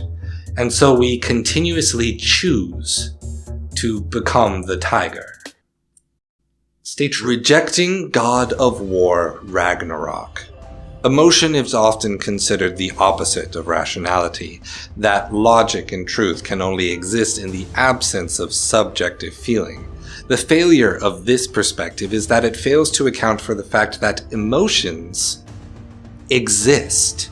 They exist for a reason. Feeling emotions adds facts and information to what rationality must consider in order to reach a facsimile of what we might call the truth. It has taken a long time for academic types like myself to broadly accept a notion like emotions matter. There have always been strains of discussing emotional intelligence in human discourse, from the conflict between the Hellenist Stoics and the Cynics to the negritude movements of Leopold Senghor and the emotive sensibility of the Negro soul, arguing that different cultures are more skilled at different ways of knowing through analytical reasoning or intuitive reasoning, or even the more recent concept of emotional intelligence created by Peter Salovey, John D. Mayer, and Daniel Goleman. In my previous video on God of War, I explored how the game expressed both the practicality of using emotion, particularly anger, as a tool to achieve one's goals. When an emotion arises, there is almost always a valid reason behind the feeling, the emotional intelligence. Yet the game also explores the limitations of that sort of post hoc pragmatism. that lacking in rational principles and beliefs to guide your actions means having no basis whatsoever for our choices. Pragmatism becomes momentary urges, neither reacting to emotional intelligence nor to rationality. Atreus, presented as a character whose very body bridges the perspective of mortals, gods, and giants, is poised in God of War Ragnarok to bridge this divide, As the story leaves behind the themes of emotional rationality, Atreus is burdened with a new theme: the purpose of war. Rejecting violence. What makes God of War Ragnarok's story stand out from the original game is an insistence on the rejection of violence and conflict wherever possible. All parties involved express a desire to avoid war at every turn, and yet fall into violence at each and every meeting. Kratos warily expresses the Greek ethic of hospitality to Thor at the beginning of the game. Odin claims to seek a truce, but the conversation ends in violence. Atreus demands that Kratos think like a general and not like a father. Kratos responds with a flat no. Tyr refuses to fight after being rescued from Odin's prison. It is notable that both gods of war, the two characters who would understand the true nature of violence most, came to the conclusion that war is detestable, that war should always be rejected. Kratos did so by starting a new family and becoming a pragmatist. Tyr by dropping his spear and becoming a pacifist.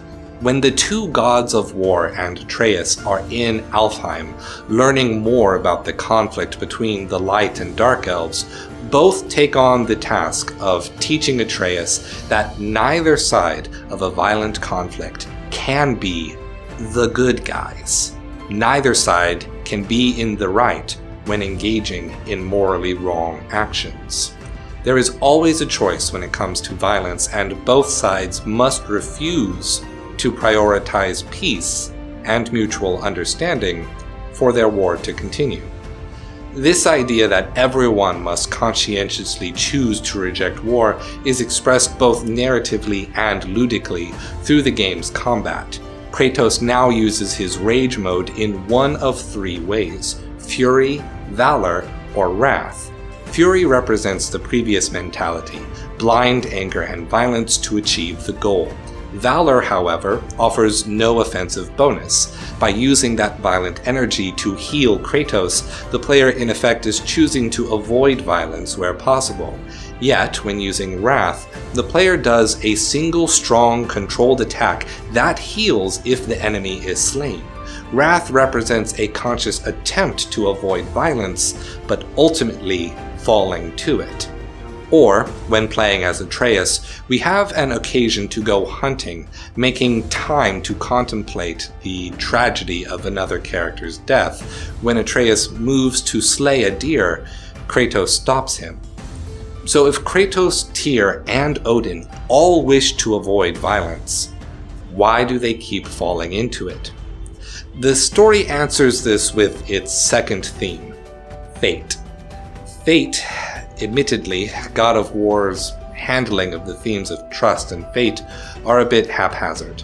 The frequency by which the core value of trust me, trust must be earned, this is just like the prophecy, and we do not do things for prophecy but because it is necessary, makes engaging with the few meaningful progressions of the theme a bit difficult. Yet God of War Ragnarok treats prophecy not so much as a magical force, but as characters within the story able to observe the dramatic irony of that story. The prophecy of the fates do not come true because the fates predict them, but because the characters in the story refuse to grow. They refuse to change their nature or prove incapable of change when actively trying to be better than their former selves. It is even suggested by some events that only magical intervention can change something's nature, such as when Atreus places the soul of Fenrir in the body of Garm, the watchdog of Helheim. More often than not, the characters fail to change, but sometimes they succeed. Kratos fails to trust Atreus when he leaves to work with Odin, accusing him of being manipulated. Kratos succeeds at trusting Atreus, not because he has earned it, but simply because Atreus is his son. Kratos tries to spare Heimdall from his foretold death, but Heimdall's refusal to let go of pride pushes Kratos to choose to kill him. War and fate create a fundamental conflict in the story. There is always a choice to avoid violence when it occurs, but what can you do if the violent nature always means you choose wrong? Or if someone else's violent nature forces you to choose wrong? How it ends. The late game reveal that Odin is Tyr demonstrates how Odin, as the god of war, has been manipulating characters toward that path throughout the story. First demonstrated when they sit to drink at the beginning of the game, Odin offers a bargain, but then orders Thor to attack the moment he doesn't get what he wants. Odin does not choose to avoid war, but rather uses violence as a threat to achieve his goals. When Brock confronts Tyr about the inconsistencies of his character, inconsistencies the player may not even notice beneath Tyr's calm and gentle demeanor, Odin loses control of the facade built upon the passive violence of his lies. In a literal mask-off moment, he shows his true nature. Odin's character represents the idea that the threat of war is itself an act of war, even if you lay the blame at someone else's feet. This isn't a story of both sides are wrong, it is a story of how if even one side fails to choose peace, then both sides must fall to violence. At the end of the game, as Kratos and Atreus defeat Thor and Odin in turn, they give each of them the chance that they wish to create for themselves, an opportunity to finally choose peace, to put an end to the need for a god of war. Kratos denies his nature by refusing to kill Thor. Thor, listening to the guidance of his wife Sif, takes that opportunity. Atreus denies his nature by refusing the call to knowledge, giving Odin the opportunity to give more value to life instead. Odin, blinded by his desire for the secrets to control reality itself, refuses to change. And so Odin, who in his lies tried to position himself as a replacement, as Loki's father, took Kratos' place in the prophecy. Kratos and Atreus achieved change through choice, while Odin fell to his own dramatic irony. Stay true. Playing all difficulty modes reveals how shallow difficulty really is. One of the worst discussions that have entered the gamer discourse is that around difficulty modes. What was once standard practice has transformed into what is frequently just an ego-stroking contest, wherein the concept of easy is ridiculed and excluded while the concept of hard offers clout and prestige.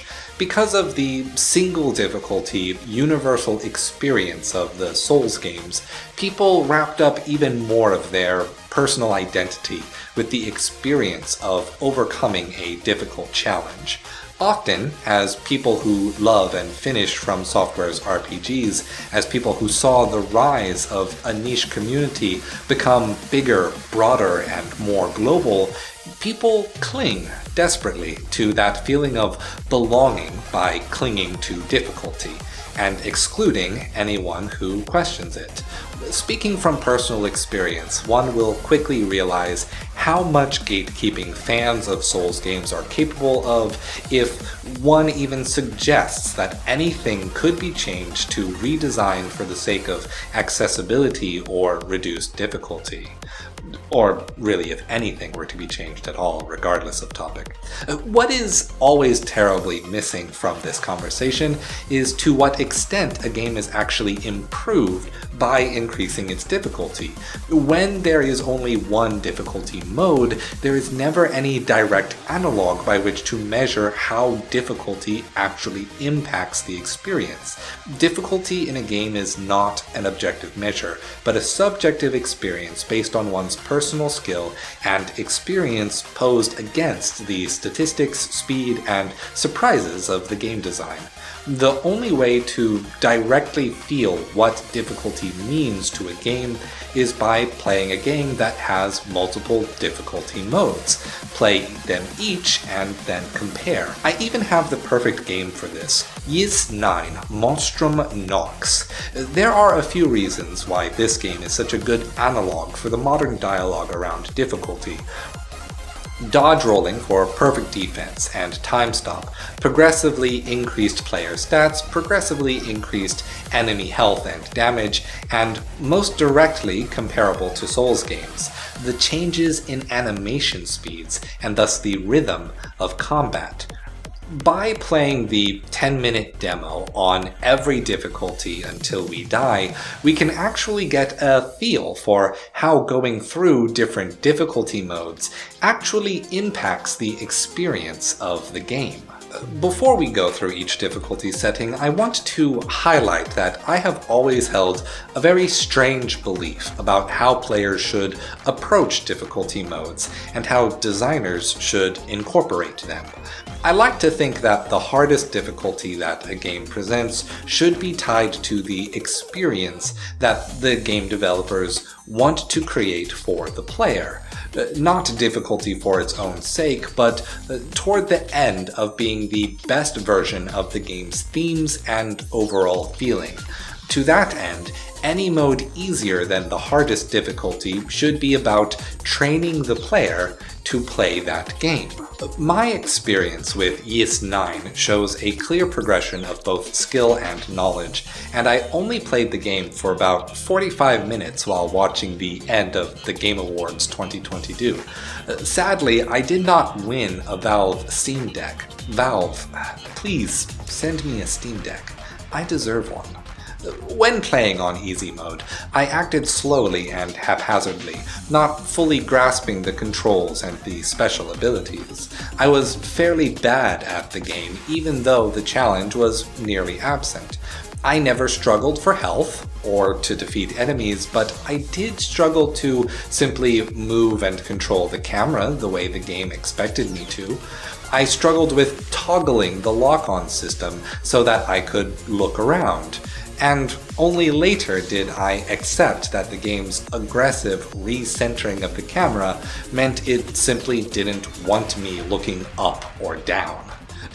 When playing on normal, I got a bit faster, but enemies clearly took more hits. I didn't struggle with the movements alone, and my familiarity with the map meant I didn't really need to explore the, well, they called the dungeon a cloaca. So, no, I didn't explore that. But on hard difficulty, I honestly barely noticed a difference between its moment-to-moment combat and that of normal mode. The main difference was that everything took just a little bit more time. As such, I ran out of time in the demo right as I was about to defeat the boss of the dungeon. Thus, having gained that knowledge and having had time to develop my rhythm with the controls and becoming more familiar with all the different skills and systems for doing damage, on Nightmare difficulty, I actually felt as though I found a sweet spot. I skipped through fighting the dungeon enemies because I wanted to defeat both bosses before time ran out. Yet, despite taking some hits and needing to use a few healing items, I beat the bosses before the time limit while using the full array of game mechanics made available to me. However, going into Inferno difficulty was ridiculous. Much like my experience with Bloodborne, Dark Souls 3, Sekiro, and Elden Ring, taking even one hit put my characters in a position where I needed to stop and heal. Even as I was healing, I would often still be in the hurt box of the boss's attack and get hit again. The boss's attack animation speed was double that of Nightmare difficulty, so I had to start pressing buttons faster, reacting faster, and attacking faster, while still leaving time to dodge away after the attack animation concluded and before the enemy's attack landed. No frame cancelling in this game, just like Dark Souls, and despite having been able to survive enough to bring the boss's health down about halfway, it felt like half of that time was spent opening and closing the menu rather than playing the video game. It was thoroughly unenjoyable, and I did not even want to try my hand at Lunatic difficulty, where the attack animation speed gets doubled again. When I see a game like this, where clearly difficulty modes exist both to allow players to choose the experience they feel most satisfied with, while also offering challenges to experienced players, and trolling with extremely high difficulty modes only to be mastered by the most ludicrous of style beasts, I have to realize that difficulty modes have so many different reasons for existing. For accessibility, for fun, for feeling challenged, for having a laugh at the player's expense, for being impressive on YouTube when you can do things no one else dares to try. However, I found actually going through the difficulty modes in the way I prescribed was valuable for me, by allowing me to train myself to get good at the game, by letting me quickly engage with everything the game has to offer in a gradual way. I was able to improve my skill, increase the difficulty I wanted to experience, and find the level of challenge that best helped me experience flow. I didn't have to simply guess on the menu screen and think about adjusting it later, nor did the game developers have to guess at which experience of difficulty was the correct one for most people who would play their game. I would never have chosen Hard or Nightmare mode as my first choice, but for Ys 9, now I might. And as a result, I would end up having an experience that I know suits my specific needs and tastes, rather than leaving it up to chance. I can't help but think that if difficulty modes facilitated choosing which mode you, as a player, enjoy the most, before you have to make your decision, by letting you try out each difficulty in the way I tried each of these difficulties in this demo, we would have more open and varied opinions about how difficulty modes can be implemented into games. In this, the year of our Miyazaki 2023. Stay true. The tabletop aesthetic, Voice of Cards, The Isle Dragon Roars. Voice of Cards, The Isle Dragon Roars is, like many a game directed by Yoko Taro, an experience like no other. Starting from the premise of a narrator describing the story to you through a series of playing cards, the promise of a light-hearted game steeped in fantasy tropes reveals itself to be a remarkably tight plot that orbited a consistent allegorical core. For a moment, I would like to focus on the aesthetic presentation that elevated that allegorical story to the feeling of a comfy bedtime fable. The aesthetics of the game were realized by making everything surround cards. The maps, the world, the characters animated by simply shaking the object in expressive ways. Then there was the rolling of dice and the movement of a pawn or engaging with the card backs, the pawn and the table itself through custom skins that you earn in-game by playing a second card game minigame, as well as the slightly dissonant and goofy behavior of the characters in the party throughout the plot. The game earnestly draws from tabletop RPG tropes, while the second-person voice of the narration engenders the affect of a long game of Dungeons and Dragons. Like most of Yoko Taro's games, the medium is used to tell the story as much as any other aspect. In Voice of Cards, rather than using fourth wall breaking meta-narrative on the technology that games are played on, such as with Nier and Nier Automata, the purpose of speaking directly to the player is to permit the player to engage with this image of an analog game as though telling an analog story around a table with friends.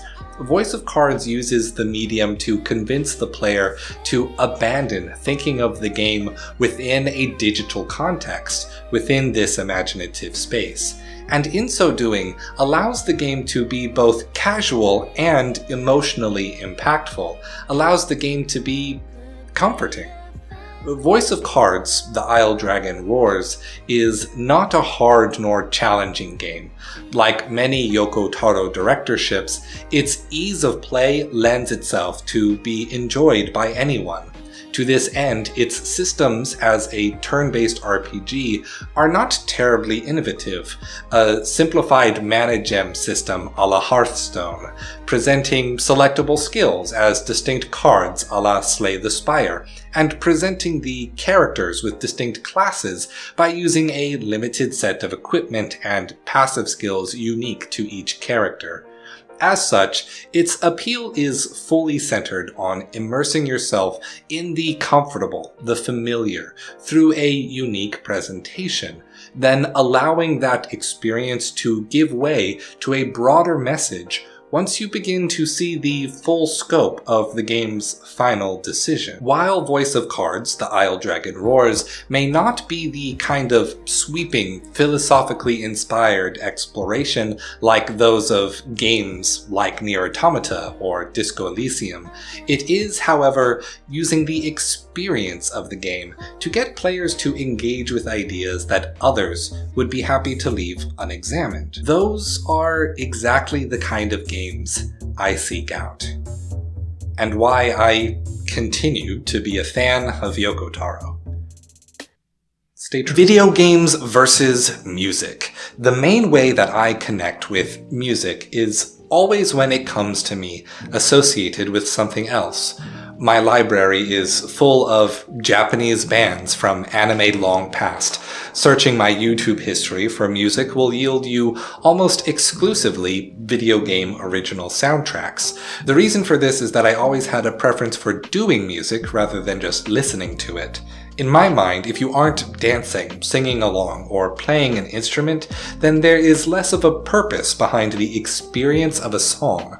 I joined my church choir at 8 years old and imagined that by singing well enough I would help some person out there in the congregation find a better relationship with God. I joined a children's choir and learned Czech and Slovakian songs by rote, even as the choir instructor told us not to. I still sing some of those songs to myself when doing chores or driving. I started piano lessons at age 9 and played the baritone at age 10. I did the song and dance of the show choir in middle school. I tried to be in both choir and debate in high school, but due to overlapping practice times, I was forced to choose one. I chose debate. I tried to learn how to play guitar before graduation, but I didn't commit enough to it. I did, however, literally pose with it for my graduation photos. I was, in fact, a poser. The first social group I joined as a freshman in college was my church choir. The second was my university's modest taiko ensemble. That taiko team became the dedicated friends that pulled me through college and created the opportunity to meet, study with, and share meals with everyone from the internationally acclaimed taiko project to making dear friends with Nebraska's own Kokyo Taiko. When I studied abroad in Japan, I didn't bring with me any CDs or an MP3 player. Instead, I brought a harmonica. I would often find a private stairway or sit in a public park and play harmonica when I was feeling homesick. I was very much on purpose mimicking what I saw in media. It was during this trip to Japan that I found what would become my favorite game of all time in the bargain bin of a neighborhood video rental store near Replicant. A game that I would not realize had a cult following, nor would hit the global stage until 2017 with the breakout success of Nier Automata. I watched dozens of reviews and video essays of Nier Automata, both by people who enjoyed it and people who despised the game. The only comment that ever really stuck in my craw was, in fact, a compliment. Everyone would, to the point of platitude, mention, "But the music is amazing." Well, more like a backhanded version of that compliment when people said the real reason people like this game was because of the music, or the music does a lot of heavy lifting. I find this compliment unfair because there are, of course, many things to love about these games, which I have made extensive videos about. The compliment, however, was always presented in isolation. One sentence for the music, then moving right along. Which, honestly, I understand. As a music doer and appreciator, I recognize that I do not have the level of technical knowledge about music and music theory to discuss the finer points of engaging with music as music. I too have called music good and have had no other words by which to express myself in that moment. Yet, by doing this, we fall into a trap of treating the experience of music as separate from the gameplay as a holistic experience of art, just as we erroneously separate narrative and gameplay into separate categories using a confident line in the sand, while altogether ignoring that actions and doing are just as much part of the narrative as prose. A game's music, unless specifically discussing a rhythm game, is often further separated from that discussion, something we listen to passively after a game is done, without appreciating how it is found within the game. While I may not be great at discussing music, something I do know how to discuss is the experience of playing a game and how those experiences become meaningful. I think it is about time we bring games back into the discussion of video game music. Devil May Cry 5. Devil May Cry 5 uses music to emphasize the skill and style the player is able to display while fighting hordes of demons.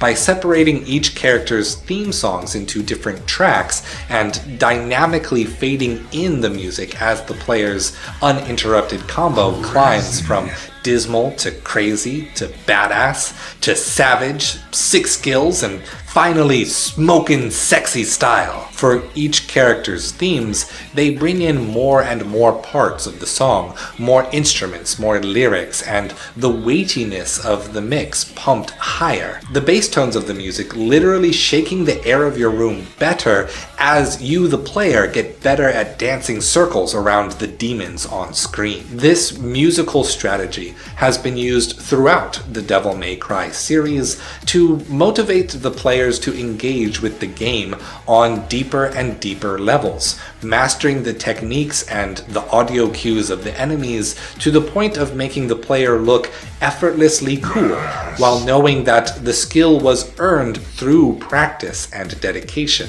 The music is an intuitive measure of the player's own flow state. Devil May Cry combat would not feel even half as good if it didn't allow the player to feel their own skill improving through the music. Windbound. In Windbound, each enemy and animal in the game is characterized by a single instrumental track that expresses both the size and mannerisms of that specific NPC. With the wildlife, they have both a non-combat track that changes volume dynamically by your distance from the animal, allowing you to locate and track them even without seeing them, and a combat track that informs the player when it's time to fight. The music of the game thus becomes a key factor in how you engage in the core aesthetic of a hunter-gatherer in this survival game. Each animal's unique track, carefully designed to be able to overlap. Thanks to the roguelike element of Windbound's gameplay, You end up listening to a plethora of naturally emergent songs based on what combination of enemies surround you. Crypt of the Necrodancer. Crypt of the Necrodancer gets the player to synchronize themselves with the music of the game by pacing everything, player and enemies, movements and attacks, to the beat of the soundtrack. Moving on the beat confers bonuses to the player that make rhythmic gameplay optimal. Moving on the beat lights up the dungeons like the floor of an EDM club, adding a visual to the player's flow that reinforces the player's sense of mastery. The pattern recognition and response gameplay that defines boss fights in most games is elevated by the music, as attacks always come along with the vocal track of the foreground music. Memorizing the song is tantamount to memorizing the boss fights and mastering the game. Importantly, players are given the freedom to move at whatever pace they want, but playing off rhythm feels unintuitive and punishing, while staying on beat feels ecstatic. The greatest escalation around Crypt of the Necrodancer is the musical culture that arose out of this experience of a game that intimately connects players to music. A fan culture of remixing the original soundtrack into various genres and making them available to mod into the game gave players with any preferred musical genre the power to embrace this experience. The popularity of this indie game even got the attention of the big-name developers at Nintendo, eventually leading to the development and release of the Necrodancer-like Zelda game, The Legend of Hyrule: Cadence of Hyrule. Now, gamers with a nostalgic connection to this historic franchise can feel bonded to the classic music of the medium of games in the same way, forever tying the work of legendary Koji Kondo with the rising powerhouse of indie games music Danny Baranowski. I cannot help but think that the developers at Tango Gameworks, many of whom were former Platinum Games employees that thus carry the heritage of Devil May Cry and Bayonetta, were equally inspired by Crypt of the Necrodancer to elevate the musicality at the core of character action games when creating the overnight sensation that was Hi-Fi Rush, though it feels just as likely that they were inspired by our next game. Bullets per Minute is a game that transforms the aiming reticle of a first-person shooter into the trackbar of a classic rhythm game. Everything from shooting, reloading, dodging, and even navigating the menus can be done on beat to keep the player in the zone. The clean, high-frequency sound effects of the player's gun acts as the final instrument to a heavy metal soundtrack that, while it easily stands alone, purposefully feels like it is missing a little something extra to complete the musical experience. Which is a bold choice for a genre of game already known for releasing alongside some of the best metal albums in the music industry. Bullets per Minute not only unifies the player to the music by keeping their actions on beat, but actually prioritizes the actions of the player to elevate the music itself, with dozens of little inspired choices like separating the reload into separate notes of ejecting the old rounds and loading the next, or fading out the soundtrack when you defeat a boss, replacing it with triumphant guitar riffs that wait for the player to shoot when they wish, turning the act of defeating a boss into earning an on-stage solo at a live concert. Whereas Devil May Cry allowed the player to keep their combo meter up by spamming their guns, Bullets per Minute makes the gun combo the entire purpose of the game. Not bad for a roguelike boomer shooter. Elden Ring was, in so many ways, a celebration of everything that From Software's action games have been over the past decade. Becoming an open world necessarily came with many departures departures as well. One of those departures came in the form of music. Dark Souls, Bloodborne, and Sekiro all primarily featured mostly environmental noises and the sound effects of combat to emphasize the desolation and emptiness of a Souls-like apocalypse. They were able to use that silence to punctuate the grandest moments of a player's experience, the main songs in the game being the theme music to each of the game's boss fights. Yet, Elden Ring fills each of its environments and settings with these long, gradual orchestral melodies that simultaneously serve the purpose of the ambiance of the world and establishing a mood for both wanderlust and exploration in the player, taking a full 3.5 minutes to complete a rising and falling action with a single stringed instrument. To paraphrase Jacob Geller from the Min-Max show, December 1st, 2022, this is just kinda the sound of the wind in Limgrave. Within the context of Dark Souls, with its limited number of corridors, the player could always progress forward in some direction. There was rarely a question of where to go or what to do, because forward was always the answer. Whereas in Elden Ring, utter silence in a wide expanse as players are spoiled for choice. Without music, one may become bored when asked to think and choose a direction, or find themselves uninspired to progress without that emotional inspiration the music provides. As well as, we can't forget, the many actual songs sung by NPCs in the game to create a feeling of placement for the player as they explore the world. For the last game, I'd like to return to Nier Replicant. Nier Replicant's most famous track is Song of the Ancients. From the soundtrack alone, you may consider the Song of the Ancients as the leitmotif of the whole game, due to how many versions of this specific song exist on the soundtrack. This would be a mistake, however. It serves more the function of character theming for the characters Devola and Popola. In-game, this song plays in the starting town as you approach the character Devola by the fountain in the park. The vocals of her version of the song fade in depending on your distance from her.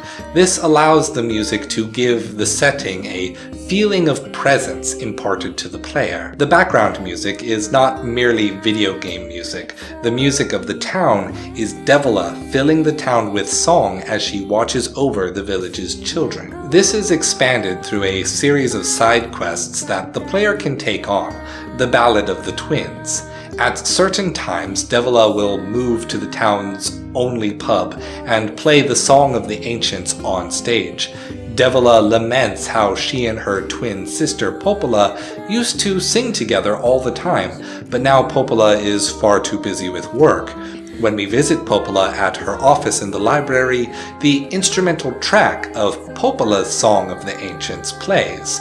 By helping her with her work and helping her get tipsy, we are able to convince Popola to come sing with Devola at the pub. A crowd gathers, their two versions of the song combine, with both sisters now singing the lyrics together in a call and response style that constantly returns to singing the two lyric tracks together, giving you the feeling that these sisters, even in playing a song, cannot stand to be separated from each other for even a moment. This will be the only time to get to hear the Song of the Ancients' Hollow Dreams. You can stay and listen to the song for as long as you want, but the moment you leave the pub, the track stops. If you talk to her, the last thing Devola says is, "Well, that was fun. Hopefully it won't be so long until the next time." The last time you will hear this song is at the end of the game, when Devola and Popola try to stop the player from progressing.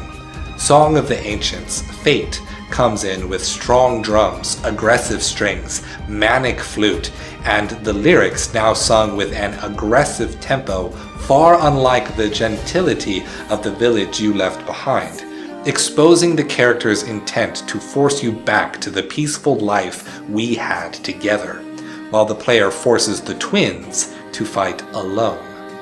Whereas many games are happy to let a theme characterize a level, The Song of the Ancients is placed somewhere, and thus the town feels like somewhere special to the player. The narrative of protecting the town reinforced by this feeling of living within it. Denouement. I know that highlighting the way we mistakenly separate a video game's music from its gameplay in this video is not going to drastically change how the industry engages with music overall. The Game Awards Best Music Award is always going to be about how much people like a composition from a popular game, and I'm okay with that.